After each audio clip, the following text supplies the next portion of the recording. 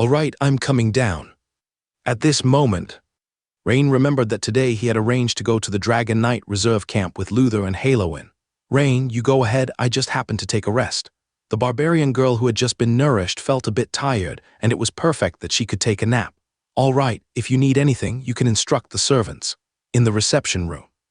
Seeing Rain walk into the reception room, Luther sensed something briefly. His eyes widened and said, Lord Rain, why do I feel that your power seems to have advanced? HM. Haloin was initially stunned, but then almost completely mirrored Luther's expression, looking at Rain in surprise. Oh, you figured it out at a glance. Indeed, I just took a potion to enhance spiritual power. Rain smiled and deliberately concealed. Luther and Haloin exchanged a glance, both of them looking quite amazed. It seemed that Lord Rain was increasingly valued by the sword holder headquarters to even obtain such a precious potion. Since the flying mounts of the three had all been reported, soon, the group of three each rode their flying mounts and arrived at the Dragon Knight reserve camp located in the 6th ring. Upon entering the majestic camp shaped like an arena, Rain found that there were more people than during his last visit. Let's go, Lord Rain. I'll take you over there to practice for a bit. Luther said confidently. Okay. For Rain, he came the least among the three. Even Haloin had recently visited the camp multiple times, getting familiar with some flying combat techniques. Suddenly, to their left, 3 muscular men wearing gray and white linen clothes, simple attire yet each with a dual-handed greatsword on their back, walked over. The leader was about 2 meters tall, with particularly prominent leg muscles. This is Carl, the disciple of Tide Sword Saint. Do you know them? Haloin looked at Rain and Luther in confusion. At this moment, the bearded Carl looked intensely at Rain and said, This must be Lord Rain. That's me. Rain also sized up the other. He had a vague idea of the other's intentions. If he remembered correctly, Linwood had once followed Tide Sword Saint to learn swordsmanship. I've heard of Lord Rain's achievements, quite admirable. It's understandable that Linwood was not your match, but there have been some rumors lately that after defeating Linwood, Lord Rain's words were not very respectful of my teacher, Tide Sword Saint. Hence, I'd like to challenge Lord Rain. HM, Rain quickly understood. Someone must be spreading detrimental rumors behind his back, and Carl was used as a pawn. Moreover, judging by the other's expression, the misunderstanding ran deep, not something easily clarified with words. Nevertheless, Rain decided to declare his stance. Lord Carl, the truth is not as you've heard, but saying I didn't say it might not convince you. No problem, I accept your challenge. Carl was initially taken aback, seemingly not expecting Rain to deny it, but he quickly regained his composure and said, Great, thanks to Lord Rain for the instruction. Meanwhile, others around became excited seeing a duel about to happen. After all, at their level, reputation was valued, and duels were not easily undertaken. Luther and Haloin exchanged glances, didn't say anything, but instead gave Carl a meaningful look and quietly stepped back. Lord Rain's power had just advanced again, making himself available as an opponent. How could they stop him? Soon, a large area was cleared. Hey, who's that wizard fighting Carl? Doesn't look familiar, said many who were quite familiar with Carl, but Rain had only appeared twice at the camp, prompting inquiries. Carl's the true disciple taught the secret technique by Tide Sword Saint. His instantaneous slash honed in water gives a significant advantage against wizards. However, quite a few held differing opinions. Indeed, against others, but not necessarily against him. Oh, who's he? Looks quite young. You don't know him. Carver Harold was defeated by him. What? That's the fine gold swordsman Rain, many exclaimed in surprise. As participants of the assessment, their abilities matched Harold's level, yet they understood Harold's proclaimed strongest legendary power even more. Few had similar strength to Harold, but to defeat Harold, who excelled in earth witchcraft, was less certain. Seems like the outcome isn't easy to predict. At this moment, an old man wearing a gray wizard robe, holding a short stick, smiled ruefully and said, Lord Rain, Lord Carl, both are pillars of the Empire. It wouldn't be good if injured. Could you give me face? Lord Hernandez, my teacher's honor can't be tarnished. Carl slightly bowed and said, This. The elder named Hernandez, hearing Carl bring up Tide Sword Saint, suddenly didn't know how to persuade. All right, do hold back. Saying so, Hernandez shook his head and stepped back a few paces. On the field, Rain glanced at Carl a few times, focusing particularly on the opponent's muscular legs. Staying there for a few seconds as he linked them to the surrounding crowd's mentions of Tide's sword training in the sea, instantaneous slash in other words. As a top weapon master, Rain thought for a moment and roughly understood the opponent's swordsmanship style. At this moment, Karl slowly removed the dual-handed greatsword from his back and gave a slight bow to Rain. Tish, the next second, Karl suddenly stomped his left foot onto the ground.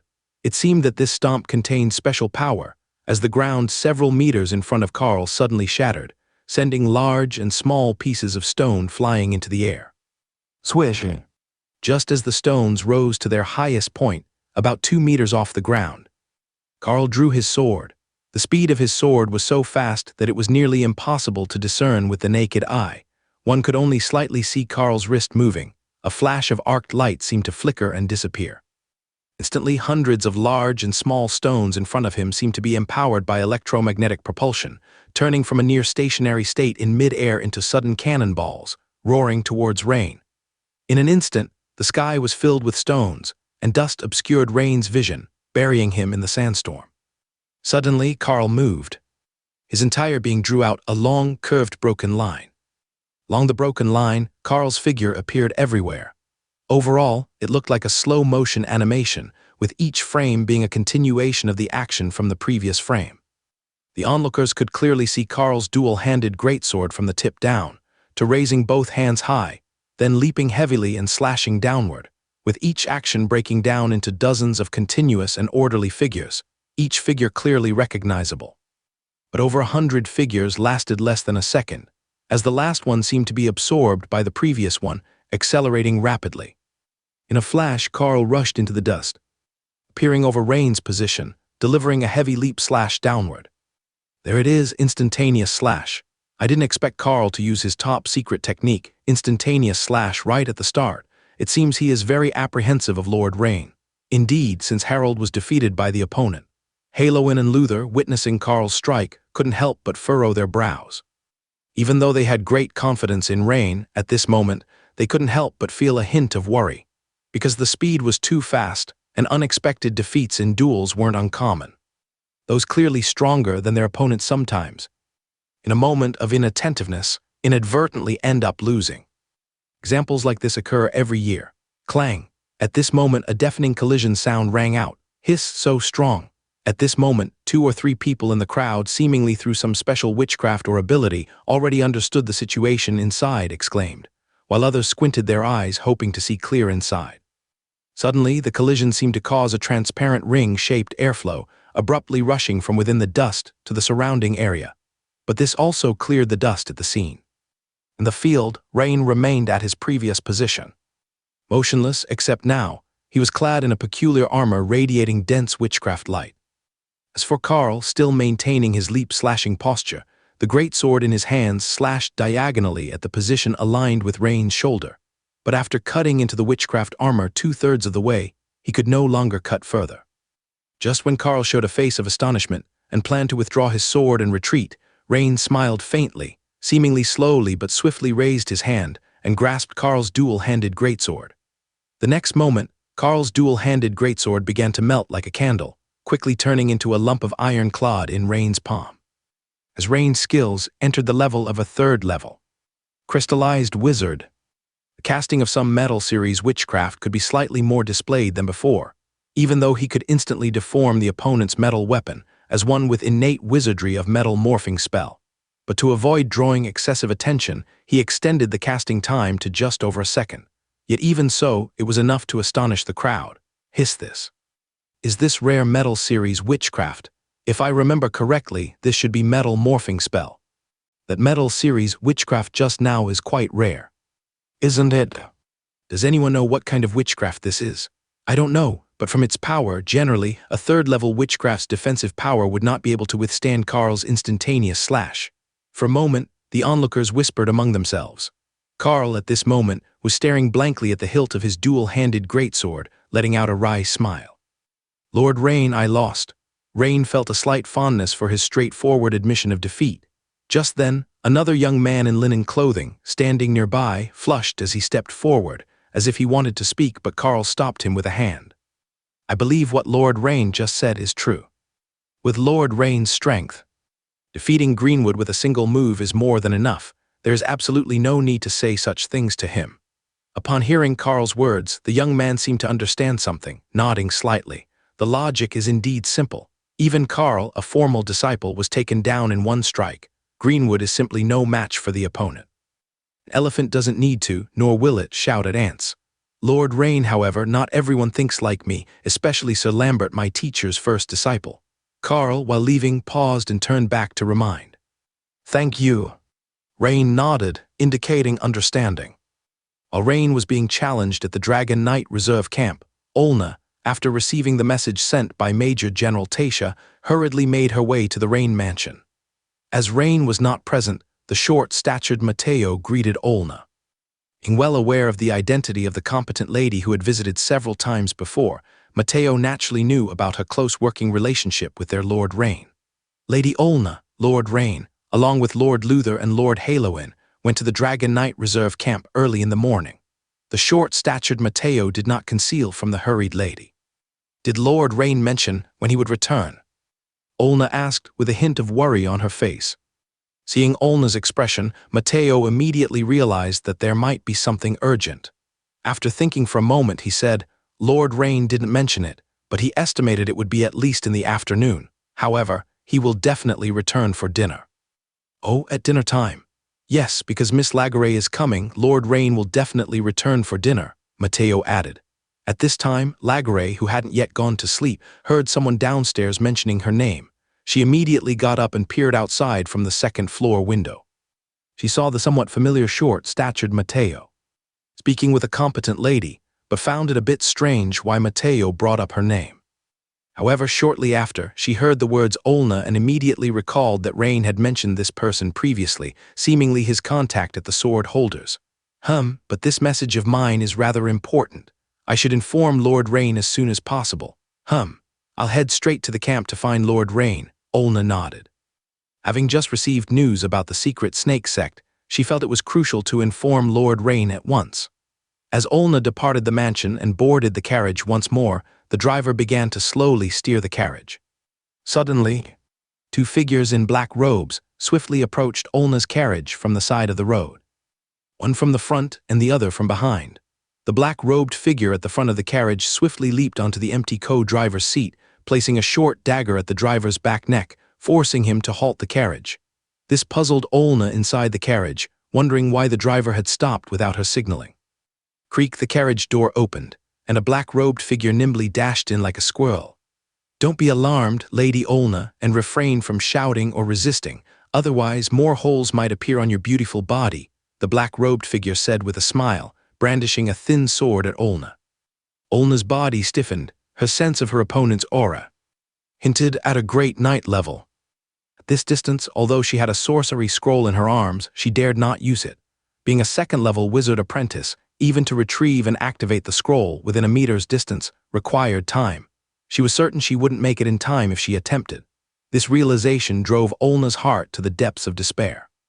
Had this occurred in Minster, she would have arranged for an escort, but here in the Imperial City, at her level, she had not yet reached the point for the sword holder headquarters to assign an escort. In her mind, she assumed the safety of the Imperial City to be assured, and naturally wouldn't discuss escort. Arrangements with Rain. At this moment, not far away, a young lady dressed in a noble huntsman's outfit observed the scene with thoughtful eyes. Apart from her outstanding appearance, her pair of shapely long legs were particularly eye-catching. The noble maiden observing was none other than Clea. In fact, she had returned to the Imperial Royal Academy from Meister a while ago. But recently, as she was at a crucial stage of enhancing her strength, she had been in seclusion within the academy. Now, due to the activation of her family bloodline, her strength had rapidly soared to the level of a peak knight. In recent days, even within the Imperial Royal Academy, the incident of the Carver Herald being killed stirred quite a commotion. After all, within the Royal Academy, most are direct or collateral descendants of various aristocratic families. The news travels fast. Several of Clea's friends even came to ask her if she knew a young man named Rain from the Minster province. This surprised Clea greatly, but she simply said, yes, why? When her friends explained the situation to Clea, she was stunned for a long moment and replied, I also don't know if he's the one you mentioned, I'll need to confirm. But in her heart, Clea was nearly 90% certain that that the Rain mentioned, who killed the strongest legendary figure, was indeed her Rain. Back when she witnessed Rain's power in defeating the cult at Meister's mansion, she knew Rain's strength was bound to reach legendary levels. She just didn't expect it to happen so soon. In just a few months, Rain had already reached legendary status, and it seemed that he was indeed a top-level strongman in the legendary ranks. So today she deliberately came to find Rain and also wanted to give him a surprise, but she didn't expect to witness such a scene. She still remembered the capable mercenary woman just now. At that time, Rain introduced her when he was at Meister's, and she came to her family mansion several times, seeming to be an internal staff member of the Mingster branch's sword bearer. Though she didn't know how the other ended up in the Imperial City, clearly this time she was abducted, and the purpose was self-evident. However, there were two people. If she attacked from the front, her strength might not be enough to defeat two. More importantly, attacking head-on, Clea couldn't guarantee she could save the other person. Thinking about it, Clea pretended not to see what was happening, kept her eyes straight and walked past on the sidewalk. Meanwhile, the black-robed figure beside the coachman looked around repeatedly, either being alert or observing the strength of the surrounding pedestrians. When he saw Clea, his gaze clearly lingered for a moment. Clearly, he noticed that Clea's strength was not weak. But seeing Clea was totally relaxed, especially with her hands not holding the hilt of the knight's longsword at her waist, he then glanced over and looked at other people. Something's wrong, just as the other vaguely felt something amiss.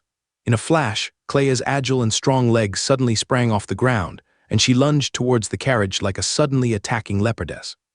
The sudden attack combined with the speed boost from Clea's bloodline talent.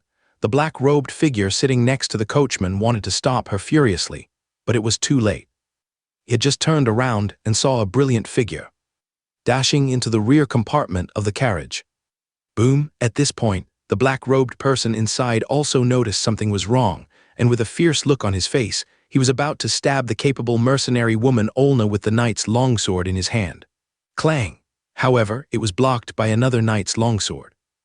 Olna, showing a look of delight, immediately retrieved a defense witchcraft scroll from her waistline, and a thin pale blue membrane enveloped her.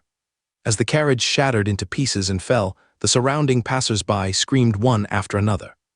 The two black-robed figures glanced at Olna, then looked fiercely at Clea, knowing that this mission was most likely a failure. Although returning empty-handed would certainly bring punishment from the cult, well then, if they couldn't take her alive, dead would do. Moreover, this noble girl, though her strength was decent, was merely on par with them and had merely been caught off guard just moments ago. Most importantly, they had two people with a front and rear assault. They could resolve the opponent swiftly. The two quickly exchanged glances before charging at Clea from front and back, making Clea's heart tighten, immediately holding her sword defensively. But just as they were about to attack her, suddenly, the one in front threw a gray bottle at her. With the bottle shattering and smoke rising, the two suddenly turned and attacked Olna, who was running towards the Rain mansion. Damn it! Clea looked panic-stricken, realizing that the actual target was always Olna. The strength of the two black-robed assassins was formidable, and just as they were about to catch up to Olna with a look of joy on their faces, a whirring sound came from their left side. When they turned their heads to look, their pupils suddenly shrank, because what was coming at them was a particularly large rotating shield. The whirring sound was the sound of the shield spinning at high speed. For a moment, the two didn't dare to take it head-on, immediately stopping and dodging the shield's attack. But because of this pause, a nimble and fierce barbarian woman warrior with a battle axe jumped in between them and their target. Another one, the two couldn't help but feel shocked and enraged. Had they stirred up a nest of women? Usually it's rare to see strong female knights, and warrior women are even rarer. Yet now two appeared in one go, truly unbelievable. The moment was crucial as they could hear the sound of organized footsteps approaching from all around. This was Imperial City Tamriel. It only took a minute or two for the patrol team to arrive. They needed to act immediately, but as they bent their knees slightly and tried to start their attack, the shield suddenly spun back, leaving them speechless. Damn it! Bang! One of them turned around, kicked the shield from below upward, sending it into the air, but Lagare's battle axe swung down towards him. And another black-robed figure was just about to help, when suddenly, a gust of wind hit from behind, prompting him to turn around in defense. Clang! The newcomer was Clea. Although she had never seen Lagare, seeing that the person had rushed out from the Rain Mansion, she was undoubtedly a friend and not a foe. The situation was now reversed. As long as she could entangle these two black-robed assassins for a minute or two, they would be surrounded by the patrol squad. So Clea immediately adopted a strategy focused on elusive fighting, pressing the enemy when they retreat and retreating when they advance, leaving them in discomfort. The commotion happening here naturally attracted the surrounding patrol personnel. I am an Imperial swordsman. These two black-robed figures are assassins. Olna, having just breathed a sigh of relief, immediately declared her identity when she saw a team of patrol guards approaching, shouting out. Before the guards arrived, they had already assessed the situation on the ground and made a judgment. After all, if there are two women and two black-robed figures, whom would you consider the enemy? Any person could tell. Besides, the capable young lady in front of them had just identified herself. Surround them. With an order from the leading knight captain, the group of guards immediately encircled them. At the same time, the cry of griffin sounded from the sky as a team of 3 griffin riders swooped down toward them. This was the defensive power of Imperial City Tamriel, where someone would inevitably arrive within 2 minutes. The two black-robed figures, seeing this scene, instantly went mad, breaking through without dodging or evading. PFFT, Clea immediately seized the opportunity, unleashing her full force in one strike, piercing a black-robed figure's back. At the same time, Lagare, wielding a giant shield, swiftly blocked the remaining black-robed figure, pushing him back forcefully. This black-robed figure looked desperate. It seemed like he bit into something, and a stream of black blood flowed immediately. He trembled a few times before falling backward. The other fallen black-robed figure also revealed a fierce expression before collapsing similarly. Cult. Clea's eyes narrowed as she spoke. Such fearless and death-defying behavior was only typical of those influenced by the teachings of a cult. Ordinary assassin organizations generally didn't embrace death with such fervor. Meanwhile, the Griffin descent had concluded, with the 3 Griffin riders dismounting. Olna naturally stepped forward from the rear, saying, "Gentlemen, I am Olna, Deputy Director of the Sword-Bearer Headquarters Reception Department. These 2 black-robed individuals just assassinated my driver. Thankfully, I had help from these 2, which spared me from harm." Olna, being part of the Imperial system, efficiently explained the situation in a few words, sparing the savage girl Lagare the need to introduce herself. The headquarters sword-bearers. The leading Griffin Knight, a robust middle-aged man with a square face, twitched his eye at Olna's introduction, giving her a once-over. Second-level wizard apprentice, clearly a clerical staff member, yet the Deputy Director of the Reception Department warrants some attention. "Deputy Director Olna, leave this to us. We will thoroughly investigate this matter. I suggest the swordsmen take over, for I suspect, though they targeted me, their ultimate goal might still be my superior, Lord Rain." Olna soberly suggested. "Lord Rain." The 3 griffins exchanged glances. Anyone a deputy director would mention as a superior must indeed be significant within the sword-bearer headquarters. Also, why did the name Rain sound familiar? Is it the Rain who defeated the Carver Herald? The mustached griffin rider suddenly asked, astonished. "Yes, sir." "Understood, Deputy Director Olna. Once your department's personnel arrive, we will hand over the matter here." "All right, thank you for your cooperation." Olna responded with a slight bow. "Haha, you're welcome." At this moment, Olna approached Clea, slightly bowed, and expressed her gratitude. "You must be Miss Clea. Thank you for your assistance this time." Just now, Olna recognized the young noblewoman who had saved her. Clea, whom she had met several times before, knowing her to be closely connected to her superior, Lord Rain. Several times, Rain had asked her to send messages to Clea, warning of cult attacks. Moreover, Clea was the Count Habs's legitimate daughter, originating from Minster Province, naturally making her seem more familiar. "Hello, it's me," Clea replied as she sheathed her knight's longsword and moved to Olna's side. However, after glancing at Olna, she turned her gaze toward the savage girl nearby. A woman's intuition told her that the girl might have an unusual relationship with Rain. "Hello, I am Olna. Thank you for your help."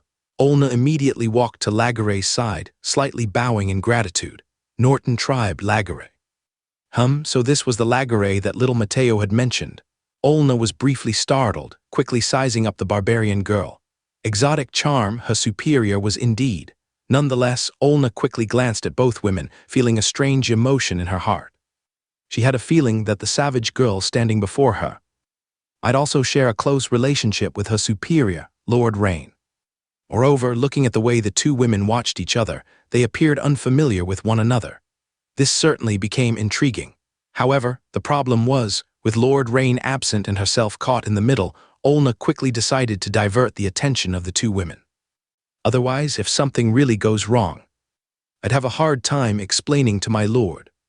Ladies, the other party is likely cultists. Shouldn't we immediately notify Lord Rain? After being attacked, Olna naturally wouldn't consider going to the camp alone again. Originally, the two women who were eyeing each other seemed to have their attention diverted by this question and immediately nodded.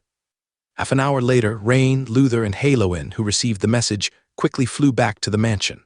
Before Rain landed, he noticed that apart from Lagare, Clea, whom he hadn't seen in a long time, was also on the mansion's open ground. He was immediately startled in his heart. Could it be? Ahem. Clea, you've come to the Imperial City. Why did you tell me? Jumping off the horned owl beast, Rain first greeted Clea. Rain, long time no see. I haven't been in the Imperial City for long. I've been consolidating my strength, and I only found out yesterday that you're here too. Clea smiled slightly and said, Miss Clea, long time no see. Haloin bowed slightly upon seeing Clea and said, as the most promising offspring of the Duke of Minter's family, he was naturally familiar with Clea, the talented female knight also from Minter. Lord Haloin, good day. Clea curtsied like a lady and said, Lagare, thank you. Rain said, With outsiders present, the barbarian girl didn't say much, just nodded. He was initially worried about whether Lagare and Clea might not get along. After all, unlike with Anna, Lagare and Clea were not familiar with each other. Moreover, one was a genius female knight, and the other was a rare barbarian female warrior. If they started comparing strengths, that would truly be a battlefield of love. Luckily for now, it seemed that there were no conflicts between the two. Lady Olna, are you all right? Rain went to Olna's side and comforted her. I'm fine, Lord Rain. Thanks to the timely help from the two ladies, otherwise I'd be. This is my fault. You came to the Imperial headquarters, and some matters were difficult to speak about. Also, I was too assured of the Imperial City's security.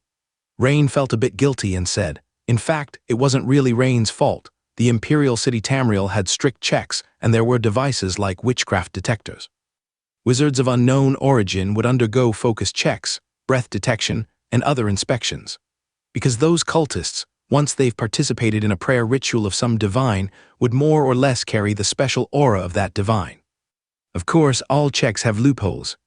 Because if someone had just joined a cult and hadn't yet participated in specific cult rituals and was not a wizard, it would be challenging to detect them. This is also why the two cultists earlier were walking the night path. Also, there's a high probability that the two had recently joined the cult, and their aura was still rather pure. Lord Rain, it was my own carelessness. Olna quickly waved her hand and said.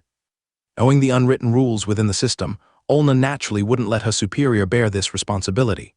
By the way, Lord Rain, I came because I received urgent intelligence from Major General Tasha, saying that the secret snake sect dispatched twin snakes among the 12 secret snake envoys to infiltrate around the Imperial City. According to the Intelligence Hall's analysis, their target is 70% likely you. Upon hearing Olna's words, everyone present, including Clea and Haloin, who were exchanging pleasantries, shut their mouths, focusing their gaze on Rain. Although they were not clear about the strength of the twin snakes, since it was an urgent intelligence from the Sword Holder headquarters, the strength of these two should be formidable enough for Rain to pay attention. Oh, do we have specific intelligence on these two? Rain raised an eyebrow and asked. Yes, Lord Rain, I have already collected it for you. Olna said as she handed over a document to Rain. Rain nodded, took it, and began to read. Rain was quite satisfied with Olna as a liaison, given her rich work experience and fairly harmonious cooperation with him. Essentially, she could anticipate and prepare for his ideas in advance. At this time, a young man dressed in sword-bearer's attire suddenly approached the mansion's entrance, and after slightly bowing to Rain and Olna said, Lord Rain, Lady Olna, although the two assassins have committed suicide, we've basically confirmed their identity. They should be members of the Black Flame cult. Black Flame cult? Rain frowned slightly. It seems like the consequences of the Conservative Party nobles leaking his task details within the sword-bearer have begun to slowly manifest. Now already 2 cult organizations have sought him out. Perhaps, soon, other cult organizations will come knocking, like the Sea God sect and so on. He himself naturally doesn't fear, but the problem lies in the safety of his family and friends.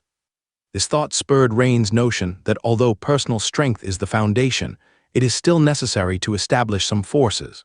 Without mentioning anything else, at least the safety of family and friends can be thoroughly taken care of. For example, if cultists found out Klea's relationship with him and attacked the Habs family residence far away in Meister, he couldn't teleport over instantly to resolve the crisis. This wasn't the first time Rain had thought of this, but before this, Rain believed that an individual's energy is limited and it's impossible to both enhance strength and build a power base simultaneously.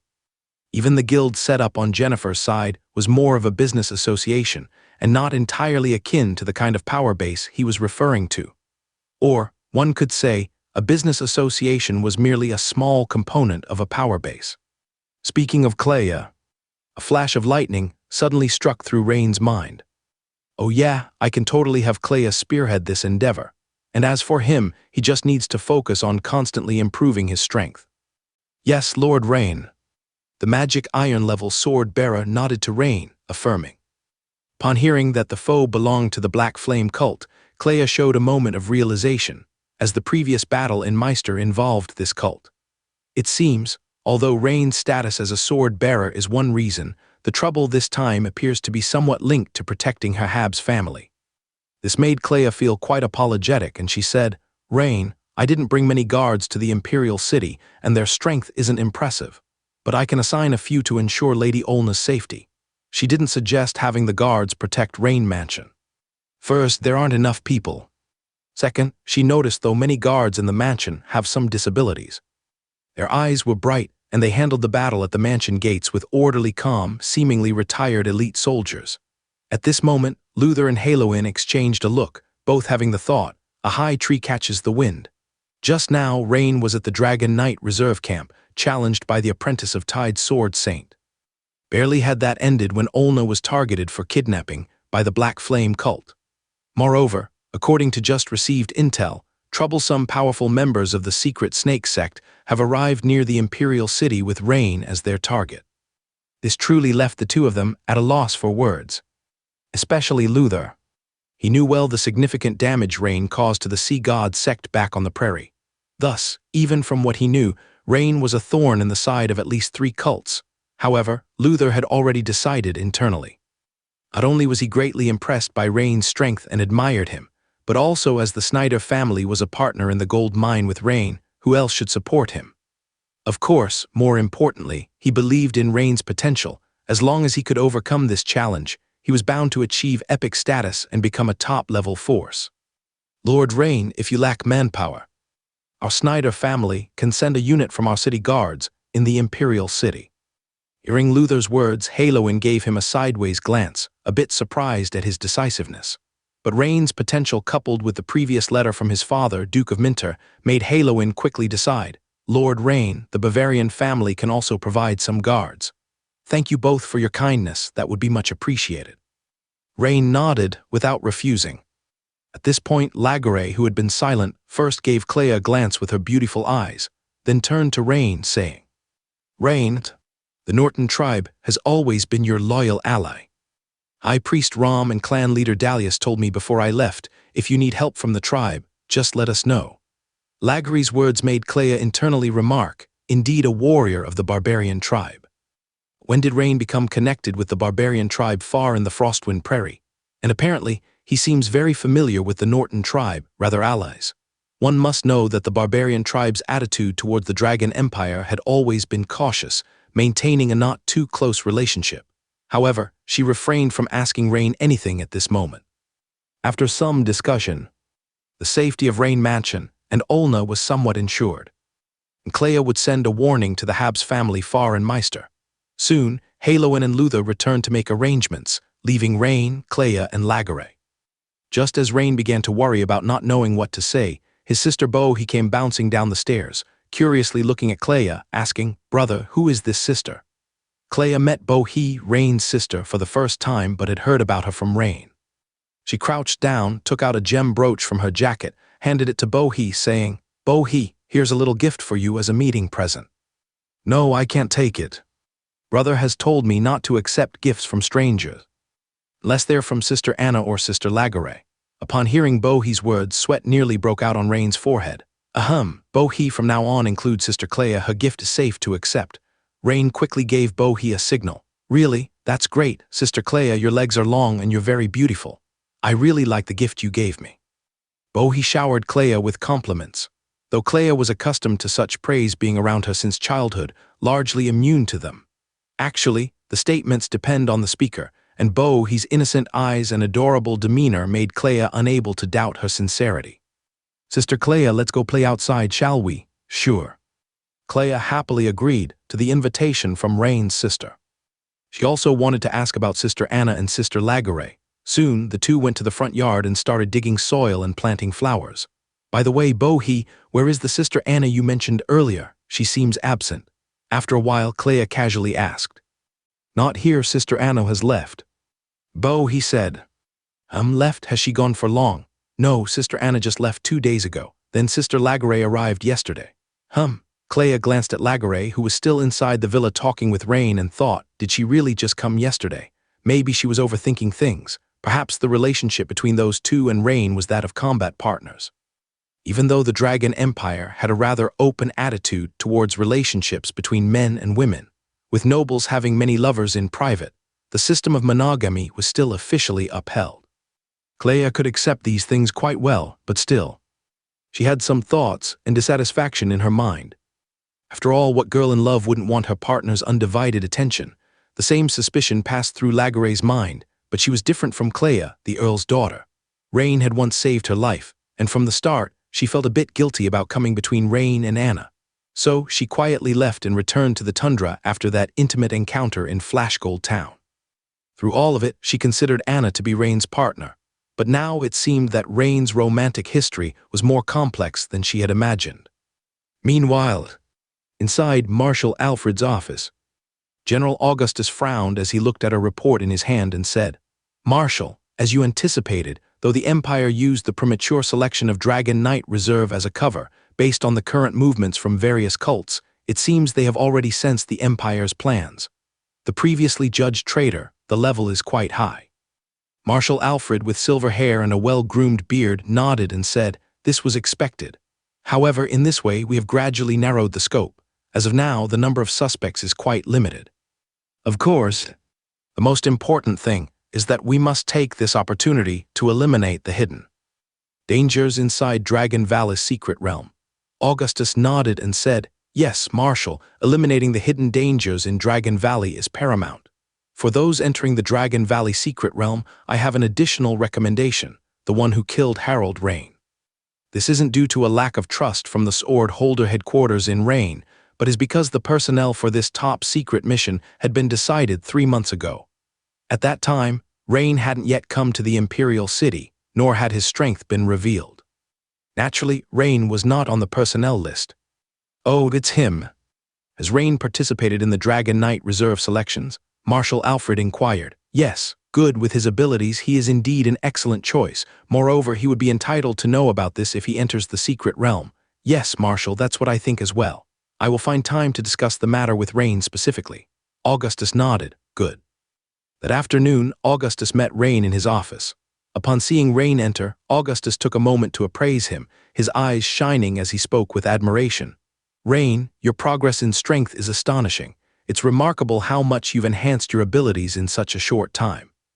Had Rain not undergone several witchcraft tests, Augustus might have suspected Rain was a divine incarnation. Thank you, General Augustus. Your praise is a motivation for me to keep moving forward. Rain smiled. Please have a seat, let's chat casually. All right, Rain nodded. He knew well that General Augustus had a main purpose for calling him over, which surely wasn't just casual conversation, but he wasn't in a hurry.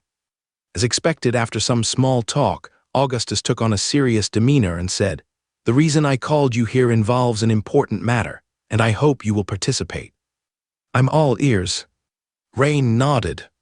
The second test for the Dragon Knight Reserve is within the secret realm of Dragon Valley. Lord Rain, how much do you know about Dragon Valley secret realm? Not much. All I know is that everyone who has participated in the Dragon Valley secret realm test must sign a confidentiality agreement with the Empire. Rain shook his head. He had asked Luther about this before, but out of oath, Luther couldn't disclose details. The only clear thing was that Dragon Valley was a relatively special secret realm of great importance to the Empire. Indeed, but Lord Rain, you are now entitled to knowledge of certain secrets, although the content must remain confidential. I understand. Upon hearing this, Rain sat up slightly and nodded. General Augustus paused for a moment and then began narrating. The Dragon Valley secret realm is a large secret realm and the most crucial one for the Empire. It houses nearly all the Empire's young dragons, from juveniles to adolescents, who live in Dragon Valley until they reach maturity. Once they become adult dragons, meaning when their power reaches the epic level, they are transported out of the secret realm. Seeing the doubt in Rain's eyes, Augustus continued before Rain could ask. You might wonder why the Empire places young and adolescent dragons in Dragon Valley secret realm. The reason is simple. The special energy environment within can accelerate the growth cycle of giant dragons. It can increase the growth speed by about 3 to 4 times. I see. Rain raised his eyebrow and said, no wonder, even accounting for various combat accidental deaths, the number of giant dragons in the entire Empire is still showing a slow upward trend. This is definitely the Empire's most important secret realm. It's important to know that for a typical giant dragon to grow into an adult, it takes about 200 to 300 years. If the growth speed is quadrupled, it means that in 50 to 60 years, the Empire will have a giant dragon with epic-level battle power. The current issue is that some unusual phenomena have appeared within the secret realm. The Grand Astromancers have observed with special witchcraft devices that some young and adolescent dragons inside have gone berserk, resulting in attacks on their fellow dragons. Moreover, in the past year, the situation has become increasingly severe. The cause has been preliminarily identified. The secret realm's special spatial structure has led to a monster known as the Void Beast invading. They have infected the young and adolescent dragons, drastically changing their temperament and gradually mutating their bodies. Currently, we refer to these mutated dragons as Void Dragons. So, what's the mission this time? Rain thought for a moment and asked. Firstly, it is to purge these young dragons already infected by the Void Beasts, as there is currently no way to reverse it. Secondly, activate and set 3 special devices within the secret realm to reinforce the protection. The secret realm. There's another issue, General Augustus. Since this matter is so important, why not let the Imperial Guardian enter the secret realm? Rain questioned, puzzled. Once individual power within the secret realm exceeds the legendary level, the realm itself repels them. Also, we have considered using certain methods to mask the epic-level power so they can enter, but the cost is too high. Understood. Rain nodded. Let me add something. Every time we open the Dragon Valley secret realm, it requires 5 4th-level Dawn Wizards to jointly cast the Activation Witch Array. Also, the other resources consumed to activate this Teleportation Witch Array are quite valuable. Therefore, it used to be once every 5 years. But this time, due to the urgent need to eliminate the Void Beast invasion, selection for the Dragon Knight Reserve is held ahead of time. One last question. Have these adolescent dragons infected by Void Beasts shown any changes in strength? Rain asked. According to ancient texts, creatures infected by Void Beasts should show increased strength, and some attack methods will become more peculiar. So this mission is very difficult. Rain nodded. Indeed, relatively speaking, he was quite familiar with the power of giant dragons. The strength of adolescent dragons is mostly at the late legendary or legendary peak. Combined with the unique physical and talent abilities of giant dragons, their battle power is already very strong.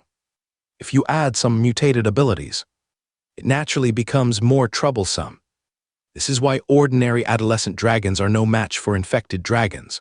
At this moment, Augustus thought for a moment, his expression growing more solemn. The more troubling situation is that we have discovered that the cult seems to be aware of the anomalies occurring inside the secret realm. Now, they are mobilizing personnel to gather near the Imperial City. Although we don't yet know how they plan to interfere with this operation, clearly, they intend to take action. That indeed is a big problem. Hearing this, Rain's expression also turned serious. The situation is, we are exposed, while the enemy is covert. The only thing we know is that they will act, but we don't know exactly how, making it more passive to respond. Therefore, we have assembled a top-tier group of people within the Empire from the legendary level.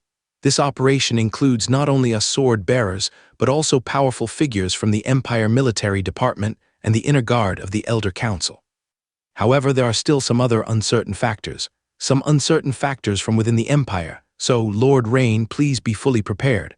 Augustus watched Rain and said, "Okay, Lord Augustus, I understand."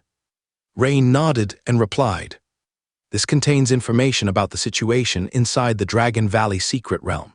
At this moment, Augustus handed Rain a memory crystal and said, after leaving the sword holder headquarters, once seated in the carriage, Rain reviewed the entire matter, because the information conveyed by General Augustus this time was a bit overwhelming. Rain had thought about refusing this mission, but after a brief consideration, understood that actually, once he entered the secret realm, he was passively included in this mission. Moreover, if the intelligence is true and there are many infected adolescent giant dragons inside, then he has even more reason to go. In fact, he must actively go. Fight for the opportunity to go. Because those infected adolescent dragons are the material for his promotion.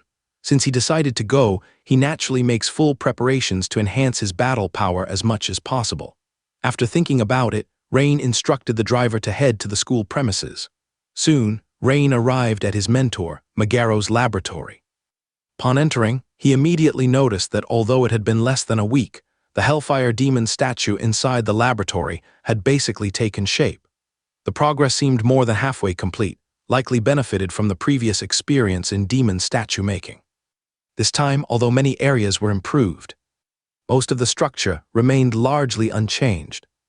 Megaro, who was originally crouching on the demon statue, saw Rain come in, stood up, and said, "Rain, it's estimated that in about 3 more days it will be almost done.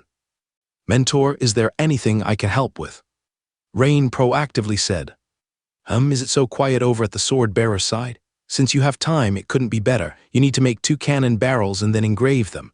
I was actually planning to trouble Bradley with this task." During the chat, Megaro picked up a bottle of strong liquor, took a couple of gulps, and said, "Okay, Mentor."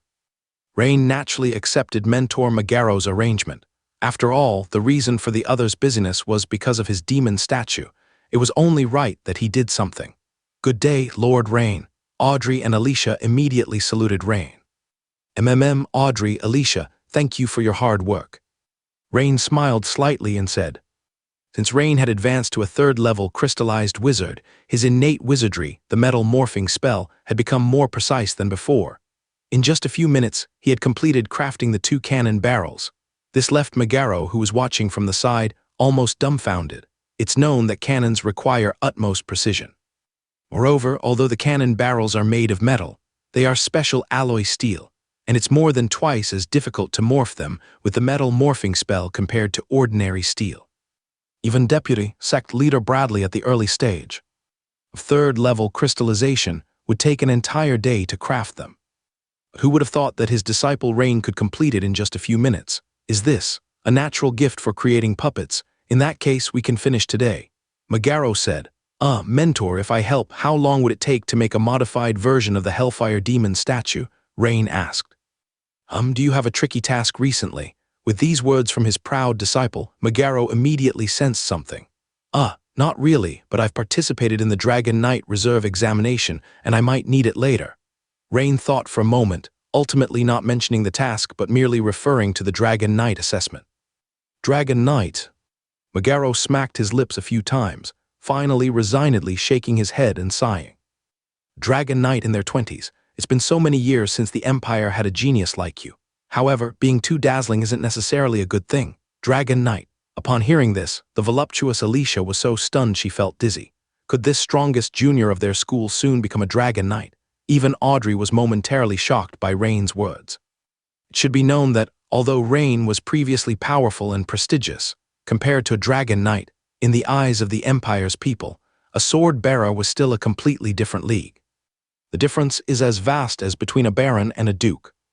With Rain's involvement, progress of crafting this improved version of the Hellfire Demon statue advanced by leaps and bounds. By that evening, it was almost completed. Megaro dusted his hands and said, Rain, it's about done. Now we can test it. However, the consumption of spiritual power is greater than before. You need to be a bit mindful of that. Although this reminder was somewhat redundant, Rain felt warm within his heart. Understood, Mentor. At this moment, the improved version of the Hellfire Demon statue was much larger than its predecessor, especially with 2 additional round black cannon barrels on its shoulders. The barrels weren't long, as they were not meant to release traditional artillery shells, but rather fireballs and shadow arrows. Additionally, due to the increase in size, the thickness of the outer shell was significantly enhanced, particularly at the joints where the metal protection almost doubled. Meanwhile, 3 small furnace devices were distributed across the back of the golem, intended to power the 2 cannon barrels, the chest cannon, and the entire body's operation. As the activation technique spell resounded, a thumb-thick earthy yellow beam of light shone on the improved Hellfire Demon statue before them. And Rain, upon slightly sensing, also discovered the difference in driving this time. Last time, driving the original Hellfire Demon statue consumed almost half of his spiritual power. But this time, after stepping into the 3rd-level crystallization wizard, he only consumed a bit more than a quarter of his spiritual power, making the control much easier. This also indirectly reflected one point. The spiritual power at the crystallization stage is far more concentrated than at the liquidization level. Rain thought for a moment and realized that the previous plan was still a bit conservative. He should barely be able to simultaneously control 3 improved Hellfire Demon statues. But on second thought, 2 were about the same. If it were 2, he could control them more delicately, but 3 would be quite challenging. After all, in terms of control precision, trying to simultaneously control 3 is much more difficult than 2. At this time, as the 6-meter-high, increasingly massive and heavy improved Hellfire stood up, a roar similar to a V-12 engine resounded in Megaro's spacious laboratory. Perform a witchcraft attack, target the iron target ahead. This time, Rain didn't test physical attacks, but directly tested the power of witchcraft attacks. Not only because this was the area with the most significant improvement in the improved model, but also because it was the area he was most concerned about. With Rain's command, the 2 thick pieces of chest armor on the statue slid downward, revealing 2 black cannon holes plus the 2 cannons on the shoulders, making a total of 4. In an instant, 4 barrels simultaneously flashed with intense witchcraft light. Boom, boom, boom. Overclocking, Rain continued, pushing straight to the limit, and activated the maximized witchcraft attack mode. At this point, the buzzing inside the improved statue's shell became even louder, and the sound started to become a bit shrill. In 1 second, the 4 dark barrels fired 8 fireballs and shadow arrows, and the sturdy iron target ahead didn't last for 3 seconds before even the foundation got blasted away. If Rain hadn't quickly stopped it, even Mentor Megaro's laboratory would have been blasted with a big hole. Seeing this power, Rain naturally had no dissatisfaction and immediately smiled. Ha ha ha, with this power, we might have a fighting chance even against the average legendary. Megaro stroked his red beard excitedly. The last Hellfire Demon statue, Megaro had thought it was a lifetime achievement series. Unexpectedly, with the help of his proud disciple this time, the combat power of the improved Hellfire once again improved a notch. Mentor, thank you. Rain slightly bowed and thanked. Do you still want one? Remember to come over and help in the next couple of days. Otherwise, with just a few of us, we might not make it. A delighted Megaro waved his hand and said, Of course, no problem. Rain nodded and agreed. Last time he harvested 13 Hellfire Crystal Stones and 1 Abyss Fire Crystal Stone. The self-destructed Hellfire Demon statue consumed 3, and Rain had 11 left, more than enough to make 2 improved Hellfire models. Originally, Rain wanted to casually inquire about the 4th layer of the original Steel Heart meditation method, but seeing Megaro's hard work, he thought about it and decided it wasn't urgent. After the Dragon Knight Reserve selection ends, it wouldn't be too late to ask.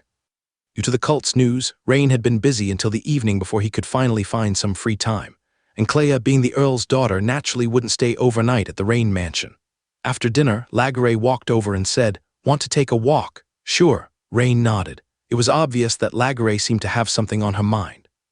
Rain, do you know why I never came looking for you after I returned last year? The two walked to the open space in the mansion's backyard, and Lagare looked up at the brilliant starry sky and said, Was it because of the tribe? Rain asked. Because he remembered Lagare had explained the reason to him last time. Lagare shook her head, her beautiful eyes gazing at Rain, and said, It's not just because of the tribe. Do you know what thoughts I had when I decided to participate in the trial? Without directly answering Rain's question, Laguerre instead spoke about the barbarian trial. This made Rain feel somewhat puzzled. However, Rain knew of this trial, reportedly with a 50% mortality rate, extremely dangerous, yet a tradition of the barbarian tribe and the only way for barbarians to become transcendent. But the problem is, hearing Laguerre's words made Rain realize an aspect he had always overlooked. Although Laguerre was the first to have an intimate relationship with him, thinking back carefully, perhaps Laguerre had a good feeling towards him at the time, but definitely not to the extent of committing herself.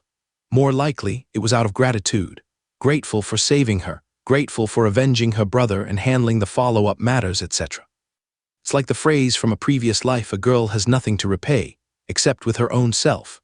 However, after visiting Frostwind Prairie and coming into contact with the Norton tribe, Rain was well aware that the barbarian tribe's spousal relationships value loyalty more than the Dragon Empire. According to tradition, a partner is only allowed to have one. So why didn't Laguerre come looking for him? He was the man who had taken Laguerre's first night. From another perspective, even if Laguerre had various difficulties at the time, it shouldn't have been hard to write a letter, right? Why did she risk great danger to participate in the trial? Rain found that for a moment he couldn't figure it out or answer the question posed to him. However, before Rain could think of what to say, Laguerre continued. At that time I thought if I died during the trial you wouldn't be lonely, Anna would be with you. Laguerre's words left Rain stunned. This was a completely unexpected answer for him. She died, and Anna would accompany him. What did this mean? It indicated that Laguerre always saw herself as the third party. Even though she had feelings for him, in the barbarian's simple values, she certainly thought she shouldn't interfere between him and Anna. That intimate encounter was more about gratitude, and after leaving, Laguerre probably never considered coming back. This was the first time Rain realized that perhaps he had never deeply understood the inner world of the barbarian girl in front of him. Yes, ever since he crossed over, relying on the system, his strength had been increasing almost daily, and now it had reached an unimaginable level. With growing power, authority, and wealth, he had neglected the emotions of the people around him, even those beside him. They were all living people, with their own joys and sorrows, thoughts and beliefs. Today, this Miss Clea seems to have a special relationship with you, also. Anna probably doesn't know about her, right? Laguerre said 2 more sentences in a row. But Rain naturally understood what she meant. And what about you? Rain did not answer Laguerre's question but instead replied with a question. Me. Laguerre was clearly a little surprised by Rain's words. I don't know. I originally thought you only had Anna. Laguerre shook her head and said, meanwhile, in the Imperial City Tamriel, second ring, inside a study of a noble's mansion. 2 middle-aged nobles were discussing something. If Rain were present, he would surely recognize at a glance that the middle-aged noble sitting in front of the large desk was none other than Viscount Hamadi from Maest. At the same time, he would naturally wonder why the other party had come to the Imperial City. Hamadi, do you know the reason why you were transferred from Maest to the 4th Ring Trade District of the Imperial City as the sheriff? The noble with slicked back hair behind the desk asked with a slight smile. I don't know. Hamadi was somewhat nervous in the face of Marquis Royce. Not because the other noble's rank in the Dragon Empire was 2 levels higher, but because the other was a high-ranking official of the Federation in the Empire. This Marquis Royce was responsible for the intelligence network work of multiple provinces in the Empire, including Minster Province. In other words, he was the superior of his superior. He received a secret order the day before yesterday. Just been transferred to the Imperial City today, and after reporting to the Imperial City's Public Security Hall, he came here in the evening, with no time to understand or familiarize himself. You're familiar with Rain, right? The other party mentioned a name. Rain. If you mean that sword-bearer Rain from Maest, yes, I'm familiar.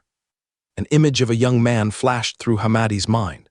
In an instant, it was as if the fog in Hamadi's mind had cleared, and he understood why he was transferred to the Imperial City. About 2 months ago, he received news that Rain seemed to have been transferred to the Imperial Swordsmen headquarters. Could it be that the other party did something special? Here are some things the other party has recently done in the Imperial City. Take a look, and we'll talk after. Marquis Royce pointed to a stack of intelligence on the desk. Hamadi nodded and immediately began to flip through it quickly. But just after reading one page, waves of shock surged in Hamadi's heart. These achievements. If he remembered correctly, Rain came to the Imperial City just 2 months ago, and Marquis Royce was not in a hurry. Instead, he stood up and poured a cup of tea for himself and Hamadi. Half an hour later, Hamadi's expression was apparently a bit dazed. If he hadn't turned back to the first page and confirmed it clearly stated Rain Carlin from Maced Flashgold Town, he really wouldn't have associated the Rain described in this intelligence with the Rain he knew, because the achievements listed were simply too exaggerated. They weren't things a 20-year-old young man should be capable of. Even for a top-tier legendary strongman of the Empire, the achievements were too dazzling. "Lord Royce, is there anything you need me to do?" Hamadi calmed down his shock and asked. The potential evaluation of the other party has already jumped from 17th to 3rd in the Federation's talent recruitment sequence. Royce smiled slightly and said, "What?" Hamadi's eyes widened in a low exclamation. Although he didn't know the specific talent recruitment list, especially the top 100, which was confidential, as the person responsible for the specific work, he naturally understood the evaluation criteria for talent. To make a horizontal comparison, the Governor Elliot Earl of Rossby County next to Mace did not even make the top 100 list. In other words, he wasn't even on that top 100 list.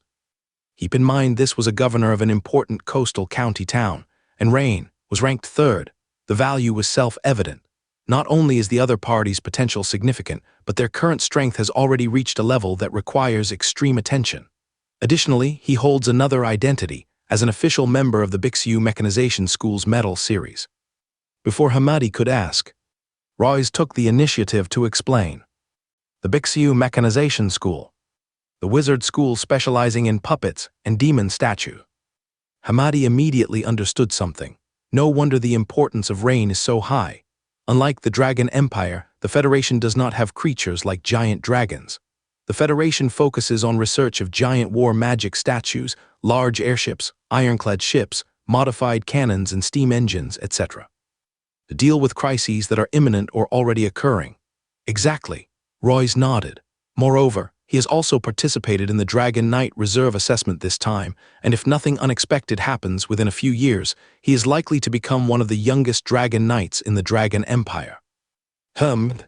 Remove the one of. Marquis Royce paused and added. This made Hamadi completely unsettled. This is simply a top-tier talent tailor-made for the Eagle Federation. The Federation has been coveting the Empire's complete Dragon Knight training system for a long time, but some crucial segments have always been unclear. So your task is to do your best, using every possible means, to win over this young Lord Rain. Royce revealed the reason for bringing Hamadi over. After thinking for a while, Hamadi's expression became solemn and he said, "Marquis, to be honest, as long as the Sword Holder headquarters isn't completely out of their minds, no one would let go of talent like Lord Rain." Royce naturally understood the unspoken implications. Hamadi's words. For such top-tier talent, the high echelons of the Empire are no fools and would naturally take great care of them. Moreover, Rain would consider the risks of switching sides. Successfully recruiting him would indeed be highly challenging. Under normal circumstances, it is indeed very challenging. But the issue is, within the Empire, there are certain individuals and factions who do not wish for this Lord Rain to continue growing. This indirectly creates an opportunity for us. I see. Hamadi's eyes lit up. In that case, this matter might have a certain degree of feasibility. If the third person on the talent recruitment list is pulled over to the Federation, what a significant achievement it would be. With just a bit of thought, Hamadi realized that if he could accomplish just this one task in his life, then afterward, he could return to the Federation and relax completely. Security, lifestyle, love, and money, if not spent recklessly, he would have no worries for the rest of his life. Hamadi, there is still some time for this matter, so there's no need to rush. Think about the best angle to approach this. Here's the latest intelligence. Take a look and tell me your thoughts in 2 days, Royce said. At your service, Lord Royce. Soon, Hamadi returned and entered the study in his residence alone. He first took out a blank sheet of paper and placed it on the desk, then picked up a quill and wrote the word Rain. After thinking for a bit, he added women, wizard. Hamadi first focused on the word women. His first impression of Rain was that he seemed to have good fortune with women. Several women around him appeared to have close relationships with him. For instance, Baroness Jennifer of Flashgold Town, still in the Minster province, has a very intimate relationship with Rain, although, from a chronological standpoint, he knew Jennifer much earlier than Rain. There's also the talented female knight Clea from Count Hab's noble family. And there were the two women he encountered early on in Flashgold Town. One seemed to be called Anna, and the other's name he couldn't recall, but her appearance seemed to indicate she was a barbarian girl, not a hard lead to follow. Plus, there was the administrative officer recently transferred to the Imperial Swordsman headquarters Olna, who apparently was Rain's contact at the Minster branch. That's already 5 women. Evidently, women might be a particular interest of Rain's, or rather, perhaps not necessarily an interest, but at least it shows that Rain does not reject excellent and beautiful women. Moreover, judging by the age range of these women, ranging from their 20s to around 40, seems unchecked, which further certifies this point. Thinking of this, Hamadi's eyes brightened instantly. This means that if he could find a woman that Rain might be interested in, then the recruitment task would become much simpler. Having realized this point, Hamadi then shifted his attention to the other word wizard. After pondering for a moment, he furrowed his brows slightly and added witchcraft and spiritual power after wizard. This should also be an exploitable point. Although Metal Series witchcraft is rather rare, with the Federation's backing, getting 1 or 2 Metal Series witchcraft models shouldn't be an issue. Furthermore, there are potions and special items that could enhance spiritual power.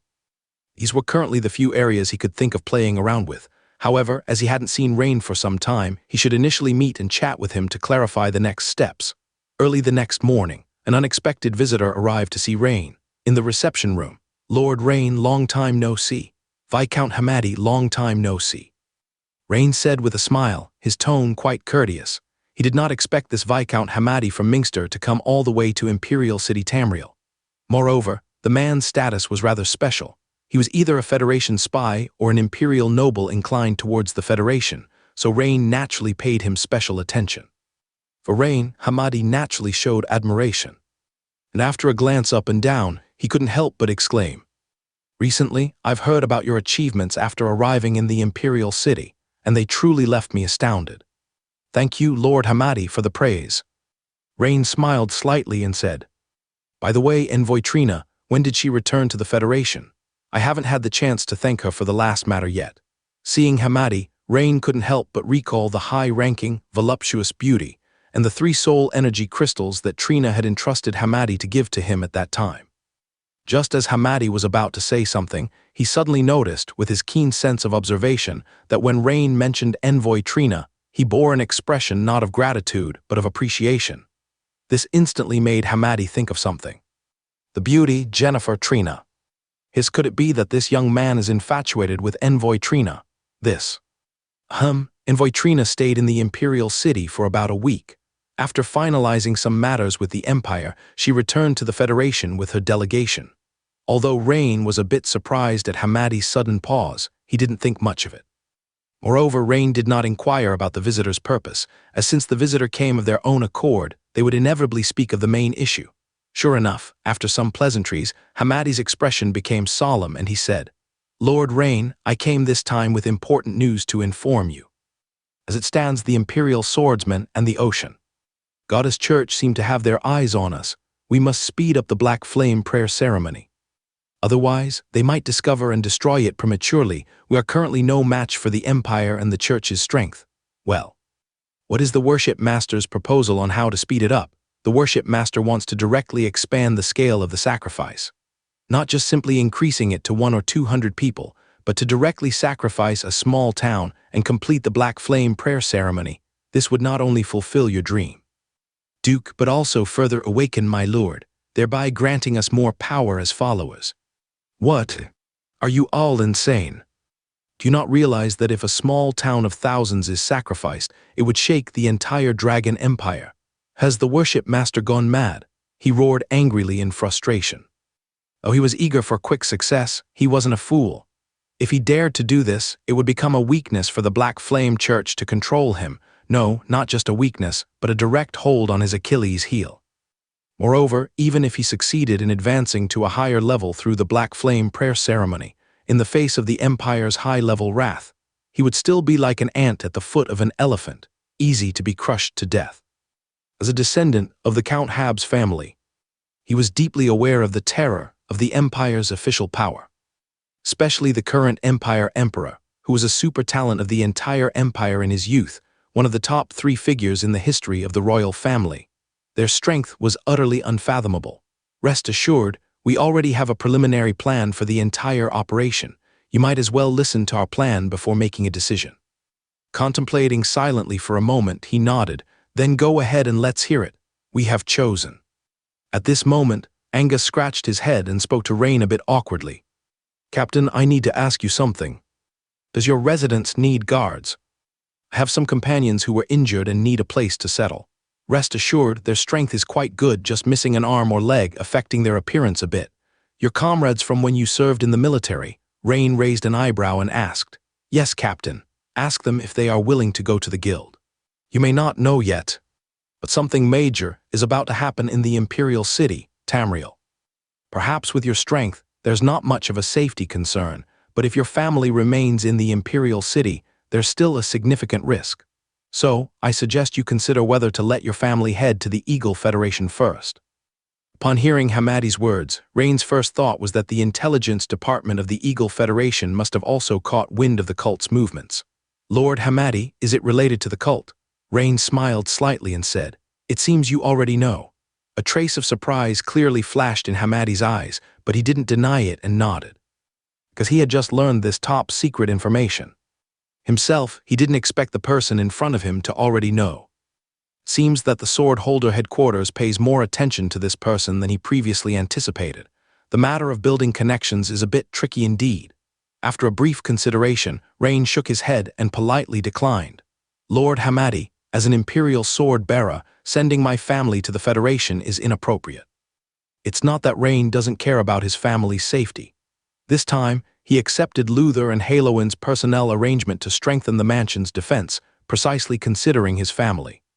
Even though the problems within the Empire are numerous, the Conservative Party sees him as a thorn in their side, as a sword bearer. He is highly valued. With his status, if he defected to the Eagle Federation, that would be outright treason. And most importantly, one of Rain's life maxims is if treated as a national hero, I will repay as a national hero. Specifically, if the Imperial sword bearers treat him with the etiquette and respect due to a national hero, he will reciprocate with the same dedication. Additionally, the conversation with Lagore that day reminded him that even if one day the situation becomes dire enough to send his parents to the Eagle Federation, he would first consult his mother Emma and father Old Rain for their opinions, as departing from their homeland is difficult for them. Of course, Rain politely declined, using the word inappropriate. Hamadi never expected to succeed in persuading Rain in one go, and when he heard Rain say inappropriate, his sensitivity as an intelligence officer immediately understood something. His eyes suddenly flickered. There's a way. This matter is not something Lord Rain needs to decide on urgently. The current situation is always changing, isn't it?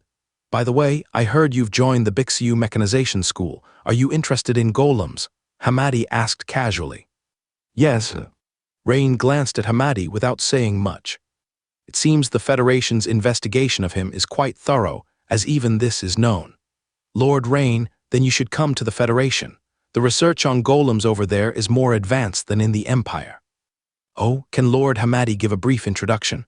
Rain, of course, knew that the other party was dangling bait, but he was genuinely interested in some of the Federation's details. I'm not very clear on specifics, but I heard that the Federation Golem Research Institute has successfully created a type of golem almost 30 meters tall, known as a hill giant. After some mutual probing, Hamadi didn't stay for long and instead took his leave. When he exited the Rain Mansion, a smile appeared on his face, because on this trip, he achieved several of his objectives. Firstly, he almost confirmed that Rain is not opposed to the Eagle Federation.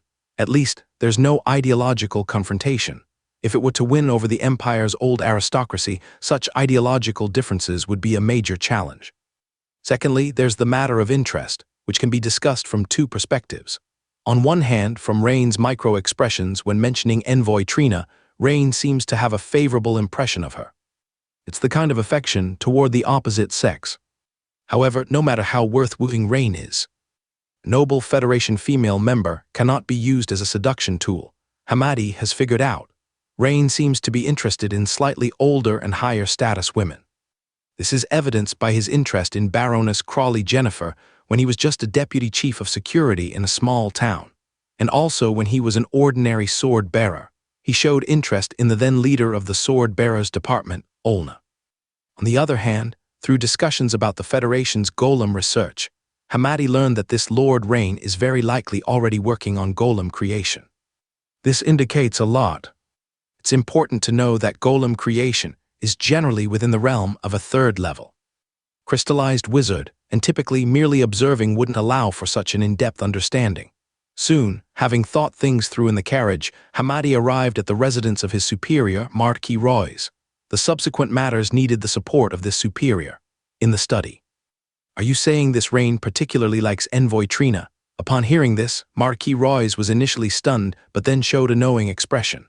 It's quite possible. Young people tend to like mature auras, whereas older folks like you and me prefer youthfulness and vitality. Royce nodded with a smile. Exactly, Lord Royce indeed. Hamadi also smiled. Clearly on this point, he gained his superior's consensus, making it easier to propose related requests next. So, Lord Royce, I have two plans here. Oh, tell me. Royce looked at Hamadi with interest. The first plan is whether you could select a mature woman with a high status in the Empire to handle daily communication with Lord Rain. Of course, if she can quietly infiltrate his inner circle, that would be even better. What's the second one? Royce nodded, a few figures flashing through his mind. The second plan is to work with people already there. For instance, Jennifer, who is now responsible for Lord Rain's business affairs, can be swayed to lean toward the Federation and whisper in his ear. Good idea. However, I see from the intelligence report that the target is now in Minster. Besides Jennifer, are there other options? Royce's smile widened. He realized he should have sent Hamadi to the Imperial City sooner. The other option is the Sword Holder Headquarters liaison. The identity is sensitive, making them hard to approach and even harder to turn, not an ideal candidate. Hamadi shook his head and said, this candidate, in fact, had been thoroughly considered by Hamadi even before coming. I understand. Did you gain any other insights from meeting him? Royce inquired. Yes, I further confirmed through indirect questioning that the individual indeed belongs to the Metal Series Wizard group. Hence, my thinking is, it's best to find an appropriate piece of Metal Series witchcraft to gift to him soon. Of course, this comes with conditions. It must be a Federation-exclusive, combined witchcraft. We can gift one or two components to Lord Rain, but never the whole set. Royce's eyes lit up, instantly grasping Hamadi's purpose, and he praised, great strategy. However, Lord Rain specializes in Metal Series witchcraft, and it has to be combined witchcraft being exclusive to the Federation. Meeting these three criteria simultaneously is likely rare within the Federation. Lord Royce, the target ranks third on the list, worth the effort, isn't it? Hamadi smiled and said, haha, indeed worth it. Leave it to me.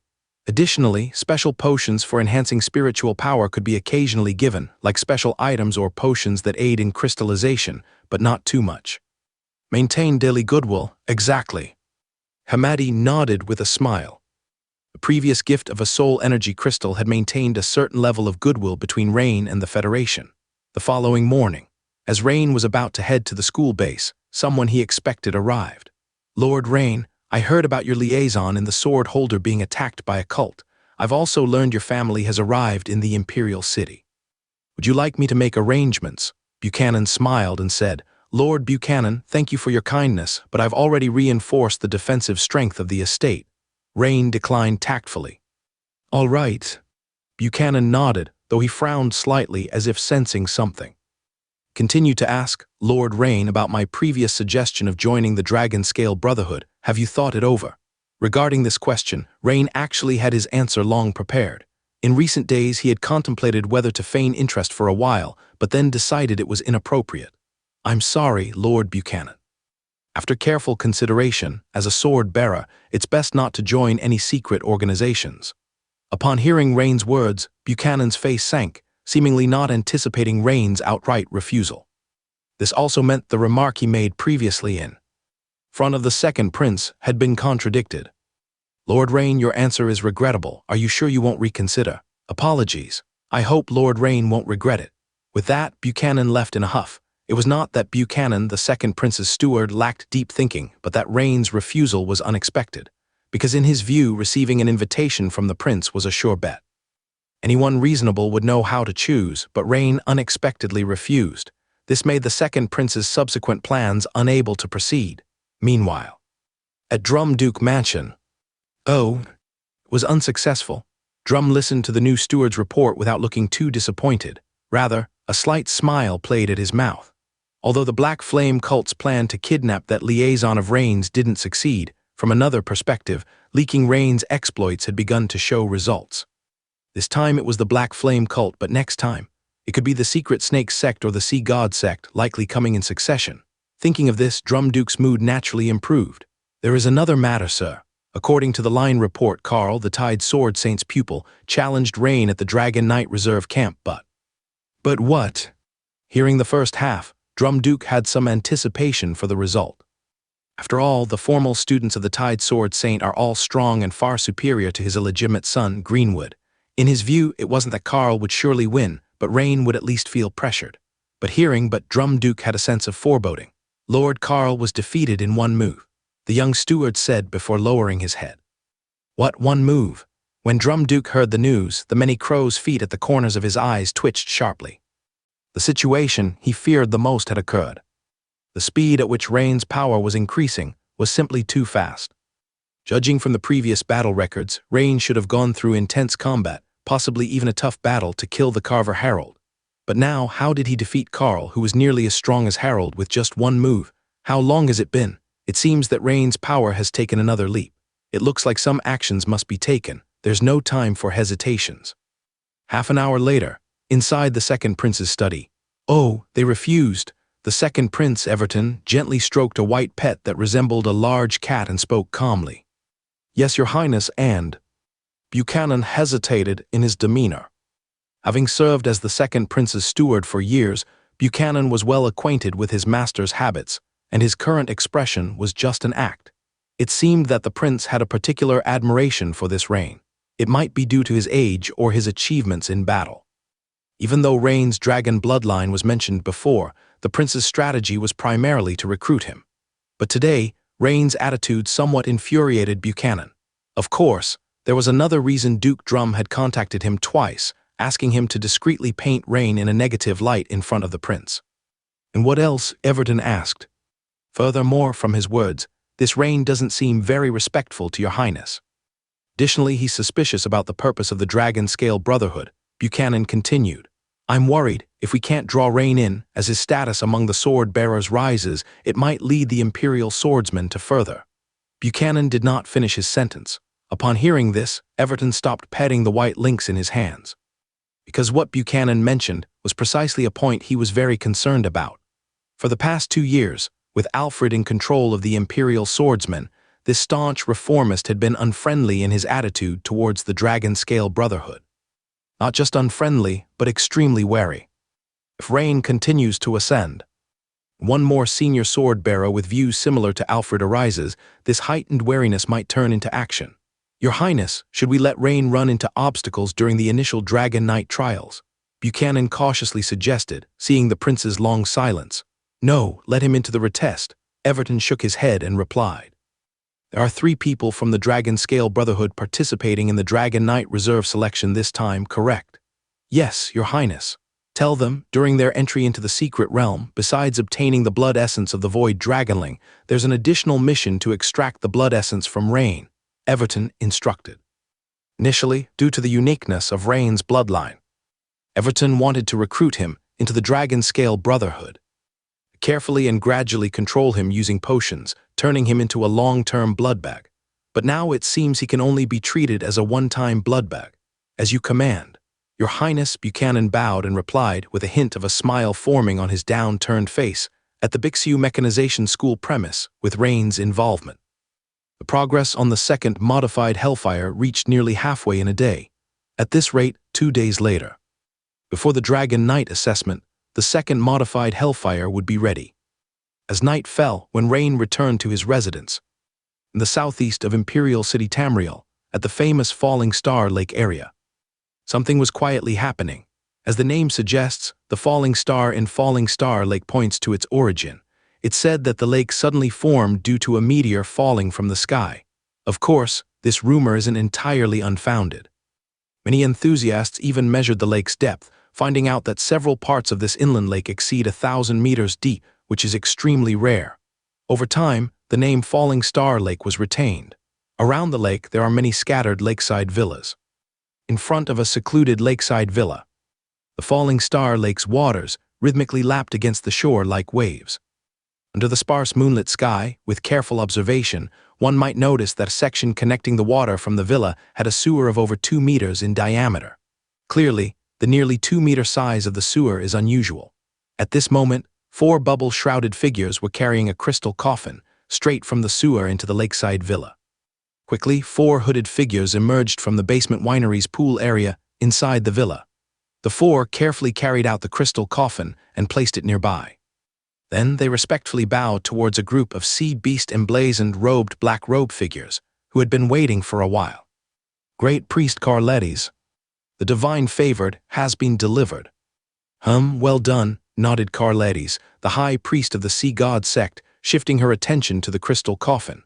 Inside, a dignified woman lay asleep with her fingers interlocked over her abdomen. If Rain were present and took a good look at her face, he'd surely find an indescribable familiarity. Even though she didn't look quite like the nether sea goddess Hela, the more he looked, the more similarity he felt. The divine favored is also known as the Chosen One.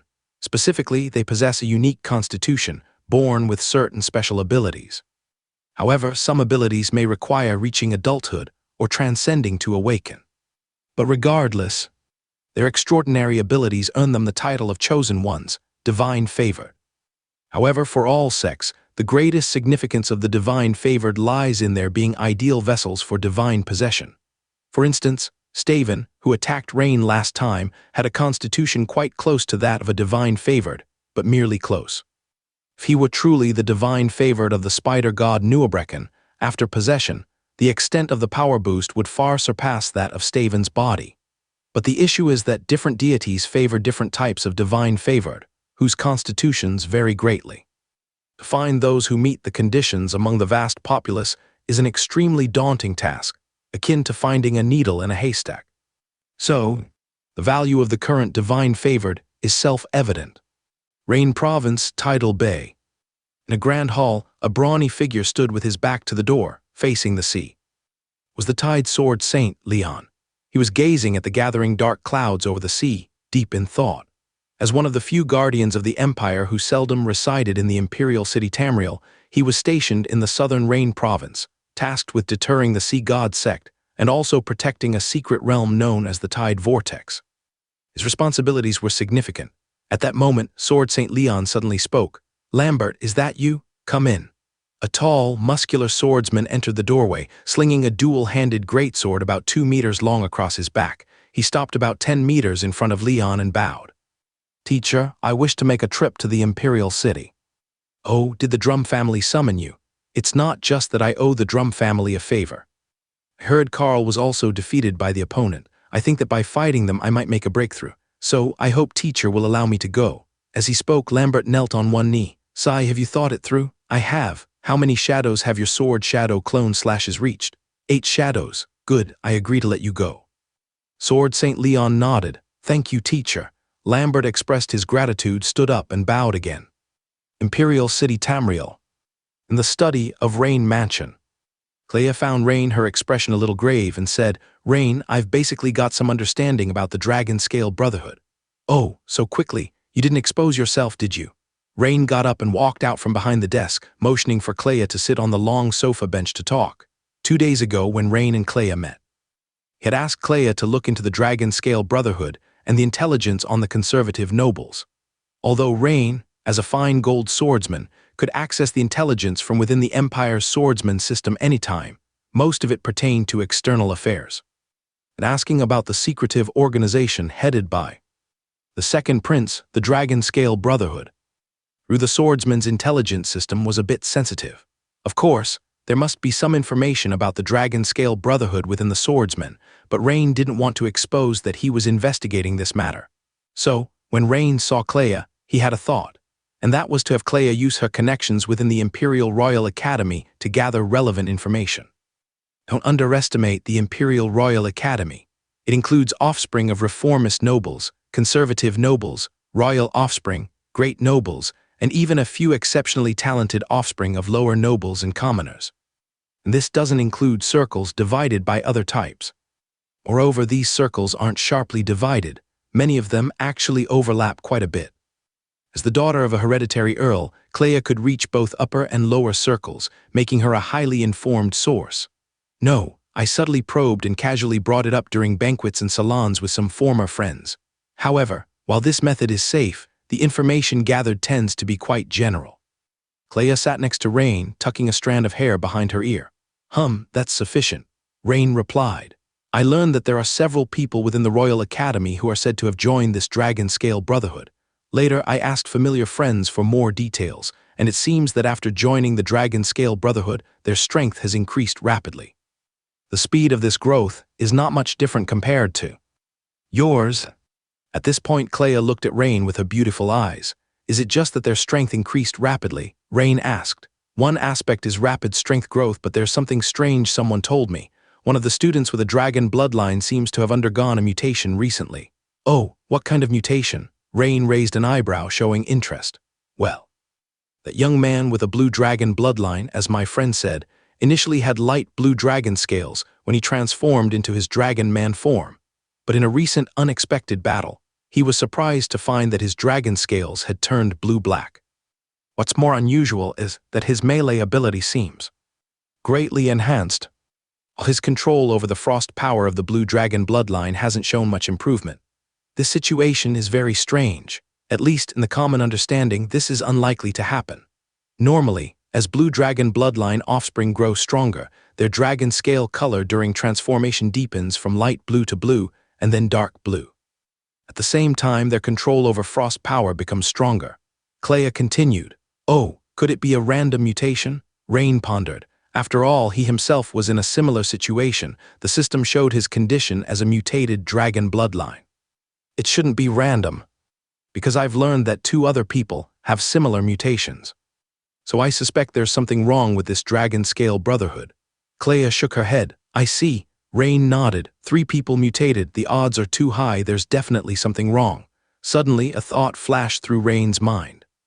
Could it be due to potions? It seems that the Dragon Vein Evolution Potion Buchanan gave him last time really had some issues. Rain, if the second prince invites you to join, find a reason to refuse. Clea's face became serious as she spoke. I've already refused. Rain nodded. That's good. Suddenly, Clea smiled and said, Rain, it's been a long time since we last sparred in Meister. How about a match? Hearing Clea's words, Rain was initially slightly taken aback, but then he laughed and said, of course. Since her bloodline awakening, Clea's strength improved rapidly, but she had heard of Rain's incredible battle achievements after coming to the Imperial City, and she wished to see it for herself. The 2 quickly arrived at the training room. Rain, then I'll start now. All right. Clea drew the dual-handed greatsword from her back, holding it at an angle. Judging from the starting posture, Rain noticed Clea was still using Arcadian swordsmanship.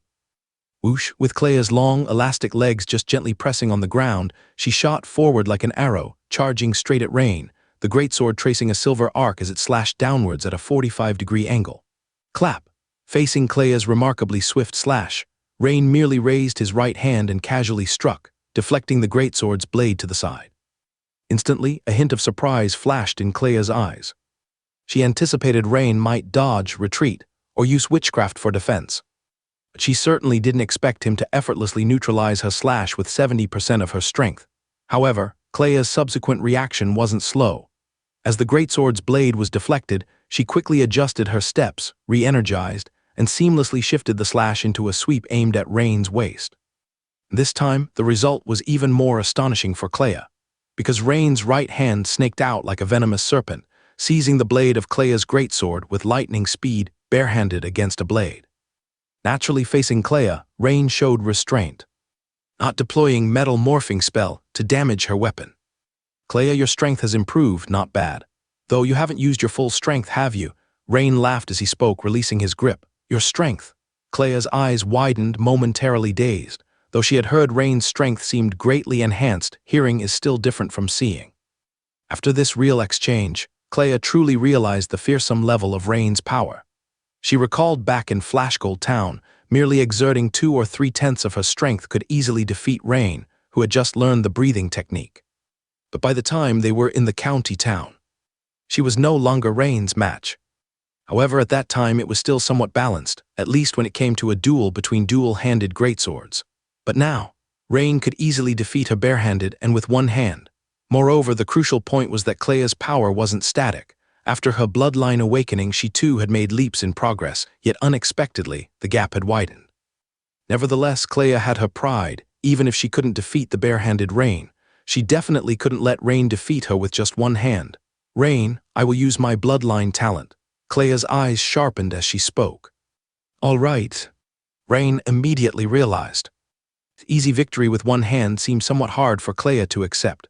Clea's dual-handed greatsword glowed with a dense white original force light, and simultaneously, deep cyan air currents swirled around her long and rounded legs. Swish! Clea's knees bent slightly, toe touched the ground, and she vanished from her spot, appearing before Rain the next moment. Rain was still battling with one hand. Only this time his right hand was enveloped in a layer of hardened essence gold. Clang, clang, ding. Rain stood motionless, single-handedly countering Clea's leap slash from various angles, chopping and sweeping, and for a moment sparks flew everywhere. However, a trace of surprise still flashed in Rain's eyes. Clea's speed had increased by 50%, and in her current state, she was near quasi-legendary power. Looking at it this way, Clea's power growth rate was indeed very fast. "Sword Blade Storm," Clea shouted delicately, exerting the advanced secret skill of Arcadian swordsmanship with all her might. In an instant, several whirlwinds appeared on the field, and Clea spun like a top, her greatsword sending waves of energy surging in all directions. Rain thought for a moment, and then smiled, directly casting a second-level defensive witchcraft on himself. Iron Armor Technique. As a layer of dark silver metal film covered Rain's body, a series of metallic clangs echoed, akin to the dense hammering sounds in a blacksmith shop. The blade of Clea's greatsword struck the shield, exuding a dense metallic sheen. Not only did it cause no damage, but it also made Clea's wrist tingle with numbness from the rebound. This made Clea stop her sword blade storm, her beautiful eyes widening in shock as she looked at Rain, saying, This is second-level metal witchcraft. You're already a second-level liquidized wizard." Clea couldn't be more familiar with Rain's growth trajectory. In a little over a year, growing from nothing to a second-level liquidized wizard. Even the Wandering Bard's songs wouldn't dare write such a story. "Yes, but Clea, your power growth rate is also very fast. Now you're already close to the quasi-legendary level."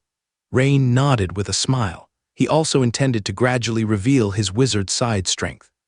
Otherwise, revealing the strength of a third-level crystallized wizard all at once might be even harder to accept. "Compared to you, I feel my power has instead regressed." Clea shook her head and said, "By the way, Rain, let me ask you something. Who is this Miss Anna that Bo he mentioned?" For a moment Rain froze. This. Meanwhile, Sword-Bearer Headquarters, General Augustus's office. "What are the current movements of various cult organizations?" General Augustus asked in a deep voice. "Very active, but we judge this should be surface phenomena, aimed at relocating the Empire's strongmen from the Imperial City." Major General Tasha replied crisply.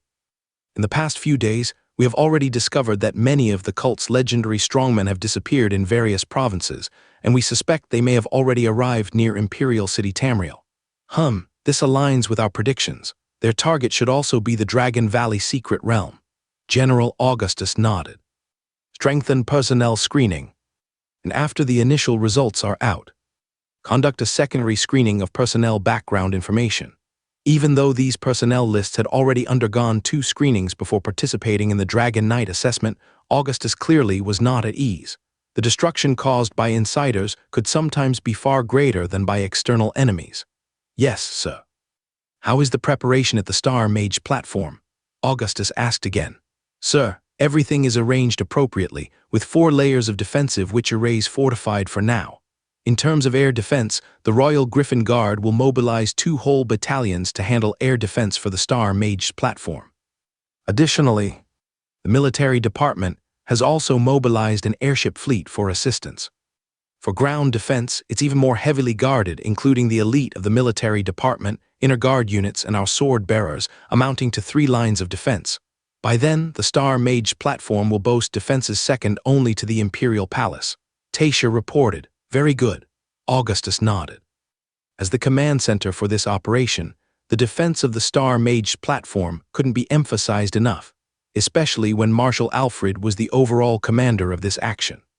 Have our people prepared the special communication device inside the secret realm? One is still missing. Since it was just confirmed that Lord Rain is also joining the operation, his is still being made and will be completed the day after tomorrow. Tasha said softly. The communication device inside this secret realm is quite special and complex to make, but it serves two purposes. Firstly, it allows the command staff at the Star Mage platform to communicate timely with the operational personnel inside the secret realm. Of course, there is a prerequisite. Communication can only take place after the secret realm is opened. Secondly, it has a positioning function. The operational staff inside the Dragon Valley secret realm can use this device to check whether the 3 rift closers have reached the designated positions and been activated, which is the main task this time.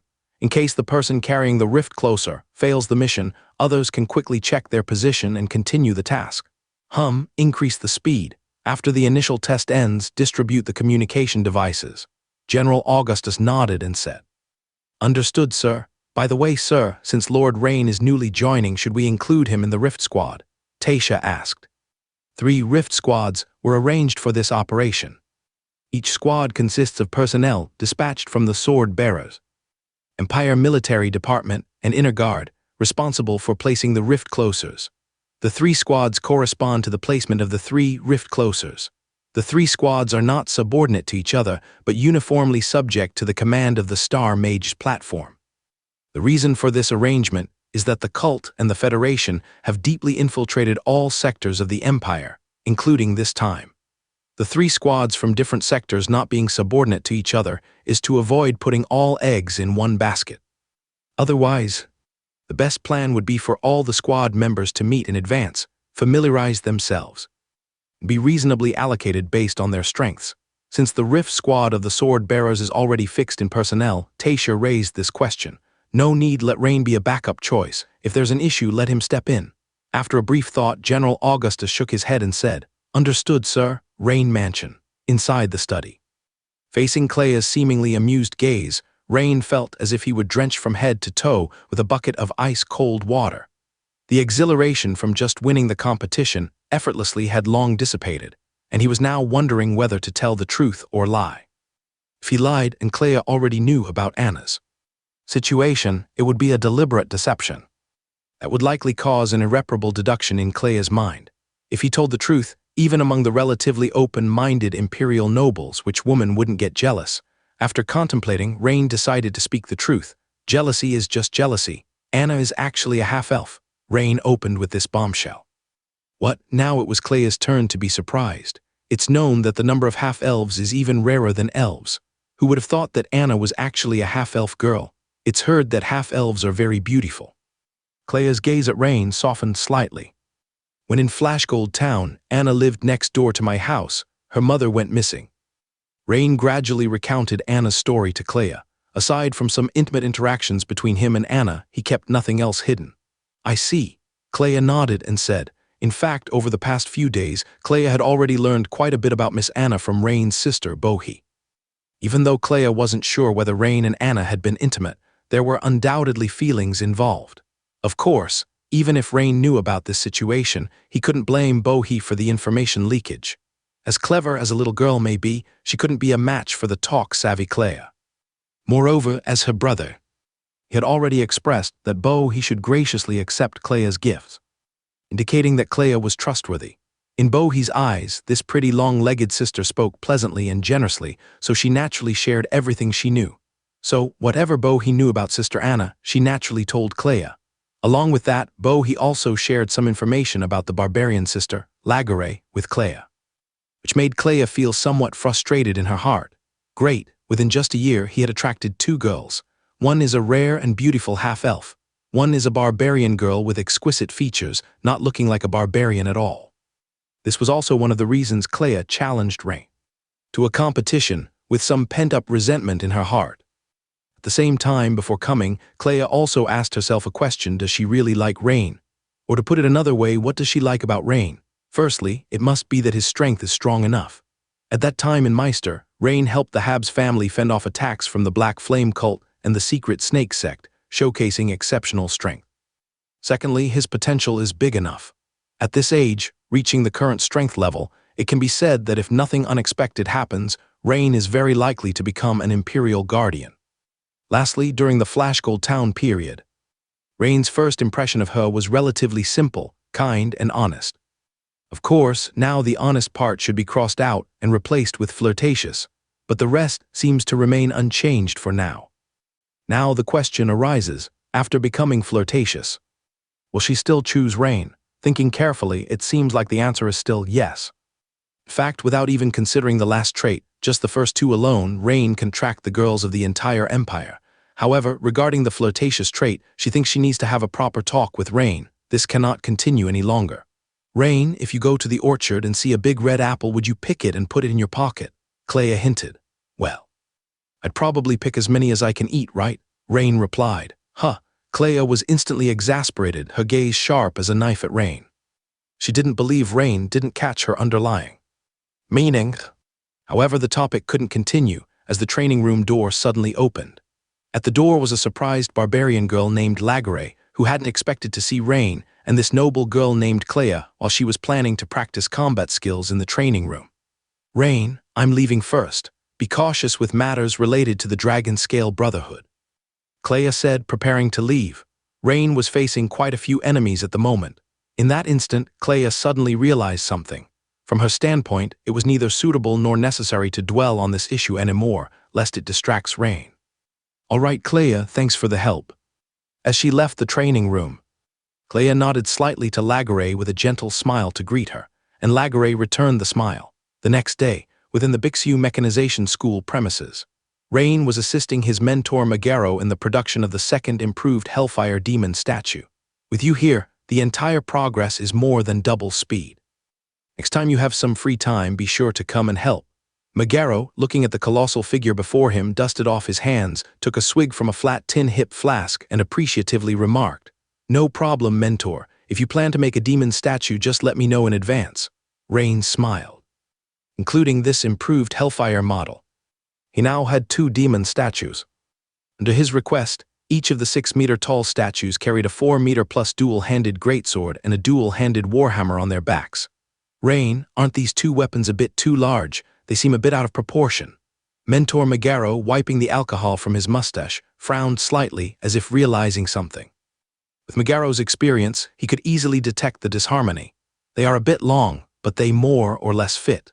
Rain chuckled. He didn't explain explicitly but knew that these gigantic weapons were mainly prepared for his transformation into Dragon Man form. Even though the Dragon Valley Secret Realm has a cap at epic level strength, once he transforms into Dragon Man King form, he could be expelled from the realm. However, Rain has a 3-stage transformation.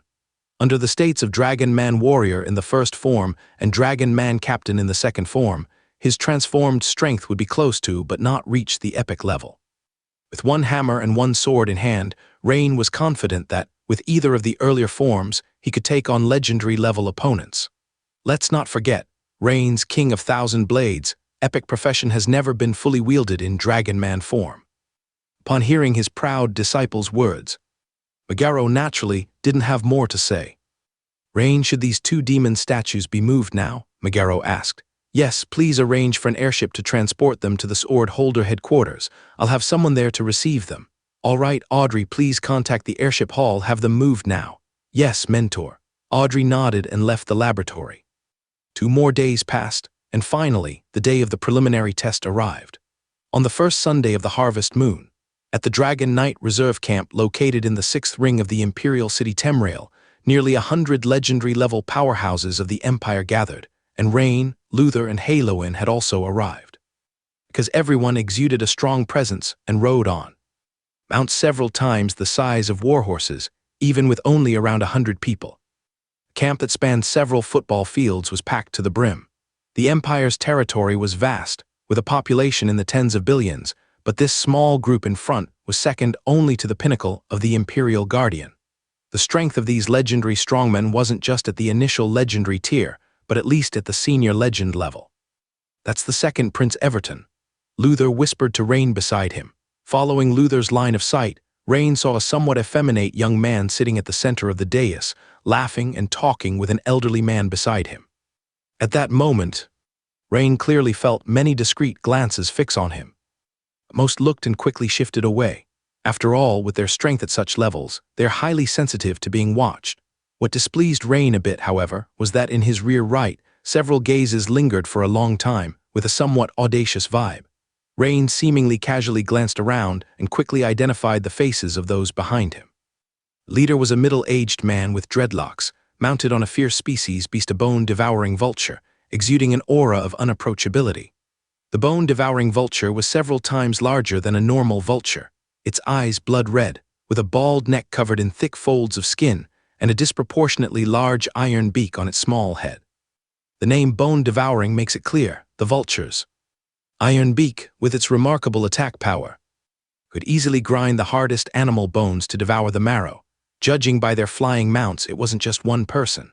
The two others, though dressed differently, also rode bone-devouring vultures, indicating that the three were likely a group. This made Rain a bit puzzled because, as he recalled, he didn't seem to know these three people. Nonetheless, he memorized their auras. Despite the chaotic mix of various fierce species auras on sight, Rain's keen senses caught a peculiar trace. This seems like the aura of a dragon bloodline. Could they be members of the Dragon Scale Brotherhood? Rain couldn't help but ponder. Indeed, as Rain speculated, each of the three, while officially holding a public identity as a cover, secretly belonged to the Dragon Scale Brotherhood. The dreadlocked man leading them was named Barnes, and the other two were Reagan and Bronson. A few days prior, they received a secret mission notice from Buchanan, knowing they had to find an opportunity to obtain a sample of Rain's blood essence during the Secret Realm retest.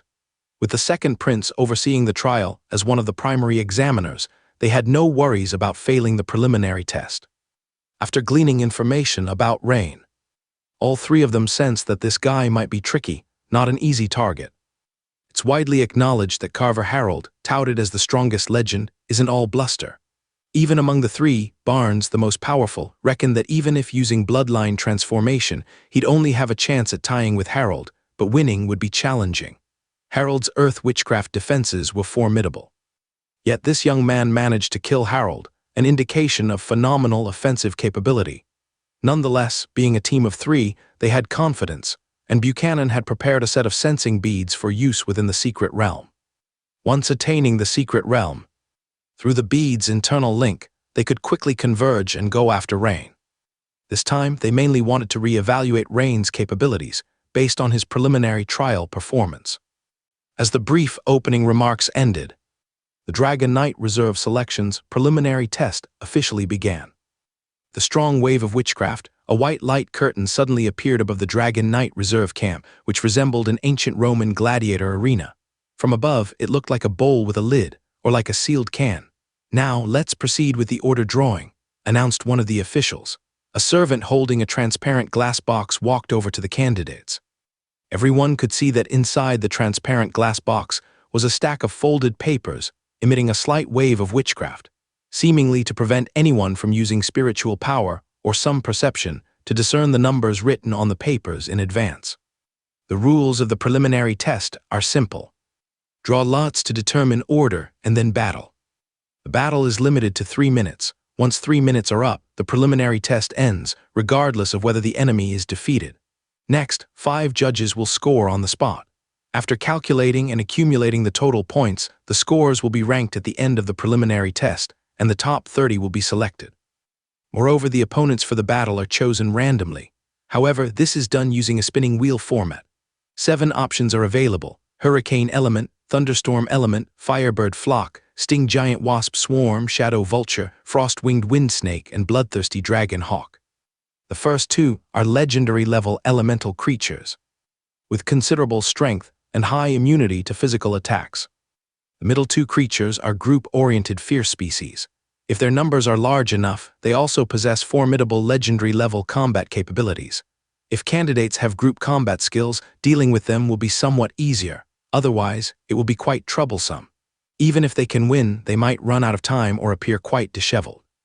Although defeating the enemy is not mandatory within 3 minutes, being attacked or failing to defeat the enemy will result in significant point deductions. The last 3 are all powerful flying fierce species, also of legendary level, each with distinct combat features. Of course, all 7 powerful creatures are fierce species capable of flight. In other words, the battle tests the candidate's ability to control flying mounts in aerial combat. However, if candidates can immobilize their opponents or turn the battle into a ground fight, it is not against the rules, but achieving this is clearly extremely challenging. Number 13. As the servant holding the glass box approached Rain drew a paper, opened it, and said in a low voice, "Damn, I'm actually number 1, Luther couldn't help but exclaim. Usually, the judges need a warm-up to score properly. Generally speaking, it is difficult for the first and second candidates to receive high scores. Or rather, the scores tend to be conservative, naturally resulting in lower points.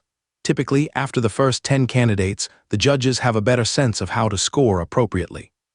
Someone participating in the Dragon Knight reserve selection for the second time, Luther was naturally not pleased. Number 72. Haloin's number was clearly much later than Rain's and Luther's, which relieved him somewhat. After all, with so many strong individuals present, having more time to observe is beneficial. Luther drew the sting giant wasp swarm on the spinning wheel. The sting giant wasps were roughly the size of a 5 or 6-year-old child, and their tails featured a sharp, black-purple glowing toxic sting. Their notable traits are extreme speed and an airflow disturbance shield around them, making their defensive power against physical and witchcraft attacks quite good. Their signature tail sting, when fired, acts like a spike, with highly potent penetrative power. If a single sting giant wasp's strength were considered, it would be insignificant. A liquidized wizard could easily eliminate it. But Luther was up against a full 100 sting giant wasps. Buzz, the sting giant wasps, many times larger than a hornet, swarmed like a black cloud towards Luther and his chimera beneath him. Luther squeezed his legs, controlling the chimera to take the initiative and attack. Although Chimera Knight Luther clearly had the upper hand, as time went by, Luther swiftly eliminated the sting giant wasps, and their corpses fell like raindrops. But as Luther cleared the scene, the time limit of 3 minutes was reached. This left Luther looking displeased. Having participated for the second time, he knew that his battle duration was a significant point deduction factor. Also, being the first battle, the judges' scoring would typically be conservative. 6 points, 7 points, total score 32 points. The servant shouted, indeed, this score was borderline. Whether he could advance to the re-examination was uncertain. When Luther returned to the crowd, Rain and Haloin both offered a few words of comfort. Next up were the other candidates.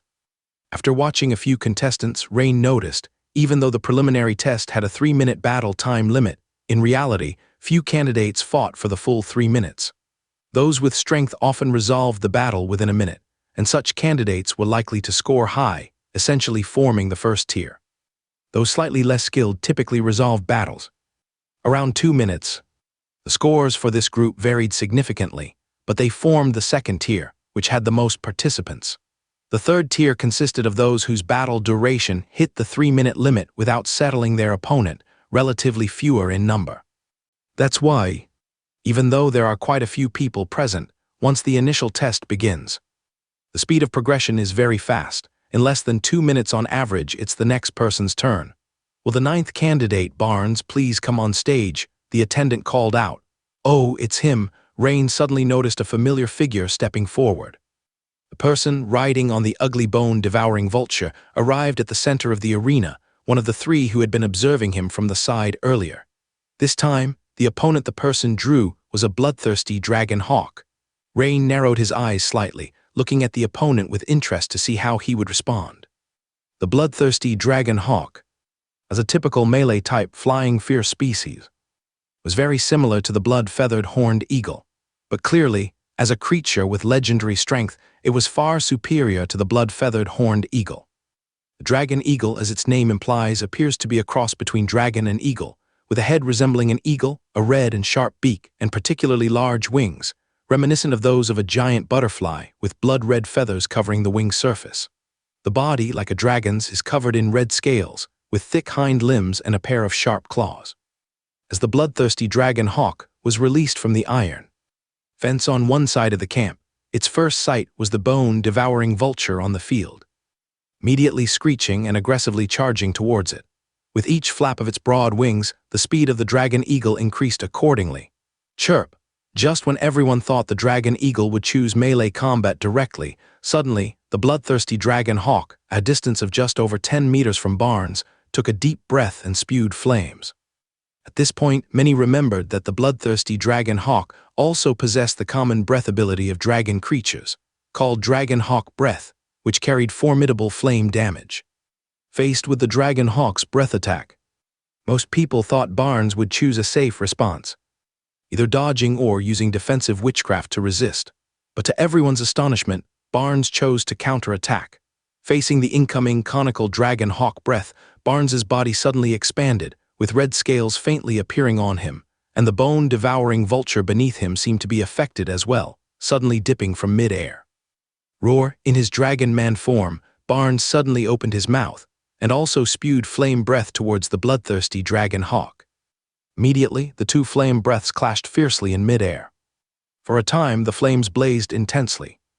It was like two flamethrowers blasting each other, with the heat waves rolling and sweeping around. Meanwhile, Rain, who was observing from the sidelines, was quite surprised looking at Barnes in Dragon Man form, because the form was very similar to his first-stage Dragon Man warrior transformations form, with a short tail, a height of about 4 or 5 meters. Also, the opponent should have a red dragon bloodline, but for some reason, the red dragon scales faintly glimmered with a hint of black. This matched the information Clea had mentioned, most likely related to the potions the opponent had taken in the Dragon Scale Brotherhood. Just as Rain was slightly shifting his thoughts, the situation in the battle on the field suddenly changed. Suddenly, the dragon hawk's breath came to an abrupt stop. Its beak was tightly gripped by a robust dragon claw. Barnes, after transforming, used the visual obstruction caused by the two flame breaths' collision to rush over. Unable to open its beak, naturally it could not perform its breath attack, and in such a situation, the bloodthirsty dragon hawk seemed extremely furious, with many worm-like blood vessels suddenly emerging on its body, rapidly inflating. This is the talent ability Bloodthirst, another candidate beside Rain said. But regardless of the dragon hawk activating Bloodthirst, its strength enhanced and its fierce struggle, the dragon claw still held the dragon hawk's head firmly, unmoving. Crack! The sound of bone breaking was heard, and the dragon hawk struggled even more desperately. Pop! With the closing of the dragon claw, the dragon hawk's head was crushed like a watermelon. This was a legendary strength dragon hawk with the hardest skull, yet it was simply crushed by Barnes in dragon man form. His such strength, is this the red dragon bloodline? Only took 5 seconds. The onlookers gasped collectively. At this moment, Barnes's body began to rapidly shrink, returning to human form. The bone-devouring vulture beneath him cried out excitedly a few times, quickly descending beside the deceased bloodthirsty dragon hawk, starting to devour the remains ferociously. Barnes did not stop his mount's behavior, but looked around, his gaze lingering slightly on Rain's side. Rain could see a well-hidden provocation in the opponent's eyes. As if saying, "Look, I've done it, now it's your turn. Interesting. 10, 10. Even second Prince Everton gave a perfect score of 10. A total of 50 points, the first perfect score candidate appeared. The next few candidates, although their strength was also good, with 2 finishing the battle within a minute, but with Barnes, 5-second man, setting a high bar, the highest of the remaining candidates only reached 45 points. "Will the 13th candidate, Rain, please come on stage?" The attendant called out loudly. This focused the attention of Luther and Haloin on Rain, as they were also curious to see how long it would take Rain, and whether he could surpass Barnes's 5 seconds. As Rain entered the arena, there were many who started whispering among themselves. Although Rain has impressive battle achievements, many people don't recognize him. Seeing that Rain looked so young, they started to inquire, which instantly opened the conversation. After all, quite a few candidates are aware of Rain. They immediately began to introduce Rain's previous accomplishments. "So he is Rain, the one who killed Haloin. That's something worth watching. I heard he is a Metal Series wizard." "Lord Rain, please spin the wheel," the attendant said respectfully. "All right." As Rain stepped forward and spun the pointer on the wheel, the pointer rapidly began to turn. To prevent contestants from interfering, they must leave after spinning. Naturally, Rain also departed from the platform where the wheel was located. The pointer eventually slowed to a stop, and it pointed precisely at the thunderstorm element. "His such bad luck." Luther and Haloin exchanged a glance and said. Both of them were aware that Rain is a Metal Series wizard, and now facing thunderstorm element, it's indeed too restraining. Why metal conducts electricity? No matter what Metal Series witchcraft is used for attacking, or even holding metal weapons to battle thunderstorm element, it would be highly passive. Under the paralysis effect of strong currents, the entire battle would become incredibly difficult. Clearly, the score wouldn't be very high. Of course, they thought Rain would ultimately defeat the thunderstorm element. But it might be quite laborious, and if struck by lightning, it would appear somewhat embarrassing.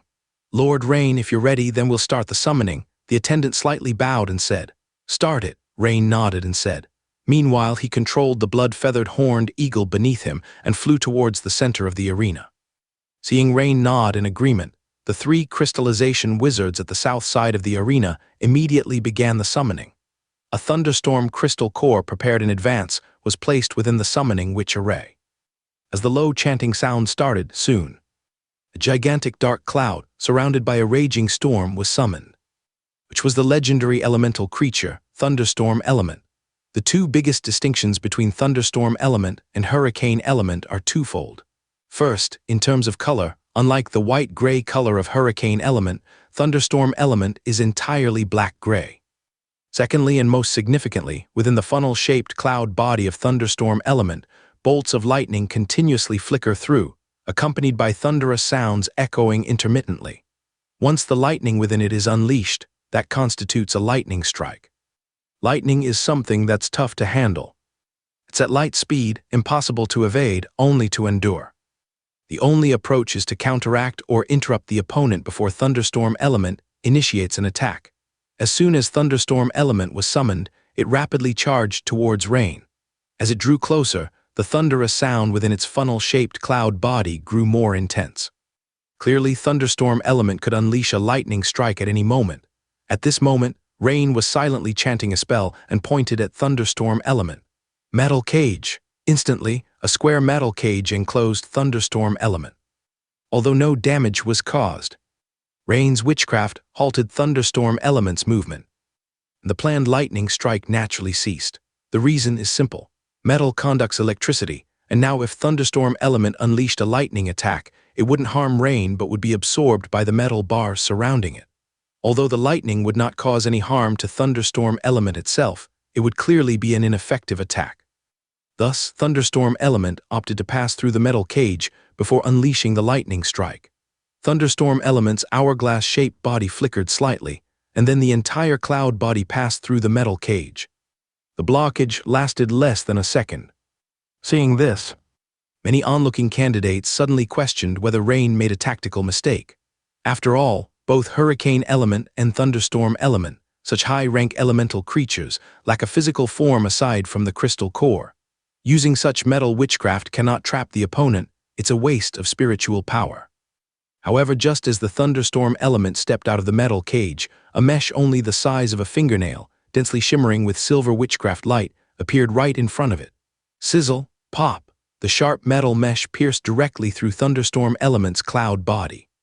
Everyone was slightly surprised by Rain's swift execution of this witchcraft, but disagreed with Rain's choice to continue attacking with Metal Series witchcraft, because Thunderstorm Element is quite immune to attacks from Metal Series witchcraft.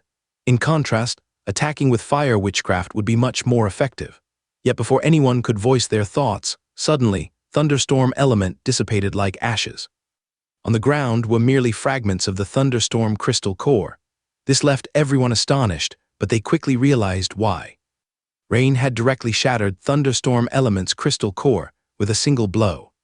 Some strong contestants understood why Rain used those 2 witchcraft spells. The first spell Rain cast was aimed to disrupt Thunderstorm Element's initial attack rhythm. Simultaneously, Rain anticipated that Thunderstorm Element would surely gather electric energy and swiftly leave the metal cage. So he quickly released a second spell, the dense metal cutting net, which directly shattered the crystal core of Thunderstorm Element. "One strike sure kill, his 3 seconds, the fastest so far, right?" In merely 3 seconds, Rain secured victory, Meanwhile, observing Rain's strength, the three from the Dragon Scale Brotherhood, Barnes, Reagan, and Bronson, appeared calm but internally were taken aback. Especially Reagan and Bronson, whose eyes briefly met, both seeing a hint of shock in each other's gaze. Because Rain's adaptive combat was impeccable. Faced with Thunderstorm Element, which should have been the most restraining to Metal Series wizards, he managed to counter-kill instantly. What kind of powerful combat awareness is this? Even excluding them, among all present legendary top contenders, those who could achieve this feat are likely very few. Another troublesome aspect is the extremely short combat duration, making it difficult to observe Rain's full capability. With insufficient information, they felt the situation was somewhat tricky. After all, even if one's strength is formidable, knowing one's preferred witchcraft and combat habits allows for the preparation of targeted countermeasures, yet the entire battle lasted only 3 seconds, with merely 2 witchcraft spells used, yielding very limited information. This introduced a degree of uncertainty into their plans within the secret realm. Among the three, Barnes has the strongest prowess. Nonetheless, at this moment, a hint of surprise crossed his eyes. When Rain drew Thunderstorm Element as an opponent, Barnes imagined various possible coping strategies, but none were as concise and efficient as Rain's just now. 10-10. 4 consecutive judges awarded a perfect score. At this moment, the second Prince Everton, with a smile on his face, slowly raised his scorecard, showing a clear 10 as well. This led to murmuring among the awaiting candidates. That's the second perfect score. A perfect score, regardless of ranking, already qualifies for the retest. Rain's eyes also flashed with a hint of surprise, for he believed rejecting the second prince's invitation to join the Dragon Scale Brotherhood had offended him. Yet judging by the current situation, the prince seemed unbothered. He even gave Rain a perfect score in this initial test. However, Rain thought back and remembered what Clea had reminded him of earlier. The second Prince Everton was not as amiable as he appeared on the surface. If compared to an animal, perhaps, a viper would be more appropriate. The other party must be waiting for a certain opportunity. Rain's eyes flickered, as if he had thought of something.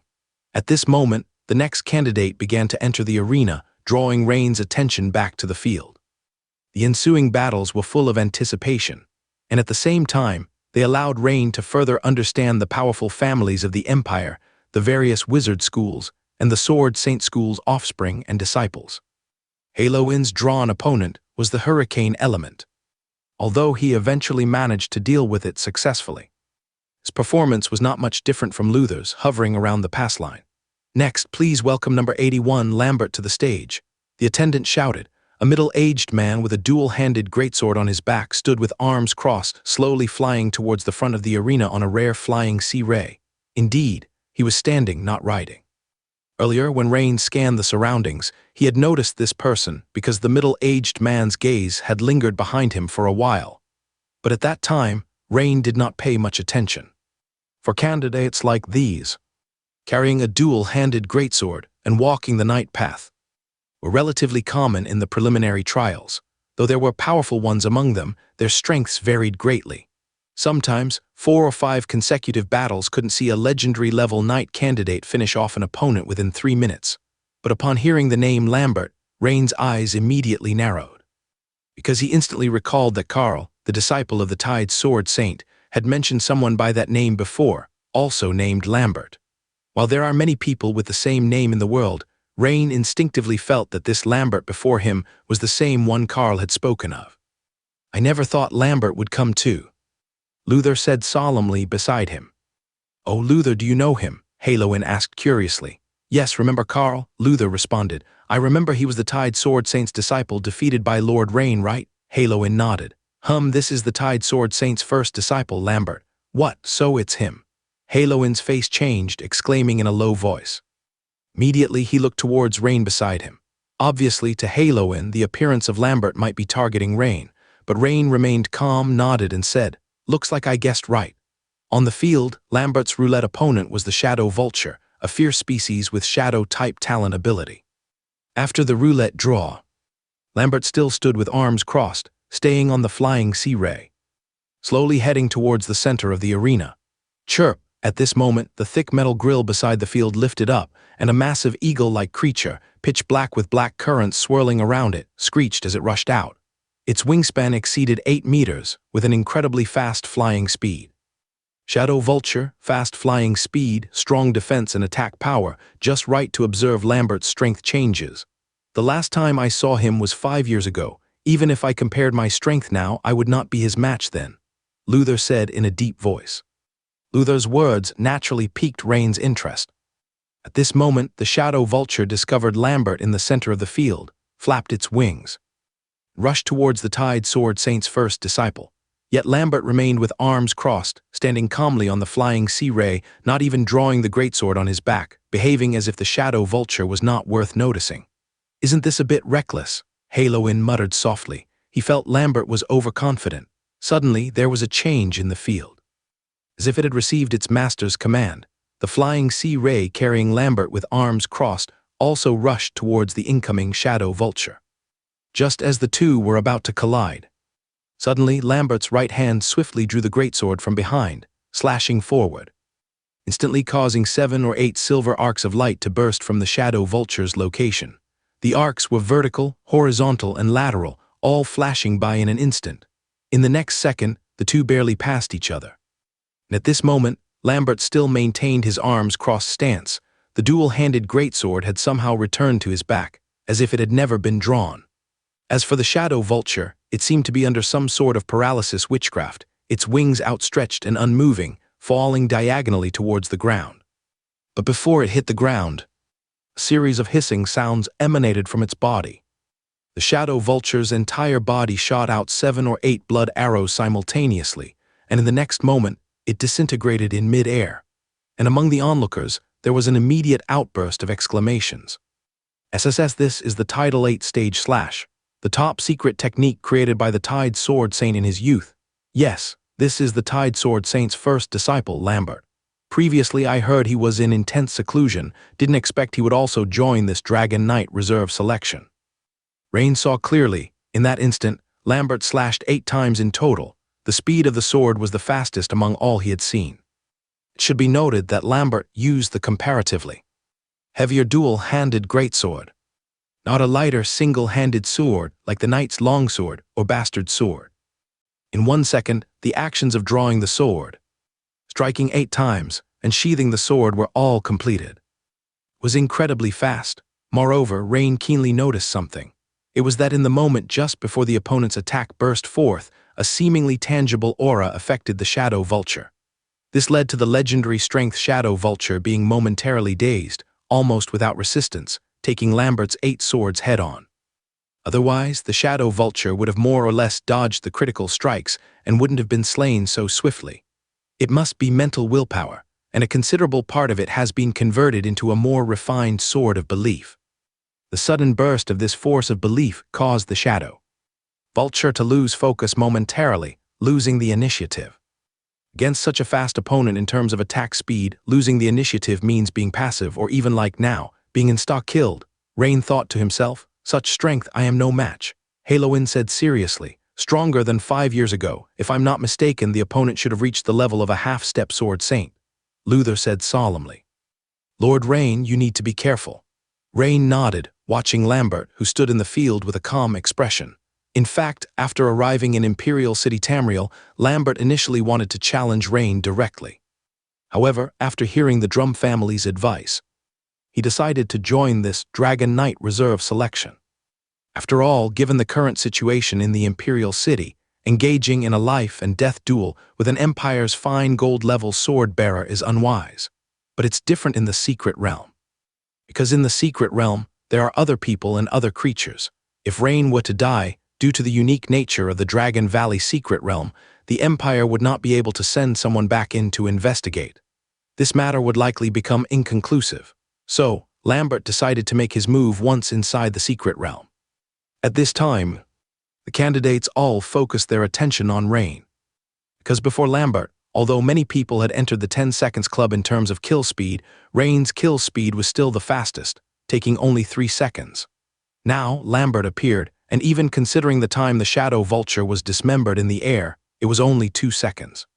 If you only count the time Lambert executed the fatal blow, it was a definite in-stock kill. The time taken probably didn't even reach 1 second. So naturally, everyone compared Lambert to Rain. However, Lambert in the center of the field did not look at Rain at all, as if he didn't notice him, and controlled the flying sea stingray to fly back slowly to the crowd. But precisely because of this, Rain determined that there was likely a problem with the other party. He had learned that this Lambert was on good terms with Greenwood and had a close relationship with the Drum family, yet in this situation, the other party didn't have the slightest concern for him. This is the biggest problem, plus the words of caution from Carl, who was also a disciple of the Tide Sword Saint, before he left that day. It might be possible that the other side was avoiding suspicion. As for why avoid suspicion, Rain already had some calculations in his mind. After Lambert finished, 2 more people came up, and the initial trial officially ended. After sorting, the second Prince Everton announced the names of the top 30 candidates. The following are those who have entered the final test. Congratulations to those who passed the initial test. See you in 3 days morning at the astrologer's high platform. Unfortunately, neither Luther nor Haloin made the top 30. On the contrary, all 3 members of the Dragon Scale Brotherhood made it to the final test. After comforting Luther on his second failure, Rain returned to the mansion. However, as Rain stepped into the mansion, he noticed a few familiar figures in the house. The first to catch Rain's eyes was a beautiful woman in a purple off-shoulder silk gown, Jennifer. She was eagerly chatting with his mother, Emma, holding her hand, with a man and a woman standing beside them, who were Vandar, the leader of the Ice Claw Bear mercenary group, and his sister Georgia. Jennifer, when did you arrive at the Imperial City? Rain asked in surprise, simultaneously nodding to Vandar and Georgia in greeting. Lord Rain. The tall Vandar and the youthful Georgia immediately saluted. Just arrived. Seeing Rain return, Jennifer smiled and stood up. Though she said few words, her beautiful eyes gazed at Rain, speaking volumes without words. Besides, with so many people around, words weren't necessary. Rain nodded and smiled. Thank you for your hard work. Have you informed the kitchen? Ensure a proper arrangement for the dinner. Everything has been arranged. Mother Emma, happier than Rain at Jennifer's arrival, said this before the servants could respond. All right, Mother, you all continue chatting. With that, Rain gestured to the Vandar siblings with a smile, who understood immediately and followed Rain to the outer courtyard. The 3 of them strolled around the courtyard, chatting. Recently, how's the situation in Minster? Rain asked. Upon hearing Rain's words, Vandar and his sister Georgia exchanged glances and said, Minster, as the provincial capital, has no significant safety issues, but the situation in various county towns below is not good. After you left, the cult's activities have become increasingly active. Moreover, as Lord Viri mentioned, there have been several incidents of ancient creatures awakening, where the station's sword bearers suffered heavy casualties during handling. Vandar thought for a moment and decided to speak frankly. Originally, when he arrived in Minster with the Ice Claw Bear mercenary group, he thought he could take a break. After all, the safety of Minster province far exceeded that of Marne province, located in the Empire northern border. But with the reappearance of the magic-tailed 3-headed sea dragon, the security situation in Minster province took a drastic turn for the worse. Additionally, the magic-tailed 3-headed sea dragon has reappeared in the seas of Meister and Rossby County, stronger than before. It's said that the Empire dispatched more than 1 guardian lord, but still couldn't defeat it. Magic-tailed 3-headed sea dragon. Rain frowned slightly. He naturally knew of the magic-tailed 3-headed sea dragon, an epic ancient creature. Last time it was dealt with by Prince Menia, the Red Queen. Unexpectedly, it has made a comeback, even stronger, requiring multiple Imperial guardians to withstand. It seems that what was recorded in ancient texts about the magic-tailed 3-headed sea dragon having the strength of a demigod at its peak was likely not unfounded. Yes, Vandar nodded, saying. As the leader of the mercenary group, although well informed, the movements of the Imperial Guardians were top secret, and he didn't know which ones were sent. After a sumptuous banquet, the beautiful woman Jennifer, using the excuse of reporting on the business operations, finally found a chance to spend time alone with him. She accompanied Rain to the second-floor study. Click. Once the door closed, the beautiful woman, who had drunk quite a bit of vintage wine at the banquet, stopped, reached back, and locked the door. Next, Jennifer leaned gently against the wall. Her beautiful flushed face was as stunning as a flower, and her eyes, filled with affection, seemed as if they could drip water as they gazed deeply at Rain.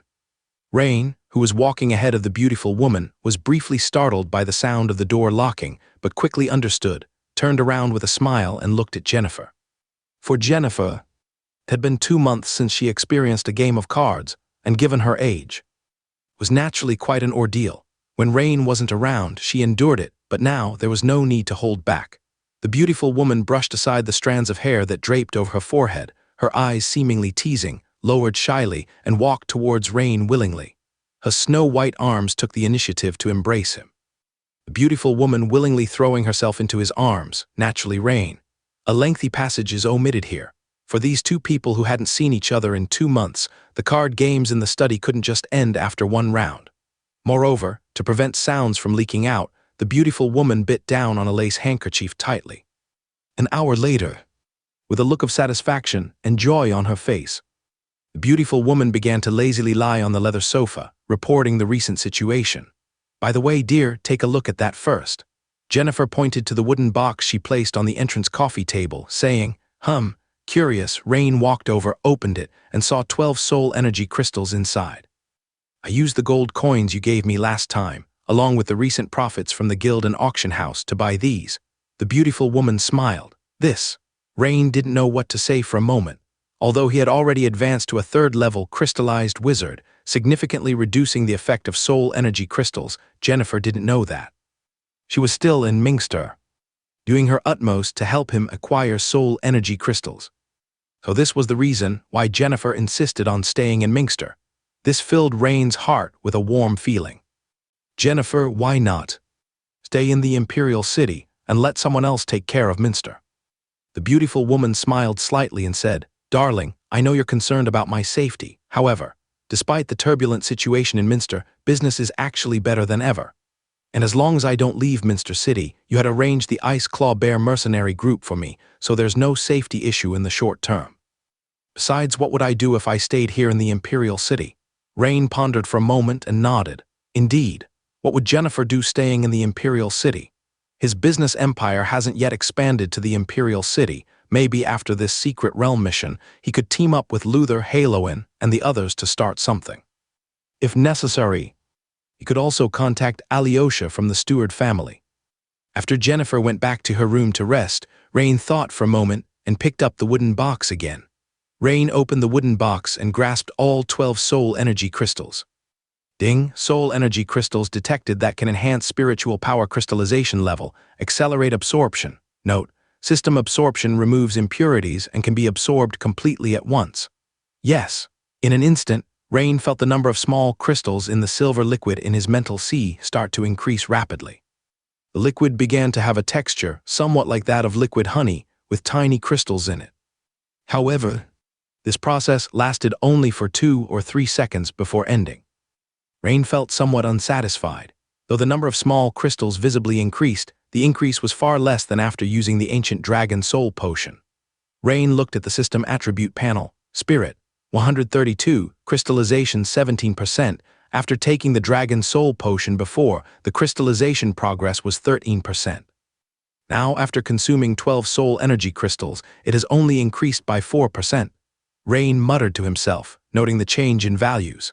Calculating this way, 3 soul energy crystals only increase by 1%.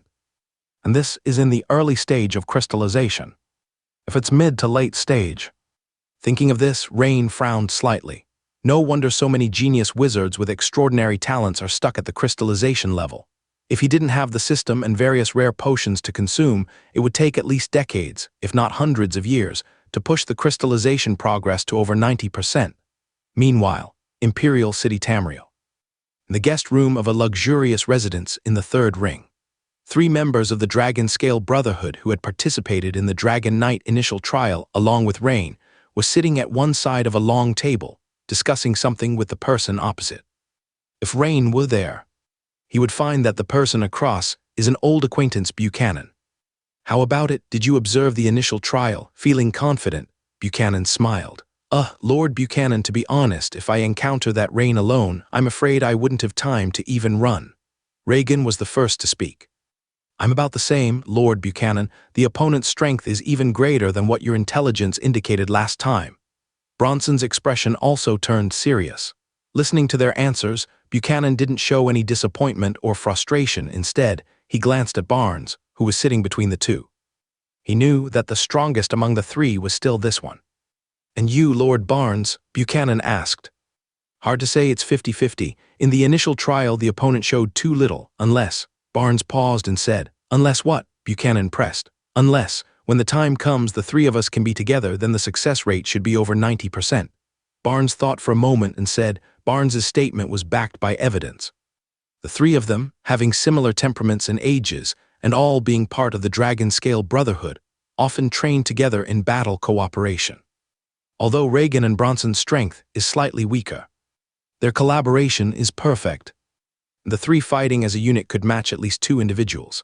Upon hearing this, Buchanan immediately laughed and said, "Lord Barnes, I'm here to solve this problem. It's well known that after teleportation into the secret realm, everyone's positions are random. However, His Highness already thought of a solution. These are 3 positioning crystals that His Highness expedited for production." As Buchanan spoke, he placed a brown wooden box on the table. He opened it and faced it towards the 3. These 3 positioning crystals are specially processed so that even in the unique environment of the secret realm, they can be used for mutual positioning. With this, after entering the secret realm, you 3 can quickly gather. I believe with the combined strength of the 3 of you, dealing with this range shouldn't be a problem." Buchanan smiled. Upon seeing the sparkling prismatic crystals in the box, the 3 exchanged a look, especially Reagan and Bronson, who immediately smiled and expressed, "Lord Buchanan, please convey our thanks to His Highness for us." "Rest assured, Your Highness and Lord Buchanan, with this, we are certain to complete the mission." Even Barnes, usually reserved, nodded with a smile and said, "Lord Buchanan, wait for our good news." "Good, oh, and this is the blood essence extractor." Buchanan pointed to another square box he brought along and smiled. "Have a good rest, gentlemen, contact me if you need anything."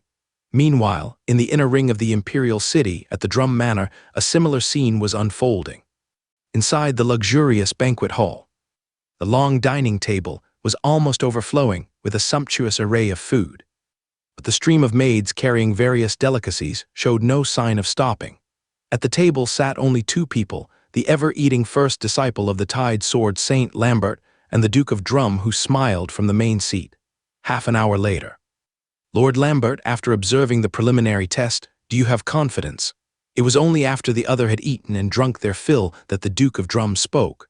"A very fine opponent. Sparring with him should help me reach the level of my teacher." The robust Lambert wiped his mouth with a white napkin and said, "Then I am relieved." The Duke of Drum smiled.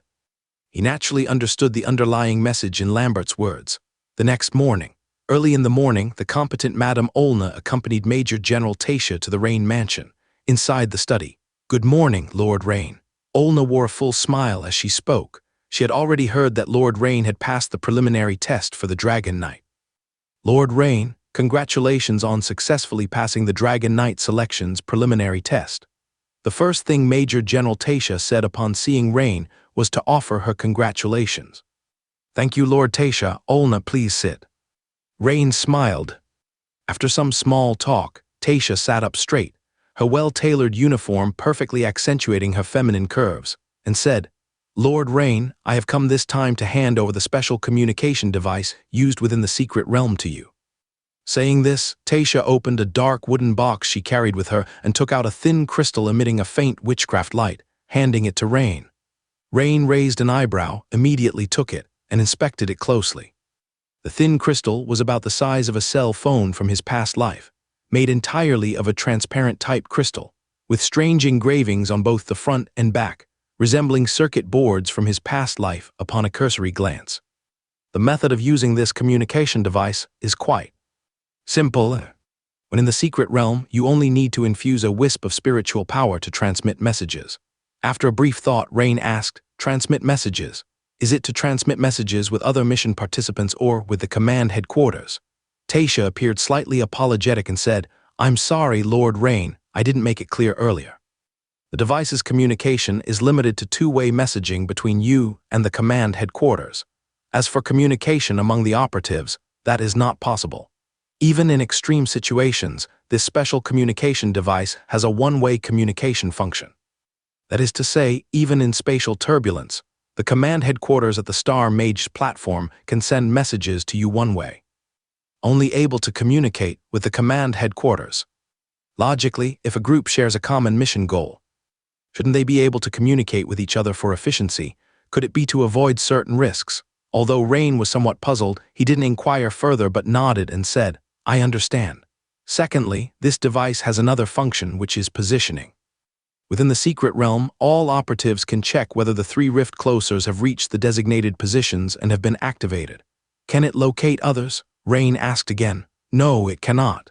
Tasha shook her head and said, everyone's location will only be displayed in the command hall at the Star Mage platform. This is also to prevent accidents from occurring, for instance, if there was a spy among the operatives. Tasha added a sentence but stopped there. Understood. Rain nodded and said, indeed, there was a reason behind this. It was a rather clever arrangement indeed. The locations of all operatives would only be displayed in the command hall of the Star Mage platform, thus avoiding situations where an individual infiltrated by a cult or other organization might intentionally sabotage the mission. Meanwhile, coordinated command from the hall would allow for proper personnel deployment, preventing conflicts between different departmental teams. Then what is my primary mission this time? Rain asked, looking at Tasha. Currently, you do not have a specific task assigned. You are merely a reserve personnel for this operation. Tasha smiled and said, Tasha's words clearly left Rain stunned. No mission assignment? Well, that's fine. However, as a candidate, simply participating in the retest is itself a task during the process. At that time, you can complete the assessment tasks in the secret realm. Understood. Rain nodded. By the way, Lord Rain, there's another matter you should be cautious about. Tasha seemed to think of something, her expression becoming serious, and said, that is regarding some creatures within the secret realm. Due to the invasion of void beasts, some mutations may have occurred. So the information you read last time is only for reference. All right, I understand. Rain immediately recalled the memory crystal regarding the secret realm situation that General Augustus had given him last time. The crystal contained an introduction to the Dragon Valley secret realm. Dragon Valley, as the name implies, its terrain roughly resembles a giant circular valley. Surrounding the valley is a ring of majestic mountain ranges, and beyond that, there are various void turbulences. The area encircled by those mountain ranges is what is truly considered Dragon Valley, which hosts diverse regions and vegetation, including swamps, meadows, forests, deserts, and variously tempered vegetation and fierce species. Many fierce species are unique to the secret realm, possessing varied abilities, and even legendary strongmen need to approach with caution when dealing with them. Now, these fierce species have mutated, naturally becoming even harder to deal with. Lord Rain, Olna, I have other matters, so I must take my leave. By the way, the special communication device is rather complicated to make and takes a considerable amount of time, so please ensure you store it properly. Okay, Lord Tasha. 2 days passed by in the blink of an eye, the day of the re-examination. The Star Mage platform at the northwest corner of the Imperial Palace was heavily guarded. In the sky, dozens of airships densely scattered, with squads of Griffin Knights interspersed among them. On the ground, every 5 steps was a sentinel. Every 10 steps a patrol, all guarded by the Imperial Guard. At this moment, Lord Rain and the other candidates participating in the re-examination were in the Celestial Hall on the Star Mage platform. Ladies and gentlemen, next, Grand Astromancer Lord Dalain will announce the standards for the re-examination evaluation.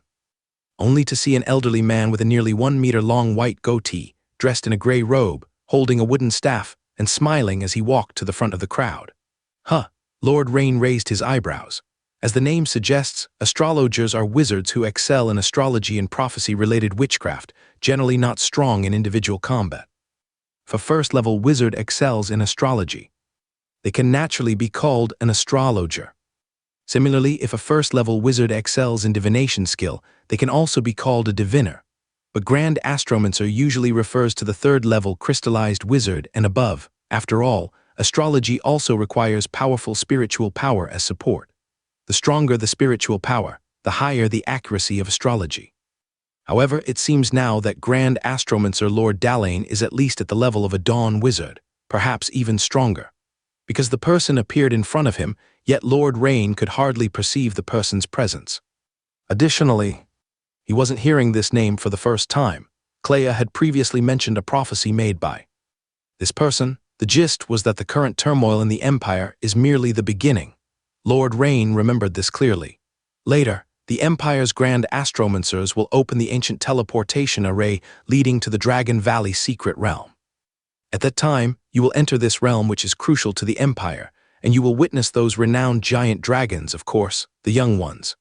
Your task this time is to gain the approval of one juvenile giant dragon, help them resolve a challenge, and they will bestow upon you a dragon language mark. A challenge, Lord Rain showed contemplation. Many below started whispering quietly as well. Most people were unsure about what this challenge specifically represented.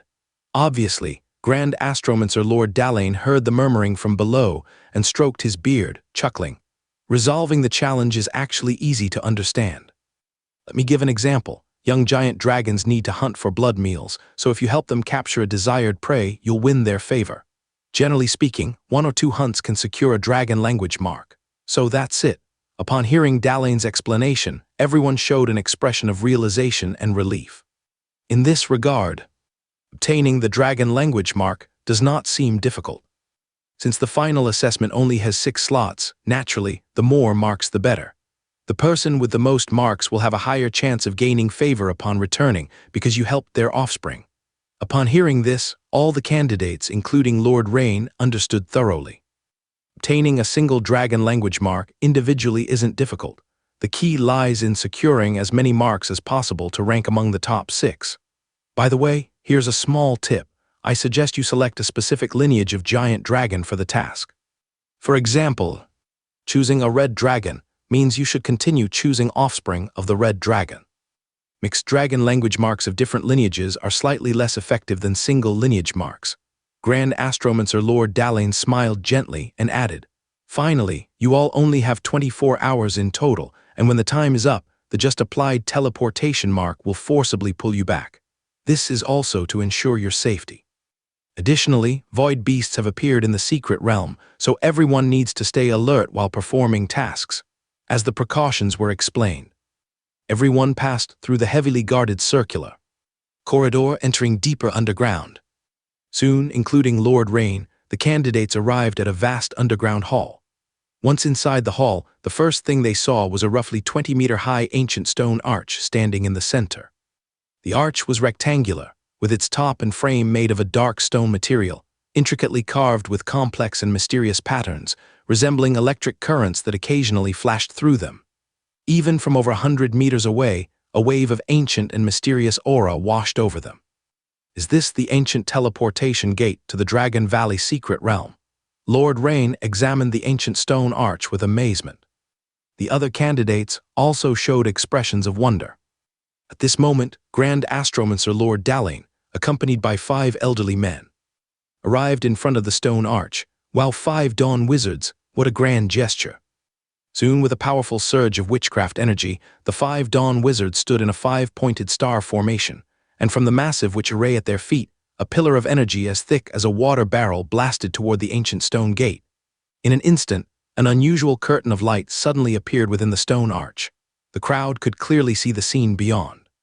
Stars twinkled, a brilliant starry sky. It seemed the Dragon Valley secret realm was immersed in nighttime. All candidates enter orderly. A commander from the Imperial Guard shouted. As Lord Rain and 30 other candidates entered the light gate one by one. Suddenly, 3 groups appeared beside the hall, including 3 dressed as sword bearers, a 4-person squad in military department attire, and 3 in Imperial Guard uniforms. Moreover, each of the 3 squads had someone holding a suitcase-like object. "Ladies and gentlemen, please enter as well." The people nodded in agreement. Just as they were about to enter, suddenly, a powerful energy fluctuation surged from afar. The energy was so strong, it was nearly equivalent to the witchcraft energy fluctuation of opening the realm. This couldn't help but make everyone present turn to look southeast of the Imperial City. There was the direction the energy came from. This is a dawn wizard within the 5-pointed star formation with hair and beard all white showed contemplation. No, the opponent is forcibly connecting to our teleportation channel. Suddenly, his eyes widened in shock. "Hurry, you must enter quickly.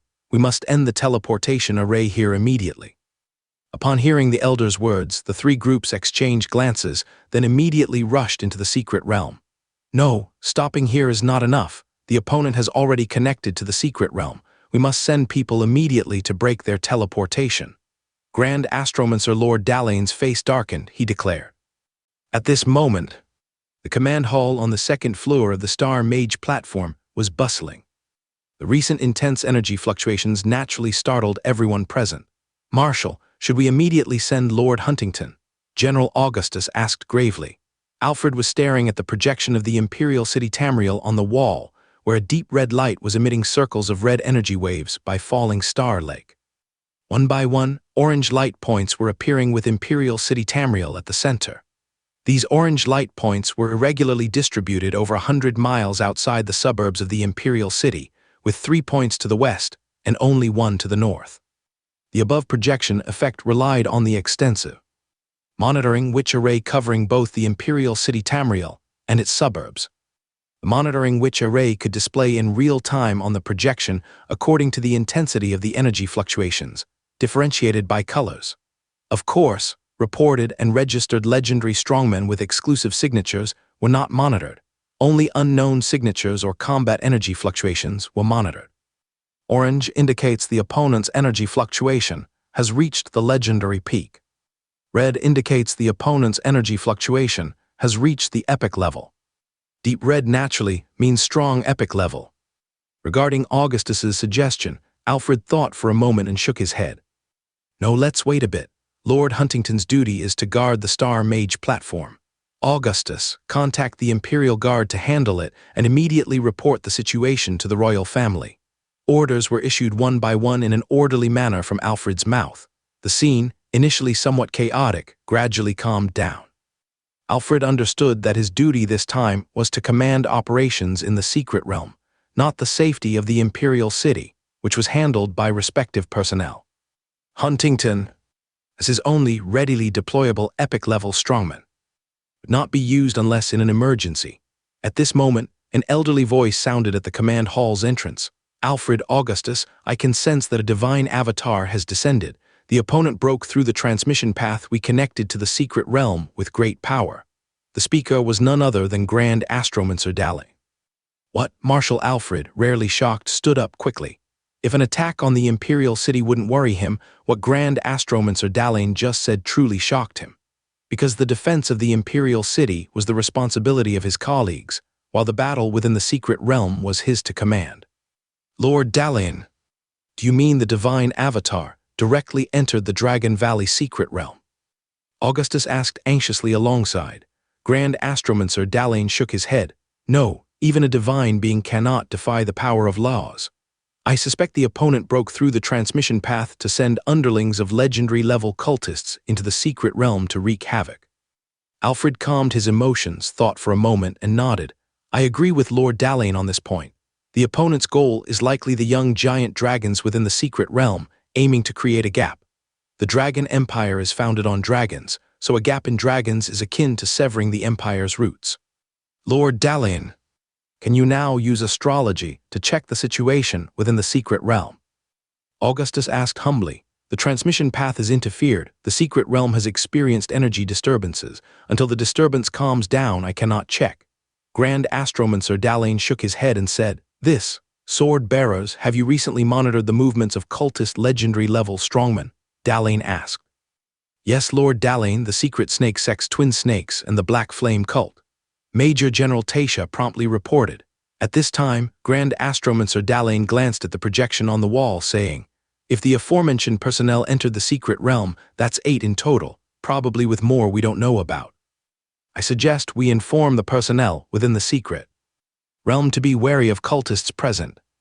Secondly, quickly block this transmission path. Tasha, immediately transmit the situation to all personnel within the secret realm, warning them to be cautious." Marshal Alfred ordered solemnly, "Constantly contact the captains of the 3 teams, informing me of any news at once." Although the personnel dispatched this time were the top strongmen of the Empire at the legendary level, considering that the cult came prepared, they would undoubtedly be challenging to confront. Moreover, he was most worried about the 3 Rift Closers.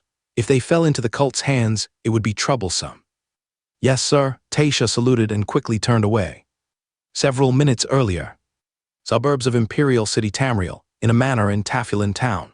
The manor's two-story main building suddenly emitted intense energy fluctuations, seemingly attempting to conceal it, but such a strong fluctuation couldn't be hidden by an ordinary witch array. Additionally, it seemed the owner didn't intend to conceal it much. In the main building's basement, a group of people in black robes surrounded two in gray robes, conducting some witchcraft ritual. On the basement floor, there was a witch array glowing green with complex lines flickering. At this moment, the witch array was becoming increasingly bright, as if it were operating at full capacity. Above the array, a dark green fist-sized crystal floated up and down in midair, with the energy closely gathering, visible to the naked eye. Crack! Suddenly, the crystal shattered, and a watery mirror surface about 3 to 4 meters high abruptly appeared above the array. Through the mirror, a glimpse of the opposite side could be seen. A brilliant starry sky, dense woods, and various tiny black dots flying around like creatures. At this moment, in front of a group of black-robed individuals, two slender figures in gray robes exchanged glances, smiled slightly, and then walked hand in hand into the mirror. The two were the twin snake siblings, Arada and Alida. Of the secret snake sect. O'Learian, we entrust this to you. Arada paused slightly before stepping in and turned to say, "Rest assured, my lady, we will fight until the last moment." The elder named O'Learian responded respectfully. Hearing the elder's statement, Arada nodded in satisfaction, took her sister Alida's hand, and stepped into the mirror together. As the two disappeared into the mirror, a few seconds later, the energy of the witch array seemed depleted and instantly dimmed. "Everyone, prepare for battle," the elder named O'Learian quickly commanded in a stern voice. The recent teleportation fluctuation would certainly trigger a quick response from the Empire. It might be unable to withstand it, but dying means returning to the divine country, which is not frightening. Besides, this was a necessary part of the plan. "Yes, my lord," the black-robed individuals responded one after another, quickly starting to take action. A similar scene occurred repeatedly in multiple locations in the outskirts of the imperial city. If one could compare it with the real-time monitoring map from the Star Mage Platform's command center, it would be easy to notice that these locations were precisely where orange light spots appeared one after another on the map. Inside the Dragon Valley secret realm, Rain only felt the world spinning and a sense of weightlessness, and the next moment, he found himself suddenly appearing above a dense forest, his body starting to plummet rapidly. Floating technique. With the casting of the floating technique, Rain descended slowly from the sky like a feather, taking advantage of this pause to look around. Although it was night in the secret realm, the brilliant starlight and numerous special glowing creatures allowed Rain to clearly observe his surroundings. What first caught his eye was the primal forest scene below, reminiscent of the Jurassic period, and in the sky were various enormous and primitive birds, pterodactyls, and countless giant insects. Meanwhile, the chirping of insects, the calls of birds, and the roars of beasts were endless. No wonder the giant dragons here can grow several times faster than outside. The blood meal in this place is so plentiful, it's a paradise of abundance, Rain remarked. "Huh, what is this?" Rain narrowed his eyes, noticing some strange phenomena in midair. Besides the stars, there were numerous bizarre cyclone-like objects of varying sizes in the night sky, constantly changing colors, and there seemed to be more of them over the distant mountains. Could this be a void rift? Rain wondered, taking a glance around and noting the high ring of towering mountains in the extreme distance, while on his right side there was a flame mountain billowing smoke. Primal Forest, Flame Mountain. After a brief consideration, and recalling the description of the Dragon Valley secret realm he had reviewed earlier, Rain immediately judged that he should be located at the center of the basin, slightly to the west. This feeling. As he slowly landed, Rain keenly sensed that a particular energy permeated the secret realm everywhere. If it were before the crystallization, he might have found perceiving it rather difficult. But now, Rain could clearly feel some strange radiation filling the forest, and it seemed to be causing a beneficial transformation in his body, making his cells more active. Just moments ago, he assumed that the rapid growth of adolescent giant dragons within the secret realm was due to the abundant blood meal, but now it seemed that might not be the primary reason. More likely, it was due to this unique radiation energy. This energy acted like how, in a past life's laboratory, special light radiation strengthened vegetable photosynthesis, accelerating their growth. Buzz, suddenly, a vibrating sound came from Rain's side, growing louder and nearer rapidly. Swoosh! In a blink, the hardened essence gold in Rain's hand transformed into a longsword, and with a flash of silvery arc light, it easily cleaved the creature that just ambushed him into two. Thud! The sound of a heavy object falling to the ground echoed. It was a dragonfly over a meter long, and now, split in half, its nervous system was still instinctively functioning, causing its limbs and wings to twitch non-stop on the ground. Not bad, indeed strong, though not a fierce species, it had speed and strength close to that of an official knight, Rain mused. This must be the result of radiation mutation, right? Rain pondered to himself.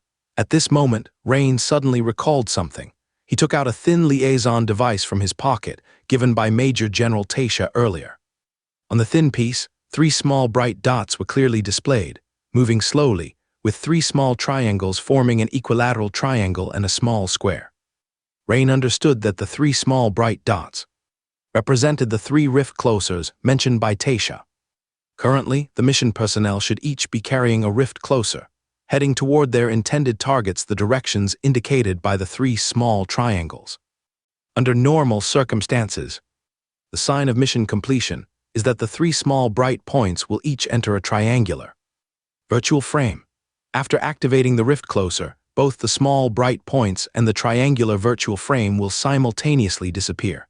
Evidently, when the 3 small bright points and the 3 triangular virtual frames all disappear, the mission is considered successfully completed.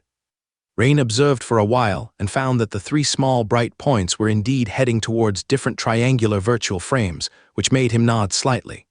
From the looks of it, everything should be going smoothly, and there's no instruction from headquarters. In this case, I can fetch the golem first, then proceed with the retest task to obtain as many dragon language marks as possible. The block shown on the sheet is the 2 improved Hellfire golems that Tasha helped Rain arrange to be transported simultaneously. Rain checked the position, and it wasn't far from him, merely a few kilometers away. Moreover, it was in the same direction as his destination, the Flame Mountain area in the center of Dragon Valley. Great, it's on the way. Before coming, Rain had already thought it through. He planned to prioritize obtaining the dragon language mark of Red Dragon offspring. Therefore, he naturally needed to go to the favorite living environment of the Red Dragon offspring, which is the high temperature and scorching volcanic area. As for the reason, there are 2 points. Firstly, the Red Dragon is good at fire element witchcraft, and Rain also first learned fire witchcraft, with elemental affinity and familiarity that are second only to metal series witchcraft. Secondly, the Red Dragon's breath is the highest temperature among the 5-colored giant dragons, suitable for his subsequent smelting of metal ore and making alloys. In this respect, even Rain's adept metal series witchcraft cannot completely replace the most basic step of ore smelting. Just as Rain was swiftly heading towards the Flame Mountain in the center of the Dragon Valley secret realm, suddenly, he felt a vibration from the communication sheet placed on his chest. Rain took out the sheet and immediately showed an expression of surprise. He saw 2 lines of characters displayed on the sheet. All personnel on first-level alert. Multiple cults such as the Sea God Sect, Black Flame Cult, Secret Snake Sect, and others interfered and dispatched several legendary combat powers into the secret realm using the transmission passage. A new item has been added to the mission. Eliminate the cultists while protecting the juvenile giant dragons in the secret realm as much as possible. The cults have also entered the secret realm. How did they get in? But soon, Rain shook his head and no longer pondered this issue. He wasn't skilled in the knowledge related to transmission arrays, and it wasn't the time to consider this issue. Additionally, he immediately recalled the previous intelligence. At the time, the Sword Holder headquarters also reminded him that the legendary strongmen of the Secret Snake Sect and Black Flame Cult seemed to have signs of heading towards the surroundings of the Imperial City Tamriel, and he might be their target. But now, it seems that the other party's large-scale action, the target should be the Dragon Valley secret realm, and not him. Thinking of this, Rain felt he should test the signal of the communication device. As he injected a trace of spiritual power, Rain said in a low voice, "Command Hall, this is Rain, please respond if you receive this." A few seconds later, there was no reply. Rain tried again, "Command Hall, this is Rain, please respond if you receive this." Zzzzzzz. A burst of noisy sound came through, seemingly a reply from the command hall but severely interfered with, making it completely indiscernible. This immediately made Rain frown slightly. Suddenly, he felt a violent energy fluctuation appearing in the sky 100 meters ahead. Rain immediately looked up, only to see a rift suddenly open in front of his view. As if a starry sky-themed painting was suddenly torn apart, which was quickly healed, and two graceful gray-robed figures holding hands appeared in mid-air 20 to 30 meters high. Huh, what is this? Interesting. Rain, looking at the obviously feminine figures and their hand-holding gesture, raised an eyebrow and quickly realized something. Speak of the devil, Rain thought to himself. At this time, Areta and Aelida stood still in the air, looking around with bright eyes. Sister, is this the Dragon Valley secret realm, the most important secret realm of the Dragon Empire and legend? Just thinking about killing those juvenile dragons excites me, the younger sister Aelida said with some excitement. Sister, don't be careless. Even juvenile dragons can be very strong in combat, the older sister Areta, slightly more prudent, smiled slightly and reminded, isn't sister here for that? Aelida whined while holding Areta's hand. Sister, then tell me, where should we start the massacre? How about the red dragons? There should be quite a few red dragon offspring there on the Flame Mountain, and it's close by. Areta noticed the nearby Flame Mountain at a glance and said, Okay, whatever you say. Huh, sister, look, why are there two golems over there? Just then, Aelida, who was gently landing on the ground, pointed to a nearby impact crater in surprise and said, Inside the crater, there were two metal magic statues, 6 to 7 meters high, with short and thick cannon bores above their shoulders. At the time, the two golems stood back to back in the pit, bound together with hinges in between. This peculiar scene immediately attracted the attention of the older sister Areta. Looking at the surface, which pattern and metallic luster, they don't seem to be ancient golems, but rather newly crafted ones. The older sister Areta glanced slightly and said, puzzled, Huh, sister, do you mean those people before us were carrying them? Very likely. At this moment, the younger sister Aelida also became interested and stepped forward to inspect. Sister, do you think we can control these two golems? Look, there's just one for each of us. As a lady, it's not polite to tamper with others' belongings. Who? The sisters' faces turned serious as they immediately looked toward the depths of the nearby forest. The elder sister Areta instantly cast a shadow arrow, shooting straight into the forest. Boom! The sound of the explosion came, but amidst the smoke, a figure could still be seen slowly walking over. The newcomer was Rain, surrounded by a kite shield, made of 4 pieces of demonized silver. He approached with a smile. Oh, it's you. Seeing Rain's young face, the sisters were surprised. Areta's pretty face became serious, while her sister Aelida appeared curious, both carefully sizing Rain up. After all, when Rain approached earlier, neither had noticed, indicating that his strength should not be underestimated. Moreover, it was he who chose to reveal himself, which carried a deeper meaning. What kind of person would show up uninvited? At the very least, someone who believes they have the strength to face both of them. You are Rain, right? You should know we're looking for you, and yet you came to us willingly. Interesting. Aelida's eyes lit up as she spoke. Sister, let me test Rain's strength first. Be careful. Before Areta could finish speaking, Aelida's figure flashed, and in the next moment, her agile form appeared in mid-air right in front of Rain. Suddenly, a battle blade appeared out of nowhere in Aelida's hand as she launched a swift leap slash at Rain. Huh, is that a battle blade? Such speed. However, Rain remained expressionless, transforming his hand into a knight's longsword, holding it horizontally to block the opponent's battle blade leap slash just in time. Clang! Sparks flew as the piercing sound of clashing metal echoed all around. Aelida's heart sank, feeling an immensely powerful force surging from the clash point, but she reacted swiftly, using the momentum to retreat. However, Rain's strength was too great, causing her to fail in flying back as intended, instead being knocked back into the air. Rain, through the brief exchange, realized the opponent's speed was astonishing, but her strength was a bit lacking. Now, with the opponent airborne and with no leverage, Rain narrowed his eyes, intending to seriously injure one first. Just as he bent his knee to pursue, suddenly, over a dozen shadow arrows rushed toward him, launched by the sister Areta to attack him. Rain raised his hand, casting a second-level defensive witchcraft iron armor technique on himself. Rapidly dodged the incoming shadow arrow Rain. At this moment, neither side initiated another attack. The brief encounter made both sides understand that the other was not an easy target. Rain now knew who each sister was. The one he fought in close combat was the younger sister Aelida, while the one assaulting him from afar with shadow arrows was the elder sister Areta. According to sword-bearer intelligence, younger sister Aelida excels in close combat. with exceptional speed, while elder sister Areta excels in shadow-type witchcraft with great power. Under normal circumstances, if their skills were only this, they wouldn't be too difficult to handle. But the issue was that intelligence also indicated they had a peculiar ability, a special skill known to outsiders as twin shift, which seems to allow them to switch positions with each other in an extremely short time. And the younger sister Aelida, due to the recent ambush, had her hood and gray robe torn, revealing her charming face and a set of dark leather armor. Leather armor only covered the vital areas. The upper body was a puffed, midriff-bearing vest-style chest armor, while the lower body was short shorts barely covering the hips, revealing large patches of fair skin. In each hand, she held a double-headed battle blade about 1.8 meters long. The battle blade was different from a sword. The battle blade had a slender and curved arc. With the battle blade's grip in the center, both sides had curved blades, making it extremely challenging to use, as a single misstep could injure oneself.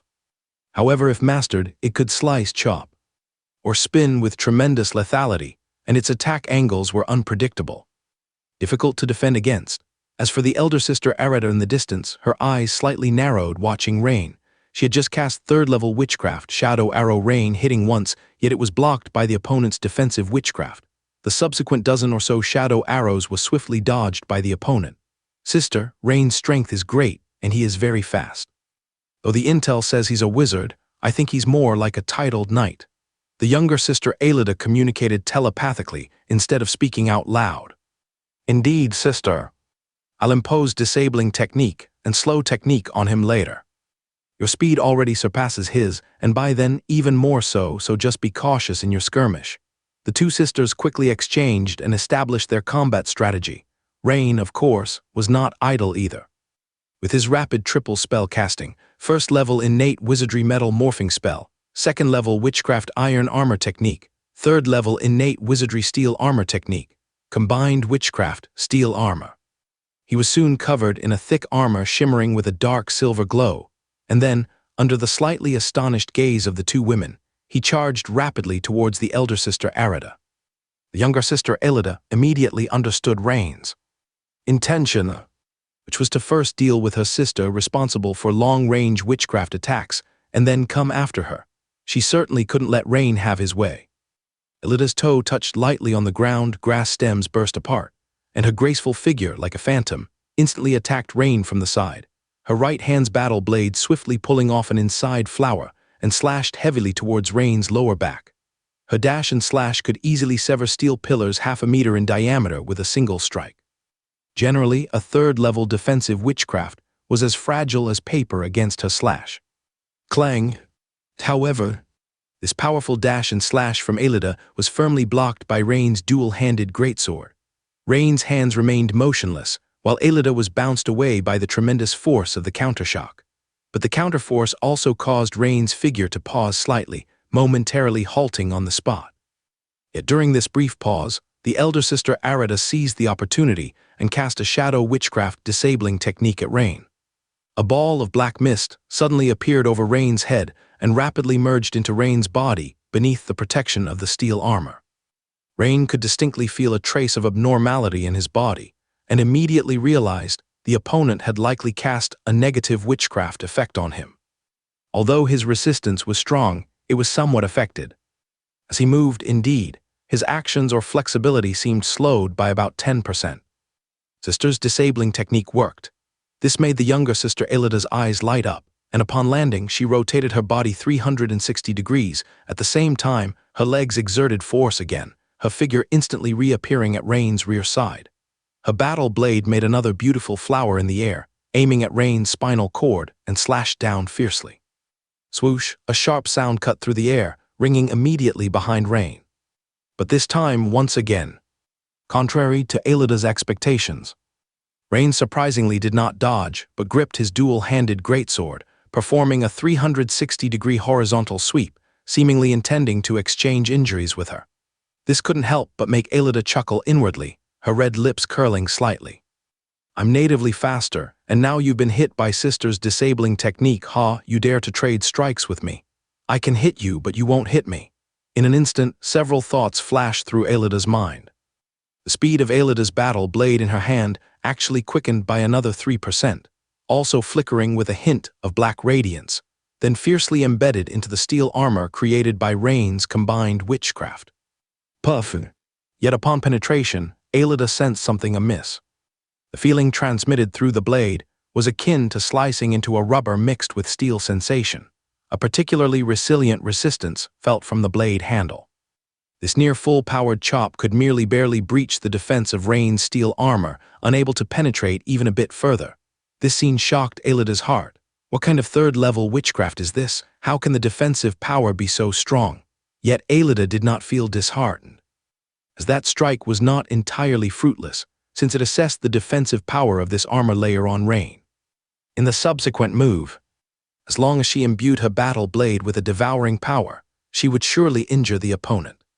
However, just as Aelida bent her knees slightly, preparing to rapidly spring backward to avoid Rain's incoming greatsword strike, suddenly, the dual-handed greatsword in Rain's hand bizarrely lengthened by 20 centimeters. This caused Aelida's beautiful eyes to widen in astonishment, her expression utterly shocked, because she had just calculated that at this moment when she flashed away, Rain's greatsword absolutely couldn't slash her, but the sword suddenly lengthened by 20 centimeters, which was terrifying. The extra 20 centimeters could easily slash through her slender waist, or even possibly cut her in half. Sister. Aelida's heart instantly let out a sharp scream. In an instant, Rain only felt Aelida's figure before him blur, and then her sister Arida, enveloped in a double witchcraft shield, took her place in front of Rain.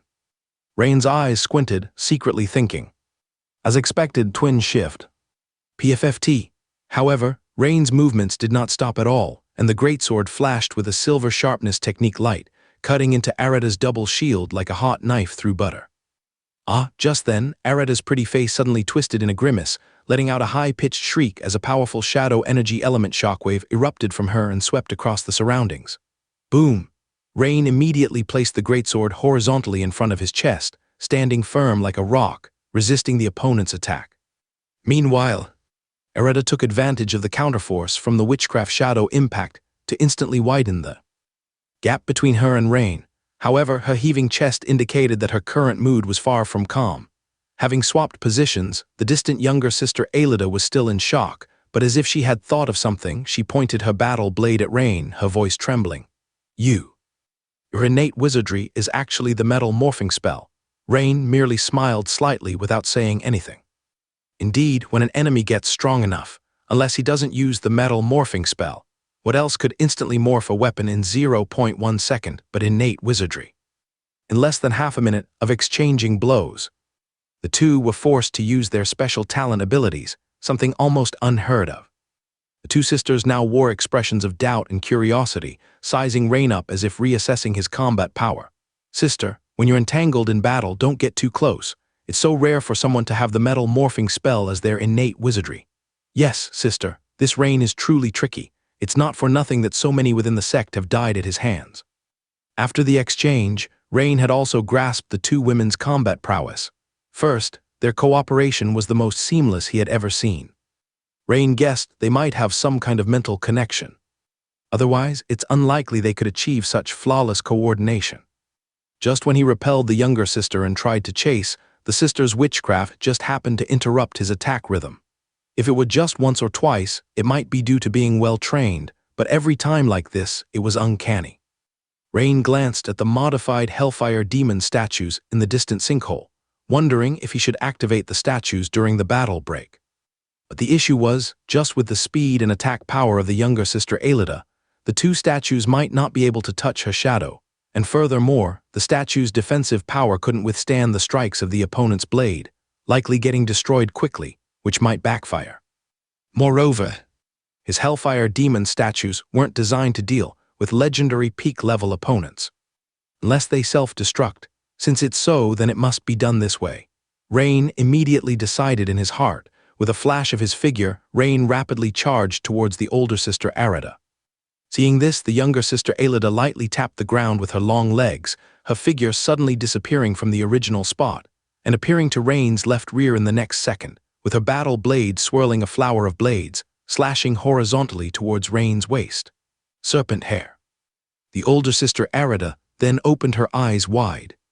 The hair on the back of her head, instantly transformed into hundreds of thousands of black fine snakes rushing towards Rain like a black torrent. Same serpent hair, Areda's effect was evidently different from the Edmondo Rain had crossed hands with before. A bewildered, boar-like secret realm creature suddenly darted between Areda and Rain, only to be struck by a black fine snake. Boom, the black fine snake surprisingly exploded, instantly blasting the boar into a bloody mess, crashing heavily to the side, twitching on the verge of death. The power was evident. Faced with the pincer attack of the two sisters, Rain's body suddenly swelled. Dragon scale faintly appearing, his height soaring to 5 meters, entering the bloodline transformation first stage dragon man warrior form. Feeling the immense strength within his body, Rain at this moment didn't feel the secret realm's rejection of him. It indicated that his power had not yet reached the upper limit that the secret realm could accommodate. Rain didn't even use the greatsword, just a sharp dragon claw, and with a heavy slap against Aelida's incoming battle blade, unleashed an even stronger tremendous force than before, sending Aelida flying. At the same time, Rain pointed at the serpent-haired torrent coming straight at him, metal morphing spell. Cutting net, sharpness technique, witchcraft killing move, multiple cutting net. 3 densely arranged metallic nets emitting a silver glow suddenly appeared in front of Rain and rushed toward the serpent-haired torrent. Normally, with the liquefaction level of a killing move, it would be absolutely impossible to compete against Areda's exploding serpent hair, its power being far inferior. Even if Rain had strong metal affinity, it would still be quite lacking. But Rain never intended to win with this move. Boom! The metal giant net and serpent hair immediately caused a massive explosion, filling the scene with dust. With the intense explosion, Rain vanished from the spot. Meanwhile, not far from there on Flame Mountain, in a pitch-black rocky area, a more than 10-meter-long adolescent red dragon lay in a pool of blood, but its body was strange, with a large portion having the semi-transparent frosted glass texture. It seemed to be infected by some external energy. This was precisely due to an infection by void energy, causing the adolescent red dragon's temperament to greatly change. And at this moment, a human figure stood beside the dying red dragon, extracting something. If Rain were present, he would instantly recognize that the person using the thick syringe to extract the red dragon's blood essence was none other than Barnes, the strongest among the 3 members of the Dragon Scale Brotherhood. Ugh! While extracting, Barnes spat out the residual blood in his mouth. Damn, this dragon infected by void energy hasn't weakened but rather grown stronger, making it difficult to handle. Barnes muttered to himself.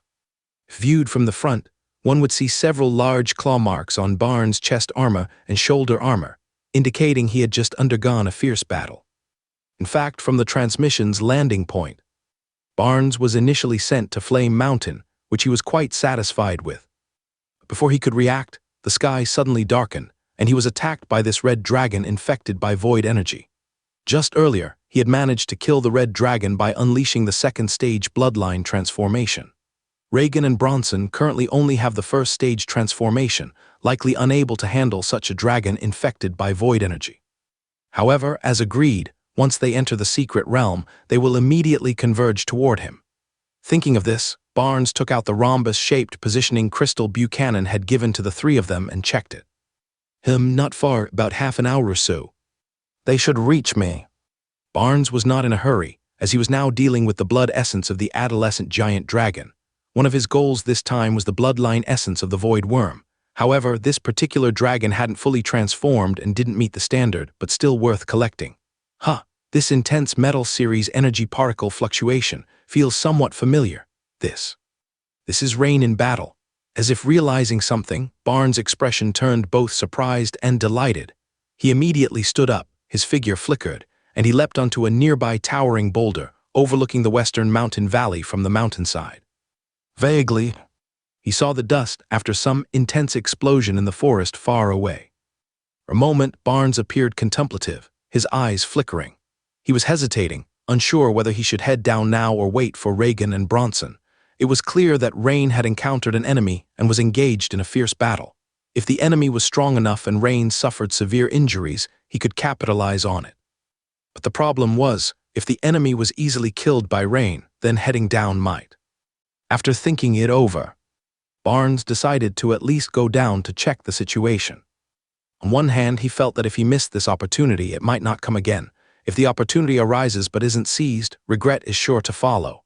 On the other hand, Barnes believed that his strength should be comparable to Rain's. Even if he couldn't defeat the opponent surely couldn't defeat him either. In terms of safety, he considered the problem to be minor. Lastly, there's another point. If he went to the valley below now, Reagan and Bronson would have less distance to travel, and the three could meet up sooner. So Barnes packed up his belongings, picked up the device box for collecting bloodline essence, swiftly headed towards the valley where the battle disturbances had just come from. Meanwhile, Imperial City Tamriel, in the command hall on the second floor of the Star Mage platform. "Have we made contact?" General Augustus immediately asked when he saw Tasha return from the adjacent room. Only to see Tasha shake her head, her pretty face solemn, and said, "I'm sorry, General Augustus. The liaison has been continuously trying to make contact, but due to energy interference, it's been 15 minutes with no success in reaching anyone from the three teams. Also, a message from the Imperial Guard just came in.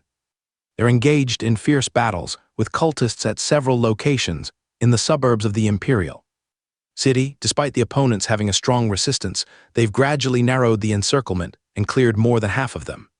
News from the royal family. Over at Falling Star Lake, Prince Minia Red Queen Minia personally went to handle the situation 5 minutes ago."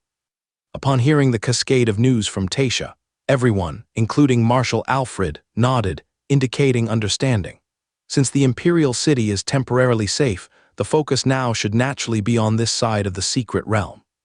This has instead increased the pressure on everyone. "Dalain, has the energy disturbance weakened now? Can we check the situation inside the secret realm?" Marshal Alfred turned his head to ask. The first priority is to quickly figure out the situation inside the secret realm. Upon hearing this, Dalain immediately began chanting a spell. As colorful witchcraft light surrounded him, the next second, Grand Astromancer Dalain shook his head and said, "The interference remains, but it has eased considerably. In a few minutes, we should be able to check the situation within the secret realm. However, the scenes we see may not be very stable then. As long as we can observe, it's fine." Upon hearing Dalain's words, Alfred's expression slightly improved. After all, as a commander, if you can't see the situation within the secret realm, how can you command? Dragon Valley Secret Realm, in the valley on the west side of Flame Mountain. The battle between Rain and the sisters Arida and Aelida continues. "Sister, watch out." After Rain entered the first stage transformation, his speed and strength increased by several folds. Using the cover of dust from the explosion, a 5-meter-high giant figure drew a curve and quickly reached 7 or 8 meters behind Arida's side. The fighting style varies depending on the form. After transforming into a dragon man, the dragon man's fighting style applies naturally. At this moment, Rain, running like a bulldozer, with the fierce air currents formed by fast-moving dragon man warrior form behind him, created a long earthen dragon dozens of meters long. As for the trees around him, large and small, they fell sideways like crops being cut down. The magnitude of his momentum made the hairs on Arida's neck stand up. It felt as though an enormous beast was watching her. Her heart heard alarms go off. Roar. Just as Arida was about to cast a spell to attack, an ear-splitting giant roar burst from Rain's mouth, and several rings of circular airwaves swept all around, causing Arida to freeze for a moment. Before she could completely snap out of it, massive dragon, claw the size of a grindstone, bore down on her abdomen. Pow pow. The double-layer witchcraft defense on her body instantly shattered like bubbles, but fortunately, these 2 witchcraft defensive layers gave her just enough resistance to react by pulling in her abdomen and tensing all her muscles. Bang! In the instant of being struck, Arida was like a cannonball. Her already agile body soared backward, knocking down 7 or 8 large trees embraced by 2 people, spilling blood all along the way. But before she hit the ground, the powerful dragon man warrior form had already appeared in front of her again, swinging its dragon claw down heavily. At this moment, Arida was overwhelmed with fear. How can it be so strong? If this hit was solid, Arida was certain she'd become a pile of flesh on the spot. "Sister!" Not far away, her sister Aelida screamed while simultaneously using the twin shift again. With the 2 exchanging positions, Aelida suddenly appeared in front of Rain, her battle blades crossed defensively before her chest, using all her strength to block Rain's downward dragon claw strike. Clang! Although Aelida was known for her speed and agility, strength was not her forte, and she was already outmatched by Rain. Now Rain had transformed into a dragon man. warrior increasing his strength by several folds, making the gap even larger. Aelida's body was driven halfway into the ground. Now her arms were bent shakily, maintaining the defensive posture, but her eyes had rolled back and her head buzzed unrelentingly. She felt as though her entire body's bones were cracked, her entire body limp and weak, unable to muster any strength. Aelida knew she couldn't hold out against a second strike. Her only option was that move. Although using it will severely damage my energy, making it difficult to complete subsequent tasks, at this moment there is no better choice. Sister Fusion. In an instant, Aelida's eyes turned into a pair of vertical pupils. Her entire skin surface was instantly covered with tiny, dense scales, and at the same time, a red mist quickly spread around her. Just as Rain's dragon claw was about to strike down again, Aelida suddenly appeared next to her sister Aelida. The two figures began to merge in a bizarre fashion, and the red mist around them formed a high-intensity energy shield. Bang! Rain's dragon claw struck but rebounded, as if hitting a highly elastic rubber ball, bouncing back the dragon claw. This caused Rain to feel a bit surprised. But promptly, Rain made a decision. Did not activate his second form, but instead used the core skill of the epic-level profession King of Thousand Blades, Weakness Control. Immediately, a three-dimensional image of the energy shield around the two women appeared in his eyes, directly ignoring the green and yellow points. Rain discovered two small red points moving on the surface of the shield. These are the weak points. The sharp dragon claw accelerated abruptly and stabbed fiercely at the red points on the shield. Sizzle! The dragon claw pierced into the shield, and the two sisters who had just fused were struck and bent over at the waist. Boom! The two were thrown onto the ground more than a dozen meters away, as if hit by a steam engine, instantly forming a crater, with large cracks spreading across the surrounding ground. The women's abdomens each had a bowl-sized bloody hole, inflicted by Rain's dragon finger, and they continued to cough up large amounts of blood. Puff puff, their eyes widened, faces filled with shock and bewilderment as they looked at Rain. How could the energy shield be broken? This is an energy shield with defensive power close to the epic level. When they fused, they were protected by a red mist energy shield, similar to a bodyguard effect, with a super strong energy protection surrounding their bodies, never before broken in their previous battles. But Rain had the melee divine skill, Weakness Control. And after transforming into the Dragon Man warrior form, the strength was truly immense. Combining the two, the protective effect of Aelida sisters was directly shattered. Their fusion skill was naturally interrupted as well, causing them to suffer backlash and severe bodily harm. And when Barnes arrived nearby, he witnessed precisely this scene. Hiss, looking at the surroundings resembling the aftermath of heavy artillery plowing the land, Barnes could easily imagine how intense the battle just was. Especially the 5-meter-high unknown Dragon Man form in front, which further confirmed his previous suspicions. This Rain indeed has the dragon bloodline. Moreover, judging from the current form of the Dragon Man transformation, was not the traditional 5-colored giant dragon bloodline transformation form. No wonder the second prince wants this Rain's bloodline essence. Why did Carver Harold die at this Rain's hands? Now I understand. In an instant, Barnes believed he understood a lot. These two are from the secret snake sect. How did they enter the secret realm? When Barnes turned his gaze to the two women, he immediately noticed the red Ouroboros mark on their foreheads. Combined with that peculiar aura, he instantly confirmed their identities. Well, this placed Barnes once again in a dilemma. Could he take action now, while Rain is exhausted from just finishing his transformation? Or wait until Rain finishes off the two women, then he would strike? The former has the suspicion of colluding with an external enemy. After all, he and Rain are both from official departments of the Empire. Acting now could cause misunderstandings. The latter would be foolish. However, Barnes quickly thought it through. Since they're all going to die anyway, why not take out Rain first, then the two women? Wouldn't that be more rewarding? With no survivors, who would know he killed Rain? He could even gain the credit for defeating a cult. Barnes, having made his decision, set the blood essence collector aside and glanced at the locations of the other two on the locator crystal, Reagan and Bronson, feeling reassured. Because they were already very close, they should be able to join him in about 3 to 5 minutes. Then there will be no problem at all. Just as Rain reverted to his human form, stepping forward intending to question the two women about the cult's plans, he suddenly sensed something, turned westwards and said, "Come out, stop hiding." Lord Rain, what a coincidence. Barnes walked out with a smile. Lord Barnes, it truly is a coincidence. Rain replied as he sensed his surroundings. However, he did not find any trace of the two who accompanied Barnes at the previous Dragon Knight preliminary trial, Reagan and Bronson. Cough. These two are cultists of the secret snake sect, right? Judging by their prowess, Lord Rain sure is strong. Barnes praised. Indeed, they are cultists of the secret snake sect. Lord Rain, I have an impudent request. As Barnes spoke, he stepped between Rain and the two women, the implication being obvious. Oh, Lord Barnes, please speak. Rain narrowed his eyes slightly, looking at Barnes, said, I need a portion of the blood essence from Lord Rain. The dragon bloodline you possess is rare, and I believe it holds significant research value for all of us who possess the dragon bloodline. I hope Lord Rain can consider the big picture and make some sacrifices. Of course, if there are any research results, you, as a contributor, will enjoy all the findings for free. Because Barnes believed he had the upper hand, his words were a bit direct. At this moment, Areta and Aelida, who were struggling to get up from the ground, froze immediately upon hearing Barnes' words. The sisters exchanged glances, both wondering if they were hallucinating because they were too injured. What is going on?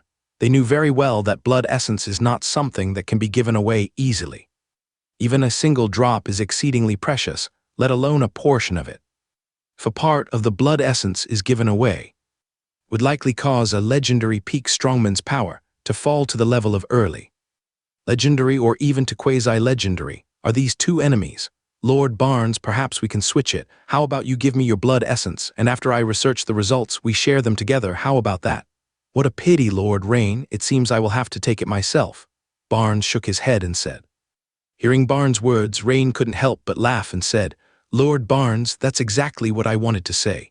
Meanwhile, Imperial City Tamriel, inside the command hall on the second floor of the Star Mage platform. Grand Astromancer Dalane suddenly relaxed his brows and said, Lord Alfred, perhaps I can try to look into the secret realm. Oh, that would be wonderful. Upon hearing this, Alfred naturally showed a look of delight. Dalane immediately began chanting and casting, with dense, colorful witchcraft light gathering around him. As Dalane raised his hand and pointed ahead, a scene suddenly appeared on the elliptical stone platform about 10 square meters large in the center of the hall. It was a scene occurring at a location within the Dragon Valley secret realm at this moment. Seeing this scene, General Augustus, Major General Tasha, and several staff members immediately gathered over with joy. What was shown in the image was a middle-aged man holding a dual-handed greatsword, executing a decapitation move to behead a juvenile green dragon infected by void energy. The angle, power, and speed revealed a sense of being honed and tempered through countless trials. This person's strength is formidable, Augustus said in surprise. This is Lambert, the first disciple of the Tide Sword Saint, possessing the strength of a quasi-sword saint, Major General Tasha introduced proficiently. As the head of the intelligence hall at the Sword Holder headquarters, Tasha was naturally well versed in the legendary strongmen of the Empire.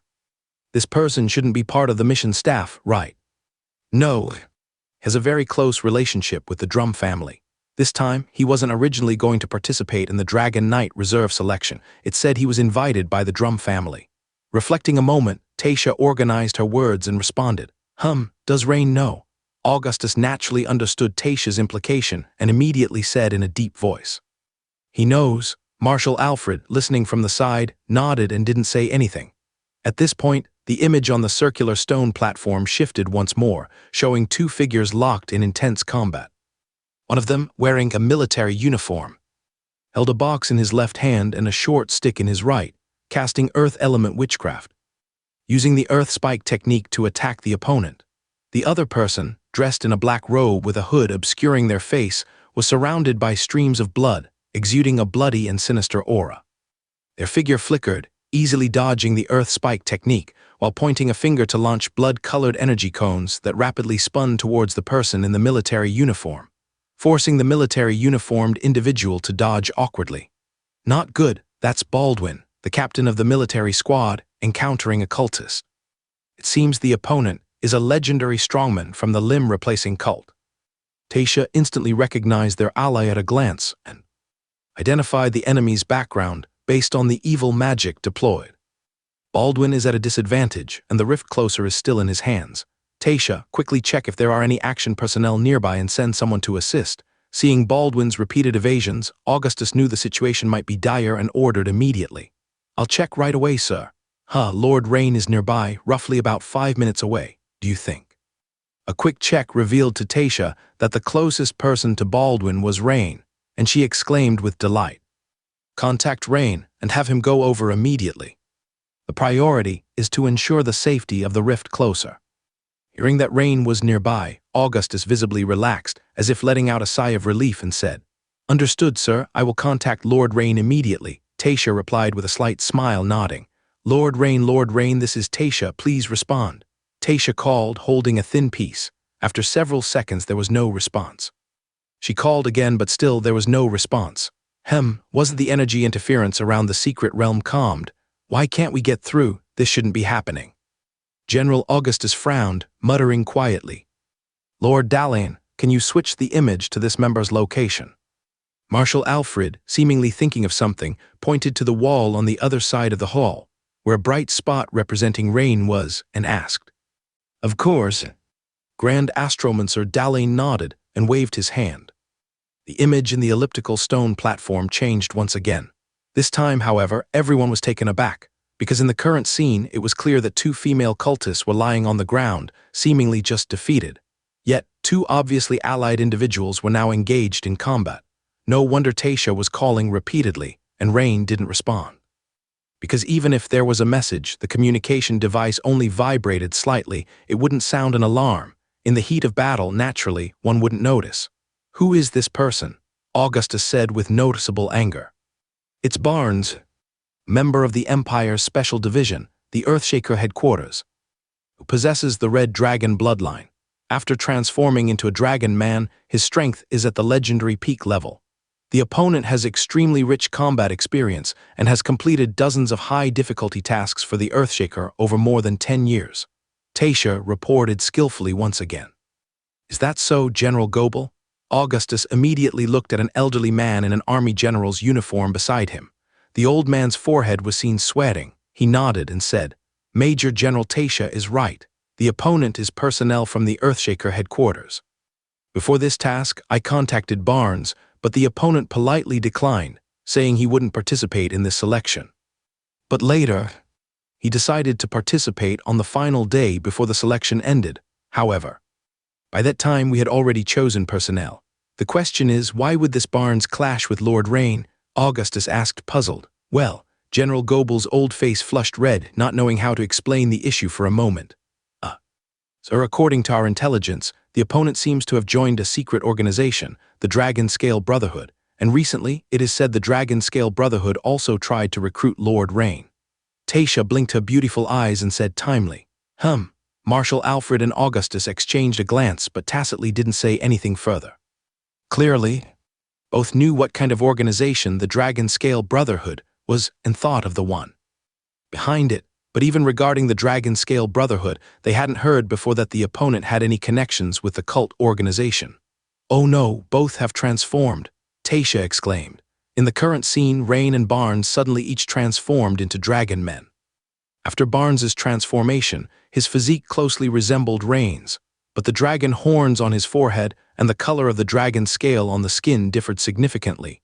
One red, the other dark gray, and they instantly began to battle. Even though the 2 in dragon man form did not use weapons, their strong limbs and sharp dragon claws were no less than holding blades. Rain's body was covered by steel armor, while Barnes's body also shimmered with red witchcraft light, one of his talent abilities post-transformation, the flame armor. Bang! Barnes delivered a downward claw strike, which Rain blocked with his raised elbow, causing a wave of red mixed with silvery gray to explode from the point of clash. The sound was as if a great bell and chime had struck. The true master shows his skill with the first move. With just one strike, Barnes's expression changed immediately. The opponent's dragon man form. How is its strength this formidable? Even stronger than the transformed strength of those with the black dragon bloodline. Barnes could confirm that the Rain in front of him was also only in the first stage of transformation. Yet when Rain took this strike, his arm didn't budge. Barnes's claw strike was not only deflected, but his palm also felt faintly numb, indicating Rain's strength was evidently superior. However, Barnes did not fear but felt a bit excited inside. Not to mention that Reagan and Bronson were about to arrive here. Additionally, he himself had a trump card, not afraid of Rain. At this time, in the Imperial City Tamriel, the command hall on the second floor of the astrologer platform. Projection on the elliptical stone platform suddenly blurred, and soon, the images within the Dragon Valley secret realm became unviewable. Grand Astromancer Dalane said in a deep voice, "Energy remnants around the secret realm still exist, and interference will appear from time to time, so the images astrology can show are unstable. But don't worry, it should restore soon." Your Excellency Dalane, thank you for your efforts," Marshal Alfred nodded and said. Meanwhile, within the secret realm, the battle between Barnes and Rain continued. Barnes lifted his stout leg and stomped heavily towards Rain, only for Rain to raise his leg and counter with a snap, instantly blocking the attack. Their exchange was incredibly fast, each clash causing energy and shockwaves to burst forth, like a giant beast fight. The more they fought, the greater Barnes's amazement grew. You must know that after the Dragon Man transformation, the physical strength and hand-to-hand combat ability largely determine the combat power of the Dragon Man form, especially if it can reach second stage or even third stage transformation thereafter. An increasingly taller form can attack with a mere flick of the hand, comparable in power to third-level witchcraft. One can refer to giant beasts, the larger the size, often the higher the combat prowess. Of course, the role and power of innate wizardry and breath can also be significant. However, these moves are either quite exhausting physically and typically can't be used many times in a single battle, or require charging, and in close combat, there often isn't a gap to use them leisurely. Just now, Barnes used a burst of power developed by the Dragon Scale Brotherhood, suited for descendants of the Red Dragon bloodline for cultivation. Within his movements lay a special impact effect. Yet his attack on Rain felt like throwing mud into the sea without any response. Suddenly, the feet of the dark gray Dragon Man warrior that Rain had transformed into stomped heavily on the ground, with the earth shattering. The immense counterforce propelled Rain's fierce Dragon Man form straight at Barnes, and the hardened essence gold on the side of his dragon claw swiftly turned into a sharp blade. Shadow step, rapid cutting. In an instant, Rain's figure flashed to Barnes' side. The attack of the dragon claw in his hand was so fast it was completely invisible, only leaving fleeting arcs of glory in the air. Sizzle. Consecutive sounds of blades slicing flesh resounded. Even with the flame armor and the hardened dragon scale's defense, Barnes was bewildered by Rain's secret technique twofold hit. Instantly, the dragon scale shattered, and the side of his body was drenched in blood. On Barnes's left shoulder, chest, abdomen, even forehead, there were dozens of deep wounds visible down to the bone. This does not reflect Barnes's incompetence. Rather, this burst from Rain was truly unexpected. Because generally speaking, the larger the physique, although gestures are powerful, limb movements tend to be slightly slower, almost impossible to perform a series of secret techniques as in humanoid form. Which is why the Dragon Scale Brotherhood researched power. Regarding Dragon Man form combat, you should know power has been engaged since becoming a knight, followed by great knight level original force and subsequent will brilliance, etc. Now, reverting back to the study of power technique, it's somewhat akin to returning to simplicity. This precisely is what needs to be relearned for a giantized body to comprehensively exert combat prowess. He didn't expect Rain could perform close combat secret techniques at the avatar level, in Dragon Man form. How difficult must that be? How much physical strength does it consume? Boom! Only to see Barnes, after being severely hit by secret technique, was hard-headedly subjected to Rain's whip kick, making him look like upside-down green onions, his head directly embedded into the soil. While Rain immediately added points to his spiritual attribute, restoring his physical strength to peak after 2 consecutive battles. The ensuing battle could be said to be a foregone conclusion. In less than half a minute, Barnes, transformed into the Red Dragon Man, was left with only defensive capabilities. At this time, a group of 2 to 3 meter tall small scythe-clawed dragons were peeking from the forest on the side, because they discovered the severely injured Arata sister lying on the ground, but were also intimidated by Rain and Barnes's combat power, several times daring not to approach. Scythe-claw dragons, a fierce species of the secret realm, although not large in size among fierce species, have sharp teeth and claws with extremely strong attack power, and like to live in groups. Habit-wise, they resemble hyena packs. They also enjoy snatching and stealing prey harvested by other fierce species. Oh whoa, oh whoa. At this moment, seeing the two dragon men, Rain and Barnes, battling far away, they immediately excitedly howled, rushing towards the two women. And Aridia and Aelida, although suffering both spiritual and physical heavy injuries, were just beginning to regenerate on seeing the fierce scythe-claw dragon group charging forth, were not frightened but delighted. The two women exchanged a glance, eyes filled with joy, and when the stinky mouth of the leading scythe-claw dragon was about to come near, all of a sudden, their snake hair wildly danced. Sizzle. Hundreds of fine snake hairs suddenly turned into real little snakes, biting down on the attacking over 10 scythe-claw dragons. Once bitten, these snake heads started vigorously sucking. Visibly one after another stream of blood and flesh essence from the scythe-claw dragons was transmitted back into the women's bodies through the soft tube like slender snake form. In just a few seconds, a robust scythe-claw dragon transformed into a gaunt figure. The Arata sisters rolled their eyes in satisfaction. Their faces showed expressions of extreme enjoyment. The sea bowl-sized wounds on their abdomens were beginning to heal at high speed. It turned out that the two were treating the ferocious scythe-claw dragon group as a blood meal, rapidly devouring their essence and recovering. In just over 10 seconds, all wounds on the two women were fully healed, their abdomens restored to their white, smooth state, leaving no trace of the previous injuries. Not far away. Boom! Red Dragon Man Barnes had once again been heavily knocked away, smashing through 7 or 8 large trees that would take 2 people to encircle. Being knocked away left Barnes a bit bewildered. He hadn't anticipated that even after initiating the first stage transformation, he couldn't withstand a minute against Rain. This left him a bit baffled. Typically, after initiating the Dragon Man transformation, one relies on close-quarter combat skills, like those involving fists, claws, legs, and other hand-to-hand techniques. He had learned special extraordinary battle techniques from the Dragon Scale Brotherhood. What was up with this Rain? Ignoring the formidable body strength and high defense, the power delivered by claws and fists clearly revealed mastery of the secret technique level. Not just ordinary proficiency. Damn, it's really freaky. Don't tell me I have to use that last move now. But what else can I do? Reagan and Bronson still need 2 more minutes at the fastest to arrive. Seeing Barnes knocked away again, Sister Arata made a decision. Sister, we need to fuse right away. This newcomer doesn't seem to be a match for Rain. However, Rain has substantially drained his physical strength.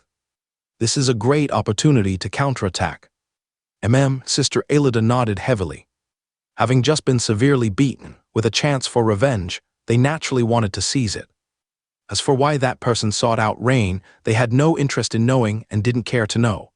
They moved their slim figures together swiftly, serpent scales emerging, then merging like candles into one as they elongated and adjusted.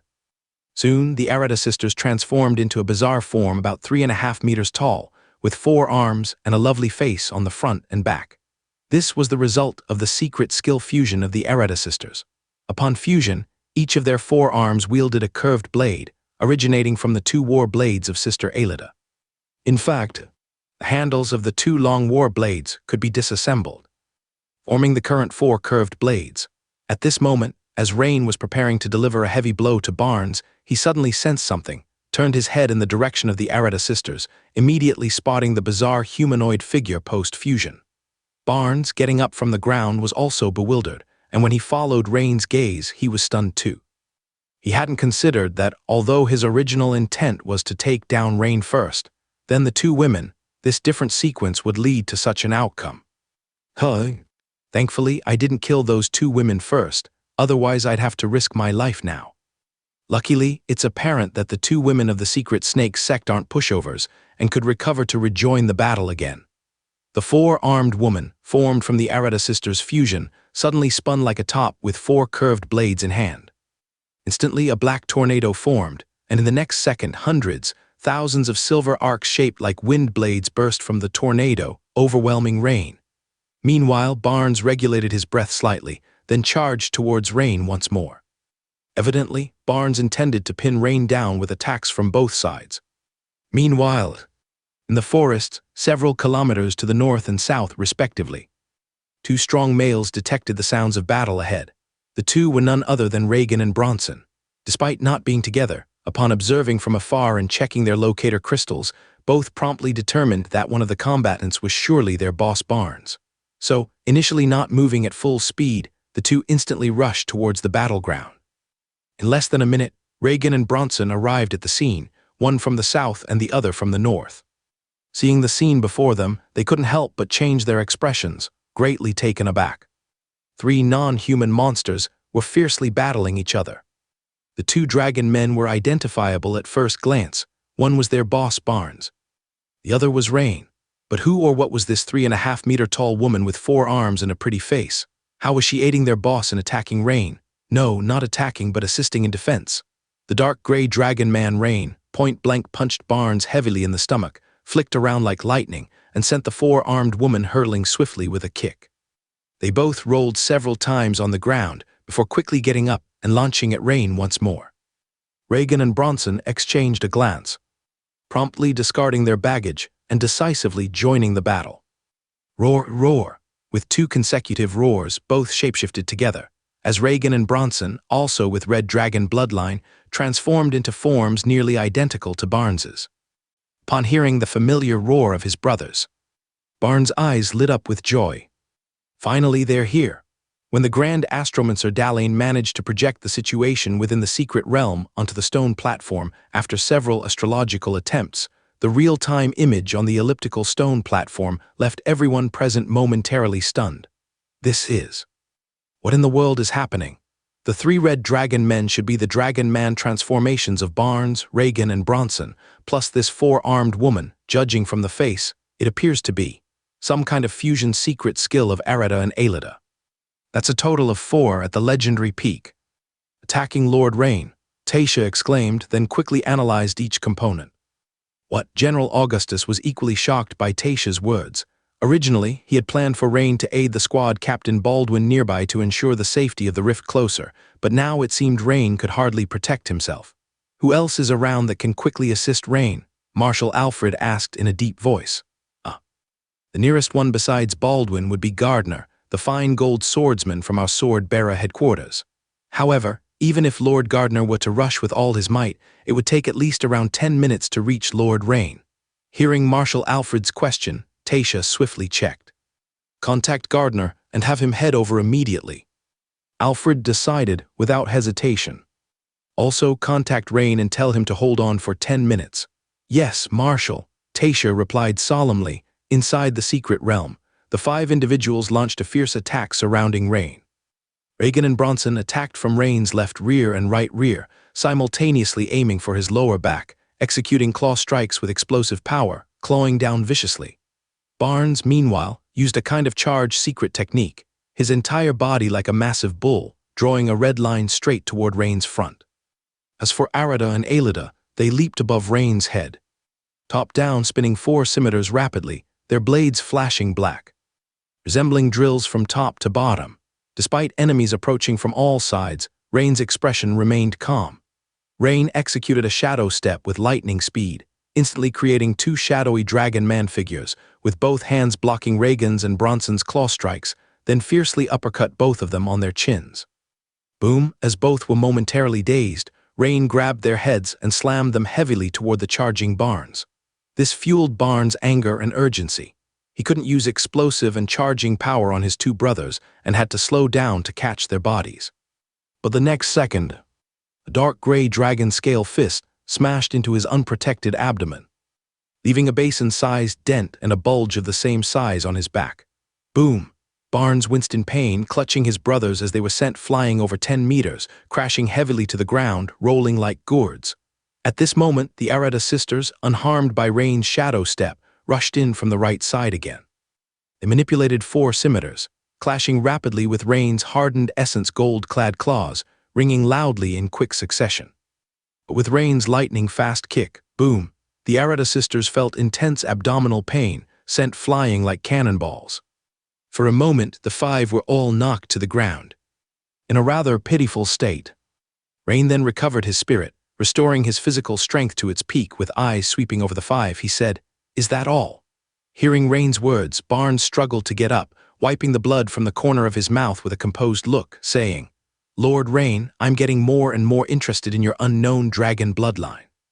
Unfortunately, though your bloodline is special and powerful, it's just that." "Oh, just what?" Rain asked with a smile. "Just that. The bloodline concentration is lacking sometimes."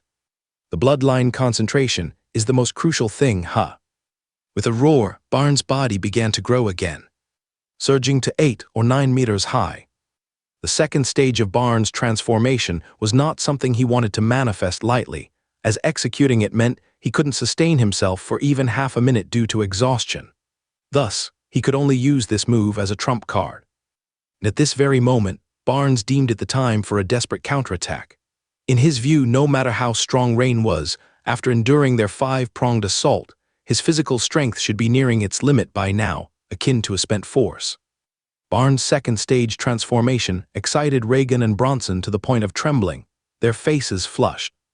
The boss finally decided to use his second stage transformation. "Let's use the Bloodline Burst Potion," Reagan suggested. "Yeah," Bronson nodded emphatically. This Rain in front of them was exceedingly tough. Firstly, since the boss was making such an effort, they couldn't simply sit by. Secondly, if they held back any longer, they could end up dead here. With each taking a bottle of potion with red liquids speckled with crystals, gulp, gulp, Reagan and Bronson underwent significant transformations. Their height, from the initial first stage transformation of about 4 to 5 meters, surged to over 6 meters. Although still significantly shorter than Barnes' current second stage transformation, it was clearly stronger than the first stage transformation. It was a state seemingly between the first stage and second stage. In reality, this compound was secretly developed by the Dragon Scale Brotherhood for those possessing the dragon bloodline to use during intense combat, offering immense power but with tremendous side effects. Once used, it rendered all Dragon Man transformations impossible for a day, leaving the body weak, with a recovery period ranging from a few days. Thus, using this Bloodline Burst Potion equated to completely abandoning the Dragon Rider retest task. But now, it seemed the two no longer had the luxury of choice. As Barnes performed the second stage transformation, his physique naturally underwent great changes. Rain, standing by the side, compared and realized that Barnes' second stage transformation was quite similar to his own second form, the Dragon Man general form. For instance, the tail which transformed from a roughly 1 meter short and thick tail into a more than 3 meter long and thick tail. Having expended significant physical strength in the earlier battle, Barnes initiated his attack on Rain immediately after transforming, eager to make every second count before his energy ran out. Defeating Rain was a must. Moreover, he also contemplated defeating the 4-armed woman from the secret snake sect after Rain. This time, Reagan and Bronson became smarter too.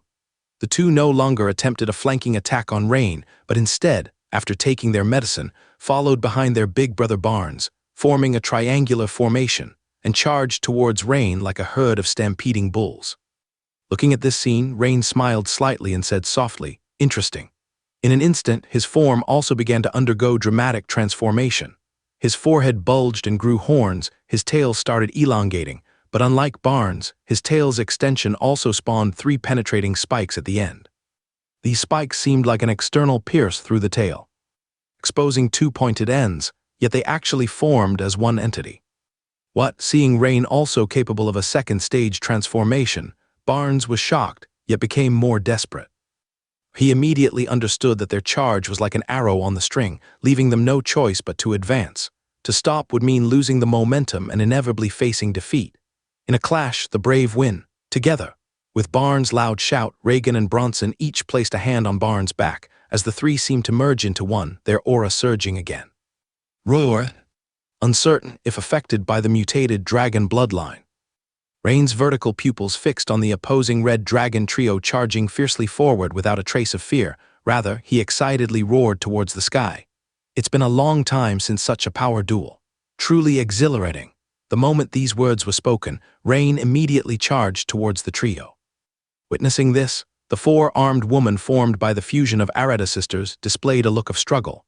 The sisters were initially quite invigorated upon seeing Barnes' second stage transformation, their fighting intent soaring, convinced they would defeat Rain. Yet as Rain transformed again, their spirits plummeted. Sister, let's go for it, the younger sister Alida conveyed telepathically. I refuse to believe we can't defeat Rain under such circumstances, Alida said resentfully. Clearly, the younger sister Alida harbored thoughts of vengeance after experiencing setbacks in prior battles. Younger sister's persistence seemed to make the elder sister Arida determined instantly, saying, "All right." Then one more round. The four-armed woman wielded four curved blades, whirling rapidly, enveloped in black mist, and appeared like lightning on Rain's left side. The sister's aim was straightforward, if not to inflict much damage on Rain, at least to disrupt him. However, just as their blades were about to strike Rain's dragon body, smack, a gray shadow blitzed toward the four-armed woman's waist like lightning, and instantly, the fusion of Arida sisters crashed heavily onto the ground nearby like a projectile. The ground immediately bore a crater, dust erupting everywhere. The faces of the four-armed woman simultaneously spewed large gulps of blood. Having two faces, this bleeding was of double volume. With a ripping pain from their abdomen, Arida sisters glanced down to find three massive holes, each the size of a sea bowl, now on their waist. Only then did the sisters realize what had just lashed them away. It was Rain's spike, ended dragon tail post-second. Stage transformation. Instantly, the sisters' combat capability plummeted to zero, as four arms scrambled to cover their wounds, but facing three piercings front and back forming 6 holes, four arms struggled to manage. It seemed like the severe damage along with excessive energy drain caused the sisters to revert from their fusion. Meanwhile, on Rain's side, after flinging the Arida sisters away like swatting flies with a cow's tail, he clashed heavily with Barnes. Boom! A massive white shockwave expanded from their swollen, huge elbows, spreading in all directions. Instantly, the huge impact caused the dragon scales on their arms and muscles to ripple like waves. In a moment, Barnes felt intense pain from the elbow. He abruptly realized his elbow's dragon scales and muscles were crackling inch by inch, reaching the shoulder, and even the exposed arm bones began to fracture. The power support provided by Reagan and Bronson behind Barnes also sensed the anomaly immediately. Although the two didn't face Rain directly and avoided muscle tearing, they felt an overwhelming, unstoppable force conveyed through their big brother Barnes. Given their figures were inherently smaller than Rain and Barnes' second-stage Dragon Man transformation, Barnes propelled them flying directly. In an instant, the Red Dragon brothers all flew through the air. From the perspective of the two women, Arida and Arida, Rain was like the steam locomotive whistling past, accompanied by a series of cracking sounds as joints fractured, sending all three people flying into the air. Boom, boom, boom. The sound of three heavy objects hitting the ground echoed. Barnes, Reagan, and Bronson, the three brothers, crashed heavily onto the ground, immediately vomiting large amounts of blood like Arida and Arida. Their entire bodies began to degenerate rapidly, reverting to human form, completely losing combat ability. And at this moment, Imperial City Tamriel, inside the command hall on the second floor of the Star Mage's platform. Everyone watched the scene on the elliptical stone platform, and for a moment, there was utter silence.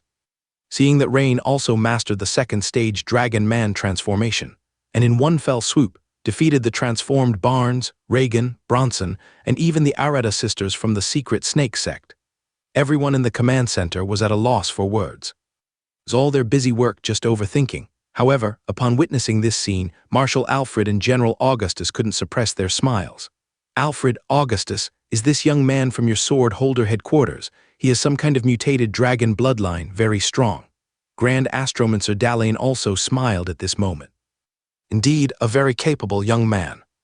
Alfred smiled and said, originally, given Rain's age, it would have been appropriate to describe him with terms like potential or rising star. But after this scene, Rain clearly possessed the strength of a top legendary strongman, making those terms unsuitable. At this moment, Major General Tasha's continuous calls finally connected. Since the battle had ended, Rain had returned to human form, naturally feeling the vibration in his pocket, so he immediately replied, "This is Rain, go ahead." Lord Rain, this is Tasha." But here Tasha got stuck. Rain could sense the hesitation on the other side. Was the signal still not good? Odd, there's no interference noise. Actually, Rain had misunderstood Tasha. Tasha had been constantly calling Rain, with the intention that Rain must hold on for 10 minutes, but when connected, Rain had already defeated the opponents. This result left the usually efficient Tasha somewhat stunned, unable to continue the conversation after starting it. Since Rain had already won, what was the point of holding on for another 10 minutes? At this time, General Augustus took the device from the speechless Tasha's hand, only to hear Augustus say in a deep voice, "Lord Rain, this is Augustus. ZZZZ. General Augustus, hello. ZZZZ. Was it energy turbulence interference again? Did General Augustus seem to have something for him? After several more attempts at communication, only static was heard, so Rain temporarily gave up on contacting the command hall. However, Rain thought it a good opportunity to take care of the scene and maybe ask a few questions. Rain stepped forward and broke the knees and elbow joints of the few people, then encapsulated the 5 of them in a cocoon-like structure using hardened essence gold, leaving only their heads out. However, this action made the 5 people breathe a sigh of relief. Although painfully twitching, at least they were alive. Rain walked up to the Red Dragon 3 brothers and said, "The 3 of you tell me, what does the second prince want with capturing female elves? And what is the condition of those elves?" As Rain spoke, he focused his spirit on observing the expressions of the 3 from the Dragon Scale Brotherhood. Among the 3, Barnes had the calmest expression, while Reagan and Bronson's eyes flickered. Although trying hard to conceal that trace of panic and shock, it keenly didn't escape Rain's notice. In an instant, Rain smiled. There was no way that the weaker Reagan and Bronson knew the details, but the strongest Barnes did not. Most likely, all 3 of them knew the inside information. So no one's talking. Very well. Rain stood up, first walking over to where Reagan had been and picked up the box Reagan had placed on the ground, then returned. He opened the box in front of the 3 and quickly started examining the items inside. Barnes, Reagan, and Bronson exchanged glances, all nodding slightly and smiling. Although they didn't speak, they understood each other's intention, which was, the blood essence extraction equipment in the box couldn't be operated by anyone other than a pharmacist. Even a potion master had to undergo some training first. They didn't believe that Rain could use it. In fact, they thought Rain couldn't even understand its contents. Excellent, a complete set of blood essence extraction equipment, so who's first? Rain fiddled with the equipment, assembling it, and then picked up a syringe and approached the 3. You. At this moment, even the usually composed Barnes had a look as if he had seen a ghost as he watched Rain. How could he assemble and use it? Although most transcendents had heard of blood essence, few knew how to extract it. However, Rain was different. He possessed the advanced level of Deadly Poison Master Magic Potion Master, this legendary potion-related profession. He had learned about bloodline extraction operations at the Royal Alchemist Association. It is relatively clear. Since it's your equipment, let's start with you. Rain glanced at the 3, then smiled at Reagan. No, Rain, let's talk this over. Reagan's face changed drastically. To know, what terrifies a strong person the most is not death but the fall from the clouds. If his blood essence is extracted, his power will inevitably plummet. Reagan feels that this is harder to accept than death. Seeing Rain still walking steadily, step by step behind him, Reagan's hair stood on end, his voice trembling. Rain, wait, I know what you're talking about. The second prince captures those female elves for experiments, Reagan shouted. At this moment, hearing what he wanted to hear, Rain's needle stopped above Reagan's cervix. Huff, and Reagan was panting heavily, his forehead already covered with fine beads of sweat. He knew if Rain pierced him there and extracted, he would be finished. Oh, what experiment, tell me. Reagan lowered his head, not daring to look at the 2 beside him, but in fact he was overthinking. Barnes and Bronson beside him had no intention of stopping Reagan. Because the situation of the 2 was no better than Reagan's, they had no stance to keep any secrets for second Prince Everton when facing death. Actually, their relationship with the Dragon Scale Brotherhood was more of hiring and being hired. They served the Dragon Scale Brotherhood, and those special potions and combat skills suitable for dragon men were their reward. In the laboratory located under the Brotherhood's headquarters, I once saw those female elves locked inside nutrition tanks, their bodies being slowly drained of blood. As for why they are female elves, I heard a rumor that their eggs seem to be the best breeding grounds, but what specific experiments they are for, I am not quite sure. So, besides extracting blood, they also need to extract their eggs. Hearing this, Arida and Alida, the sisters beside them, couldn't help but exchange a glance, their pretty faces showing shock. Is there such secrecy inside the Dragon Empire? In comparison, what their secret snake sect does feels utterly weak. Basically, besides killing, they perform blood sacrifices. Additionally, is this news even for them to hear? The sisters wonder if they are about to be executed by this Rain. Thinking of this, elder sister Arada's eyes flicker, seemingly desperately trying to find a way to break the situation. In Arada's view, she can die, but she wants her younger sister Alida to live on.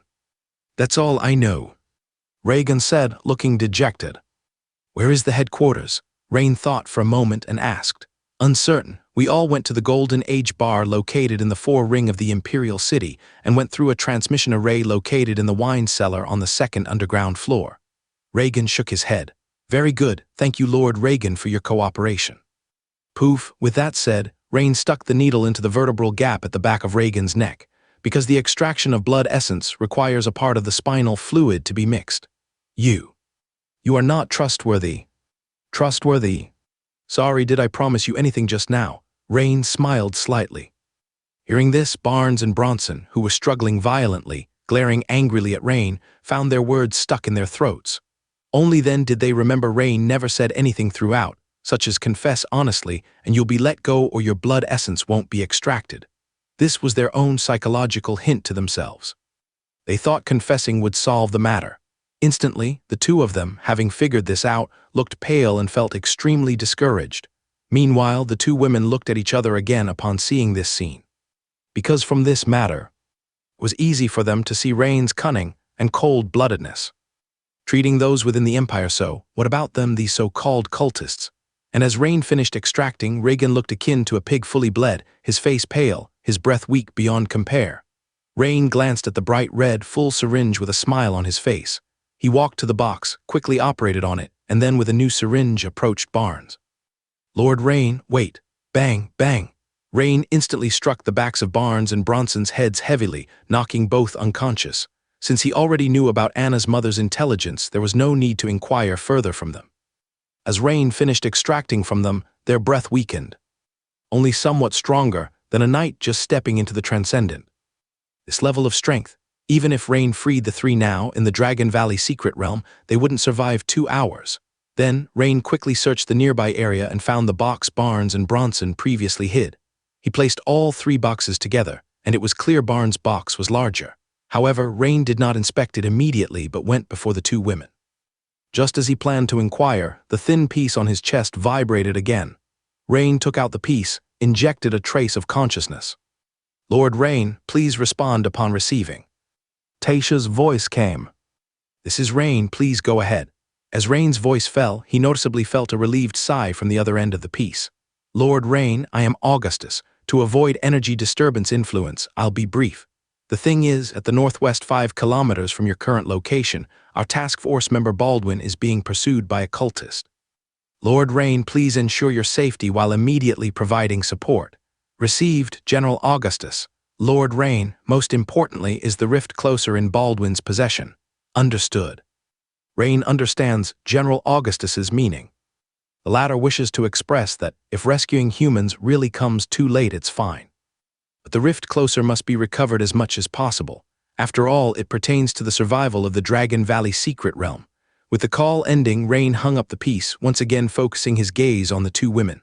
Sorry, I'm on a time crunch, so I apologize, ladies. Wait, hold on. Lord Rain, I am willing to voluntarily tell you the purpose of our visit to the secret realm this time. Areda seemed worried that Rain might attack suddenly and hurriedly spoke. Furthermore, I am willing to serve you as my master. I only have one request, and that is that you please spare my sister. Sister? Alida's eyes widened in disbelief, looking at her sister, apparently completely surprised by Areda's words. Oh, you wish to recognize me as your master? Rain's hand paused as he heard this, pondering, but soon he thought of a problem. Rain pointed to the sky and said, You too believe in the entity from the secret snake sect. Can you freely recognize me as your master? Won't you suffer backlash from your initiation oath immediately? Lord Rain, in general circumstances. It's true as you say. However, this place is different. This is the Dragon Valley secret realm. The divine power of the devouring snake doesn't affect here. Areda confessed frankly. Oh. Hearing Areda mentioning the devouring snake without any evasion, Rain's eyes lit up, and he looked seriously at both women, because Areda's words undeniably piqued Rain's interest. Not because Arata was charming in appearance and graceful in figure, but because he noticed the sincere emotion in her eyes when she looked at her sister. Rain also has a sister, so he could most empathize with Arata's feelings at the moment. This made Rain recall the times he and his sister Bo were deeply connected in Flashgold Town. Additionally, another point that moved him was indeed he lacked followers at the legendary level. He didn't even have followers at the quasi-legendary level. The only follower Viri was merely a great knight, not yet mastering advanced secret skill, and was still in Minster, limited by being a sword bearer. If he could truly gain Arata's allegiance, it indeed could resolve many issues for him. Seeing Rain's interest, Arata promptly said, "Lord Rain, though after pledging allegiance to you, I will lose the favor of the devouring snake's power, unable to use some special abilities, my strength will be weakened significantly. But rest assured, I should at least possess late-stage legendary strength, enough to assist you with some tasks." "Sister, I disagree." Sister Aelida finally reacted from her shock, her eyes turning red, and shouted. Because the scenario at the moment reminded Aelida instantly of about 10 years ago, when she and her sister Arata were wandering. Her sister sheltered her from the wind and rain, protecting her with a frail body. Back then, neither of them had joined the secret snake sect. They were just ordinary people, often ridiculed and bullied by other children in town. Unexpectedly, similar scenes resurfaced at this moment. "Sister, don't be willful. Listen." Arata worried that Rain would get angry, feeling anxious, one hand covering her abdomen, the other gently touching her sister's head, squeezing out a smile. "Sister, if it really must be this way, then let it be me. Lord Rain, no, Lord Rain, since childhood my sister protected me, I wish to protect my sister this time. I am willing to become your follower, pledge allegiance to you, but I pray you, allow my sister to leave." Aelida's eyes were red as she looked at Rain. After a brief contemplation, Rain shook his head, saying, "If I let your sister go, how do I know she won't trouble me? With such deep affection, do you think your sister won't come looking for you?" Though his inner emotions were stirred, considering the consequences of letting one go, evidently Rain's questions left both women unable to answer for a moment. If they said she won't, it would be self-deception. For a while, the scene fell into silence. "All right, time's almost up." Rain looked at the two women, saying, "Wait, Lord Rain, then let us both become your followers. What do you think?" Aelida's expression became serious, seemingly determined internally, saying. She then seriously looked at Arata and said, "Sister, I don't want you to die here." "This." Arata hesitated slightly, but after a moment she nodded, seemingly agreeing with her sister's proposal. "Oh, you've really thought this through?" Rain raised an eyebrow, saying, this was quite unexpected for him. If this was the case, it's not impossible to consider. The first point to clarify is that having two late-stage legendary followers is undoubtedly beneficial, but needs two issues resolved. The first point is ensuring loyalty. This depends on the follower's contract. Coincidentally, he had just rummaged two followers' contracts from Barnes's bag, not knowing if Barnes had prepared them for Reagan and Bronson. Additionally, he himself carried one, obtained from his mentor, Megaro's contract scroll. In other words, the first point was resolved, and the second point is needing to respond to secret snake sect's possible reactions.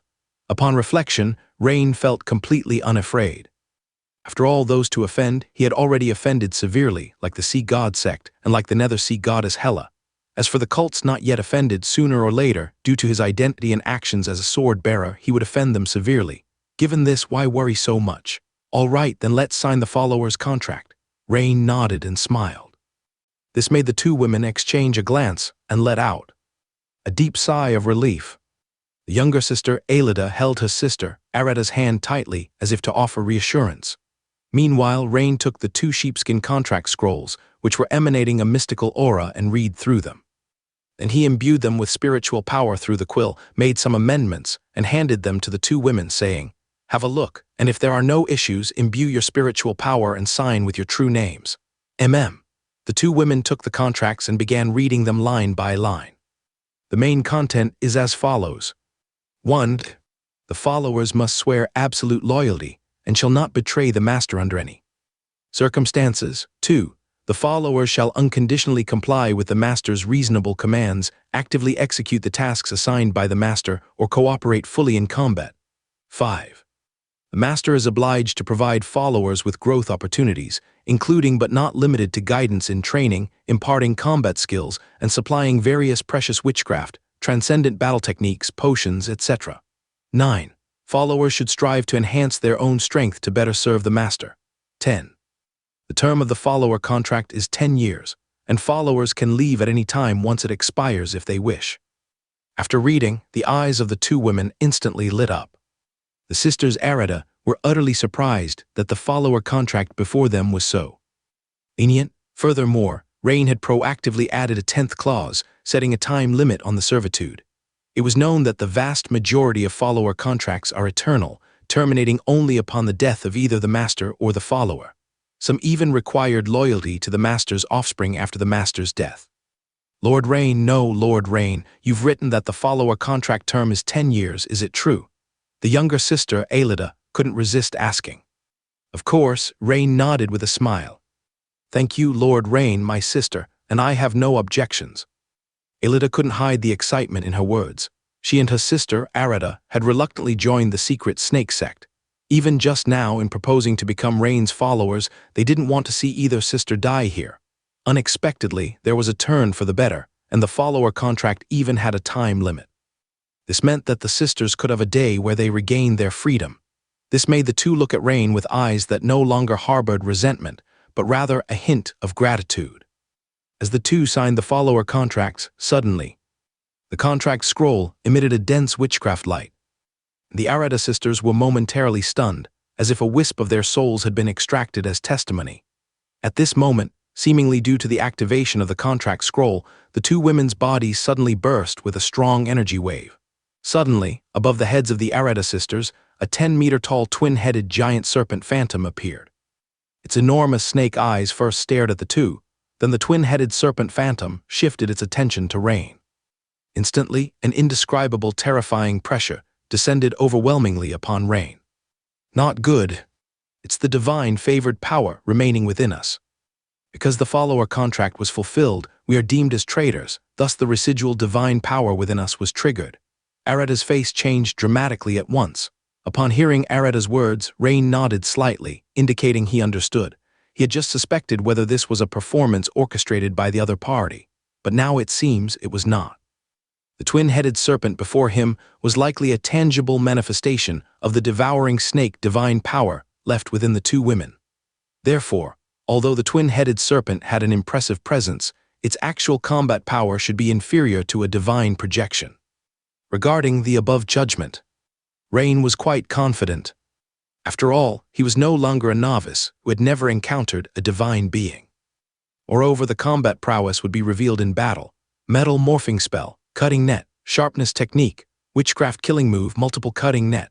Rain lifted his hand and, almost out of nowhere, 3 tightly arranged black metal nets appeared, shimmering with dense silver light, and blasted towards the giant twin-headed serpent in the air. Hiss, hiss, hiss. The twin-headed serpent phantom immediately let out a series of shrill cries. The entire phantom darkened. The ensuing battle was devoid of suspense. Once Rain vanquished the twin-headed serpent's phantom, a surging vast aura diffused out. It was at this moment that a system prompt suddenly sounded. Ding! A trace of unknown high-quality energy that can enhance the crystallization degree of spiritual power has been detected. Absorb, note, the system absorption can remove impurities. This is. Rain's eyes suddenly lit up as if he had realized something, and he silently said yes in his heart. In an instant, Rain felt the vast power around him seep into his entire body and rush into his mind. In a very short time, he felt the number of crystals in the silver liquid in his mind increase at a visible pace. The increase even exceeded that from the ancient dragon soul potion he had taken earlier. Seconds later, Rain checked the system panel. Spirit, 134, crystallization 30%. It was previously 17%, and now it has reached 30%, a whole 13% more. Previously, taking the ancient dragon soul potion only increased it by 10%. Rain was overjoyed. Unexpectedly, efforts turned to fruitful outcomes. He had signed a follower contract with the Arida sisters and even gained an unexpected boost in strength. Rain took out several healing potions from his bag and handed them to the two women to recover. As he needed to set off immediately to rescue Captain Baldwin, Rain had the two women board the modified Hellfire Demon statues and follow behind. As for Rain himself, he added a further point to Spirit, recovering his physical strength to its peak, and proceeded towards the objective point first, after Rain left with the two women. Suddenly, a void energy suddenly appeared among Barnes and his two companions. The void energy, like a spatial rift, continuously rotated in the air and eerily stretched out three globular energy strands towards the trio. As the energy enveloped the trio's heads, from the outside, it seemed as if all three had jellyfish, like transparent coverings over their heads. The weak Barnes and his companions' eyes rolled back, and they trembled uncontrollably. After an indeterminate period of time, the trio suddenly began to virtualize, appearing like semi-transparent gelatinous figures, and then easily stepped out of the hardened essence gold shell that had just trapped them. Strangely, the three hardened essence gold shells left in place remained intact. The trio first looked around, and upon detecting the modified Hellfire Demon statues, quickly pursued forward. But at this moment, their expressions was somewhat wooden, devoid of any human emotions. Moreover, if Rain had been present, he would have instantly noticed that while running, their strength and agility seemed to have increased considerably, yet there was an indescribable sense of discord. At the same time, Imperial City Tamriel, shores of Falling Star Lake. Looking around the sky above the lake, there were Imperial airships circling from all directions, roughly counting, at least dozens of them, and the bronze cannons on one side were aimed at a specific spot in the lake. However, those were not the most striking sight. The most striking was a long-bodied adult red dragon among the multitude of airships in mid-air. The woman in red atop it was the Imperial Guardian, titled Red Queen, Minia. Following Minia's grave gaze, one could see beneath the shimmering waters of Falling Star Lake, a massive curtain of light flickering with intense energy waves and a faintly visible portal-shaped light curtain. Standing quietly above the corresponding position in the water was an exceptionally beautiful woman in a black robe. Standing on water is not difficult. As long as one masters the water-walking witchcraft, even a third-level wizard apprentice can perform it. If it were merely standing on the water, it wouldn't be much of a feat. However, a closer look at the surroundings of the black-robed woman revealed that the surrounding water sparked with a distinct shade of red.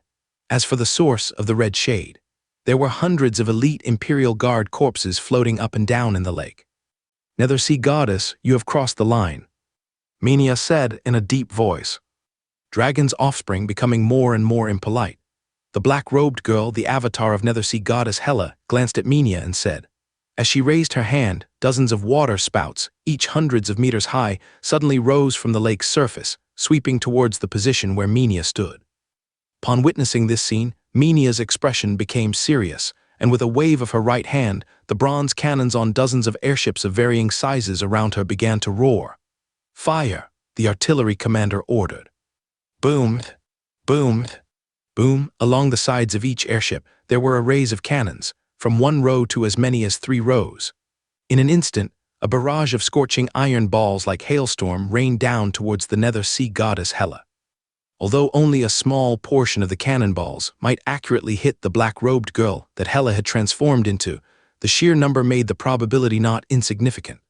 However, in the next second, most people had their understanding of the power of a divine incarnation refreshed. A dozen or so high-speed rotating hot iron balls came to a halt, meeting an invisible blockade just meters in front of Hela, unable to advance another inch. Even though the scarlet iron balls continued to spin. At high speed, they could not move forward. It was as if there was an invisible wall of air ahead. At this moment, Minia made her move. The earlier coordinated cannon fire was merely an appetizer. The main course required her involvement. She patted the red dragon and quickly began to chant spells. Roar! Upon receiving Minia's command, the red dragon Tassa let out a high-pitched roar towards the sky and then dove down towards the lake, where the Nether Sea Goddess Hela stood. At the same time, a torrent of blazing flames, like dozens of flamethrowers combined, shot out from the wide open mouth of the red dragon Tassa beneath her. Boom! In an instant, it seemed as though a portion of the surface of Falling Star Lake was ignited by Tassa's red dragon breath. The surface of the lake was aglow with red flames. Faced with the attack from an adult red dragon, the black-robed girl, the avatar of Hela, showed a slightly serious expression. Although compared to a deity, an epic-level dragon was still no match. But the avatar, limited by the maximum power this body could contain at the moment, was on the same level as the dragon before her, unable to simply overwhelm it. Therefore, she needed to handle the situation seriously. With a raise of Hela's hand, a towering water wall, hundreds of meters high and several meters thick, rose out of thin air 10 meters in front of her, blocking the red dragon breath. For a moment, the scorching dragon flame breath and the super water wall clashed with surging energy, causing the high heat to instantly boil the lake water, creating large clouds of steam.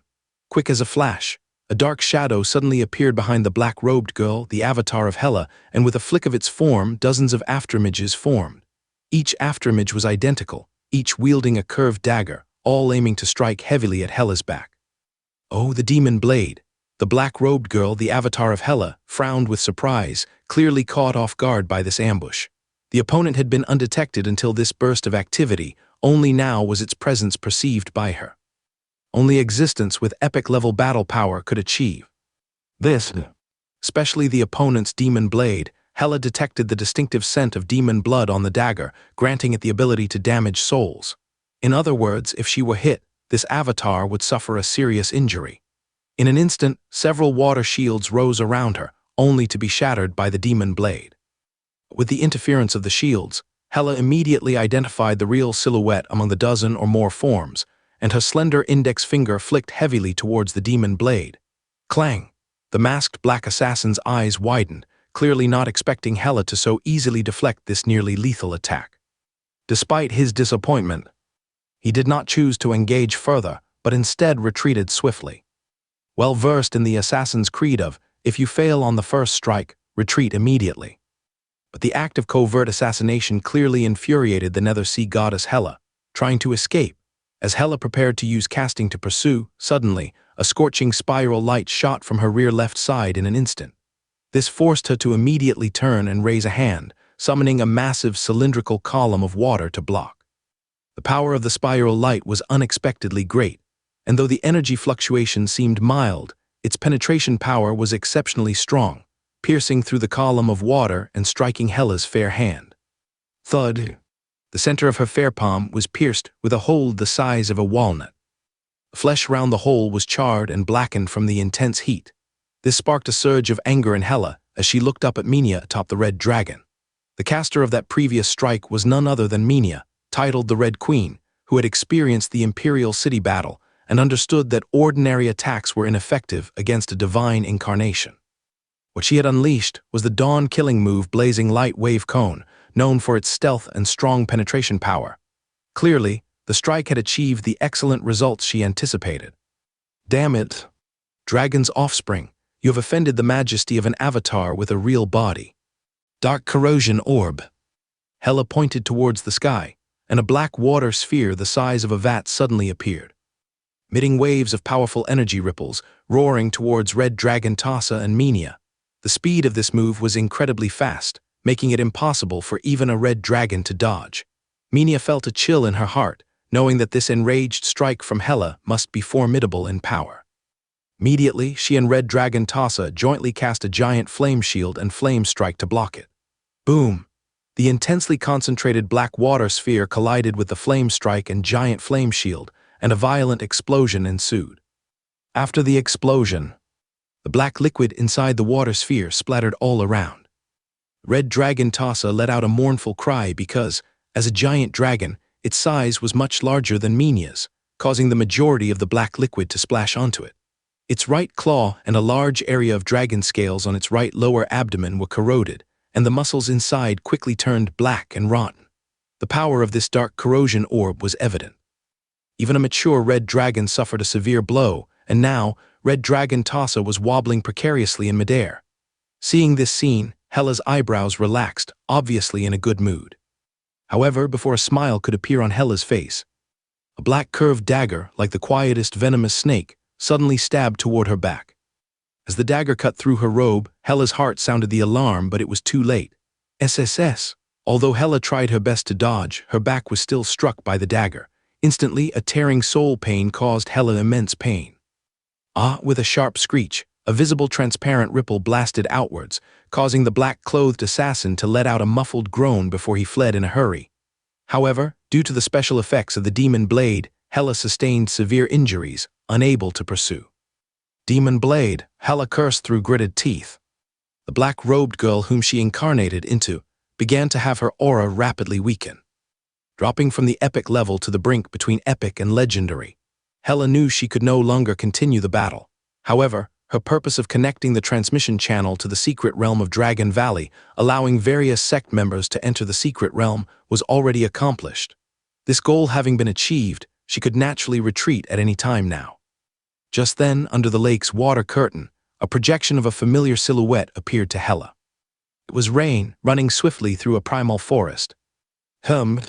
This vile guy also went to the secret realm of Dragon Valley. Hela's eyes lit up, immediately dismissing the thought of destroying this body, and instead, with a flash of figure, she came up to the water curtain, and seemingly with a bit of effort, squeezed into the secret realm of Dragon Valley. The next second, possibly due to the absence of the caster's support, the door-like light screen under the lake vanished instantly. The lake's surface resumed its shimmering appearance, with only the floating corpses and airship debris indicating a battle had just occurred. Meanwhile, the secret realm of Dragon Valley.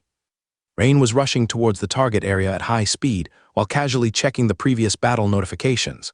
Congratulations, you defeated a strong enemy, earning 34 golden skill points. Congratulations, your will hidden attribute has improved. Congratulations, your King of Thousand Blades epic profession level has increased. In this battle, Rain defeated the three Red Dragon brothers Barnes, Reagan, and Bronson, finally advancing his epic profession King of Thousand Blades by 1 level, entering LV14. This granted him 1 attribute point and 1 skill point, since he added 2 attribute points during the battle, and just added another to Spirit. His remaining attribute points had now increased to 12 points, with skill points still at 1 point, and golden skill points rising to 90 points. At this moment, he noticed in the distant sky a small crack suddenly torn open, and then it seemed as though a small black dot appeared there. At this moment someone else is coming in. Could it be that the channel hasn't closed until now? Rain wondered. However, the point where the intruder appeared was too far away from him. Rain cast a brief glance, then shifted his attention back to the forest ahead, because he already heard the sound of trees shattering and witchcraft explosions coming from ahead. At this moment, Captain Baldwin, carrying the rift closer, was pressing a bloodied abdomen with one hand while he stumbled rapidly forward. As a top-tier legendary strongman of the Special Department of the Military Department, Baldwin naturally had remarkable strength to be selected as captain.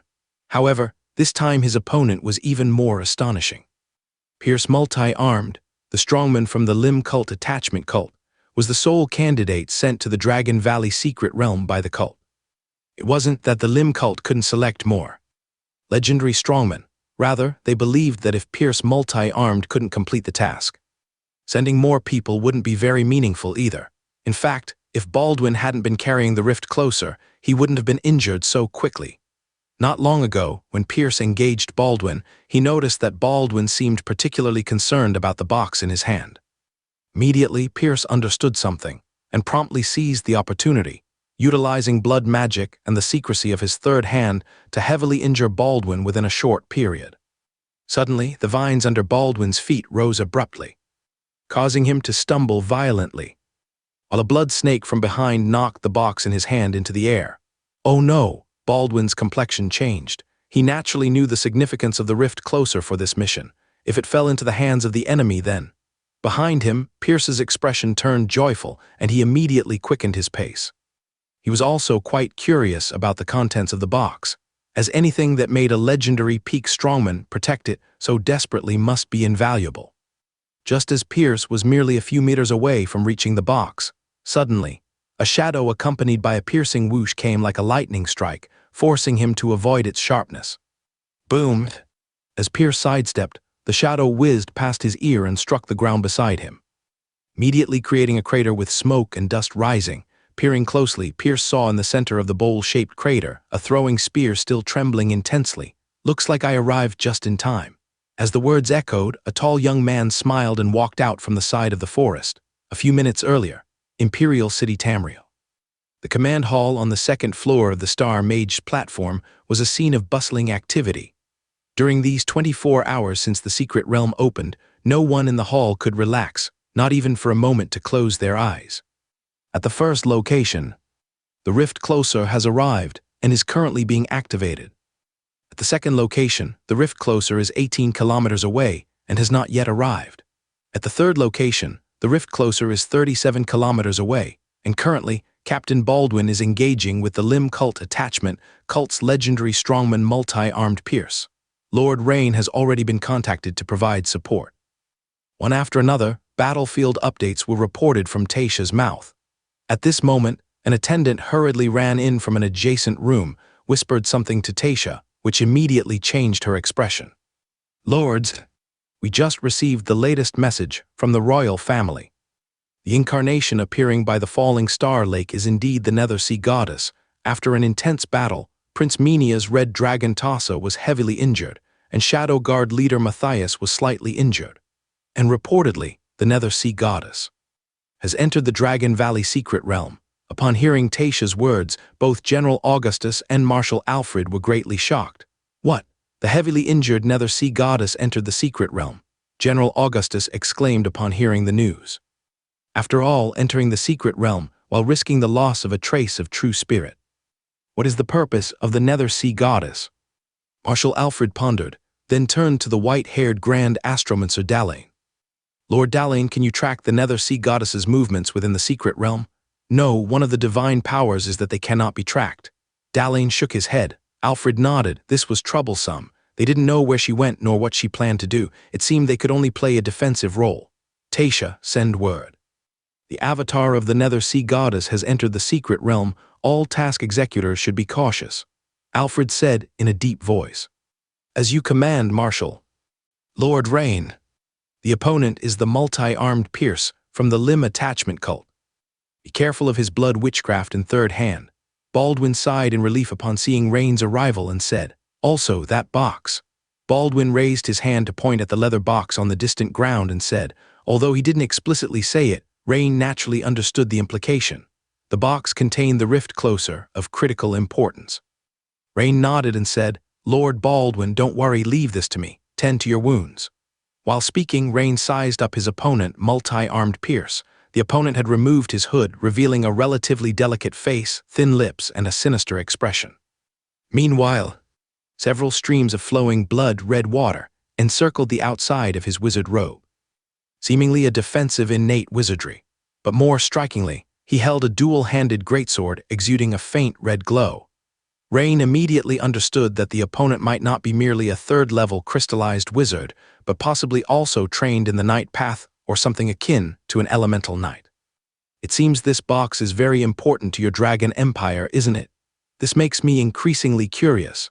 Pierce naturally heard Baldwin's words. As he sized up Rain, he glanced at the box on the ground with a taunting smile. Oh, that might not be a good thing. Haven't you heard the saying? Rain smiled lightly. And what saying? Curiosity killed the cat. Rain smiled slightly and said. Just as the smile froze on Pierce's face and he was about to say something, a series of heavy thud-thud-thud footsteps approached rapidly, causing quite a commotion. Simultaneously, the continuous sound of breaking branches in the forest and the calls of many unknown beasts and birds were heard. Rain knew well who was coming. It was the Arada sisters riding the demon statues. Given the statues' weight of over 20 tons, the noise from running naturally drew attention. But Pierce didn't know this. Pierce's face turned serious, seemingly worried that the newcomers might be more reinforcements from the Empire's side. At that moment, the beautiful Arada and Elida sisters charged out from the forest riding on 2 improved Hellfire demon statues. Seeing the appearance of the 2 women, Pierce was not dismayed but delighted.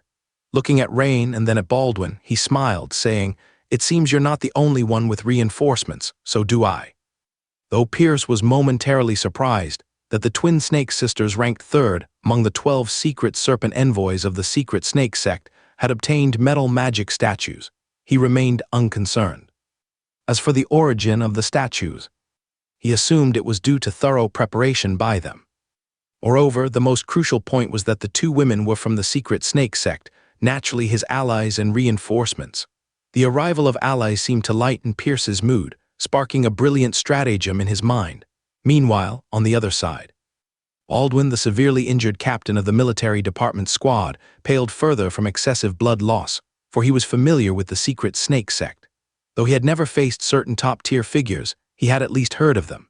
The Arata sisters before him, nicknamed Twin Snakes, were feared to be no less powerful than the multi-armed Pierce from the limb attachment cult. Despite having just seen the news on the thin plate, stating that the young Lord Rain before him was a legendary strongman from the Empire Swordsmen organization, he had also heard of some of Rain's achievements. However, the problem was, if it were just the multi-armed Pierce, it might be manageable. But now, with the addition of the Twin Snakes Arata sisters, he had no confidence in the seemingly youthful Rain being able to withstand them. Damn, to avoid being an Empire's traitor this time, I can only risk everything. Baldwin's face turned solemn as he silently clutched a bottle of red potion from his bosom, ready to use it at any moment. However, the first task is naturally to warn the young Lord Rain. Lord Rain, be careful, those two women are the twin snakes from the secret snake sect, Baldwin said solemnly, and as soon as Baldwin's words fell, suddenly Pierce moved, charging at Rain with a wave of his hand. The 3 streams of blood-red fluid that originally surrounded him shot towards Rain like blood snakes, with Pierce closely following, brandishing his greatsword in a smooth cleaving steel armor technique. Boom, boom, boom, as a layer of silver metallic defense coated Rain. The attacks of the 3 blood snakes were all deflected, returning futilely. However, the blood snake's attack was merely a smokescreen, with the follow-up smooth cleaving slash being the true strike. Clang, Rain raised his hand, and the hardened essence gold also morphed into a dual-handed greatsword, blocking the opponent's slash. The fierce collision caused both their figures to tremble slightly. Rain hadn't expected such tremendous strength from Pierce's seemingly lean body. In terms of sheer strength, multi-armed Pierce surpassed Barnes.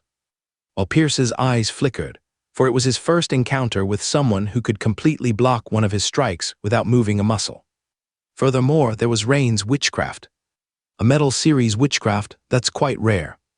Yet having his attack perfectly blocked by Rain, Pierce was not discouraged. Because his purpose was never about that. But suddenly, a slender arm extended from his back, slamming the box on the ground with force, sending it flying towards Arata sisters. Rain was about to intercept, but as soon as the thought arose, he immediately halted, because he noticed that the direction the box was flying was exactly towards the Arata sisters. The two of Secret Snake Sect, this box is very important to the Empire. Naturally, it cannot fall into their hands. You better take care of it. If there's something good, we can split it evenly, Pierce said with a smug expression. Throwing the box to the Arata sisters was, in Pierce's view, a brilliant move that killed 2 birds with 1 stone. Though the various churches were allies in this action, how could they not be wary of each other? He feared that the Arata sisters were on the sidelines, watching him and this newly appeared young man fight to the death, and then reap the benefits. Though he had to concede half the benefits of the box, he successfully dragged the Arata sisters down with him.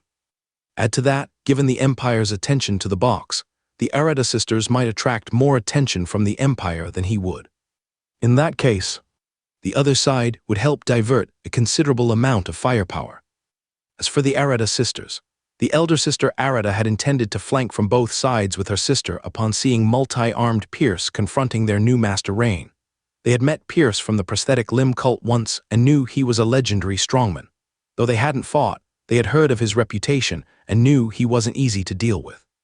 Yet unexpectedly, the box flew to her hands first. This made Sister Arata exchange a glance with Sister Alida, and from their expressions, they were a bit confused. However, they also heard the recent conversation between Baldwin and their master Rain. This box seemed quite important. The situation had become a bit unexpected. Clearly, multi-armed Pierce mistook them for reinforcements. Indeed, if it had been 10 minutes ago, they belonged to the Secret Snake Sect and were naturally allies with the prosthetic limb cult. But in reality, just minutes ago, they had changed allegiances. Now they are followers of Lord Rain. Sister, I have an idea. Only to see Sister Alida's beautiful black and white eyes suddenly sparkle as she used telepathy to whisper to Sister Arata. Be careful, Sister Arata nodded, reminding her. Only to see Sister Alida's tall figure rise on the demon statue. With a gentle flick of her long legs, she shot towards the battle between Pierce and Rain like an arrow. Seeing Aelida attack from Rain's back, Pierce couldn't help but curve a slight smirk at the corner of his mouth. Because in Pierce's view, Aelida's action was a sign that his strategy of initially granting the box had achieved a good effect. The twin snakes of the secret snake sect decided to step in and cooperate with him in the battle.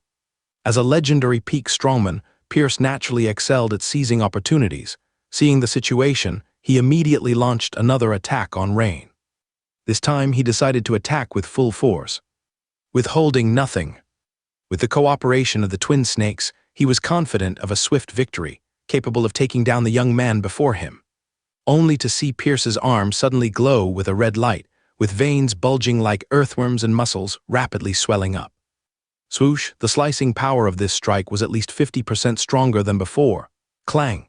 Yet once again, it was steadily parried by the greatsword in Rain's hand. Pierce didn't mind, and after an unsuccessful hit, he launched a series of continuous slashes. Especially when he saw Aelida's figure flash, already reaching Rain's rear, his mouth suddenly curved into a sinister smile. Swish!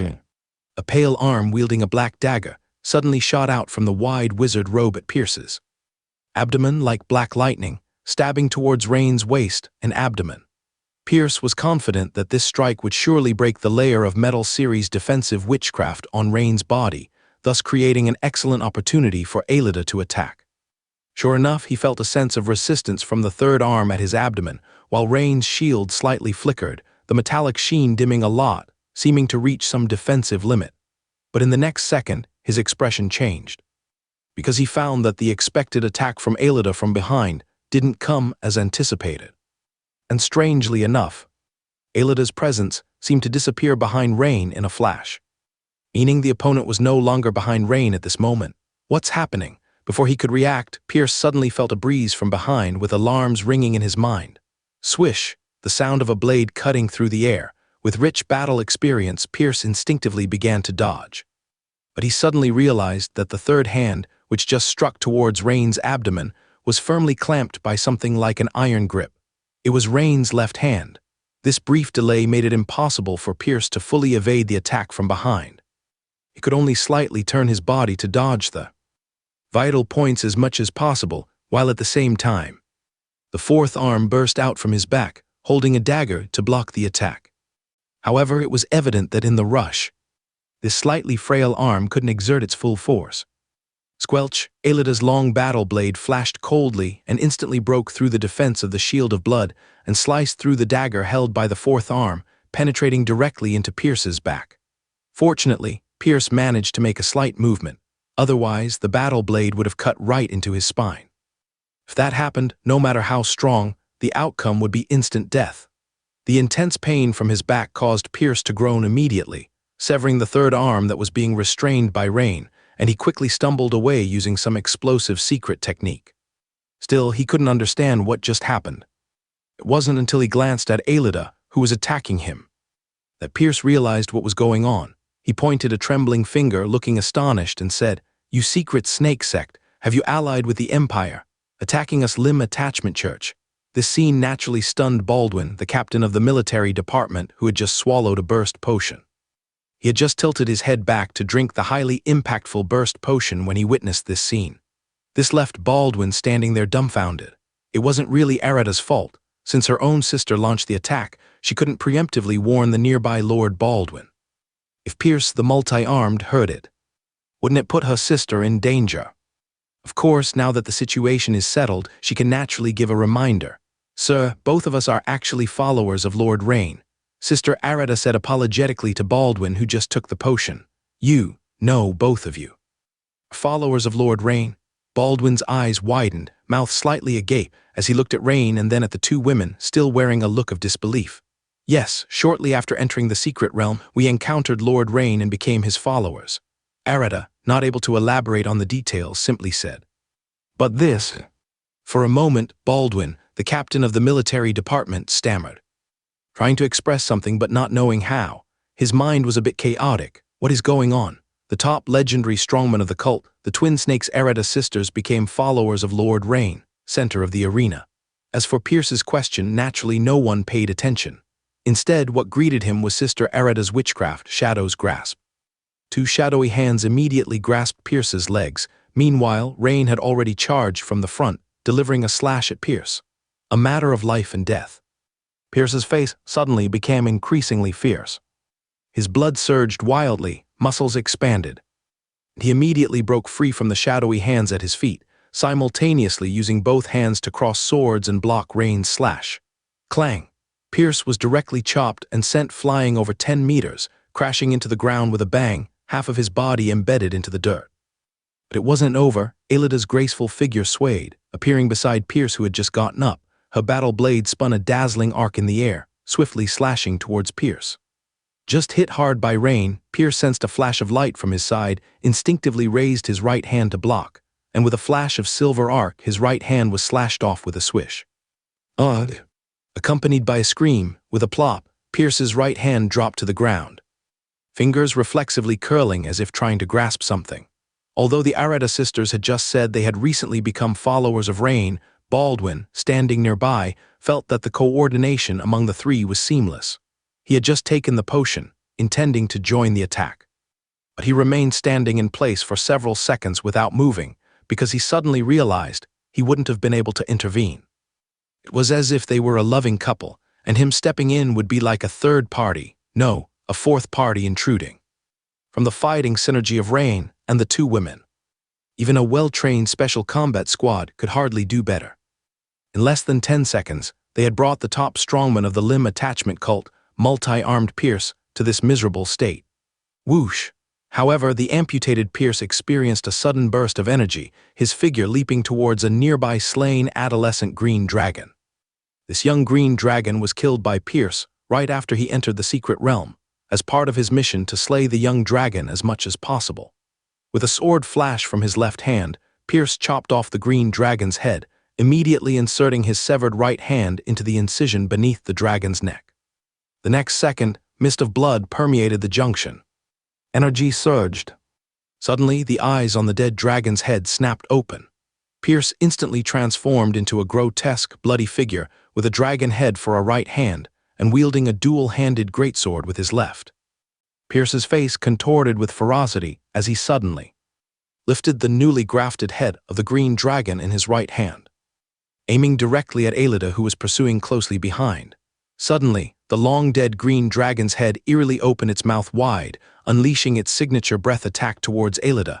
"Sister, be careful," called out her sister Arata from afar, immediately reminding her. In fact, even before her sister had launched the attack, she had already cast the defensive witchcraft shadow shield on Aelida. Seeing the sky filled with the foul stench of yellow-green breath, Aelida abruptly stopped her slender legs, swiftly sidestepping with lightning agility to dodge, with only a small amount of acid splattering, which was blocked by the shadow shield on her body. Facing such a 360-degree, deathless angle, green dragon breath, continuing to engage in melee combat was not a wise choice. The breath of the green dragon, a mixture of acid and venom, though seemingly less powerful than the flame breath of a red dragon, was actually more troublesome. A small amount of contact could cause significant trouble. Moreover, Pierce was already severely injured. At the end of his strength, there was no need to risk a desperate counterattack for a melee confrontation. Therefore, after a brief thought, Aelida flickered back to her sister's side. "Sister, I'll leave it to you now. Against such an enemy, long-distance witchcraft attacks would be much safer." Understood, Arata chanted a spell, and a cloud of disabling technique, familiar to Rain, enveloped Pierce, significantly slowing his charging speed. Rain smiled upon witnessing this, abandoning thoughts of close combat, quickly chanting while raising his hand. 3 metallic giant nets illuminated with silver light swiftly crashed towards Pierce. This was the liquidation kill move metal cutting net. Meanwhile, Arata cast the second-level shadow-type witchcraft shadow impact. Hiss, hiss, hiss, boom, the 3 silver giant nets and another black beam alternately bombarded Pierce. Although not fatal, they left Pierce covered in blood and staggered him back several steps. "Let me join too." Taking advantage of the gap, Baldwin, the captain of the military department who had just taken medicine, stepped forward with delight. He finally found a moment to showcase his skills. He thought his potion would be wasted. Unexpectedly, he could still contribute his leftover strength at this moment. However, just as he intended to advance with the giant earth spike technique, he suddenly felt a strong metallic particle vibration coming from beside him. Turning his head, he discovered a gigantic thorny iron ball with a diameter of over 2 meters, had unexpectedly appeared in front of Rain. Sizzle! The surface of the iron ball, filled with densely packed spikes of varying lengths, sparked as they rubbed against the ground, clearly demonstrating its impressive power.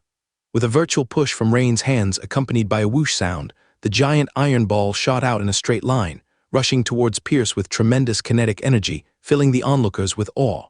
Witnessing her master's witchcraft, Aretta's eyes sparkled, as if she realized something. She immediately stopped the ongoing casting of the third-level witchcraft shadow Storm, and instead began casting the second-level witchcraft shadow's Grasp. Although Pierce was somewhat disoriented at this point, he instinctively intended to dodge the massive iron ball hurtling towards him. But just as he was about to move, his legs were firmly secured to the spot by Aretta's shadow's grasp.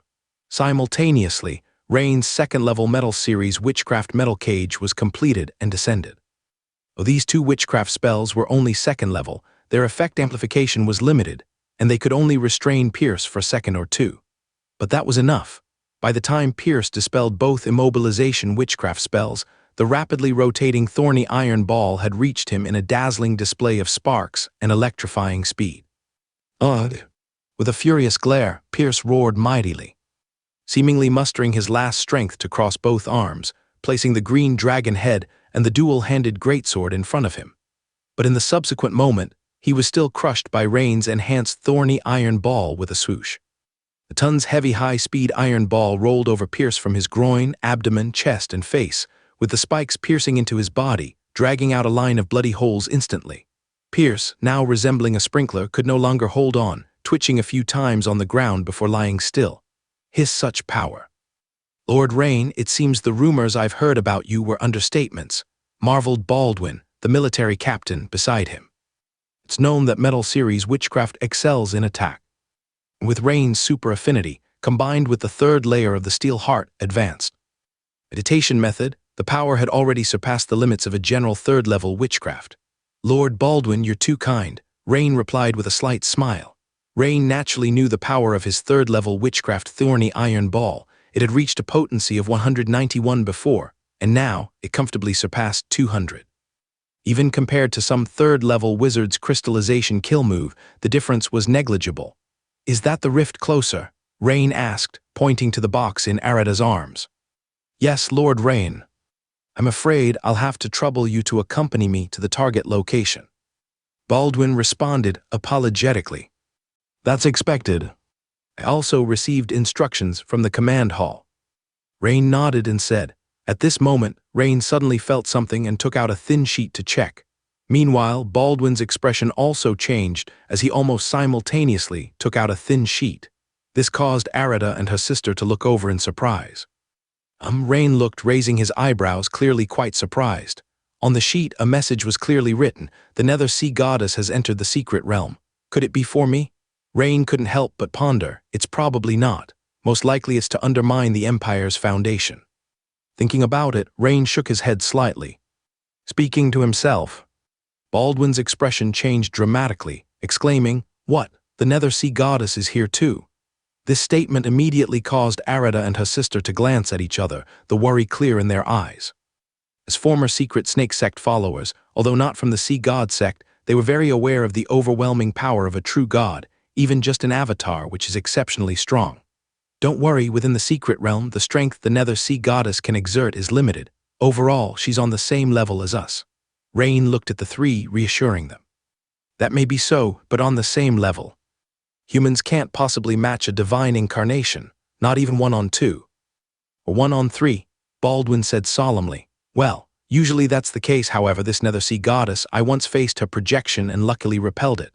Considering, Rain briefly disclosed the previous incident, because Rain felt it was necessary to motivate and encourage them.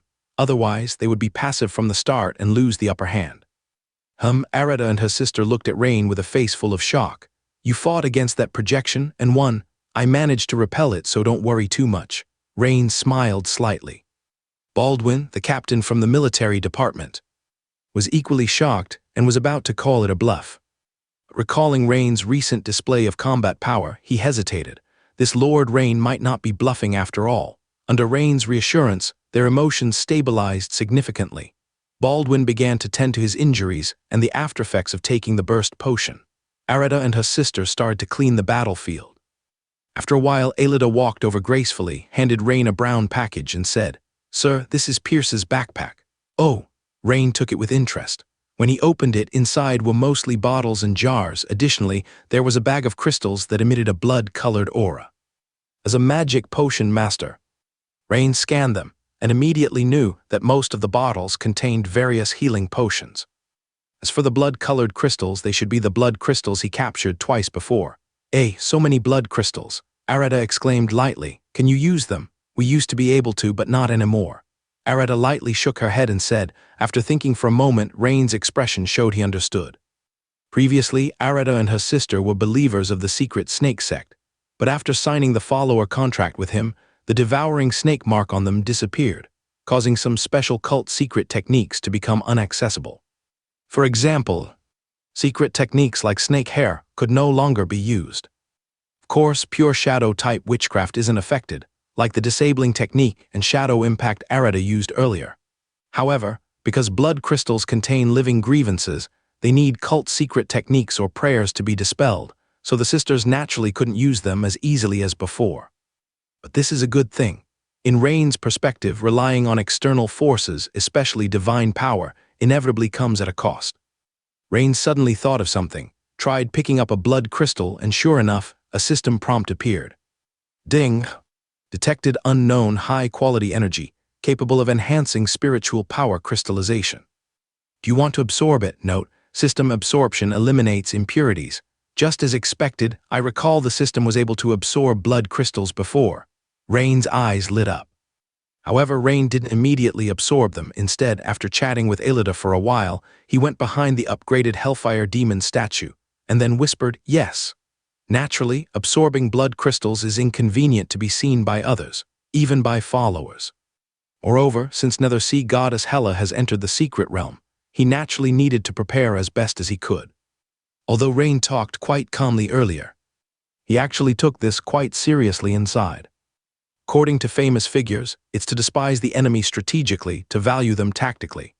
In simple terms, it means maintaining a sense of confidence and fearlessness mentally and will-wise, not being intimidated by the enemy's strong appearance, but in actual combat being cautious and not careless. As he was pondering, Rain suddenly felt a surge of intense energy rushing from his palm to his mind. The entire package of blood crystals was absorbed by Rain in one go, turning to powder, and simultaneously releasing a wisp of pungent black smoke. Seconds later, Rain felt the honeycomb-like silver liquid in his mind and glanced at the system panel.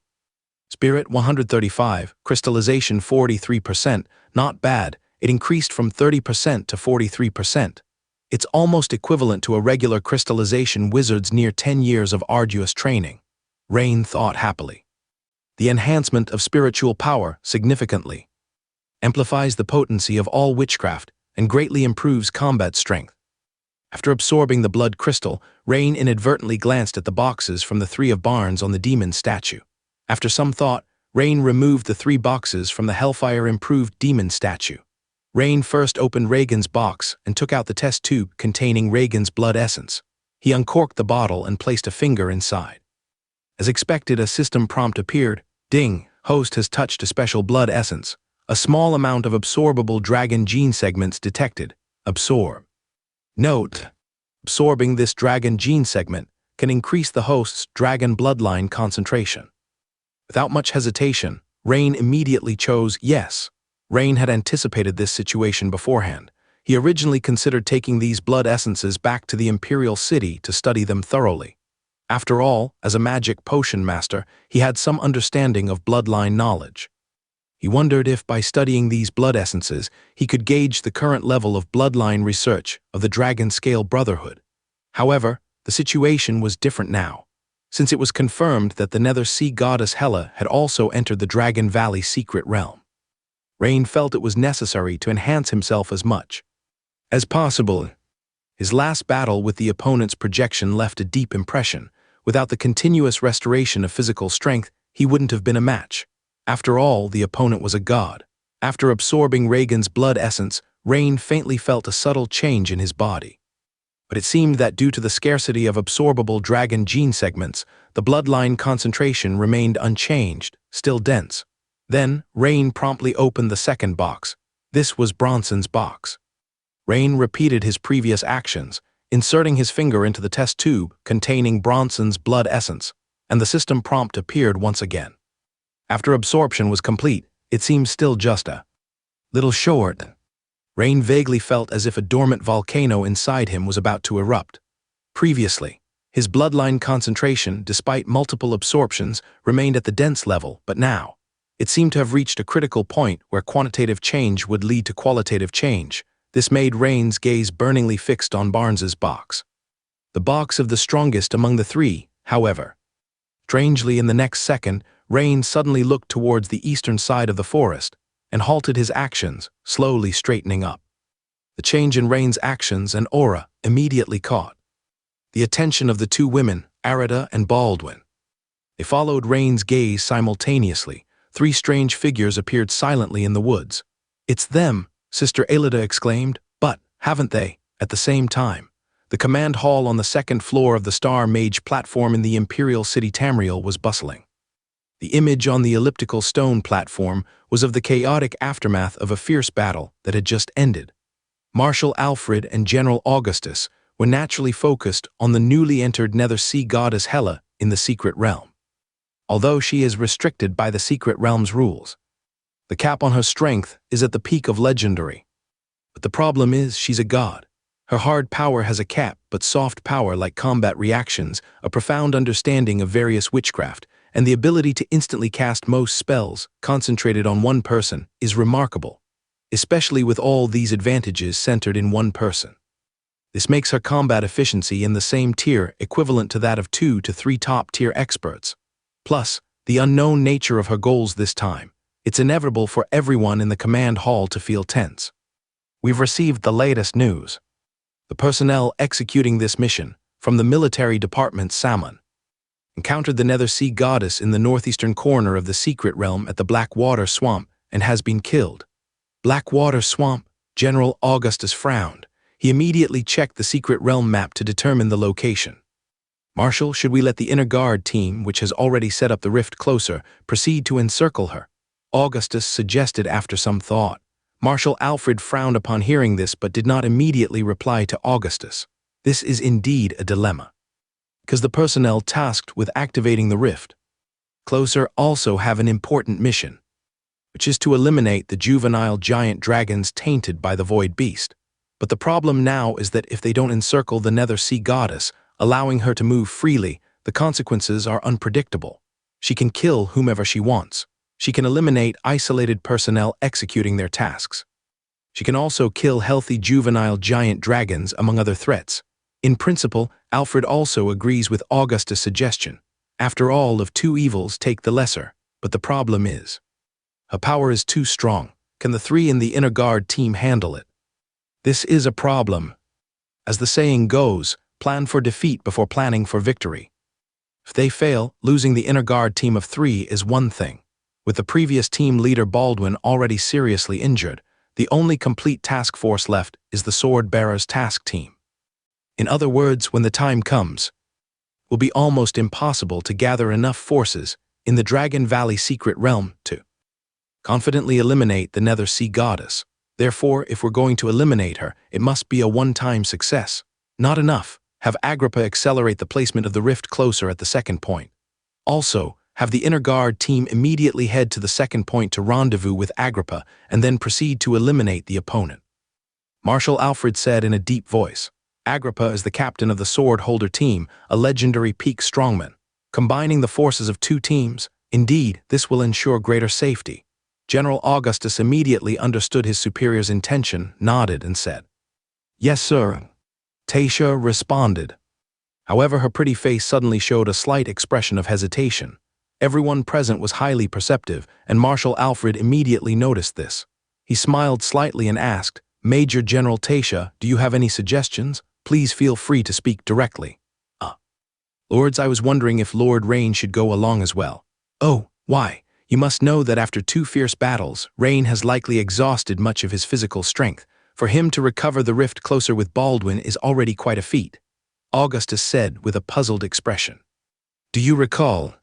Lord Rain once faced off with the projection of the Nether Sea Goddess on the Frostwind Prairie. Yes, that is the case. Augustus nodded and said, at the time he had been the investigation leader questioning Rain about the incident. You think that he has the experience to handle it better? Marshal Alfred immediately understood Tasha's meaning. Yes, lords. Tasha smiled slightly and said, let's first check the situation on Rain's side. Alfred mused. Lord Dalane, we need to trouble you again. The Marshal said somewhat apologetically to the Grand Astromancer Dalane, who was beside him. Lord Alfred, no need to be courteous. It is all for the Empire. As the Grand Astromancer Dalane chanted a spell, the image on the elliptical stone platform in the center of the hall changed again, now showing Rain's current scene. Hey, what's this? Aren't these 3 Barnes and his group? I recall they were already defeated by Lord Rain, so what? Tasha expressed her surprise. They must have been infected by a void beast. Suddenly, the Grand Astromancer Dalane said, aren't void beasts only supposed to infect juvenile giant dragons? Why can humans be infected too? General Augustus was also shocked by the news and immediately asked. The secret realm was previously sealed, so no humans entered, and most of the infectious hosts were powerful giant beasts. Thus the misunderstanding.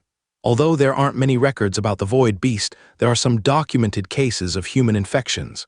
Dalane explained.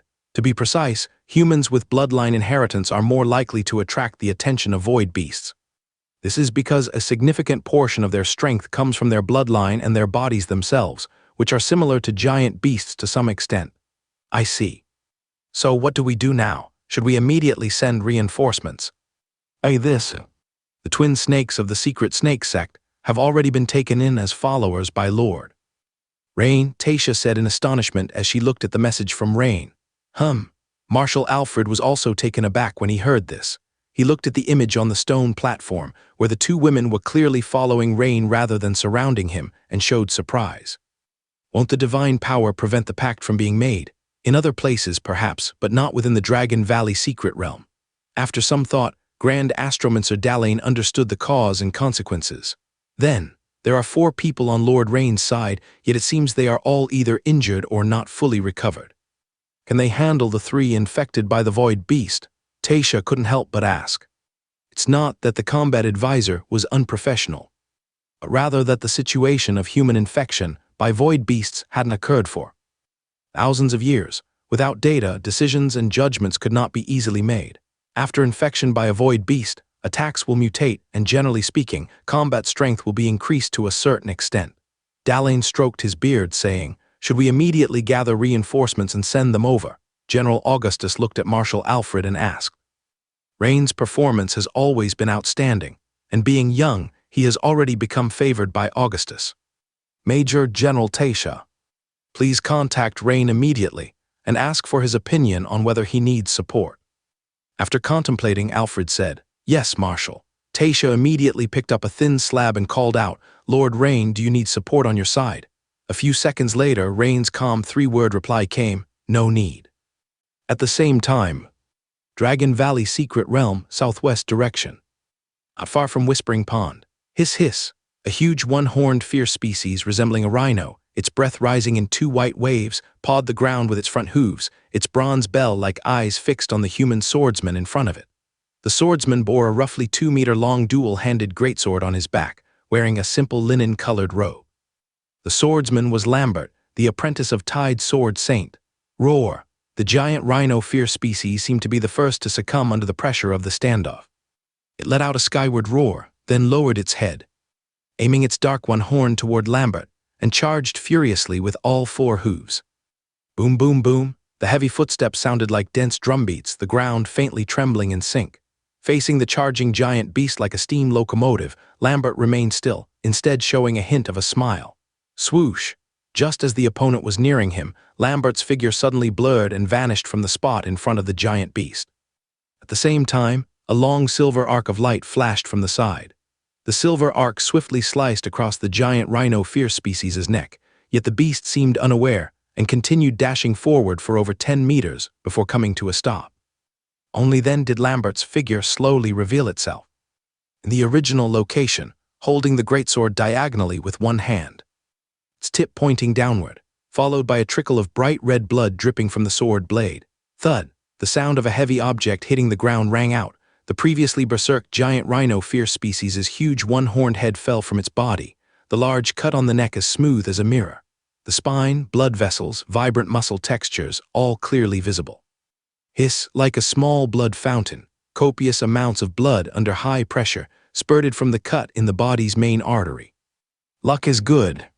So quickly settled the third freshwater giant rhino, Lambert said to himself with a smile. Upon arriving in the secret realm, he pursued the task required in the retest to acquire the dragon language mark of a young giant dragon. Before entering the secret realm, Lambert had already planned. Being a descendant of the Tide Sword Saint, he prioritized acquiring talent ability from the water and ice element blue dragon offspring's dragon language mark. His luck was favorable. He teleported in close to Whispering Pond, because Whispering Pond happened to be a settlement for some youthful blue dragons. Just a quarter hour ago, he found a youthful blue dragon, communicated with simple dragon language, and received this small task. The task required him to bring 3 freshwater giant rhinos to receive a dragon language mark from a blue dragon offspring. The one before him was already the third one. It seems these 3 freshwater giant rhinos were just a family. Lambert looked at the other 2 giant rhinos lying a short distance away, one large and one small like little mountains, pondering silently. Well, a family should be complete. Just as Lambert planned to take the bodies back, he suddenly looked northeast. This energy fluctuation. If I'm not mistaken, this should be a rare metal energy particles fluctuation, huh? Doesn't that mean Rain, who I'm looking for, is over there? Lambert raised a brow, thinking of something instantly. During the Dragon Rider initial test, he observed Rain and naturally remembered that Rain excelled in the rare metal series witchcraft. Also, another point. This time, participating in the Secret Realm retest, there wasn't another crystallization wizard of the metal series. So, unless it was an equally rare metal series creature, the answer was apparent. Inside the Secret Realm, west of Flame Mountain, as Rain and the other 3 examined Barnes and his party. The 3 displayed vacant eyes, first glanced at Pierce's body lying on the ground, then focused on the 2 women, finally fixating on Rain, never moving away. As if they discovered something intriguing. Rain inwardly understood somewhat. Because Tasha's message on the thin paper mentioned, according to Grand Astromancer Dalane's advice, void beasts favor parasitizing beings with great physical strength. Among humans, would tend to choose bloodline descendants. Evidently, these 3 void beasts must have seen him as a more delectable dish. Who exactly are you? The military department, Captain Baldwin. Observing their slightly rigid yet extremely fast movements, felt a slightly tightness within. But before awaiting a reply, the 3 ignored everyone else and rapidly charged toward Rain. This left the Arata sisters, who had just become Rain's followers, feeling somewhat ignored. The younger sister Aelida's figure flashed, swiftly moving behind Barnes, her sharp combat blade immediately pierced downwards. But to Aelida and everyone's surprise, it felt as if it stuck into cotton. This strike felt almost entirely without force. Because the opponent's figure suddenly shifted, from solid to void, from flesh to a jelly-like semi-transparent energy form, nearly immune to Aelida's potent combat blade stab. Watch out! Witnessing such an odd counter-strategy, the elder sister Arata immediately warned, and simultaneously cast a shadow shield on her sister. And Barnes, who was parasitized by the void beast, suddenly turned from virtual to real and swung a punch towards Aelida. Boom! Aelida's reaction was extremely fast as she parried with a blade, yet she was still knocked back 7 or 8 meters. Such power! Looking at the Barnes in front of her, a trace of apprehension and doubt flashed in Aelida's beautiful eyes, for his strength was evidently much enhanced compared to before. Be careful, the other side is parasitized by a void beast. At this moment, Rain spoke up to remind. Hearing Rain's words, the Arata sisters both showed an expression of realization. When they first entered the secret realm, they had killed similar giant beasts, but they didn't expect humans to be parasitized. Or they didn't consider this angle. At this moment, Arata's witchcraft shadow impact accurately hit Reagan among the 3. Although the parasitized Reagan also used virtualization to block, one could still see a scorched mark on his energy virtualized chest. Lord Rain, almost immune to 90% of physical attacks and at least 60% of witchcraft attacks. Arata frowned slightly and said. Rain nodded. He was in no hurry to make a move. Arata's analysis just now was similar to his observations. Although there were key pieces of intelligence from the command hall in the thin sheet, there was no detailed plan on how to eliminate them. So it was up to him to be flexible on site. However, regarding Arata's statement about being immune to 90% of physical attacks, Rain actually disagreed. Because a prefix was needed here when in virtualization. When not in virtualization, it was certainly not immune. First level innate wizardry metal morphing spell. Second level witchcraft iron armor technique. Third level innate wizardry steel armor technique. Combined witchcraft, steel armor. With Rain's rapid chanting, a layer of thick armor, shimmering with dark silver light, covered his body, and in the eyes of the three astonished. He charged towards the opponent, but Arata initially thought she hadn't explained clearly and was about to remind Rain again that the opponent was nearly immune to physical attacks. However, as she was about to speak, she swallowed her words, because she realized her lord couldn't have not heard it, which left only one conclusion. Suddenly, Rain's figure flickered, performing shadow step, and instantly appeared beside the parasitized Reagan. Reagan's body, upon seeing Rain's sudden attack, immediately virtualized, turning jelly-like and semi-transparent. Rain's punch landed, as though hitting a thick fog, passing through without causing substantial damage. Yet Rain, unfazed by his ineffective punch, showed no sign of frustration. At this moment, Reagan suddenly turned around, swinging a heavy punch towards Rain's abdomen. As the semi-transparent fist was about to hit, he abruptly shifted from virtual to real. Now, Rain's eyes narrowed, and he threw another punch lightning fast. Compared to the first punch, this strike was more than 50% faster. The result was that before Reagan's fist could hit him, Rain's punch landed first, hitting the now solid Reagan. Crack. Don't forget that Rain's boxing was of the top secret technique level, extremely powerful. This heavy punch carried explosive power, immediately piercing through Reagan's jaw, straight through the skull. The sound of fist meeting flesh was not the usual dull thud, but a distinct skull-cracking sound. Reagan, who was parasitized, had his entire head blown apart, red and white splattering everywhere, and Reagan's headless body collapsed to the ground like noodles. A jellyfish-like transparent entity screamed, desperately darting towards the distant corpse of Pierce. But with a point of Rain's finger, a dense, silver-glowing metallic net struck it. Hiss, instantly shredding it to pieces. This. Arata and Baldwin exchanged a glance, temporarily stunned to speechlessness. How was that done? Meanwhile, beside Rain, Aelida's eyes lit up in delight, instantly understanding why Rain was able to hit the opponent. It was because her lord Rain had seized upon a flaw, not a real flaw. The opponent couldn't maintain virtualization while performing physical attacks. Otherwise, although the opponent was immune to physical attacks, his physical attacks wouldn't be effective on others either. Yet, this momentary opportunity was fleeting, requiring extremely fast reflexes and attack speed. Aelida estimated it required a counterattack within 0.1 seconds. Exceeding this time, the opponent could virtualize again to evade attacks. Understanding this, Aelida couldn't help but feel eager to try. Perhaps a significant portion of titled knights might not achieve this, but she was different, known for her agility and speed. In a swift movement, Aelida reached the side of the parasitized Bronson, her war blade whirling in a graceful dance, slicing horizontally towards his waist. However, this time, she also learned from Rain's tactic, not going full force at first and slightly controlling her speed. As expected, it was like cutting through water, causing no significant damage. The next second, Bronson's counterattack commenced, as he swiftly turned and swung a heavy punch towards her abdomen. Just as the fist was nearing, he suddenly transitioned from virtual to real. In the blink of an eye, Aelida's beautiful eyes lit up. The rotation of her battle blade sped up suddenly. Bronson was cut in half by her blade, and at the same time her opponent's fist penetrated through her shadow shield, hitting her backward a few meters. Although she took a hit, Aelida's face showed joy. Lord Rain's attack methods are indeed effective. Aelida thought to herself, delighted. Seeing this, Rain couldn't help but smile. This Aelida, such fast learning ability. Rain thought. Meanwhile, the parasitic body, having been severed, expelled a jellyfish-like entity from the top of the opponent's head. Immediately, it crawled rapidly towards the distant corpse of Pierce, like the previous creature. However, it was destined not to succeed.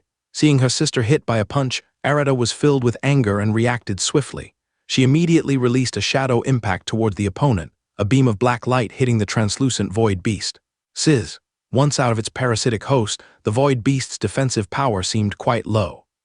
The void beast, struck, suddenly vanished into nothingness, turning into wisps of gray smoke. However, everyone could feel an intangible wave spreading outward from its center. After Rain took action, in just a few seconds, 2 void beasts were annihilated. Perhaps seeing its companions killed, the parasitic Barnes suddenly went somewhat berserk. He suddenly underwent virtualization, with a transparent wave radiating from him, causing the surrounding vegetation to wilt. Rain and Alida swiftly dodged this aura like special ability of the opponent. However, Rain's counterattack came quickly. He pointed at the opponent, unleashing the liquidation kill move metal cutting net, while Arata from afar also released a shadow impact towards Barnes, as 3 metallic nets sliced through the jelly-like translucent body in rotation. Despite the void beast's immunity to most witchcraft damage, it still suffered heavily. But Barnes disregarded it, charging towards Rain. Next second, his chest suddenly expanded, and his neck swelled. Being proficient in Dragon Roar, Rain immediately understood what the opponent intended to do. Instead of retreating, he advanced, using Shadow Step to dash forward, and lightning fast, he raised his hand, striking Barnes' chin. In the next instant, a transparent beam slanted upwards, shooting into the sky, instantly piercing a towering tree ahead, which quickly blackened. But this attack seemed to have consumed considerable energy from the opponent. Unable to sustain the virtualization state, he began transitioning from virtual to real. Suddenly, an iron fist hit Barnes' skull. Almost simultaneously, a battle blade from above slashed into Barnes' head. The iron fist was naturally Rain, and the battle blade was from Alida, who had long been waiting for this chance. This made Rain give Alida a slight smile. At this moment, a jellyfish-like monster larger than the previous 2 was expelled from Barnes' head, intending to flee in panic. But it was merely a pipe dream. As a black light flashed, the last void beast turned to ash. Watching this scene, Rain was thoughtful. It seems the strength of these void beasts also varies. At the same time, in the command hall, on the 2nd floor of the Star Mage platform in Imperial City Tamriel. Having watched the battle between Rain and the 3 hosts, everyone appeared pensive. General Augustus first asked, "Have the combat methods and special abilities of the 3 hosts been recorded?" "All recorded, sir." Tasha nodded and replied, "Good." Immediately instruct the combat planners to analyze possible weaknesses of the opponents, and promptly inform other execution personnel inside the secret realm, alerting them to be wary of corpses after death. After defeating the enemy, it's best to destroy the bodies. General Augustus quickly issued 2 orders. "Understood, sir." "By the way, do you think Rain's handling method could be promoted?" Suddenly, Marshal Alfred asked Augustus. I think the possibility of promotion is not high, or rather, only a few can achieve Lord Rain's level." Augustus shook his head and said, "Most of the execution personnel are wizards, with titled knights being fewer, and those capable of close combat responses reaching Lord Rain's level are even rarer." Augustus added a sentence. Marshal Alfred nodded and said nothing more. "Tasha, notify Lord Rain about the siege." Just as Augustus began to speak, he was interrupted by Marshal Alfred, who said, "Wait, let me handle it." Augustus was taken aback. It's known that, as the highest commander on site, the Marshal almost never personally contacts every mission execution personnel. "Understood, Marshal." Tasha, also surprised, nodded. Marshal Alfred took the thin piece of metal that Tasha respectfully handed over and said, "Lord Rain, this is Alfred." Upon hearing Lord, General Augustus raised his eyebrows slightly, and Major General Tasha confirmed a certain guess inwardly. Clearly, Lord Rain's performance has deeply impressed Marshal Alfred. In the entire Empire, few are addressed as Lord by Marshal Alfred, and even fewer within the Imperial swordsman system. "Marshal."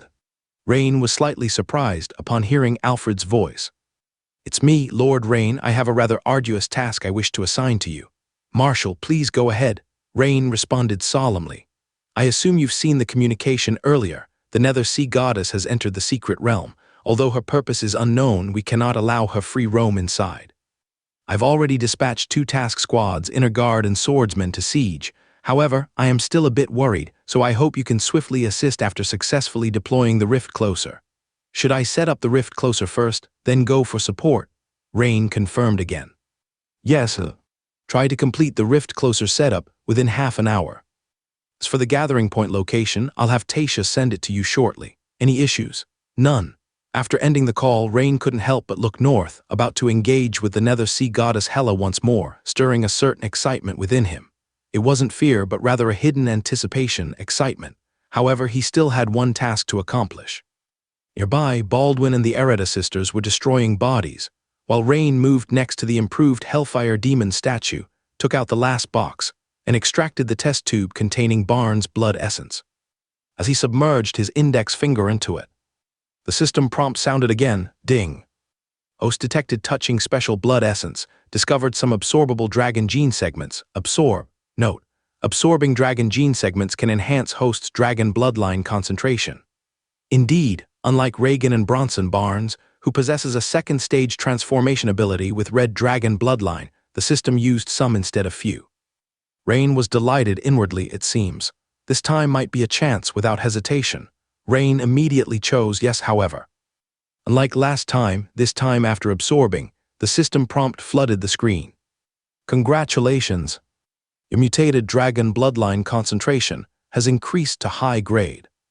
Congratulations, under the influence of bloodline power, you've unlocked the fourth form of mutated dragon man, dragon beast form. Mutated dragon man fourth form. Dragon beast form. After activation, the body will further transform into a giant dragon based on the third form. Immunity to middle-rank toxins and disease effects, and immunity to witchcraft damage below 120 degrees. Note, duration is positively correlated with bloodline concentration and constitution. Dragon beast form. Upon seeing these 4 words, Rain couldn't help but feel a mixture of joy and worry. This transformation makes one increasingly inhuman, originally a dragon man which could at least barely be considered human. But now the system describes it as a dragon beast. Rain couldn't help but shake his head slightly. However, when Rain read the system description stating immunity to witchcraft damage below 120 degrees, his heart was more joyful than worried. Previously immune to 80 degrees, now it's 120 degrees, which means generally witchcraft below 3rd level from all series should be immune to me. Forget it, whether person or beast in this world, enhancing combat power is the most crucial. Just like a great person said, whether black cat or white cat, the one that catches mice is a good cat. Feeling the changes within his body. Although Rain wanted to try the new form, dragon beast form, also knew that the Dragon Valley secret realm might not tolerate even his 3rd form, let alone the 4th form. It's estimated that once he transforms, he would be squeezed out of the secret realm. My lord, the corpses have all been dealt with. At this moment, Ereda approached with a smile, reporting, Thank you for your hard work. Rain smiled slightly, saying, By the way, Lord Baldwin, should we proceed immediately to the 3rd location to set up the Rift Closer? Rain turned and said to the nearby military department Captain Baldwin, Of course, Lord Rain, it's over there. Roughly 30 kilometers in that direction. Baldwin pointed to the east, saying. Rain nodded. He knew the exact location of the 3rd point, it's southeast of Flame Mountain. If they proceed from here, it would take approximately 25 minutes at their speed. Immediately, the group of 4, along with 2 demon statues, headed towards the 2nd point, approximately 10 minutes after Rain's group left. Suddenly, Lambert appeared at the scene, dressed in a simple linen coat with a greatsword slung over his shoulder. He first looked at the battle marks around, then paused in thought for a moment, his gaze lingering on 4 bodies burned into charcoal by the dark corrosion technique. Indeed, it's the residue of Metal Series witchcraft energy. However, these 3 people seem to be from the Empire. How did they come into conflict with Rain? Furthermore, what deep hatred does Rain harbor that would lead to the bodies being thoroughly corroded by shadow witchcraft? Lambert puzzled internally. Lambert naturally recognized that one of the 4 corpses belonged to a strong cult member, because even though the body was destroyed, he could still discern its distinct leftover scent. The other 3 appeared to be participants in the retest. This certainly is interesting. Additionally, oddly, all 4 bore wounds with traces of Metal Series witchcraft, implying they engaged in combat with Rain. Even though there were traces of shadow witchcraft, it only indicated that either Rain had assistance or that Rain also wielded some shadow witchcraft. Faced with several questions, Lambert found himself somewhat perplexed. Nonetheless, he closed his eyes to slightly sense the degree of energy residue, while also bending down to touch the ground temperature with his finger. The departure time is approximately 10 to 15 minutes ago. Moreover, there are 2 demon statues, quite prepared indeed. Lambert said to himself, looking at the clearly marked large oval footprints on the ground. After pondering for a while, Lambert gazed in the direction Rain's group left, then suddenly pointed his toes, gliding swiftly like an arrow off the string in pursuit. Meanwhile, Rain's group, after casually clearing the few scattered blocking fierce species, smoothly arrived at the 3rd point. Lord Rain, this is it. Captain Baldwin glanced at the thin sheet in his hand, smiling as he turned to Rain. All right. Need my help? Rain nodded, asking. No need, leave the rest to me. Initiating the rift closer doesn't require much spiritual power. Military Department Captain Baldwin waved both hands, saying, Okay, I will leave it to you then, Lord Baldwin. Rain smiled slightly, saying, It's no trouble, it's thanks to your help, Lord Rain. As Baldwin spoke, he swiftly opened the box containing the rift closer. A rectangular device resembling a small engine was taken out. Meanwhile, Baldwin retrieved a crystal stone emitting a strong energy fluctuation from the box, placed it inside. As the crystal stone was installed, suddenly, a ring of light flashed across the rift closer, and immediately afterwards it began floating slowly. Seconds later, the rift closer seemed to cut into another space and started becoming semi-transparent. The scene seemed somewhat similar to the virtualization state of the void beast previously, also becoming semi-transparent like gelatin. No, it should be said more thoroughly virtualized, because now the device was entirely transparent. The next second, the device completely disappeared into mid-air. Seeing this scene, Rain slightly raised an eyebrow. He carefully sensed again. Rain could confirm that this rift closer wasn't releasing some kind of obscuring witch array, but had truly disappeared from this space. No wonder, earlier Tasha didn't mention anything about what happens after the setup is complete. Turns out it has detached from the secret realm space. No, it shouldn't be completely detached. It seems to have shifted into the layer between the secret realm. Rain felt a vague sense and thought secretly. Upon seeing this scene, Captain Baldwin of the military department also breathed a sigh of relief, sighing. The most important task is finally completed. Lord Rain, do you think you should report to the command hall? Upon hearing Baldwin's words, Rain initially wanted to say, Captain Baldwin, why don't you report? But then he understood. The other party was showing goodwill, indicating no intent to claim credit. After thinking, Rain nodded and said, Okay. Rain took out a thin sheet and said, Command hall, this is Rain.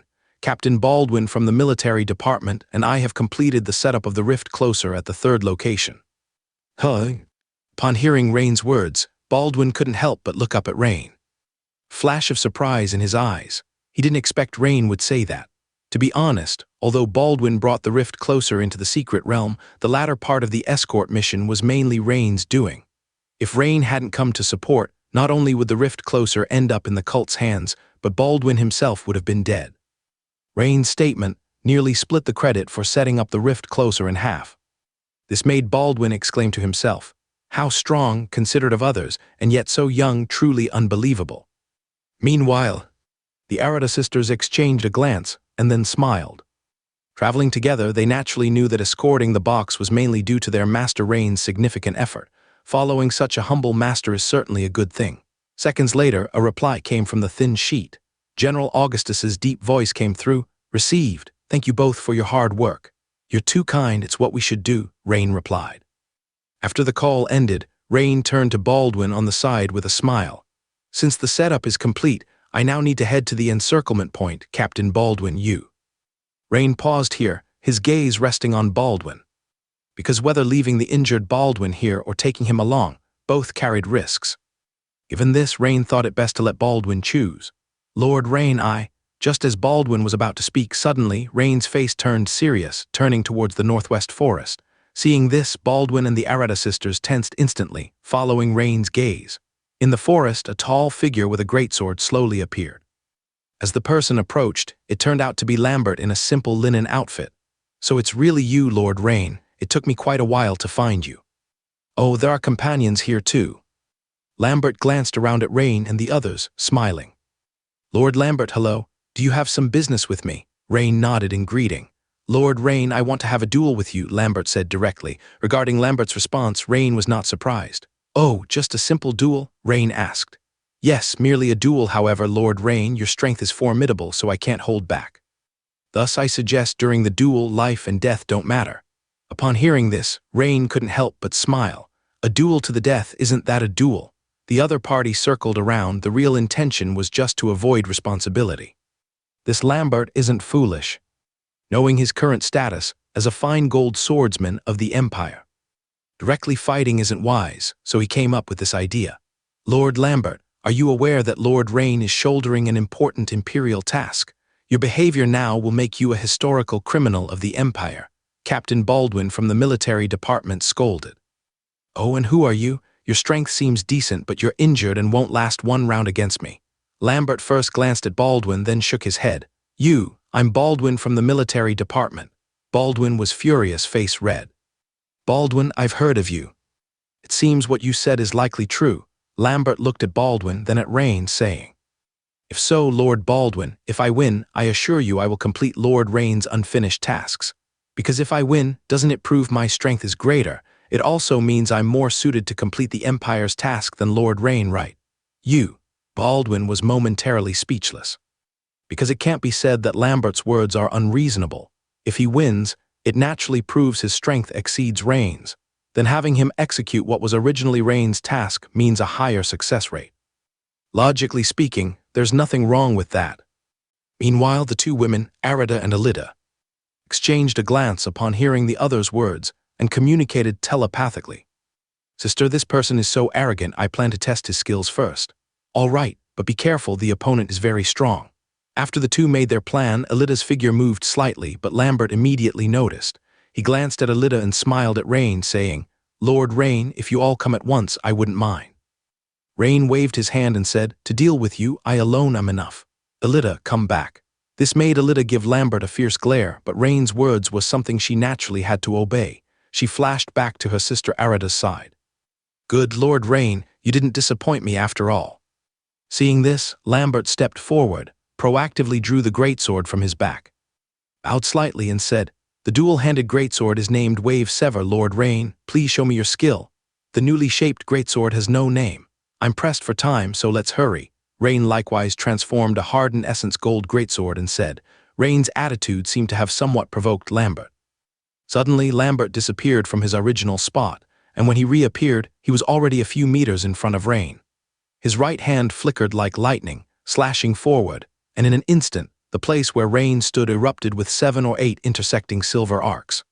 Clang, clang, clang. At the same moment, 8 intense sparks flashed. The sound of dense clashing rang out all around. Lambert's tidal 8-stage slash, which once instantly killed the Shadow Vulture in an initial test, was completely blocked by Rain.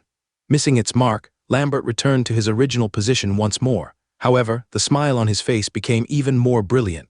Lord Rain, I'm increasingly satisfied with your strength. You know, although I owe the Drum family a favor, I could actually refuse their request. But I thought, perhaps Lord Rain might surprise me and help me reach a higher level. Now it seems I wasn't wrong. Lord Rain, I'll give it my all then. Lambert's smile turned stern, and he raised the 2-meter-long greatsword high. The straight sword tip seemingly piercing the sky. Stacked wave triple slash. With Lambert's furious shout, Rain could feel the powerful spiritual vibrations, to be precise, the sword of belief being imbued into the greatsword. Suddenly, a sword-shaped blast traveled over 20 meters, crashing down heavily from Lambert's greatsword. Yet Rain remained calm, horizontally wielding the essence gold greatsword to block, while his body was covered by the combined witchcraft steel armor. Clang! Suddenly, 3 waves of energy surged from the clash point of the 2 greatswords, scattering in all directions, and the tall trees some 10 meters away shook abruptly, with many branches snapping and leaves rustling to the ground. The stacked wave triple slash on the surface was merely a strike infused with the sword of belief, but in reality it was 3 swords combined into one, hence the 3 energy waves. After executing this move, Lambert didn't continue attacking but readjusted his stance, changing from a 2-legged stance to a slight bend in the front left leg, with the right leg behind. The greatsword was held diagonally aloft. From the previous move, Lambert once again raised his expectations of Rain's combat strength. Being able to block his stacked wave triple slash infused with the sword of belief confirmed that the opponent's strength was on par with his. At this point, relying on just the sword of belief and external original force was not enough. One must incorporate power, combining the three as one. In simple terms, one must engage in close combat at the same time. In the command hall on the second floor of the Star Mage platform in the Imperial City Tamriel, Marshal Alfred and others were busily examining the various situations occurring in the secret realm at this time. Not good. Captain Agrippa's team encountered a legendary strongman from the cult who was repelled. The two team members were infected with the soul-devouring plague and can't rid themselves of it in a short time. Tasha glanced at the piece, her face changing, and reported, "Is there a problem with the rift closer?" General Augustus was the first to ask. "There's no problem with the rift closer. Captain Agrippa can reach the second point soon. But the current issue is the team's reduced combat strength. If they continue to head out for the encirclement, there may be some complications," Tasha added. At this point, the piece in Tasha's hand vibrated again. A quick glance, Tasha frowned and said, "Captain Baldwin reports, Lord Rain has been stopped by Lambert, the chief disciple of Tide Sword Saint who wants a trial by force." Lambert, she had naturally heard of. As the chief disciple of the Tide Sword Saint, his strength was unquestionable. His previous title was Title Sword Master, and from the title, it was obvious he had truly inherited the Tide Sword Saint's teachings. But over the past 2 years, the title Sword Master had gradually faded, with most people turning to call Lambert the Quasi-Sword Saint. Being called Quasi-Sword Saint indicated his swordsmanship had reached a critical level, and once surpassed, he could reach the Sword Saint realm. Ludicrous. In the secret realm now, every bit of the Empire's combat power is invaluable, this Lambert. General Augustus was evidently furious upon hearing this news.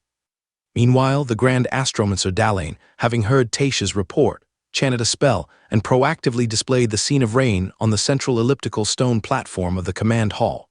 Clearly, Rain's repeated rescues intrigued the Grand Astromancer Dalane greatly. As the image appeared, everyone present couldn't help but turn their attention towards it. However, in the current image, Rain and Lambert's figures were nowhere to be seen, while the spectators Arata, Alida, and Baldwin were clearly visible. This strange sight naturally puzzled Tasha. Could it be that Lord Dalane's astrology misjudged and didn't lock onto Lord Rain? They're both moving too fast, Marshal Alfred said in a deep voice. Upon careful inspection, Tasha noticed that in the center of the picture, large trees with trunks requiring 2 people to hug fell as if they were being mowed down, and 2 blurred figures would appear occasionally, only to momentarily vanish. Even if their images were unclear, the intense sparks upon impact and the brief stagnation when the greatswords clashed barely allowed one to capture their forms. Compared to those in the command hall, the sisters Arata on the scene were more aware of the immense strength of the two. "Sister, this guy's swordsmanship is unlike anything I've ever seen. Do you think Lord Rain can win?" For the first time, Sister Alida felt concerned. "I believe in Lord Rain's victory," Sister Arata nodded and said. At this moment, the situation in the center of the arena changed. "Sword Shadow Clone Slash," Lambert shouted, his figure suddenly appearing mid-air, clearly visible. In the next instant, his arm muscles swelled, his outer garments tore apart, and he unleashed 8 different slashing silhouettes, aiming one after another at Rain's position in a series of leap slashes. Rain had certainly considered transforming into the second stage Dragon Man general form to confront his enemy. But the issue was that, although the absolute strength and defense would increase dramatically after transformation, the movement speed wouldn't improve significantly. Moreover, due to the sheer size, quick maneuvers within a small area would be less agile compared to his human form. This was a common problem after enlarging one's form. However, the opposing Lambert was exceptionally fast, and his sword speed was unparalleled. He was a top-level sword master who was extremely adept at exploiting his opponent's weaknesses. Therefore, in such circumstances, choosing to transform in order to fight Lambert would be unwise. He might very well be caught by Lambert's attacks. Of course, this didn't mean Rain was completely unable to use transformation against his adversaries. Facing Lambert's majestic peak attack, the muscles on Rain's right arm swelled abruptly, his skin showing the faint presence of dragon scale. This local physical dragon conversion was a new ability he gained after his bloodline concentration reached high grade. Clang! Rain's immensely large right arm grasped the greatsword and held it horizontally in front of him, blocking Lambert's powerful killer move with a single hand. At this moment, Lambert, in midair performing a leap/stance, glared with wide eyes, his mouth wide open in a roar and all his muscles tensed, as if he had poured his resolve, original force, and power into this single strike. Instantly, Rain felt a surging huge strength coming from the greatsword, akin to tidal waves, layering and advancing towards him. Yet Rain remained completely still, his body only slightly trembling, not as if he couldn't sustain the pressure, but as if it were a form of power release. It seemed like the huge strength received was being conducted into the ground in some manner. Beneath Rain, the ground suddenly sunk into a bowl-like depression, while the ground around his feet cracked like a spider's web extending outward. But in the next moment, Rain's counterattack arrived. Boom! Rain's left fist, which had been empty all this time, struck out like lightning, immediately creating a bowl-sized indentation in Lambert's abdomen, his back arching out a bulge. The greatsword in his hand nearly slipped away, and his entire person was bent over, flying backward. Imperial City Tamriel, in the command hall on the second floor of the Star Mage platform. Marshal Alfred, Lambert's strength is remarkable. Is there a chance to have Lord Rain show leniency, perhaps allowing him to contribute to the subsequent encirclement operation? At this point, a nearby elderly army general named Goebel coughed and spoke. General Goebel, may I ask how you ensure the opponent won't suddenly set traps or go rogue against Lord Rain during the subsequent operation? Augustus immediately retorted, frowning. Why didn't you mention this earlier? And now, seeing Lambert at a disadvantage, you bring it up. It's hard not to question the motivation behind this suggestion. Cough. General Augustus, Lambert's background is relatively clear. He is the top disciple of the Empire Guardian Tide Sword St. Leon. From this perspective, I believe there should be no reason for him to betray the Empire. Moreover, the conflict between him and Lord Rain is merely an internal Imperial affair, isn't it? Upon hearing internal Imperial affair, General Augustus swallowed what he initially intended to say. In a certain sense, this statement is politically correct. Facing external enemies, it's essential to unite all available forces. However, the most crucial aspect of this matter is to seek the opinion of the concerned person, Rain. Contests and duels are sacred matters. The victor holds the absolute right. This is why the command hall here initially couldn't intervene. Tasha, contact Baldwin and have him discuss with Lord Rain at an appropriate time, see if he's willing to give Lambert a chance. Marshal Alfred pondered for a moment and then spoke to Tasha nearby. At this moment, Rain is still battling Lambert, making direct contact unsuitable, so Alfred asks Tasha to contact Baldwin, who is on site. By your order, Marshal. Tasha replied dutifully. Meanwhile, in the Dragon Valley Secret Realm, ever since Lambert's sword Shadow Clone Slash was intercepted by Rain, Lambert's situation had become precarious. Crackling, bone fracture sounds rang out. After Lambert's greatsword was deflected, Rain followed up with a technique akin to Iron Mountain Lean, heavily shoulder barging Lambert's chest, causing him to fly backward like a cannonball. And as Rain's form flashed, intending to thoroughly settle Lambert, suddenly, Captain Baldwin of the military department shouted, "Show mercy, Lord Rain." This made Rain pause, looking at Baldwin in confusion.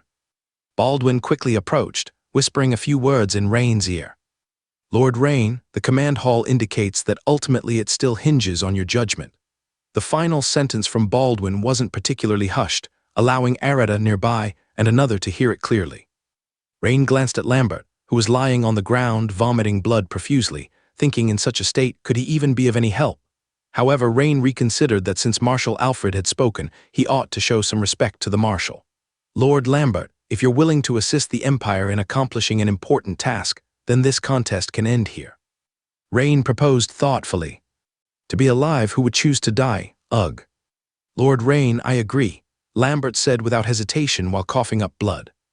Besides, this matter has come to this point, and I'm completely cleared with the Drum family. Aren't you going to ask what the task is? No need, I have confidence in Lord Rain. Hearing Lambert's words, Rain couldn't help but smile slightly. He didn't expect Lambert to be so articulate. After thinking for a moment, Rain turned to Arata and said, Arata, give him some treatment. Time is a bit tight, I'll go ahead, you can come later. All right, Lord Rain. Arata nodded, having no objections. Although Arata is a shadow mage, he also mastered witchcraft like dark healing, which can quickly heal wounds, though the side effects are not small. As Rain quickly headed to the rendezvous point, he saw a sturdy man already waiting there, wearing a luxurious white wizard robe with golden edges, holding a staff topped with a spherical blue gem. His face was dignified, like someone who held a high position for a long time. At this moment, he was frowning while gazing northward, seemingly lost in thought. In less than 2 minutes, another person arrived. This person looked in his early 40s, wearing a secret silver silk sky blue wizard robe, holding a peculiar staff with 3 rhombus-shaped crystals floating above it. The fluctuation of wind energy particles emitted by the crystals atop the staff was extremely prominent. "Agrippa, you're punctual," the man with the blue gem staff said without turning his head. "Lord Nick, long time no see," the man in the sky blue wizard robe said with a smile, indifferent. This Lord Nick was a legendary peak strongman of the Inner Guard, which was responsible for guarding the Imperial Palace, the proudest of them all. Had it not been for the unique location of this task, the Dragon Valley secret realm, the Inner Guard wouldn't have sent anyone. "Hey, Lord Nick, where are your 2 team members?" Agrippa looked around and asked in slight surprise. His team members' strength had greatly declined due to being affected by the soul-devouring plague. Bringing them to fight the Nether Sea Goddess's divine avatar would be sending them to their deaths. Yet, Nick's side of the Inner Guard only had him here. "I sent them to eliminate some young giant dragons infected by the Void Beast. Against a divine avatar, their strength is still lacking." As he spoke, Captain Nick finally turned around. Agrippa thought for a moment, then smiled and nodded. "Lord Nick, you've thought this through carefully. Indeed, given the opponent's strength, ordinary team members would hardly make a difference." In his heart, Agrippa actually agreed. Nick and his strength were about equal. By comparison, the team member's strength was a bit inferior. In regular missions, having 2 additional team members with late-stage legendary strength would be helpful, but it's different when facing a divine avatar. Unless someone reached a certain extreme within the legendary, it'd be hard to even take 1 hit. Even he, upon knowing he'd face the Nether Sea Goddess avatar, didn't have much confidence. After all, the opponent was a god. "I've heard there's another person, also one of your sword bearers. Why hasn't he arrived yet?" Nick frowned slightly and asked.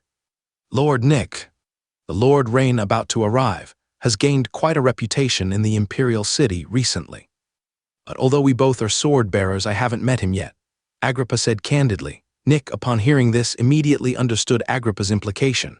Agrippa was indicating that, although he and Rain both belonged to the sword bearer system, they were not familiar with each other. "This will be a tough battle. How do you think it should be fought?" Nick smiled and asked. At their level, specific battle arrangements wouldn't involve the command hall. They were made autonomously. Unless a deadlock occurred, only then would the command hall coordinate, but they'd merely decide who leads, not the detailed execution of the battle. "Oh, does Lord Nick have a plan?" Agrippa didn't answer directly but smiled and asked in return. "It's best if someone could directly draw the opponent's attention. In that case, our crystallization kill move would be useful," Nick said. "Indeed, that's the way it is." Agrippa immediately understood Nick's meaning, nodded and replied. Then Nick glanced at a thin piece and said, "Lord Rain is already 1 minute late. I think latecomers should assume more responsibility. Don't you agree, Lord Agrippa?" Since Agrippa had clearly indicated earlier that he wasn't familiar with Rain, Nick was sure he wouldn't oppose his suggestion. Fighting a divine avatar was very dangerous. If someone could draw the fire directly, it would be much safer. In principle, I agree with Lord Nick's opinion. However, I think it would be best to clarify this with Lord Rain before the battle." Agrippa hesitated slightly, then nodded. Although Rain's reputation had recently soared in the Imperial City, in Agrippa's eyes, compared to the experienced legendary strongman Nick, Rain's strength should be inferior. As they were talking about Rain, he arrived. "Sorry, gentlemen, I'm a bit late by 2 minutes. Rain's voice came from afar. But before the words fell, his tall figure also suddenly arrived, almost faster than sound. Oh, not bad strength. This scene was naturally caught in the eyes of Nick and Agrippa, and the thought emerged in both of their minds. "Lord Rain, you are late. You should know that being late during mission execution is a taboo." Nick's face was stern as he said, "Oh, may I ask who you are?" Rain raised an eyebrow, looked at the other party and said, "Nick, part of the Inner Guard." "So what does Captain Nick mean?" "I think as someone who was late, you should show some apology. In the subsequent battles, Lord Rain, you should take on more responsibility, such as attracting that one's attention during the fight." Upon hearing this, Rain immediately understood why the other party was making an issue of his tardiness. The real purpose was this. In fact, when he received this task request from Marshal Alfred, Rain instinctively felt that due to the last incident, once Nethersea Goddess Hela saw him, she would certainly target him as the main attack. That is to say, without any tactical arrangement or any discussion, he would naturally attract fire, and he also had this mindset prepared in his heart. But the problem is, Captain Nick's words made him feel uncomfortable. He could take on the task of attracting fire, but the premise is he himself proposing it proactively. I disagree. Rain shook his head and said, Did the command hall not tell you that you came here to cooperate with us? You are disobeying orders. Nick's face became stern and a wave of spiritual power pressed toward Rain. Sorry, the command hall's task for me is not cooperation but support. Is there any difference? Agrippa couldn't help but ask. Of course, there's a difference. Cooperation has a primary and secondary, but support does not. Rain said, Well, Lord Rain, now is not the time for conflicts. We three should cooperate fully to confront the Nethersea Goddess's avatar. Agrippa acted as a mediator, saying, Once the battle begins, we need a tactic. Like who will attract the other's attention, who is the main attack, who will restrict. Lord Rain, what do you think? Among us three, my crystallization kill move is quite powerful, and I believe it should be able to cause some damage to that one. As for Captain Nick, he is good at control and can create a lot of opportunities for our attack. And Lord Rain, your impressive track record deeply impresses me. Based on your combat record, you've almost never suffered any serious injury in battles, showing you're very good at defense. That's why Captain Nick has proposed, hoping you can attract the other's attention. When he said this, his face was smiling, seemingly polite and courteous. Of course, if Lord Rain has a better suggestion, you can also bring it up for us to discuss together. Finally, Agrippa said. After thinking for a moment, Rain nodded and said, All right, if that's the case, Lord Agrippa, then I will attract the other's attention. However, I cannot guarantee that the other's attention will always be on me. As soon as Rain's words fell, a hint of joy flashed in both of their eyes. Of course, Lord Rain, just do your best. Agrippa nodded quickly, smiling, and said, But he was thinking to himself, indeed, these are young people. A few good words get them to take on this job proactively. And beside him, Nick, although his face remained stern. Inside, he was grinning. Also felt Rain was still too young. With he and Agrippa playing good cop and bad cop, in just a few words, Rain took on the most dangerous job. Yet the two didn't realize that from the moment Nick suggested Rain attract fire, Rain had sensed their tacit manipulation. Because if they truly saw him as part of the team, they would have said at least one thing like, if you're not up for it, here's how I'll help, or if you really can't hold out, back off a bit and ensure your safety first. But none of these words was said. This is not a sincerely cooperative team.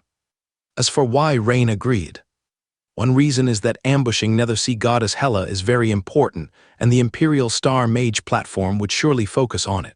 If that's the case, then standing on the moral high ground becomes important. His agreement represents his stance.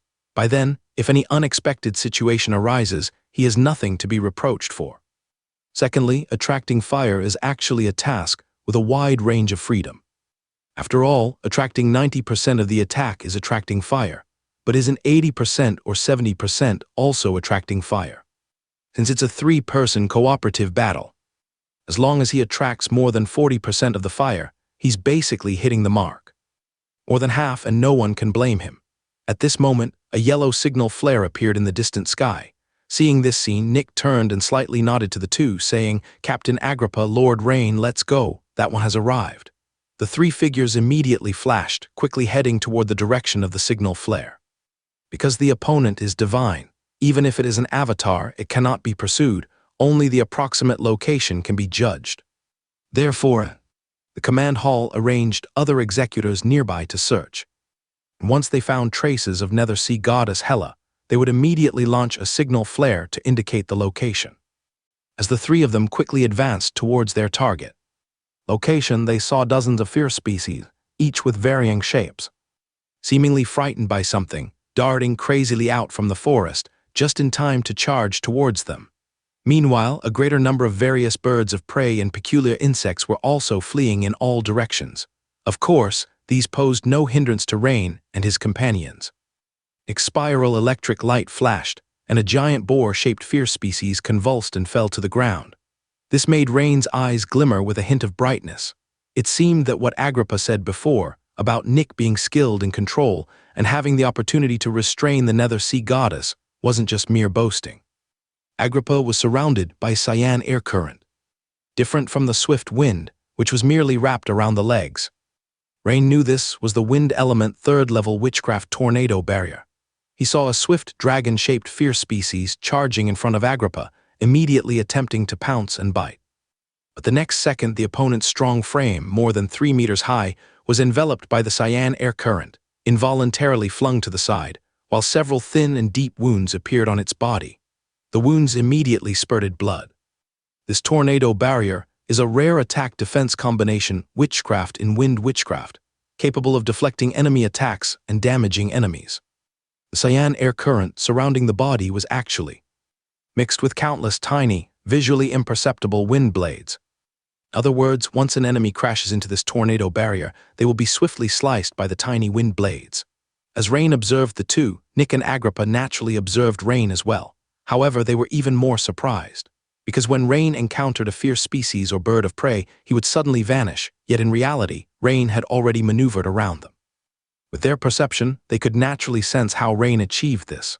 Simply put, Rain relied on instantaneous variable speeds, effortlessly avoiding all fierce species charging at him, as if strolling leisurely. Nick glanced at Rain, pondering.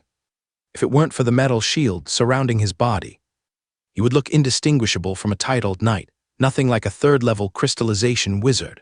Emerging from a grove, the scene ahead was clearly visible. A gorgeous black-robed girl familiar to Rain stood with her back to them in the center, while on the ground around her lay 3 Empire personnel, clearly more exhaling than inhaling. Rain was slightly familiar with 2 of them, as they were participants in the Secret Realm retest. The other he hadn't seen before, but his aura was somewhat similar to Nick's, likely Inner Guard personnel. Quaid, Nick exclaimed. Indeed, as Rain had guessed, one of them was Nick's teammate. 3 more have come. Hela slowly turned, said, "Oh, I didn't expect you would come to me actively." As she turned, Hela's beautiful eyes locked onto Rain, said, "Shouldn't I have come?" Rain smiled. "Since you came voluntarily, I can promise you a pleasant death." A smile appeared on Hela's exquisite face. She had no intention of enchantment, yet all 3 present felt a sense of enchantment. As for the Nether Sea Goddess's words, Rain naturally understood her meaning, but Nick and Agrippa did not, though to them it wasn't important. What mattered was Rain capturing the Nether Sea Goddess's attention as soon as he appeared, which was evidently wonderful, because it indicated that the first step of the strategy was completed. For these 2, accomplishing the task smoothly was ideal, yet if it couldn't be done, they would promptly retreat to ensure their safety. This was also why they had Rain attract attention. The reason was simple. If becoming the focus of a divine incarnation, the difficulty of escape would be hell level. Nick and Agrippa exchanged a glance, quickly parted left and right, arriving at the Nether Sea Goddess's left and right sides respectively. From an aerial view, Rain, Nick, and Agrippa formed a triangle, surrounding the Nether Sea Goddess Hela in the middle. However, before having fun with you, I think I should first clear out these 2 little bugs. The black-robed girl transformed by the Nether Sea Goddess Hela cast a sideways glance at Nick and Agrippa, who had just taken their positions. This mere glance made their hearts skip a beat with fear, and the words of the Nether Sea Goddess made them instantly understand that she intended to clear the field first and then deal with Rain. This immediately made them glance at Rain with displeased expressions, calling out in their hearts, "What is this situation? We wanted you to attract attention, but you've attracted too much. Brother, you overdid it," and this scene was naturally witnessed by everyone on the 2nd floor of the Star Mage platform in the Imperial City Tamriel. For a moment, everyone including Marshal Alfred and even Grand Astromancer Dalain, who was maintaining the astrology, looked at Rain on the elliptical stone platform with shocked expressions. "Augustus, did you say that Rain had a confrontation with the Nether Sea Goddess before?" Alfred quickly regained his composure and asked. "Yes, to be exact, Lord Rain had a confrontation with a projection of the Nether Sea Goddess." Augustus was slightly taken aback, nodding in response. In a flash, Augustus also understood the meaning behind Marshal Alfred's words. That is, if it was only a confrontation with a divine projection, the Nether Sea Goddess's reaction this time shouldn't be so. She shouldn't have said such words. Last time it was merely a confrontation. Marshal Alfred asked in confusion. "Well, Augustus tried hard to recall. The empire territory was vast, with cults proliferating and even various secret ancient sects reviving. Though divine projections weren't particularly frequent, on average, there were 1 or 2 incidents a month. And every few months, situations of divine incarnations descending would be reported somewhere in the empire. I might know why. At this time, the nearby female Major General Tatia said with a peculiar expression. Because the site of the battle between Lord Rain and the Nether Sea Goddess's projection was on the Frostwind Prairie, it was the Sword-Bearers branch of the Marne province that reported it first. I watched it many times and remember it well. Tatia's words immediately attracted the attention of everyone present. At that time, Lord Rain might have been a bit too sharp-tongued, which made an impression on the Nether Sea Goddess. Tatia initially wanted to elaborate, but as soon as she started, she felt it was inappropriate and glossed over it. Only this instead made everyone more curious. More specifics, for example. Marshal Alfred, who normally showed no emotion, displayed curiosity and inquisitiveness at this moment. For example, when the Nether Sea Goddess hoped for Lord Rain's submission, Lord Rain immediately retorted, "You might as well submit to me." What? Upon hearing this, everyone's eyes widened, staring at Tatia in disbelief. No. It wasn't me who said this, it was Lord Rain. Tatia felt her heart race under the gazes of several superiors and quickly waved her hands. At that time, she had read about it in the intelligence reports and was quite shocked, so she reviewed it multiple times and even confirmed with the local Sword-Bearers branch in Marne province, which left a deep impression on her. Only then did everyone realize there was such a reason. No wonder, at this moment, the Nether Sea Goddess Hela looked at Rain with a fervent gaze, as if she were a woman staring at a man who had wronged her. Her smile was enchanting, it was also chilling. However, as everyone turned their gaze back to the stone platform projection, the scene abruptly changed, only to see the Nether Sea Goddess Hela suddenly point lightly at Agrippa to her right. Instantly, 5 rapidly spinning black torrents appeared in front of her. The black torrents seemed to contain something, as if they imprisoned wraiths, and vague human faces of agony could be seen. Then, with a flick of her pale finger, they shot towards Agrippa like lightning. It seemed, as she said, she wanted to eliminate the little bugs first. This caused Rain's eyebrows to raise, and he immediately dashed towards the Nether Sea Goddess in an attack. Though Nick and Agrippa both had their own calculations, Rain wasn't about to stand aside and watch Hela kill them. As for Agrippa, who was attacked, he naturally didn't dare rely on his wind element 3rd level witchcraft tornado barrier to withstand an attack from a divine incarnation. Moreover, with his perception, he could easily discern that though the Nether Sea Goddess Hela's spell was nearly instant cast, its energy fluctuations were as intense as 4th level witchcraft. Thus, Agrippa's first response was naturally to rely on his swift wind witchcraft to dodge. Quickly, his body shimmered with azure light, leaving behind multiple afterimages as he retreated dozens of meters instantly. Just when Agrippa thought he had evaded the spell, he looked up, and his slightly relaxed heart tensed up once more. For Agrippa was astonished to find that the 5 black torrent vortices released by the Nether Sea Goddess Hela pursued him like living creatures, tracing a beautiful arc before catching up to him again. This strong tracking feature, simply unreasonable. It's known that general witchcraft, based on the spiritual power of the caster, possesses a certain tracking feature, but this would quickly diminish with the target's distance and movement speed changes. And at this moment, he was already at least 200 meters away from the Nether Sea Goddess. Yet she could still precisely lock onto him. Isn't this too exaggerated? This level of spiritual power, probably even a 4th level Dawn Wizard, is just like this. But shouldn't the secret realm have a strength limit? In an instant, many thoughts emerged in Agrippa's mind, and his forehead was covered with beads of sweat. In response, he could only desperately dodge.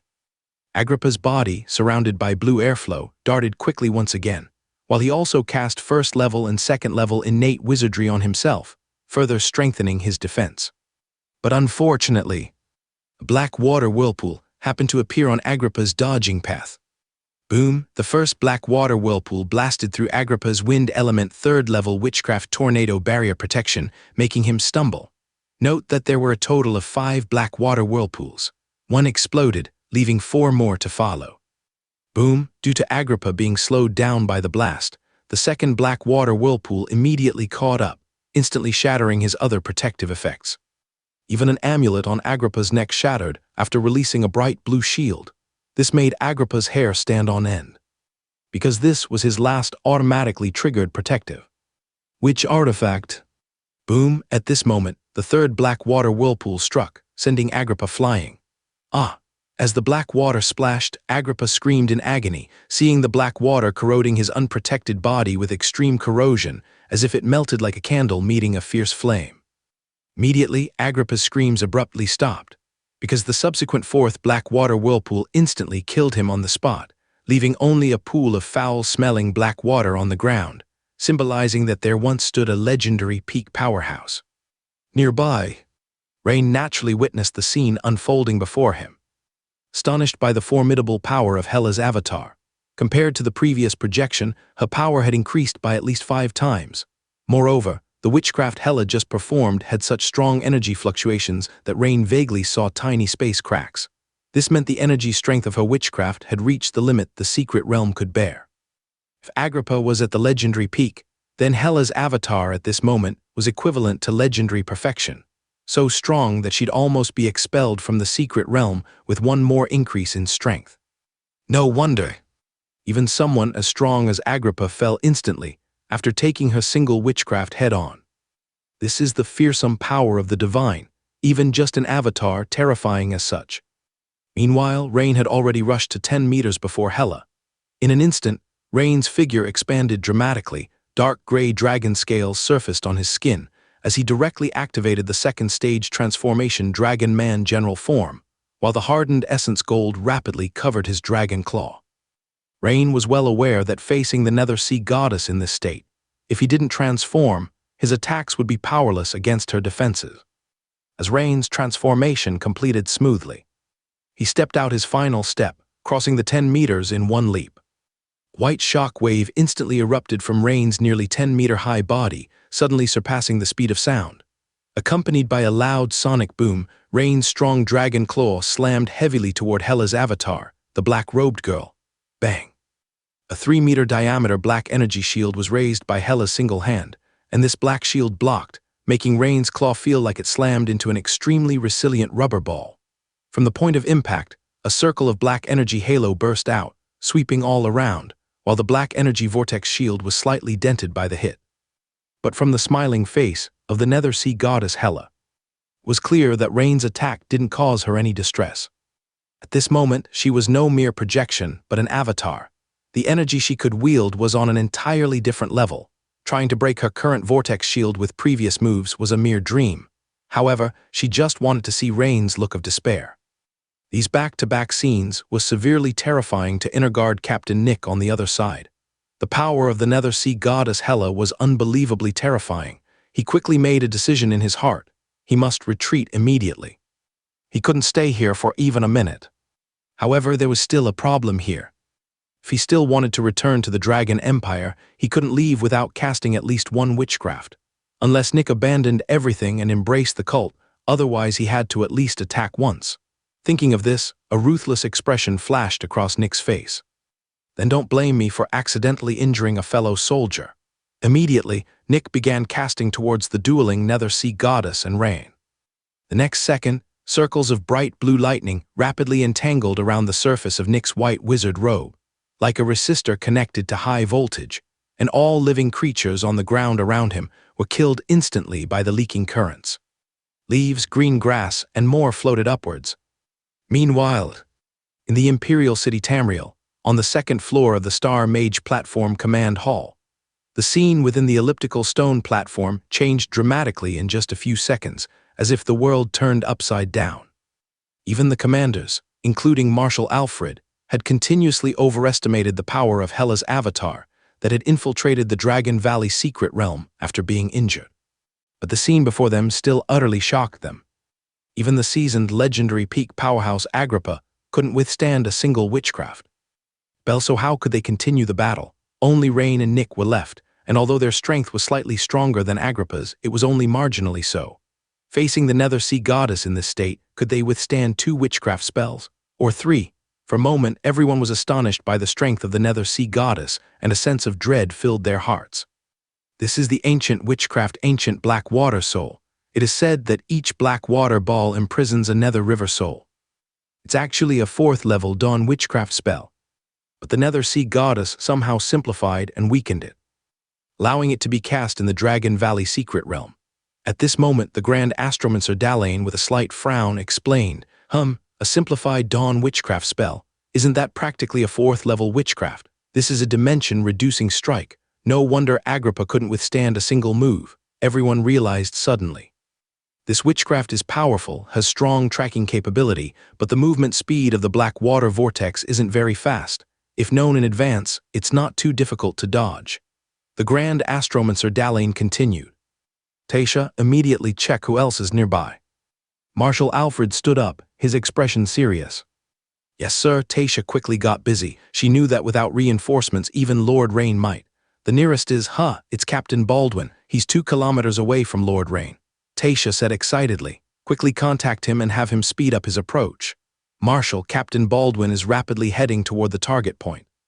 Good. Inform Baldwin of the Nether Sea Goddess's combat power and what Dalain mentioned. It's best if he can warn Rain too. Marshal Alfred reminded. If they knew the opponent's strength beforehand, they wouldn't be caught off guard.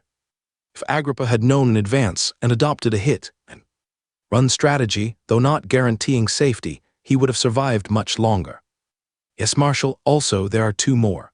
Just as Tasha was reporting, she was suddenly interrupted by a furious shout. Bang! That bastard Nick! General Augustus slammed his palm on the table, glaring angrily at the image on the stone platform. Everyone turned their heads to look at the elliptical stone platform, in the image on the platform. Dragon Thunder, Nick roared, bang. As the blue crystal ball at the top of his staff shattered, the witchcraft he was casting instantly increased in power. A sphere of lightning shot towards Rain and Hela's location. And just before it reached them, the sphere of lightning exploded, forming a glowing electrical net with a diameter of about 10 meters. Rain's eyes flashed with a cold light. He didn't expect this guy Nick to attack him as well. Furthermore, he was using Metal Series witchcraft, and his nearly 10-meter-high body was covered with steel armor.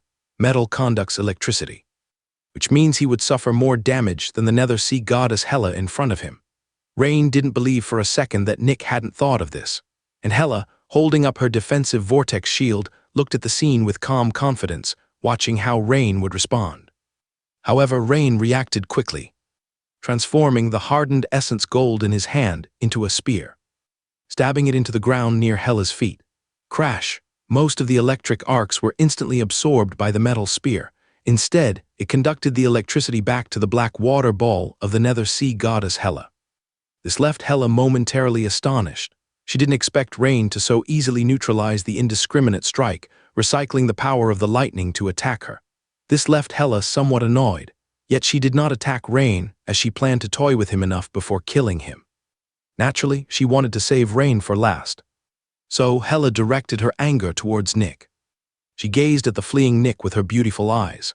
Does this little insect think it can escape? Such ignorance! The Nether Sea Goddess Hela extended another hand, forming a grip in the air. Instantly, a trident, composed entirely of energy and flickering with translucent black light, appeared in her hand. Swish, a black lightning flashed by. In an instant, the black glowing trident appeared behind the fleeing Nick. Nick cursed and was frightened. Lightning movement. But Nick was ultimately experienced in battle and shouted as he suddenly shifted forward by several meters, as if teleporting. This was his trump card for survival.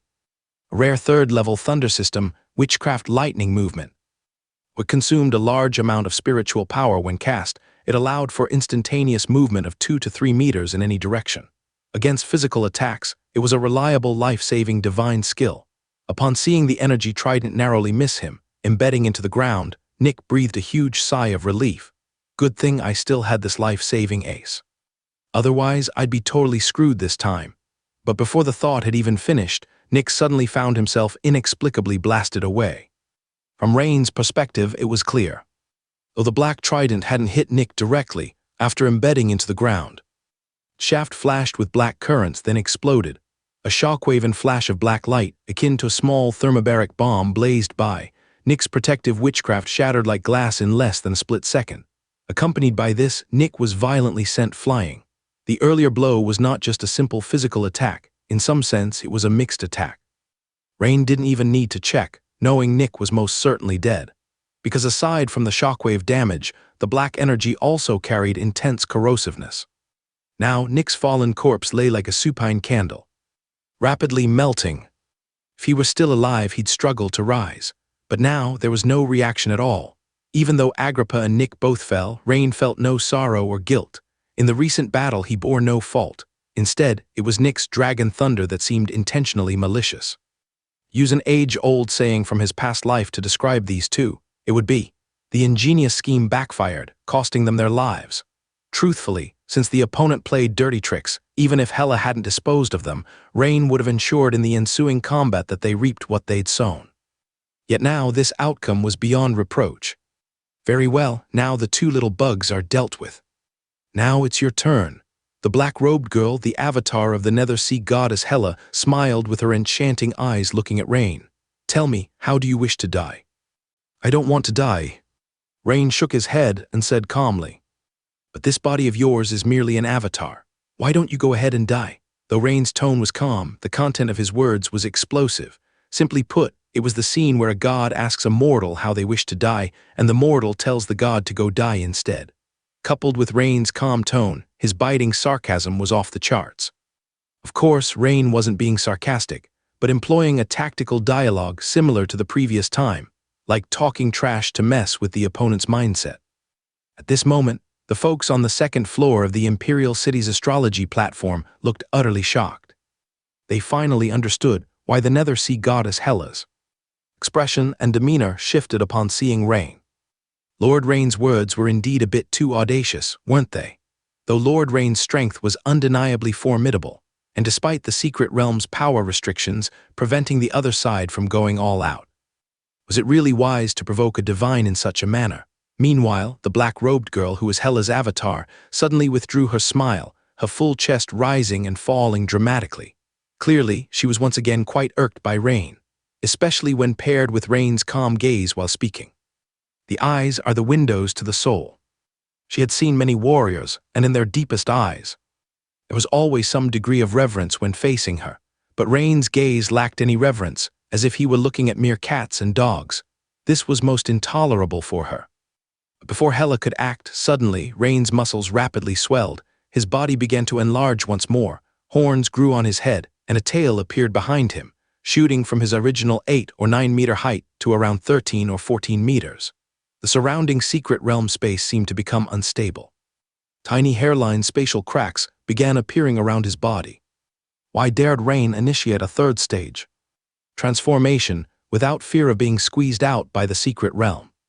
Because he suddenly realized something. He was different from before. His bloodline concentration had risen to high grade, enabling him to partially control the degree of transformation.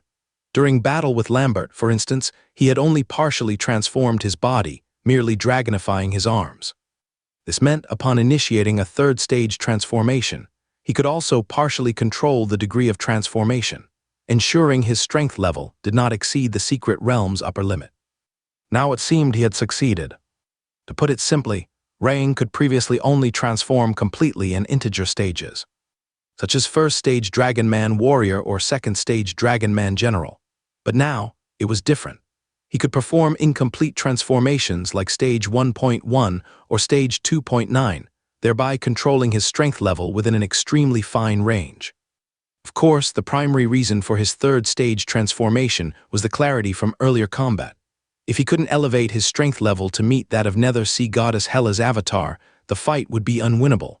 No combat skill, witchcraft, or even will could compensate for that. Because the opponent was a divine, mastering all kinds of witchcraft and combat skills to their peak.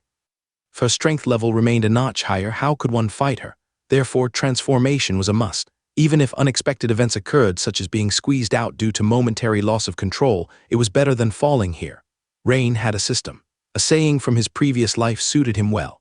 Keep the green mountain intact, not worried about no firewood. As Rain's further transformation occurred, Hela, just about to act, narrowed her beautiful eyes. She could certainly sense Rain's strength level rising further. This energy fluctuation had reached the maximum limit the present Dragon Valley secret realm could bear. In other words, if the two previously had a small degree of separation in their strength levels, then from this moment on they were completely on the same level. Both were at the legendary peak level, Should their strength ascend further, even just a bit more, they'd be squeezed out by the secret realm. Boom! As Rain transformed into the Dragon Man King, suddenly he stomped heavily, causing the ground to cave in. White energy wave burst forth from his 13 or 14-meter-high body. For a moment, you could still see that compressed transparent airflow streaming backward from all around Rain's body like water. Amidst the massive sound explosion, Rain's towering form surprisingly reached Hela in the blink of an eye. One of his strong dragon claws once again smashed against Hela's black energy vortex shield. Bang! At the point of collision between the vortex shield and dragon claw, a ripple-like circle of black energy rings suddenly shot outward. Simultaneously, the originally hairline cracks around the two rapidly expanded to thumb width, as if the secret realm space here could no longer withstand the fierce fluctuations from their battle. Hela's black energy vortex shield, like a balloon, was deeply indented by Rain's claw. Even the sharp dragon claw was only an inch away from the exquisite face of Hela's black-robed girl avatar. This finally caused Hela's expression to change, becoming solemn. She swiftly raised another hand, pointing at Rain. The ancient witchcraft, ancient black water soul that killed Agrippa reappeared. Suddenly, 5 rapidly spinning black water vortexes appeared in front of her. With a flick of her finger, they shot towards Rain like lightning. However, facing this assault, Rain didn't dodge or avoid it. Instead, he lifted his other giant claw and suddenly struck towards Hela's precarious black water vortex shield. Swish, swish, swish. In an instant, a shadow of claws surged towards Hela, indicating a tactic of exchanging injuries. Snap, the shield shattered. Black light flickered on Hela, and the next moment, she appeared dozens of meters away. This was her first retreat since entering the secret realm. At the same time, 5 black water vortexes, vaguely displaying the faces of drowning souls, struck from multiple directions towards Rain in his Dragon Man King form, closing in. Rain's right claw, coated in silver magic, struck out like lightning. Instantly, he detonated all the black water vortexes. Boom, boom, boom. For a moment, thunderous explosions erupted, smoke and dust surged. After the explosions, Rain's dragon claw, covered in combined witchcraft steel armor, was merely pitted and charred on the surface, emitting the stench of eroding dragon scales. But compared to Agrippa's situation of being instantly corroded away, it was worlds apart. This was Rain's power level in the 3rd form. As Rain was about to attack again, the next second, both of them looked to the side. It seemed the intense energy fluctuations just now made the nearby space increasingly unstable, and suddenly, dozens of thumb-sized spatial rifts appeared to connect. Suddenly, a giant fissure about 2 or 3 meters in diameter with irregular edges appeared. But crucially, one after another, black mist creatures emerged abruptly from the fissure. Although they had no visible face, just a mass of black mist, Rain could sense the joy waves they emitted upon arriving in the secret realm. Meanwhile, Imperial City, Astrology Platform 2nd floor. Questioning voice arose. Lord Rain possesses such a hidden trump card, why didn't he use it earlier? If he had used it, both Lord Nick and Lord Agrippa might have survived, wouldn't they? An elder in inner guard uniform frowned. Captain Nick was a top-tier warrior among them, and he had a blood relation with him. He was his cousin. This should be Lord Rain's hidden trump card, not easily used. Someone answered. Lord Rain's bloodline transformation actually has a major weakness, which is that the greater the power of the transformation, the faster the physical strength depletes. Hence, Lord Rain must have refrained from activating this level of transformation when the situation was unclear at the beginning. Tasha explained persuasively, but General Augustus was more straightforward. General O'Connor, didn't you see just now? Nick, that bastard, unleashed the crystallization kill move Dragon Thunder without caring about Lord Rain's survival. And after using it, he fled immediately. Such an ally is better not to have, General Augustus said bluntly. He was already unhappy seeing this, and now the inner guard's General O'Connor jumped up to say such words, which made him even angrier. You? O'Connor was caught off guard by Augustus's pointed criticism. His face flushed red. Awkwardly standing in place. Augustus, don't say things that affect unity.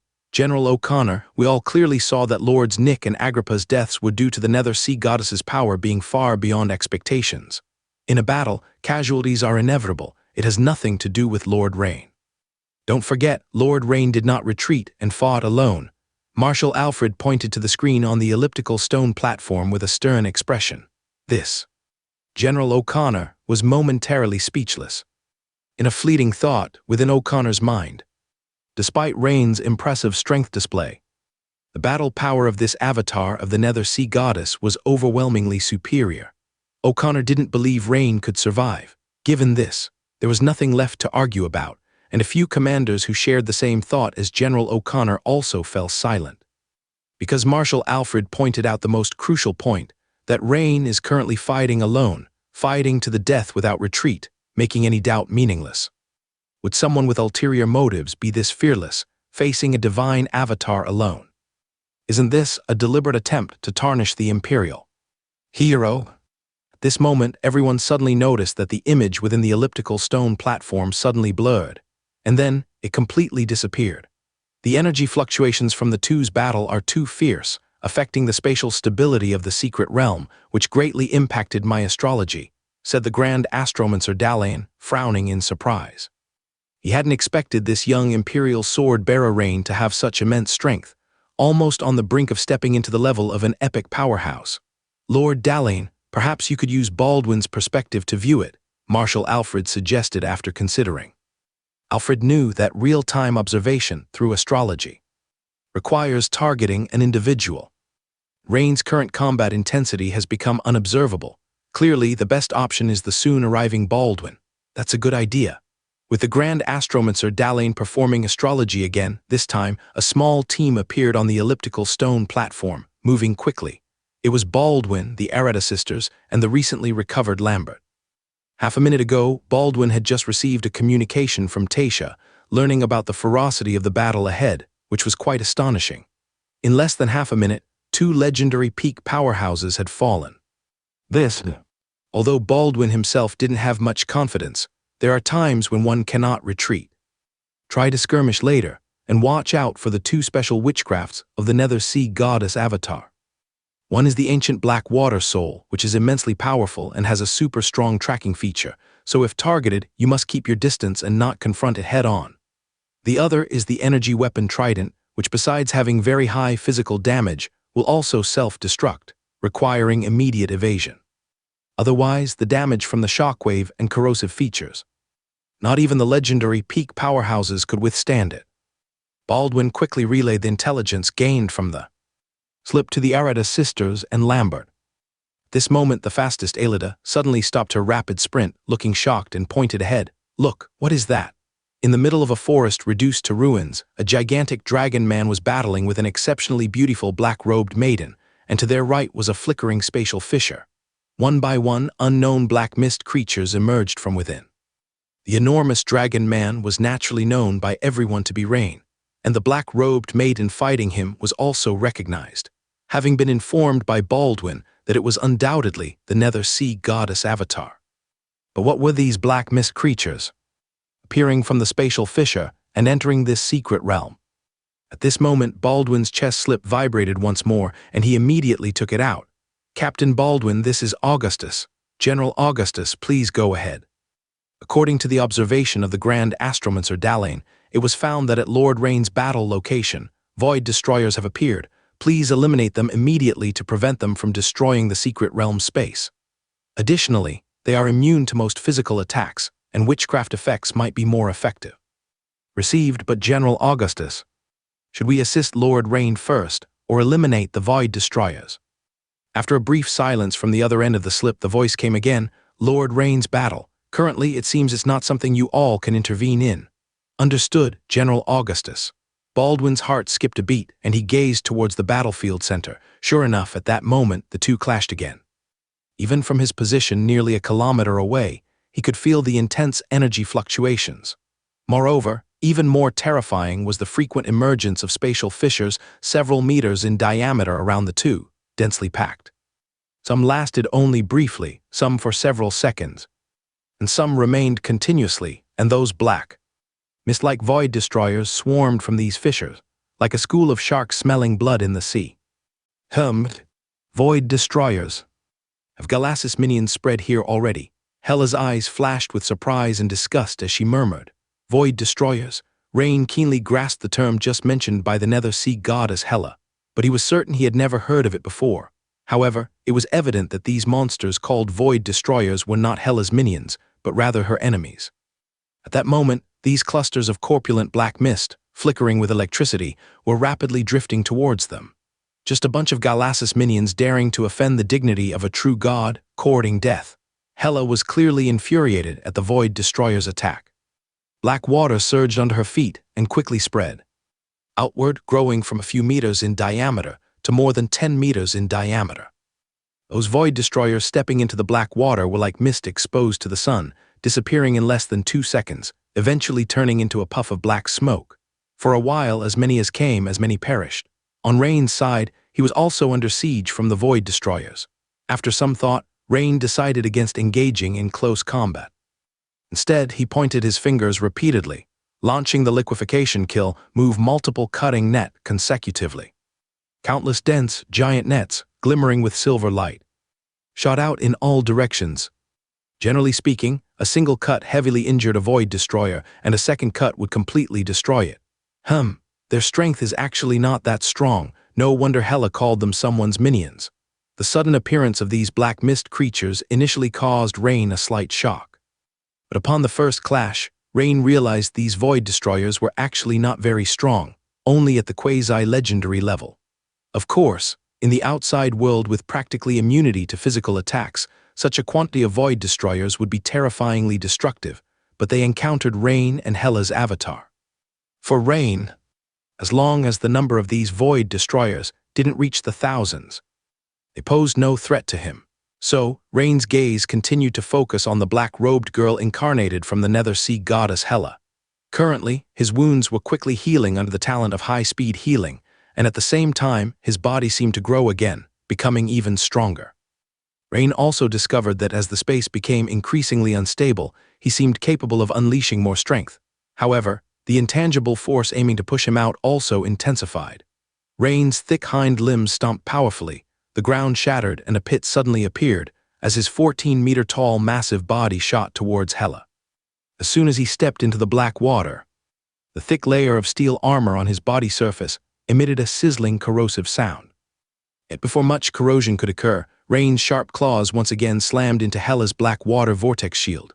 Boom! This time, the black water vortex shield was hit with a huge dent again. The black-robed girl quickly tilted her head, but a strand of hair was cut off by the tip of Rain's claw and floated down. Impertinent, this made Hela, who originally had a playful attitude, feel a chill and a sense of being offended. Finally, Hela unleashed a certain battle body, and the figure of the black-robed girl grew instantly larger, reaching a height almost comparable to Rain's 3 meters, 5 meters. Instantly, the two giants clashed fiercely. Boom! Boom! Each time they collided, the transparent air seemed like flowing water, forming ripples that spread outward, followed by roaring sounds that echoed all around with smoke and dust rising. Various large and small rifts appeared around them, flickering as they fought. The mere aftermath of their battle almost cleared the vicinity. The Void Destroyers, who were quite delighted when they first descended into this secret realm, were now scrambling to flee in other directions. Because the aftermath of Rain and Hela's avatar battle just wiped out at least dozens of their kind. However, as both fought with true fervor, the power released grew larger. Some void rifts became more prominent, from the initial 2 to 3 meters in diameter to now occasionally 4 to 5 meters. Through the rifts, vaguely, it seemed like some larger and higher energy level void creatures in the dark void outside the secret realm were watching. 1 kilometer away, Baldwin and his group. Go will prioritize exterminating the Void Destroyers, Baldwin said, turning his head to the 3 beside him. Hearing this, Aelida, standing at the forefront of the team, glanced at Baldwin in surprise and questioned, Isn't it to support Lord Rain? Do you think we can intervene in the battle between Lord Rain and that person we should still execute? Baldwin said with a wry smile. However, before Baldwin could finish, he was interrupted by his sister Aelida. No, Lord Baldwin, perhaps you're mistaken about one thing. We have little connection with the Empire. We are merely followers of Lord Rain, not Imperial soldiers, nor do we have positions in the Empire. Therefore, supporting Lord Rain is what we both should do. Aelida said, her pretty face turning serious. Baldwin was somewhat astonished. Indeed, he had just assumed. Lord Rain was indeed an Imperial sword-bearer, but the Aelida sisters were not. In the past, It was because Lord Rain was always on missions. The two sisters naturally followed, which gave him the illusion that the Arata sisters were also on a mission. But in fact, the two of them were just following Rain and were not really on an imperial mission. Now, as Lord Rain was caught in the midst of a fierce battle, the Arata sisters' first reaction was to support him, and he had no right to stop them, nor any right to make them first follow the command of the command hall to kill the Void Destroyer. "Sister, let's go." Not waiting for Baldwin to say anything further, the elder sister Arata immediately leapt onto the head of the Hellfire-modified demon statue and called out to her sister Alida beside her. "Okay, sister." Alida gave her elder sister a sweet smile, then collected her expression, snorted at Baldwin, and jumped onto another Hellfire-modified demon statue. The next second, the sisters, along with the two statues, rushed toward the center of the battlefield like the wind. "But can the battle between Lord Rain and that figure allow you two to intervene?" Baldwin suddenly thought of a question and shouted with a change of expression. But by this time, the two girls had already charged dozens of meters ahead. However, Baldwin also understood that even if the Arata sisters heard, they would not heed his words and return. Beside him, Lambert, carrying a greatsword on his back, crossed his arms and watched the conversation between Baldwin and the two girls with interest. Originally, when he first saw the two girls, he had this doubt. With his experience and keen perception, he always felt that these two did not seem like people from a special imperial department, because in both speech and demeanor, the girls did not match the usual calm, modest, and cautious wording within the imperial system. And after experiencing dark healing, he vaguely guessed about their origins. Now he completely understood. It turns out that the Arata sisters were top legendary strongmen of the secret snake sect, defeated by Rain after entering the secret realm, and somehow they became Rain's followers. Tuzg. Lord Rain is really something at such a young age. This kind of thing he was hearing for the first time in so many years. Moreover, didn't the evil god have any contingency on the two girls for control? How was it resolved? However, this was naturally not the time to think about this. Lambert noticed Baldwin's gaze turn toward him. "Lord Baldwin, don't look at me." Lambert turned his head slightly with a smile and immediately shook his head towards Baldwin, saying, "I joined this imperial mission because I lost a contest to Lord Rain. Now that Lord Rain is in a tough fight, by both emotion and reason, I should first assist him rather than resolve the Void Destroyer. You handle this Void Destroyer, no problem, right?" Saying this, before the words finished, Lambert's figure suddenly disappeared from the spot. The ground instantly cracked like a spider web. The next second, Lambert appeared dozens of meters away. When facing different enemies, the mental state is different. Lambert, although unwilling, easily accepted being defeated by a fellow imperial genius, Rain. He had no past enmity with Rain. It was simply because he had to honor an agreement with the Drum family that he chose to attack Rain. From this perspective, his stance wasn't so righteous. It wasn't his personal wish either. So naturally, his conviction wasn't that firm. Therefore, regarding the choice Rain gave him, Lambert chose life, not out of fear of death. But in front of him was an evil god's incarnation, an enemy of the Empire. He was the chief disciple of the Imperial Guardian, Tide Sword Saint. Rain, who spared him, was battling fiercely. In such a case, Lambert knew that if he didn't want to disgrace himself or his teacher, he had to do something. In an instant, as Lambert rapidly advanced, he suddenly experienced a moment of clarity, and the great sword wavebreaker on his back vibrated, as if responding in some way. This sudden change filled Lambert's heart with joy. He looked again at the eyes of the Nether Sea Goddess, filled with battle intent, excitement, anticipation, divine incarnation. It was his first time. "Lord Lambert, close combat is too dangerous. Remember to dodge." Seeing Lambert also rushing to the center of the battlefield, Baldwin was first stunned, then loudly reminded. The next second, Baldwin could only smile wryly, shake his head, and immediately cast a stone skin technique on himself, also rushing forward. As an earth wizard, his self-preservation ability was still decent. Baldwin planned to fight a little closer, at least to provide some support to Rain and the other three while eliminating the Void Destroyer.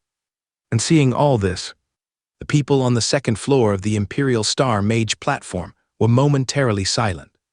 Human nature is very complex. Some people hold high positions but act despicably at critical moments, like Nick. But there are also those who seem driven by others, appearing cowardly and fearful, but in reality follow their hearts unwaveringly, like Lambert. In the Dragon Valley secret realm, the fierce fight between Rain and Hela continued. At this moment, Rain had already added points to restore his stamina for the third time.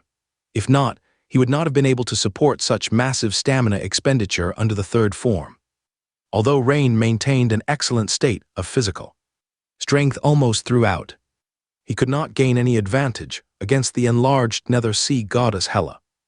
At this point, Rain could clearly feel that the energy intensity and duration in the divine incarnation state far surpassed the projection state. Between him and Hela, whether in strength, speed, or melee skills, there wasn't much difference, but Hela's witchcraft abilities were indeed superior. Although they had been fiercely battling till now, he still hadn't touched the opponent's trump card. Therefore, Rain naturally didn't rashly unleash his own ace either, because he always had a premonition that the Nether Sea goddess Hela before him should have a method to counter his soul shadow strike. Suddenly, Hela's right hand made a grasping motion. The semi-transparent energy trident appeared instantly. Swish, the next second Hela held the semi-transparent black trident, and with a lightning-like thrust towards Rain, Rain reacted extremely quickly, using his dragon claw covered by steel armor to grab the trident's tip, blocking it. Although the dragon's scale was pierced by the trident's tip, blood flowing, Rain considered it merely a minor injury. However, a mysterious smile suddenly appeared on Hela's face, and in an instant, Rain saw a flash of black radiance on the trident. Instantly, the trident enlarged tenfold, forming a gigantic trident shadow, piercing straight through his steel armor and torso from the front. Rain's pupils contracted, feeling a wave of intense pain from his body.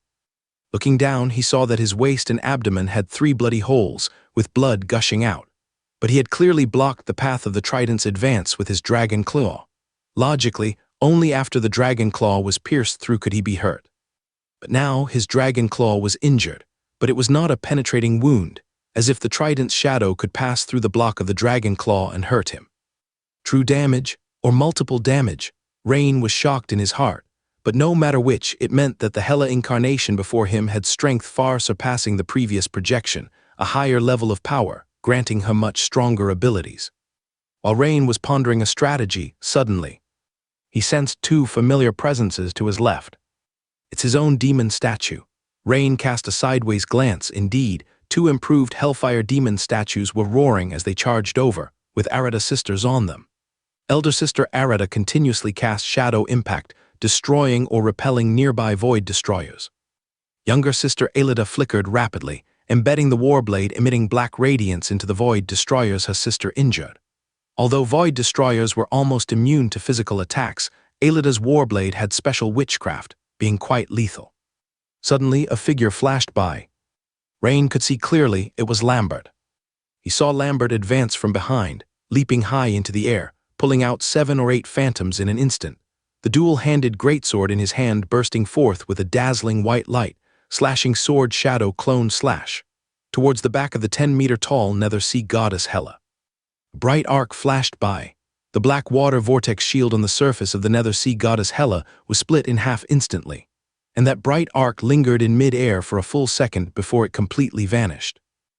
This level of sword of belief.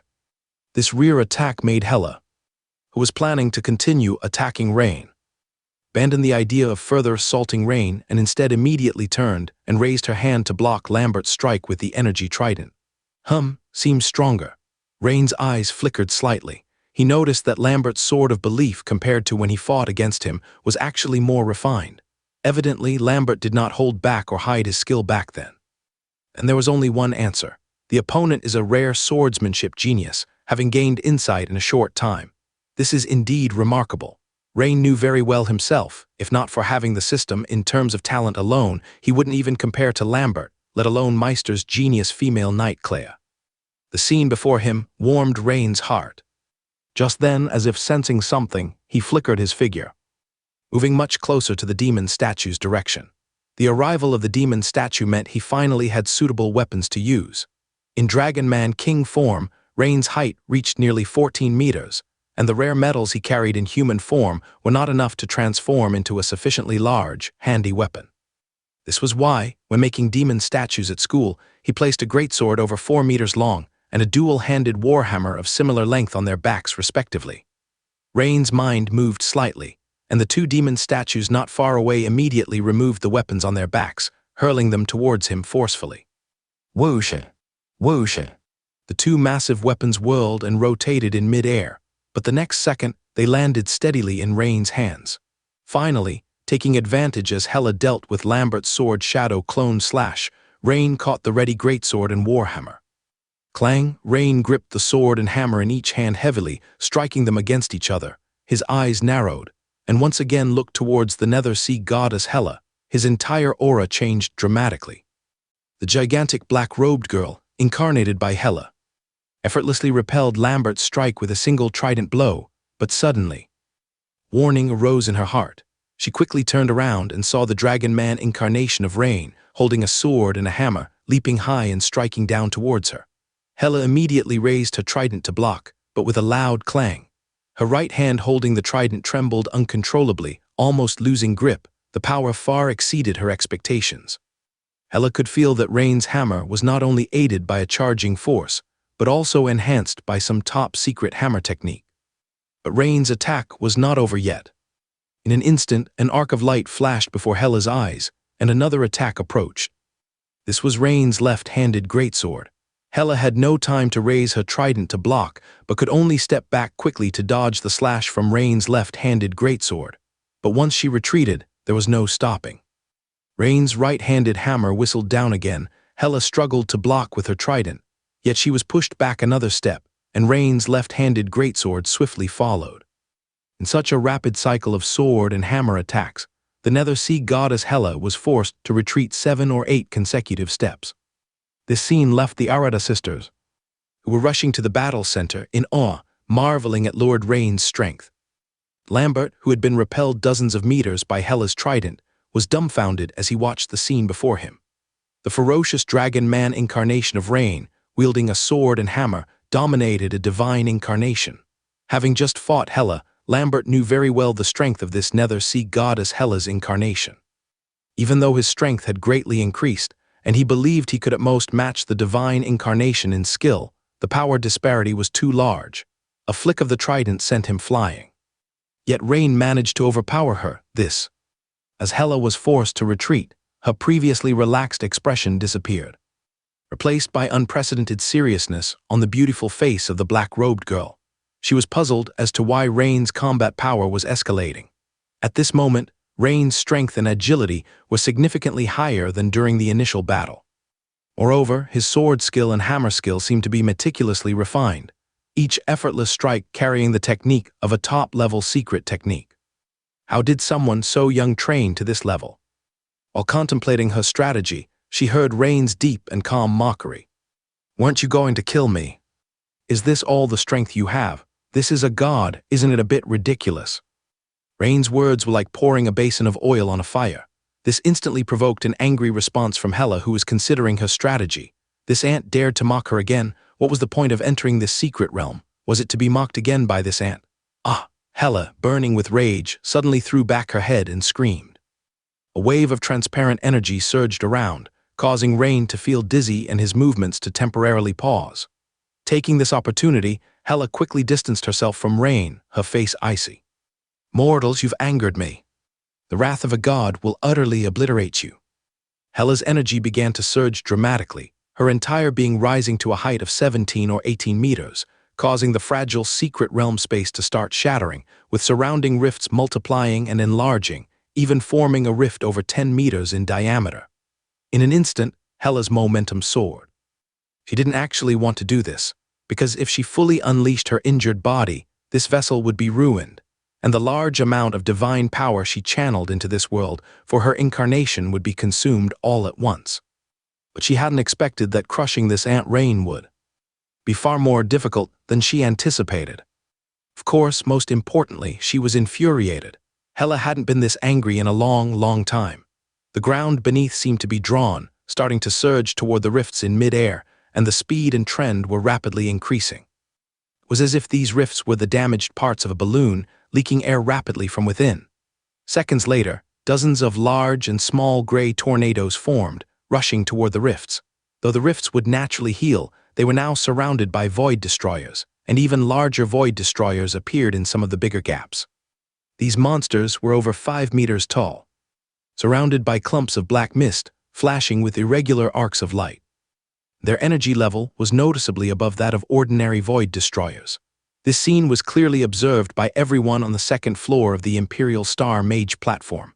Not good, the Nether Sea Goddess is exerting her full power. The rifts are increasing and expanding. Grand Astromancer Dalain exclaimed in a low voice. The void destroyers are reinforcing the rifts, making it unlikely that they'll automatically close anytime soon.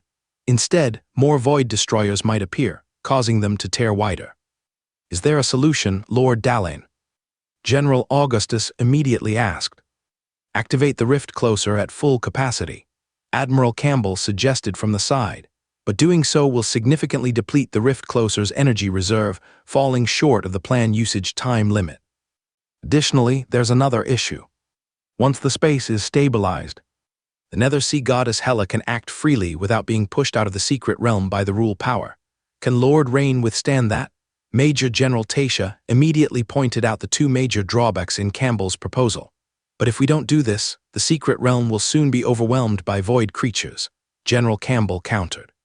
Hearing this, everyone fell into silence for a moment. Once the space is stabilized, if Rain fails, it means that although the space is stabilized, within the secret realm, the Nether Sea Goddess will have no opponents, and the young dragons in the Dragon Valley will inevitably be killed by her. However, if not stabilized, the void creatures will completely devour the Dragon Valley secret realm. This means that the Dragon Empire will permanently lose the secret realm. It is a dilemma. Lord Dalain, could you please attempt long-distance mental transmission to contact Rain? I know this is very taxing for you, but I understand. Please wait a moment. The Grand Astromancer Dalain took out a crystal ball from his robe. Place your hand on it. Marshal Alfred nodded and reached out to grasp the crystal ball. In the next second, his spirit seemed to connect elsewhere. Rain, this is Alfred. Everyone present was tensely watching Alfred's expression. A quick decision was necessary, because they had already seen void destroyers of legendary level. Entering the secret realm, these beings will instinctively search for weak points in the Dragon Valley secret realm and cause destruction. If delayed any longer, stronger beings could enter, which would be disastrous. Rain says he is confident in dealing with her, Alfred stated in a deep voice. Can he handle it? Someone questioned. I believe in Lord Rain, General Augustus said. Open it, Marshal Alfred finally decided. As a large witch array on the Star Mage's platform was activated, instantly, the 3 rift closers in the crevice within the Dragon Valley secret realm seemed to receive an activation command. The 3 rift closers hidden in the void began working at full power, and immediately, 3 beams thick as fists connected, forming a large equilateral triangle. This change was instantly sensed by Rain and Hela within the secret realm. What? The rift closers were activated so quickly. Rain hadn't expected that right after their communication, the Star Mage's platform would activate. He could clearly feel the space becoming much more stabilized. Around them, the originally huge cracks rapidly shrunk, and many void destroyers passing through were squeezed out. Basically, gaps originally over 10 meters in diameter shrank to 2 or 3 meters, and those below 5 meters in diameter disappeared completely. At this moment, the Nether Sea Goddess Hela laughed. It seems the Empire has abandoned you to protect this secret realm from void damage. It's truly pathetic. You fight here while they stab you in the back. Now, I give you one last chance. Submit to me. Rain's expression remained unchanged, not affected at all. My answer is the same as last time, or perhaps you should reconsider and submit to me, he said. Mortal, your defiance will ultimately become the source of your suffering. Hela's expression turned icy. Before the words were finished, a rapidly forming energy trident appeared in her hand. Clang! A massive energy trident phantom, dozens of meters long, instantly pierced through Rain's sword and crossed Warhammer wielder body. This time, Rain felt more clearly. The opponent's attack was definitely multi-layered. Although he blocked the trident's tip and his steel armor weakened the additional energy damage, the unknown third damage penetrated his body. It was very similar to his Warhammer Wizard's trump card Soul Shadow Strike, which carries true damage. Do you think that only you can fully unleash your power once the space is stabilized? Rain calmly wiped the blood from his lips and said, Actually, so can I. To win, he must continue elevating his strength. The potential exposure of his power is something he can't worry about now. Instantly, Rain began transitioning some of his body parts into a fourth form, surpassing his third form. His arms grew thicker, and whereas before they had been somewhat human-like, they now resembled the limbs of a fierce beast completely. His abdomen swelled more, diverging from the previous athletic dragon man shape to now appearing like a beer belly. Also, it seemed as though his neck had something new with an urge to unleash. Rain suddenly opened his mouth, and from it spewed forth scorching flames, targeting the nether sea goddess Hela. Flame breaths. Isn't that the red dragon's style of breath? This caused Hela to pause slightly, but she easily raised a shield to block. But the next moment, she was taken aback. Die! At the moment these words were uttered, all of Rain's muscles swelled again, and with a robust leap from his massive hind legs, just one step spanned dozens of meters, akin to a supersonic jet fighter. The step speed was almost twice as fast as before, with white swells of air streaming around, as if, in an instant, a dozen steam locomotive whistles blared by. Due to the incredible speed, the air seemed to become dense like water, and when forcefully breached, it unleashed a horn like blare comparable to a 10,000-ton ocean liner. It was deafening. As Rain stepped down, the ground softened like a swamp, instantly turning mushy and sinking several meters. This was because the explosive force was truly astounding, causing the ground to collapse before it could even crack, sinking like clay. Faced with such a powerful attack, nether sea goddess Hela's first instinct was to block and then use the force to retreat. However, just as she raised her trident to block, she froze. Soul Shatter Strike, with Rain's strike smashing down. Though Hela felt that she had clearly blocked it with her trident, her spirit was greatly shaken, as if someone had struck a heavy warning bell by her ears, leaving her head with splitting pain. Simultaneously, due to the massive increase in Rain's strength, the huge force transmitted through the swing of his hammer caused the semi-transparent black trident to develop cracks, which then shattered with a boom.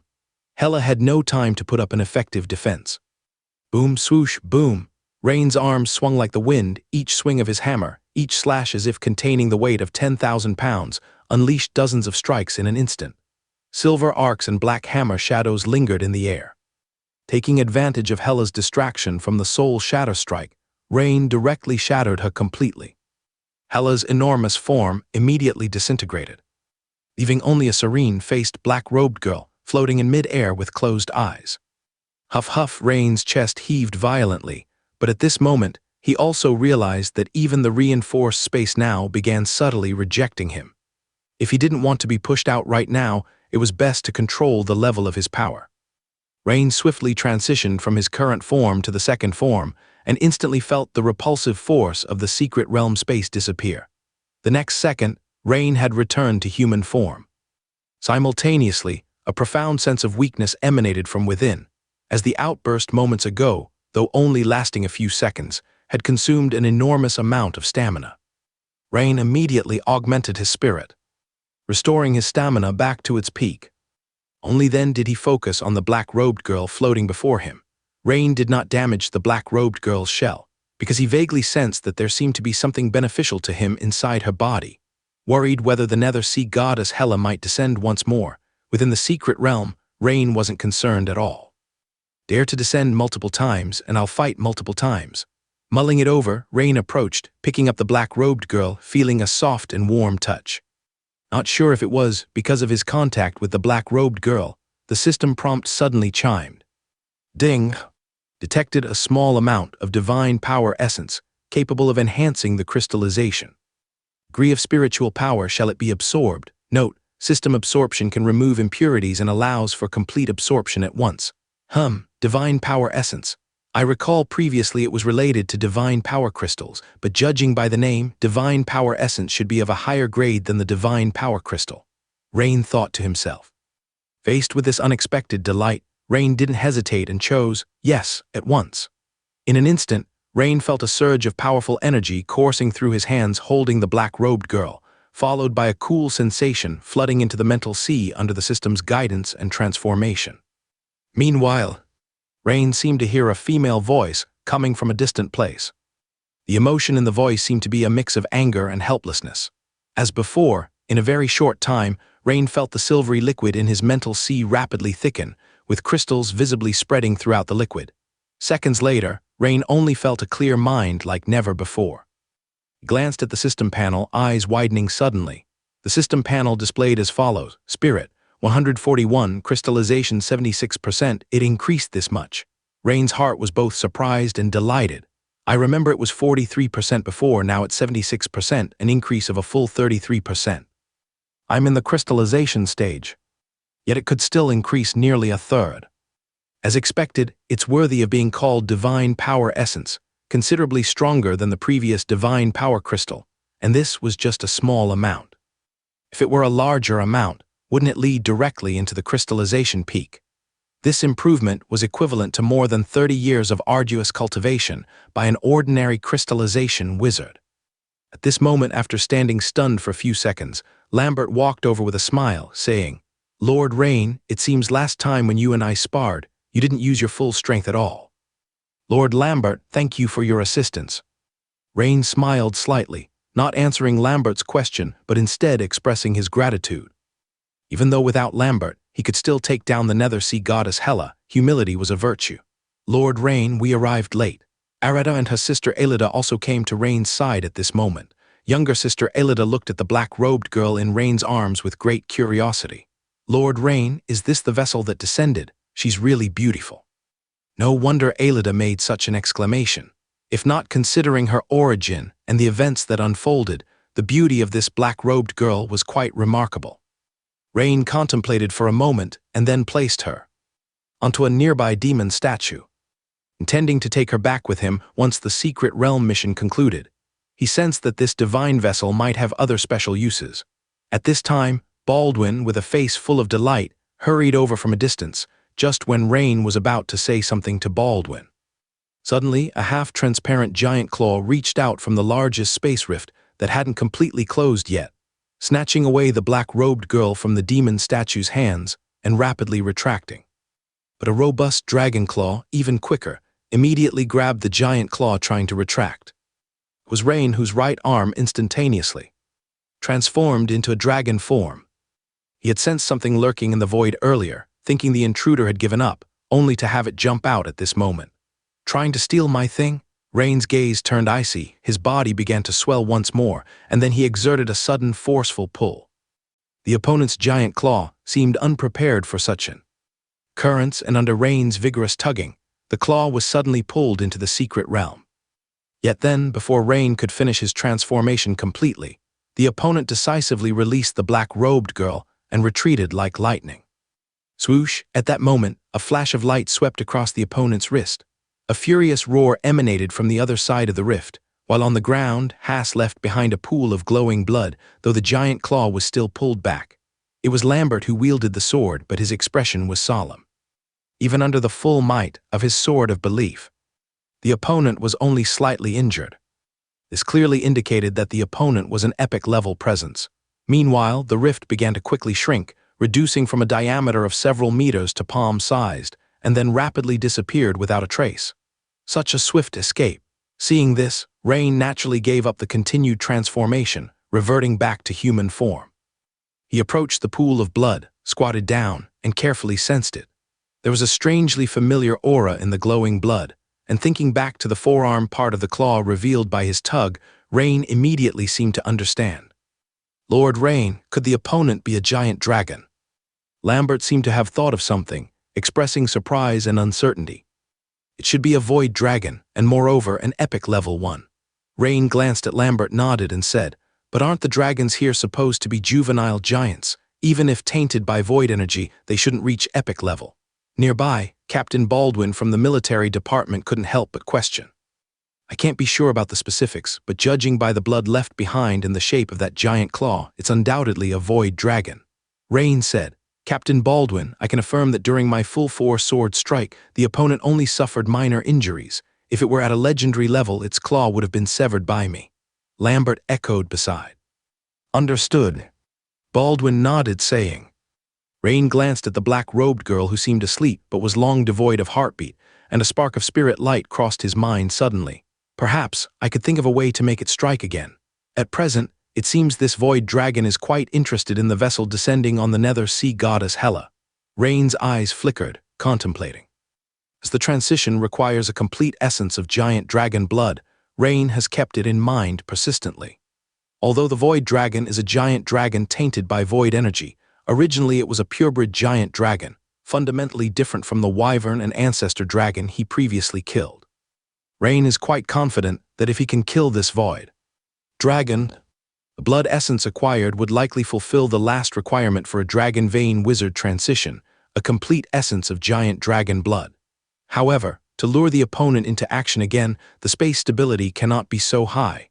At the current level of stability, the opponent might simply be unable to enter. After pondering, Rain took out a well-preserved thin plate from his bosom and actively contacted the command center. Command center, this is Rain. At that moment, in the Imperial City Tamriel, the astrologers were immersed in the scene where Rain swiftly defeated the avatar of the Nether Sea Goddess. The strength Lord Rain demonstrated just now must surely be epic level, right? With the vibration of the communicator, everyone snapped back, noticing Tasha picking up the plate, somewhat excitedly, and saying, "Lord Rain, this is Tasha. Lord Tasha, could you please help me contact Marshal Alfred?" "Okay, Lord Rain, please wait a moment."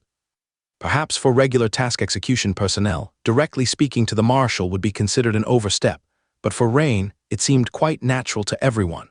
"Lord Rain, this is Alfred. First, congratulations on defeating the avatar of the Nether Sea Goddess. When you return to the Imperial City, we will immediately award you." Marshal Alfred expressed with a serious tone, yet unable to conceal his joy. The incident of the Nether Sea Goddess Hela intruding into the Dragon Valley secret realm had exceeded the worst contingency plan prepared. However, concerning the void creatures outside the secret realm space, the command center had earlier made targeted deployments, thus enabling the Rift Closer's full-capacity emergency plan. "Thank you, Marshal. I wish to request the Rift Closer's power adjustment back to its original frequency. Can it be done?" Rain's words made Alfred puzzled for a moment, but soon he reacted, saying, "This is exactly what we wanted to discuss with you. Adjusting the power is inevitable, otherwise the Rift Closer won't support even a month without exhausting its energy." Originally, the Rift Closer was designed with a cycle architecture, allowing the multiple witch arrays within to absorb energy from the void, thereby stabilizing the secret realm space. Yet, this can only be used sustainably under low power operation. If running at full capacity, energy depletion accelerates. We initially planned to adjust the power after your task ended. If done now and influenced by the energy from the recent battle, any localized legendary peak-level battle shortly could cause a rift again. "Yes, thank you, Marshal, for your concern, but I hope we can adjust it now. Is that possible?" Rain smiled, saying. There was a few seconds of silence from the other side of the communicator, as if in thought, and soon Marshal Alfred's deep voice sounded again. "Lord Rain, have you made up your mind?" "I've thought it over." "Good," said Marshal Alfred. "Reducing the Closer's power is a must. Otherwise, even if the Void Dragon has the courage, it won't be able to enter the secret realm to plunder." Rain naturally anticipated their arrival eagerly. Although Baldwin and the others present didn't understand the purpose of Rain's actions, having just experienced the battle, they naturally wouldn't question Rain. "Lord Rain, should we next clear out the juvenile giant dragons that have been corrupted in the secret realm, or should we first find those cultists?" Baldwin inquired at this time. Actually, both tasks serve the same purpose. The juvenile giant dragons infected by void beasts are violent by nature, killing their own kind within the secret realm. Meanwhile, the legendary cultists have come to the secret realm to also kill healthy juvenile giant dragons, weakening the Dragon Empire's foundations. But Rain was well aware that in terms of strength, the former was not strong. Instead, the latter, with some cultist strongmen being quite troublesome, like Baldwin, who was injured by a legendary cultist. "By the way, Arida, do you know which people from other sects have come this time?" "Not really sure." Arida shook his head, saying, "This time entering the secret realm, we were only told the mission was to kill juvenile giant dragons and Empire personnel. Also, they informed us of the activity area, which is in the central part of the secret realm, while other places are covered by other sects." "Is it the Flame Mountain and this forest?" "Yes." Arida nodded. Rain nodded in agreement. This is indeed a bit troublesome. If the cult were mobilizing in large numbers, it would actually be easier to track. But the problem now is that each cult sends very few people, and they are individually strong, and moreover they operate alone, making them harder to trace. Especially if they deliberately conceal their whereabouts, it would be nearly impossible to find them in this secret realm, equivalent to the size of a county town. Perhaps we can change our mindset. Since their mission is to kill juvenile giant dragons, it's apparent they would head towards areas where dragons are more concentrated. Exactly. Lord Baldwin, please contact the command center and confirm the areas in the secret realm where dragons are relatively concentrated. All right, I'll contact them right away. Baldwin smiled and nodded, having understood Rain's intent. After a short while, Baldwin put down the communicator, saying, Lord Rain, it's confirmed. There are several areas where juvenile giant dragons are more concentrated. The Whispering Pond in the southwest of the secret realm, the Flame Mountain and Evergreen Forest in the central area, the Black Water Swamp in the northeast, and the surrounding ringed mountain cliffs. The command center supports your initiative wholeheartedly and hopes this operation will be under your charge. Additionally, there are currently 4 operational personnel with combat capabilities confirmed, and if they combine forces, they should be able to handle one of the areas. Oh, that's good news. I understand.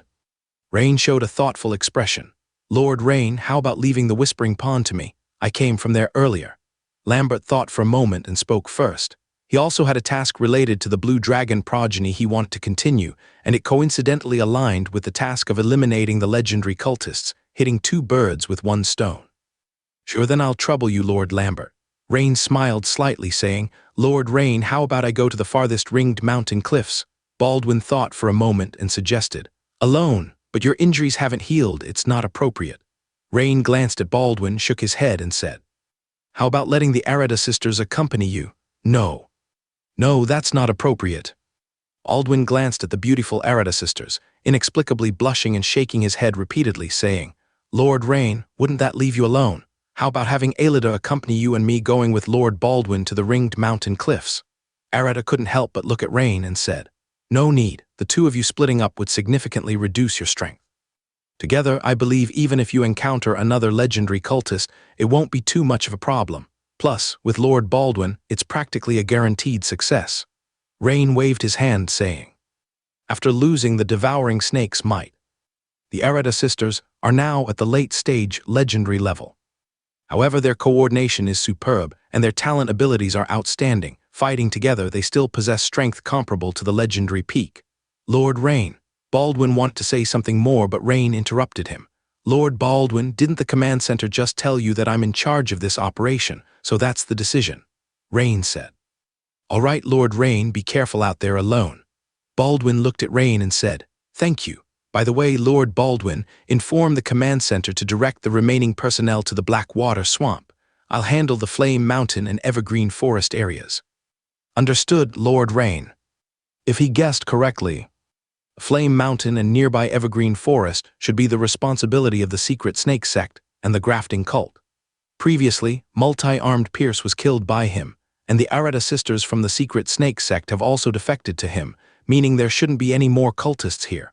Even if there are, they should be the Grafting Cult members other than Pierce. He planned to first go to the weak spot at the top of Flame Mountain and lure the Void Dragon to make another move. Furthermore, he could complete the task of the dragon language mark for the Red Dragon's offspring. Soon, the group set off in different directions. After they left, Rain glanced at the Hellfire-improved magic golem holding the black-robed girl. He picked up the black-robed girl and carried her on his back, then headed straight for the central Flame Mountain. The warm and soft sensation from his back made it hard to believe that the black-robed girl was already dead. Rain sensed carefully again, and found that although the girl had no heartbeat, some residual energy within her body still drove her blood to flow slowly, forming a complete circulation, thus showing the current state of a sleeping beauty. However, her spiritual power fluctuations were already 0, and even a sleeping infant would have weak spiritual power fluctuations. Therefore, Rain suspected the black-robed girl was likely in a state similar to brain death. However, after taking 2 steps, Rain suddenly stopped, raised his eyebrows as if he had thought of something. He approached one of the golem's backs, rapidly deformed a stretcher-like bracket, and then placed the black-robed girl on it. Although he had considered that the rift closer had returned to normal power and the black-robed girl could attract that void dragon at any time, he kept her with him. But the issue was, the void dragon might be afraid of his power and not appear. Therefore, Rain thought about it and decided to place the black-robed girl on the back of a golem, hoping to lure the dragon out. Of course, This time Rain was confident that he wouldn't let the dragon escape when he was paying close attention. Since the golems made considerable noise, Rain and the two golems moved smoothly, traversing dense forests towards the dark flame mountain. However, soon Rain sensed, several hundred meters behind, a void vortex suddenly appeared, and a few strange-looking void creatures sneaked out, followed by tailing toward his direction of travel. After a few more minutes, another void vortex operated similarly. Rain couldn't help but smile slightly. Not bad, the fish haven't given up. The fish took the bait. Meanwhile, on the other side of Flame Mountain, on a large boulder on a sudden peak, a towering figure whose stature lies between burly and bloated was gazing towards the direction where Rain and Hela had battled. The figure had disheveled gray-white hair, a face pale and haggard, with two gigantic double-edged battle axes on his back. The axe handles seemed to be made of gold, giving a very luxurious feeling. However, the most peculiar was his physique. Although the large gray cloak was thick and covered most of his body, it gave a very odd feeling. Upon closer inspection, it is found that while the figure is over 2.5 meters tall, he strangely gives off a bloated vibe because he is too wide, with the body width under the cloak nearly 2 meters. This is abnormal. He was the second and final person of the Severed Limb Church to enter the secret realm Collins Glick. Additionally, he was the direct son of the Pope of the Severed Limb Church, nicknamed Dragon-Slaying Axe Collins. Just moments ago, Collins sensed energy fluctuations 7 to 8 kilometers away. Though it was far, the intensity of the battle energy was high, immediately attracting him to head over. But as Collins reached halfway up the mountain, he suddenly stopped and snuffed out the idea of going, because, at that moment, the final energy fluctuation of the battle surged to epic level. Collins understood this was beyond his realm of combat meddling. Additionally, he was puzzled and curious about why the Dragon Valley secret realm wasn't supposed to have power restrictions. Yet the battle energy level just now didn't seem legendary level. Thinking about it, Collins planned to return to the top of Flame Mountain, to carry out the task previously instructed by the church, to eliminate the immature red dragon offspring. Although the church also gave another task to kill as many Empire personnel as possible, he knew compared to immature giant dragons, there were only dozens of Empire personnel coming this time, and encountering them was quite challenging. Better to wait here. But shortly after jumping off the boulder, his ears twitched slightly. He turned his head towards the bottom of the mountain. The rhythm of the dull footsteps, the low rumbling sound. Oh, this seems to be the sound of golems. Never heard of any other sect having a legendary strongman controlling golems. Seems like it's Empire personnel coming. Having figured this out, a smile appeared on Collins' pale face. Soon, he saw the trees breaking and toppling in the forest below the mountain. Two strangely dark gray golems came out along with a young man in a wizard robe.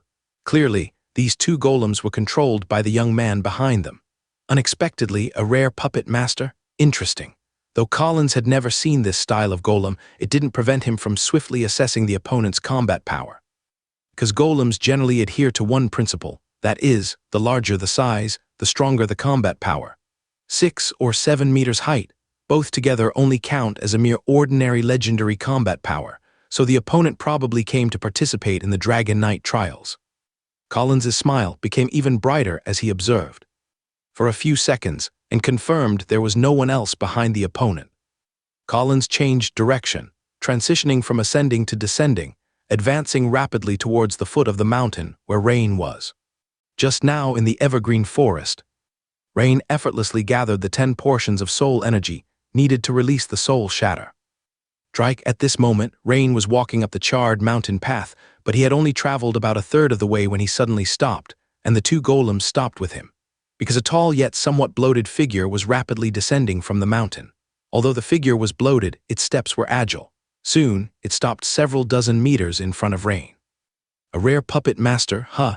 If you were to fall here, the Dragon Empire would probably feel quite heartbroken.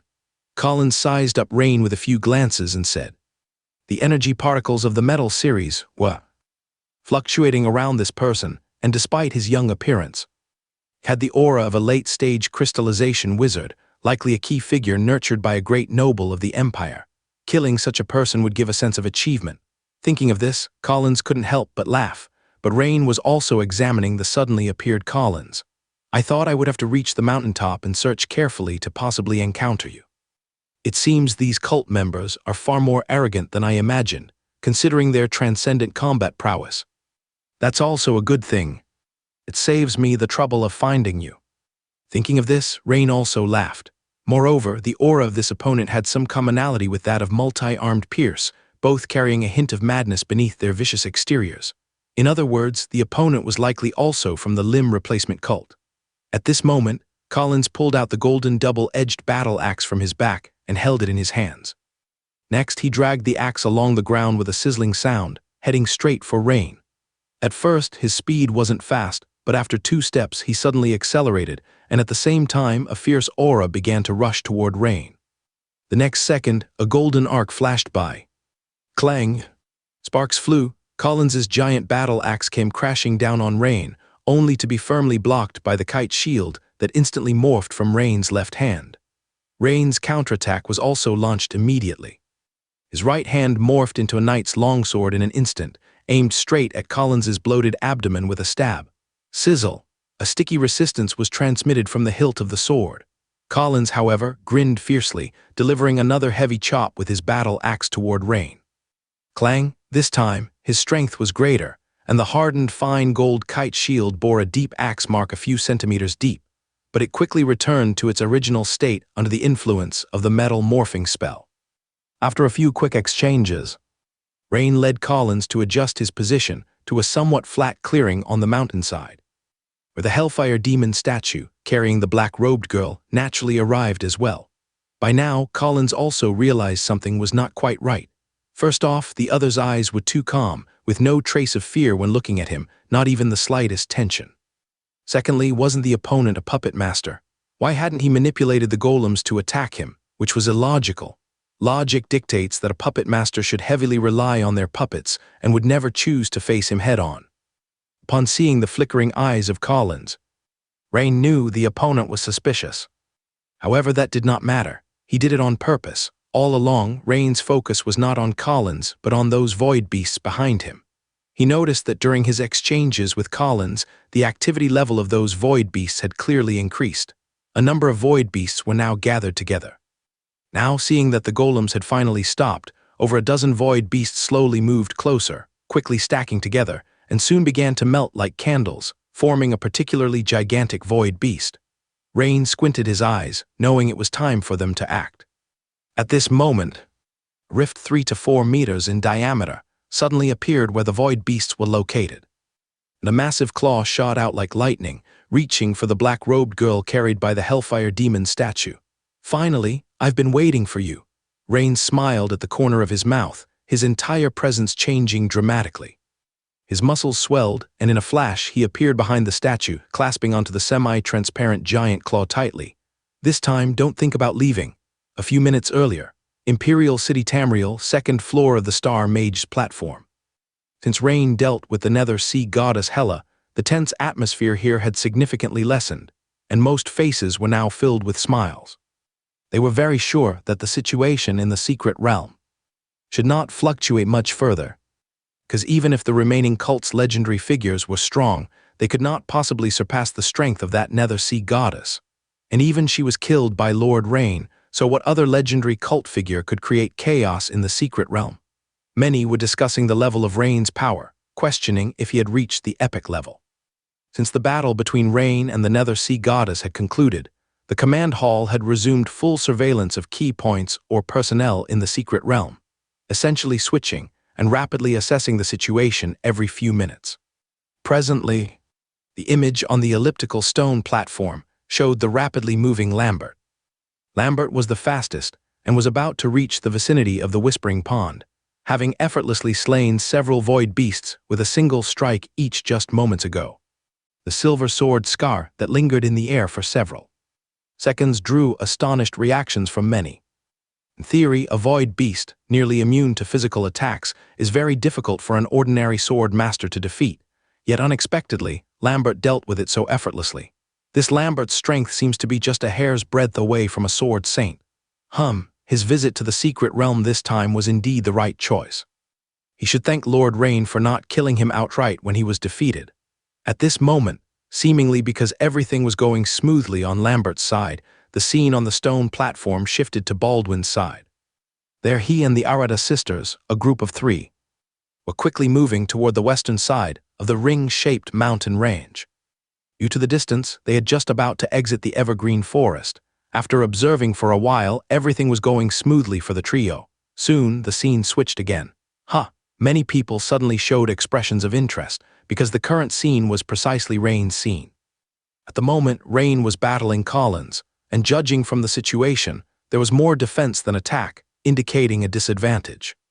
This made Augustus's face tense, and he said to Tasha next to him, "Who is this? Is he in the intelligence report? To be able to be evenly matched with Lord Rain, is the opponent really this strong?" Tasha glanced at Collins in the scene, looking puzzled, then quickly checked the information and said, "The opponent is Collins Glick, also the direct son of the Pope of the Church of Limbs, nicknamed Dragon-Slaying Axe. According to intelligence from half a month ago, the opponent is at legendary peak strength in theory. He shouldn't be able to fight Lord Rain to this extent, of course. There is a small probability that the opponent is hiding his true strength, no. It should be Lord Rain deliberately hiding his strength, although I don't know the reason, Marshal Alfred." With just a glance, noticed something amiss. Look quickly, someone pointed at the scene. Everyone immediately looked over, instantly turning their heads. Because originally Rain, who was fighting Collins, flickered and disappeared. When his figure appeared again, he had transformed into a dragon man, grabbing a semi-transparent dragon claw behind a demon statue. "Is this the Void Dragon?" Tasha exclaimed. Suddenly, she recalled that Rain had previously suggested adjusting the Rift Closer's power to normal levels, and Tasha instantly realized, saying, "I understand now.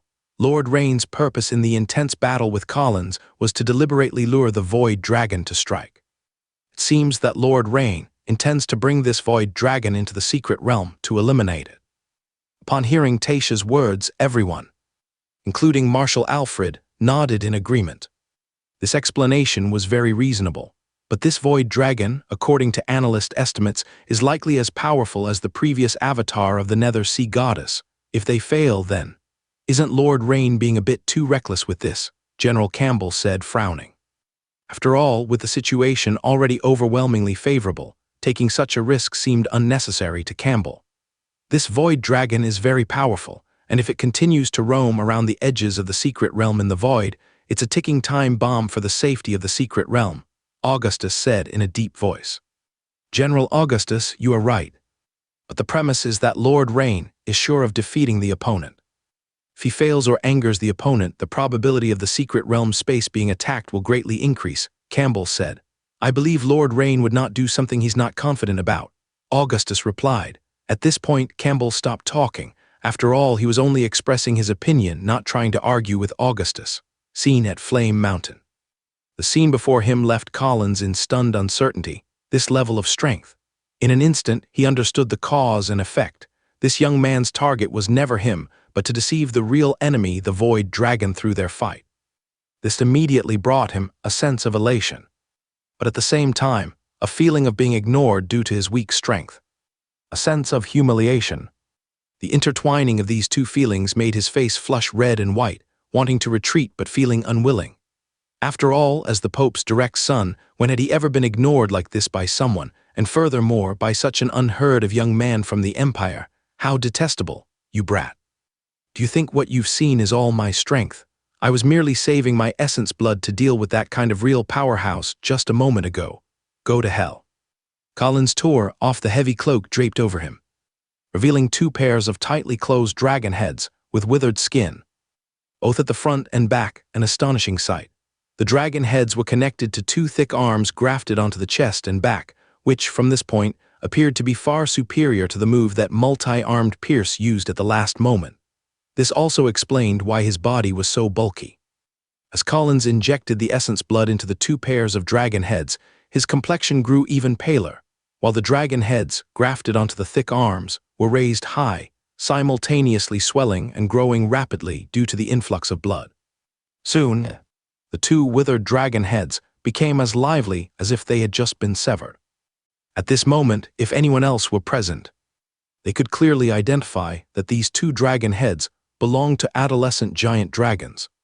Both were offspring of red dragons. Suddenly, Two pairs of massive dragon eyes snapped open, with trickling blood seeping from the corners, as two distinctive yet distinct auras permeated the air. At this moment, although Rain noticed the violent change in Colin's aura, because it didn't exceed the threshold of the legendary level, he naturally didn't pay it much mind. Rain's focus was always on the Void Dragon. At this moment, he had already transformed into the third stage form, but due to the violent elevation of his power level, the surrounding rifts expanded significantly. However, the issue was that Rain found, even in his third form, the Dragon Man-King form, he was actually at a disadvantage in this power struggle. The Void Dragon before him unexpectedly suppressed him, gradually pulling him toward the rift. Clearly, it intended to reverse the situation by pulling him into the rift. Although Rain wasn't worried about getting lost in the void currents, the astrologers had already performed astrological positioning for those participating in the retest. As soon as he stayed in the void currents for over half a minute, he would be immediately drawn back into the Star Mage platform in the Imperial City Tamriel. However, fighting in unfamiliar territory was not a wise choice. So after a brief contemplation, Rain fully unleashed the power of the high-grade, mutated dragon bloodline. This was also the first time he completely released the fourth form, the Dragon Beast form. His height further soared to reach 18 meters, but he appeared much more robust than the Void Dragon on the other side of the rift, standing like a small mountain, surrounded by circle after circle of dark gray energy rings dissipating outward, creating a massive sense of oppression.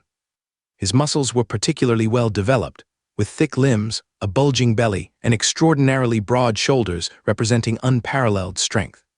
Especially his claws, which became indistinguishable from those of a giant dragon, were now firmly gripping one of the Void Dragon's forelimbs. With this transformation, for a moment, everyone on the second floor of the Star Mage platform in the Imperial City Tamriel was astonished to find that the image on the oval stone platform trembled twice before disappearing completely. Grand Astromancer Dalane frowned, shook his head, and said, "The spatial fluctuations are too intense. It's completely impossible to monitor now. Can Lord Rain win?" The thought involuntarily emerged in everyone's minds. Rain, fully liberating the fourth form, clearly held the upper hand in this power contest. With a roar from Rain, a nearly 20-meter-tall semi-transparent giant dragon was forcibly pulled from the rift into the secret realm.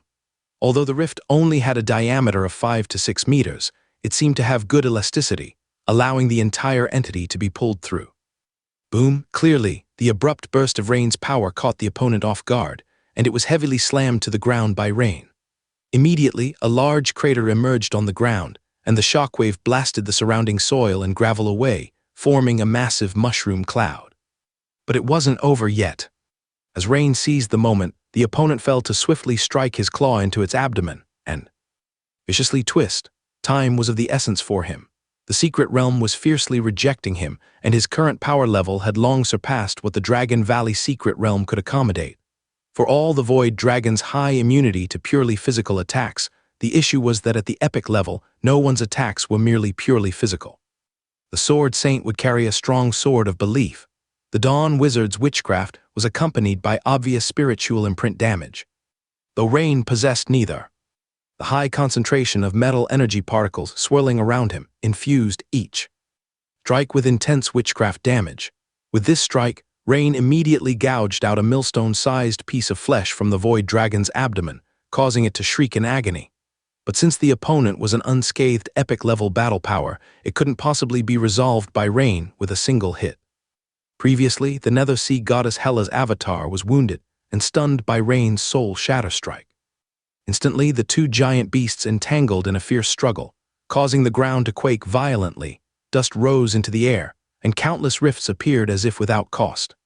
Suddenly, its body exploded with an aura like void flame.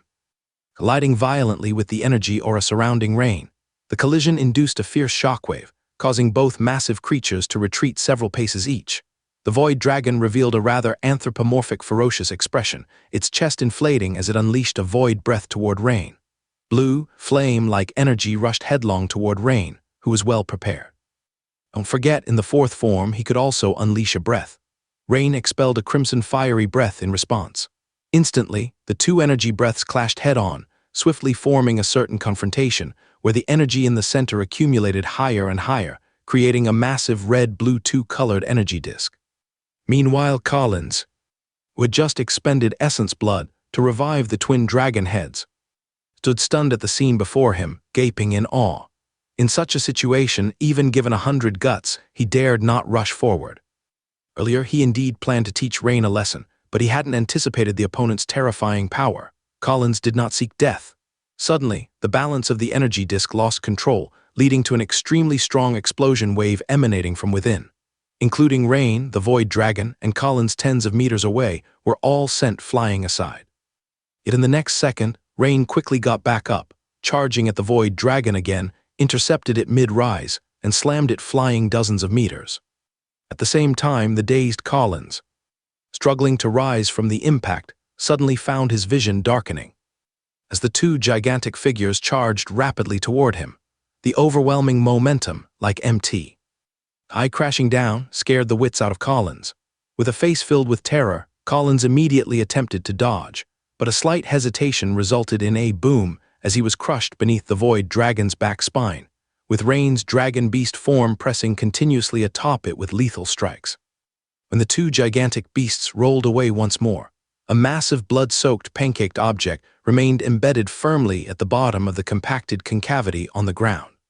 However, neither Rain nor the Void Dragon paid any mind to what creature the recently crushed ant was. Imperial City Tamriel, within the command hall on the second floor of the Star Mage platform. Because Rain had pulled the Void Dragon into the Dragon Valley secret realm for battle, the command hall became busy once more. Although the battle scene between Rain and the Void Dragon could no longer be seen on the elliptical stone platform, the hall still had other means to monitor some situations. At this moment, a staff member's expression changed, exclaiming, "Not good, the spatial fluctuations on Flame Mountain in the secret realm are extremely intense. This intensity has already surpassed the battle fluctuation of Lord Rain and that being so high. Marshal, I suggest immediately operating the rift closers at full capacity to reduce the spatial fluctuation degree as much as possible." Augustus' expression changed, and he said, the data before their eyes was terrible. Even though the rift situation couldn't be directly observed on the elliptical stone platform currently, Augustus could determine from the data that the battlefield between Rain and the Void Dragon must be filled with spatial rifts. If left unchecked, it might attract void entities even stronger than the Void Dragon. All right. Immediately activate the rift closers at full capacity. Marshal Alfred nodded without much hesitation and said, "Yes, Marshal." At this moment, the battle between Rain and the Void Dragon continued. Surrounding the two giant beasts, the area was already filled with spatial rifts of various sizes, with two of them even reaching a diameter of over 10 meters. Rain once again pressed the Void Dragon heavily onto the ground, simultaneously charging in his right claw, as a dense silver-gray light condensed at the claw tip, and in the next instant, a 10-meter-long silver giant claw phantom flashed by. Boom! Rain's right claw pierced through the Void Dragon's field protection, through its semi-transparent body, and heavily stabbed into the ground. Instantly, centered on his penetration point, the ground shook like noodles. Subsequently, within a 10-meter diameter, a large collapsed pit appeared on the ground. The surging shock wave further formed a 100-meter-high pillar of dust with debris, soil, and more, resembling the black smoke from ancient watchtowers magnified dozens of times. Even Lambert, who was far away at the Whispering Pond, saw the dust pillar on Flame Mountain at that moment. It's from Flame Mountain, but such an intense shock wave. Could it be that Lord Rain has engaged another formidable opponent? It can't possibly be that Void Dragon, right? Lambert squinted his eyes in contemplation. Since in the previous region allocation, Rain had chosen Flame Mountain and the nearby ever-growing forest, Lambert immediately associated it with Rain battling some enemy. However, at this moment, Lambert also couldn't be very certain with whom Rain was battling or whether he needed support. But upon reconsidering, if even Rain wasn't a match, wouldn't he be just sending himself to failure if he went? However, asking was still necessary. Lambert picked up the sheet and asked, "Command Hall, this is Lambert. I've noticed a high-intensity battle over by Flame Mountain, estimating one of them is Lord Rain. Should I abandon my current task and head over to assist?" This sheet originally belonged to Nick, and after the battle ended, Nick gave it to Lambert, while Agrippa's sheet was given to the Arata sisters. Lord Lambert, this is Tasha. Please complete the Whispering Pond clearance task according to Lord Rain's previous allocation.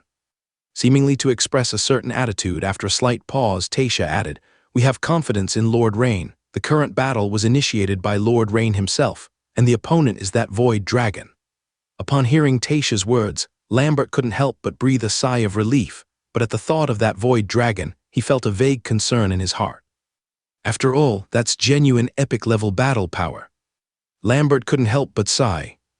"Never mind, that's not a battle I can intervene in." After a few seconds, Lambert spoke to the sheet. "Understood, Lord Tasha. If the battle situation becomes clear, please notify me at once." "All right, Lord Lambert." And further away, Baldwin and the Arata sisters also noticed the conspicuous dust pillar on Flame Mountain. Baldwin immediately, too, operated almost the same way as Lambert.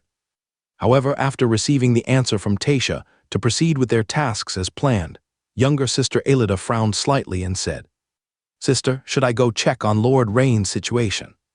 "Not advisable. Lord Rain clearly told us before to assist Lord Baldwin in completing the clearance task." Sister Arata shook her head and said, "Moreover, if we split up, our combat strength decreases significantly. Not only would your safety be in question, but if we encounter a troublesome enemy, neither I nor Lord Baldwin may be able to handle it." "Actually, we don't need to worry too much. Didn't you just hear it? It was requested by Lord Rain proactively, so he should be confident." "Exactly, since it was Lord Rain who requested it, it should be fine." Baldwin, though surprised that Rain chose to single out the Void Dragon, was still very confident in Rain's battle power, based on the previous battle impression against the Nether Sea Goddess. Even if there's a chance, the Void Dragon might slip away. When it comes to life-threatening danger, that's out of the question. On the mountain platform of Flame Mountain, the Void Dragon was clearly quite battered at this moment. Aside from having various sizes of claw marks on its semi-transparent body, there was a large hole piercing through its chest. But it seemed that, due to the special constitution of the Void Dragon, even though it was severely injured, still retained a considerable amount of combat power. However, the opponent was definitely not feeling well, because Rain's near-full power strike just now was found by activating the core skill weakness control of the epic-level profession King of Thousand Blades. The Void Dragon's body almost had no red spots, only this part was light red. Normally, this would be the heart of a normal dragon. Even if the opponent had some differences, it was greatly affected. At this moment, Rain stepped hard with both feet, instantly causing an explosion of air to blast around. The ground instantly formed a bomb crater, and he fiercely kicked the ribs near the wound on the Void Dragon's body, which had just gotten up. This kick not only sounded with a crackle of breaking bones, but also folded the nearly 20-meter-long Void Dragon in half. The Void Dragon accelerated like a skipping stone, crashing into the ground, tumbling and rolling several times, then smashing into the black rock wall of the Flame Mountain. Boom!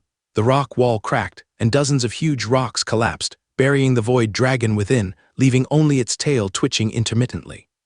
Rain rose from his half-crouched stance. His massive figure slowly walked towards the pile of rocks, and after once again adding points, the energy rings on his body began to surge once more.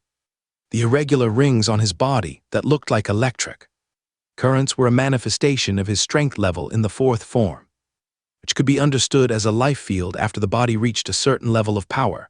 Of course, this form of field might not necessarily be the rings of current seen on Rain at this moment. For example, the Void Dragon had a similar halo. Within a few meters of its body, all attacks would be affected by its transparent field. This effect could weaken attacks, or it might be some kind of negative effect, etc.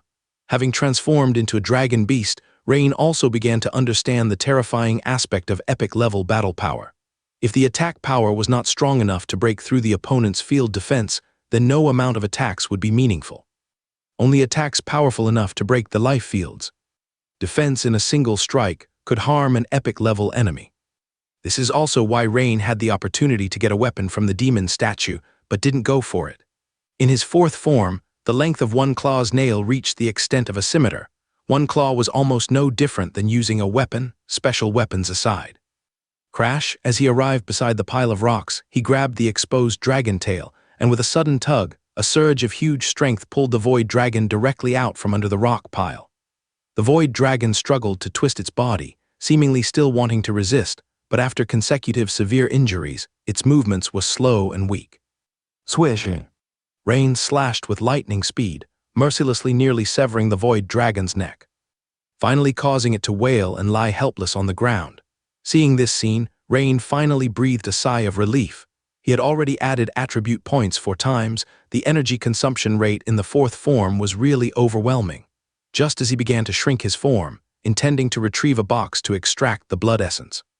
Bang! Suddenly, the void dragon's tail swung at Rain's heel, then using seemingly all its strength, it rammed into Rain's waist and abdomen, pushing him toward a huge rift nearby. Rain, caught off guard, was thrust into the chaotic void by the void dragon's dying strike. In an instant, Rain seemed to have arrived in outer space, his entire being floating. But at this moment, he had no time to care. He just repeatedly slammed heavy blows onto the void dragon's head.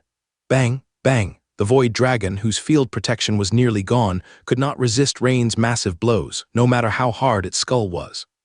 More than 10 seconds later, watching as the void dragon's brains splattered out, Rain was very sure that this time, the opponent was truly dead. Rain immediately dragged the void dragon's corpse, attempting to rush back into the rift, but he noticed the rift was shrinking rapidly. Instantly, Rain thought of something, and just saw a box with an extraction device thrown out like lightning from the rift with a diameter of less than 2 meters, thrown by the demon statue as Rain had ordered. Just as Rain was about to do something more, the next second, the rift completely closed, leaving no trace of its existence, with only the star-filled night sky around him. Although being knocked into the void by the void dragon was a bit beyond Rain's expectations, he was not panicked, as he could feel a teleportation marker inside his body being activated. It should be the marker cast by the Grand Astromancers before entering the secret realm. Normally, in about 10 seconds or so, he would automatically return to the first floor of the Star Mage platform in the Imperial City. Tamriel, after thinking for a moment, Rain grabbed the void dragon's corpse and the extraction box to protect them beside him. Of course, he intended to bring back the void dragon's body. At this time, coming into the so-called chaotic void for the first time, Rain curiously looked around. In all directions, at an extremely distant starlit expanse, there were points of light, most likely the glow of stars. Some were closer,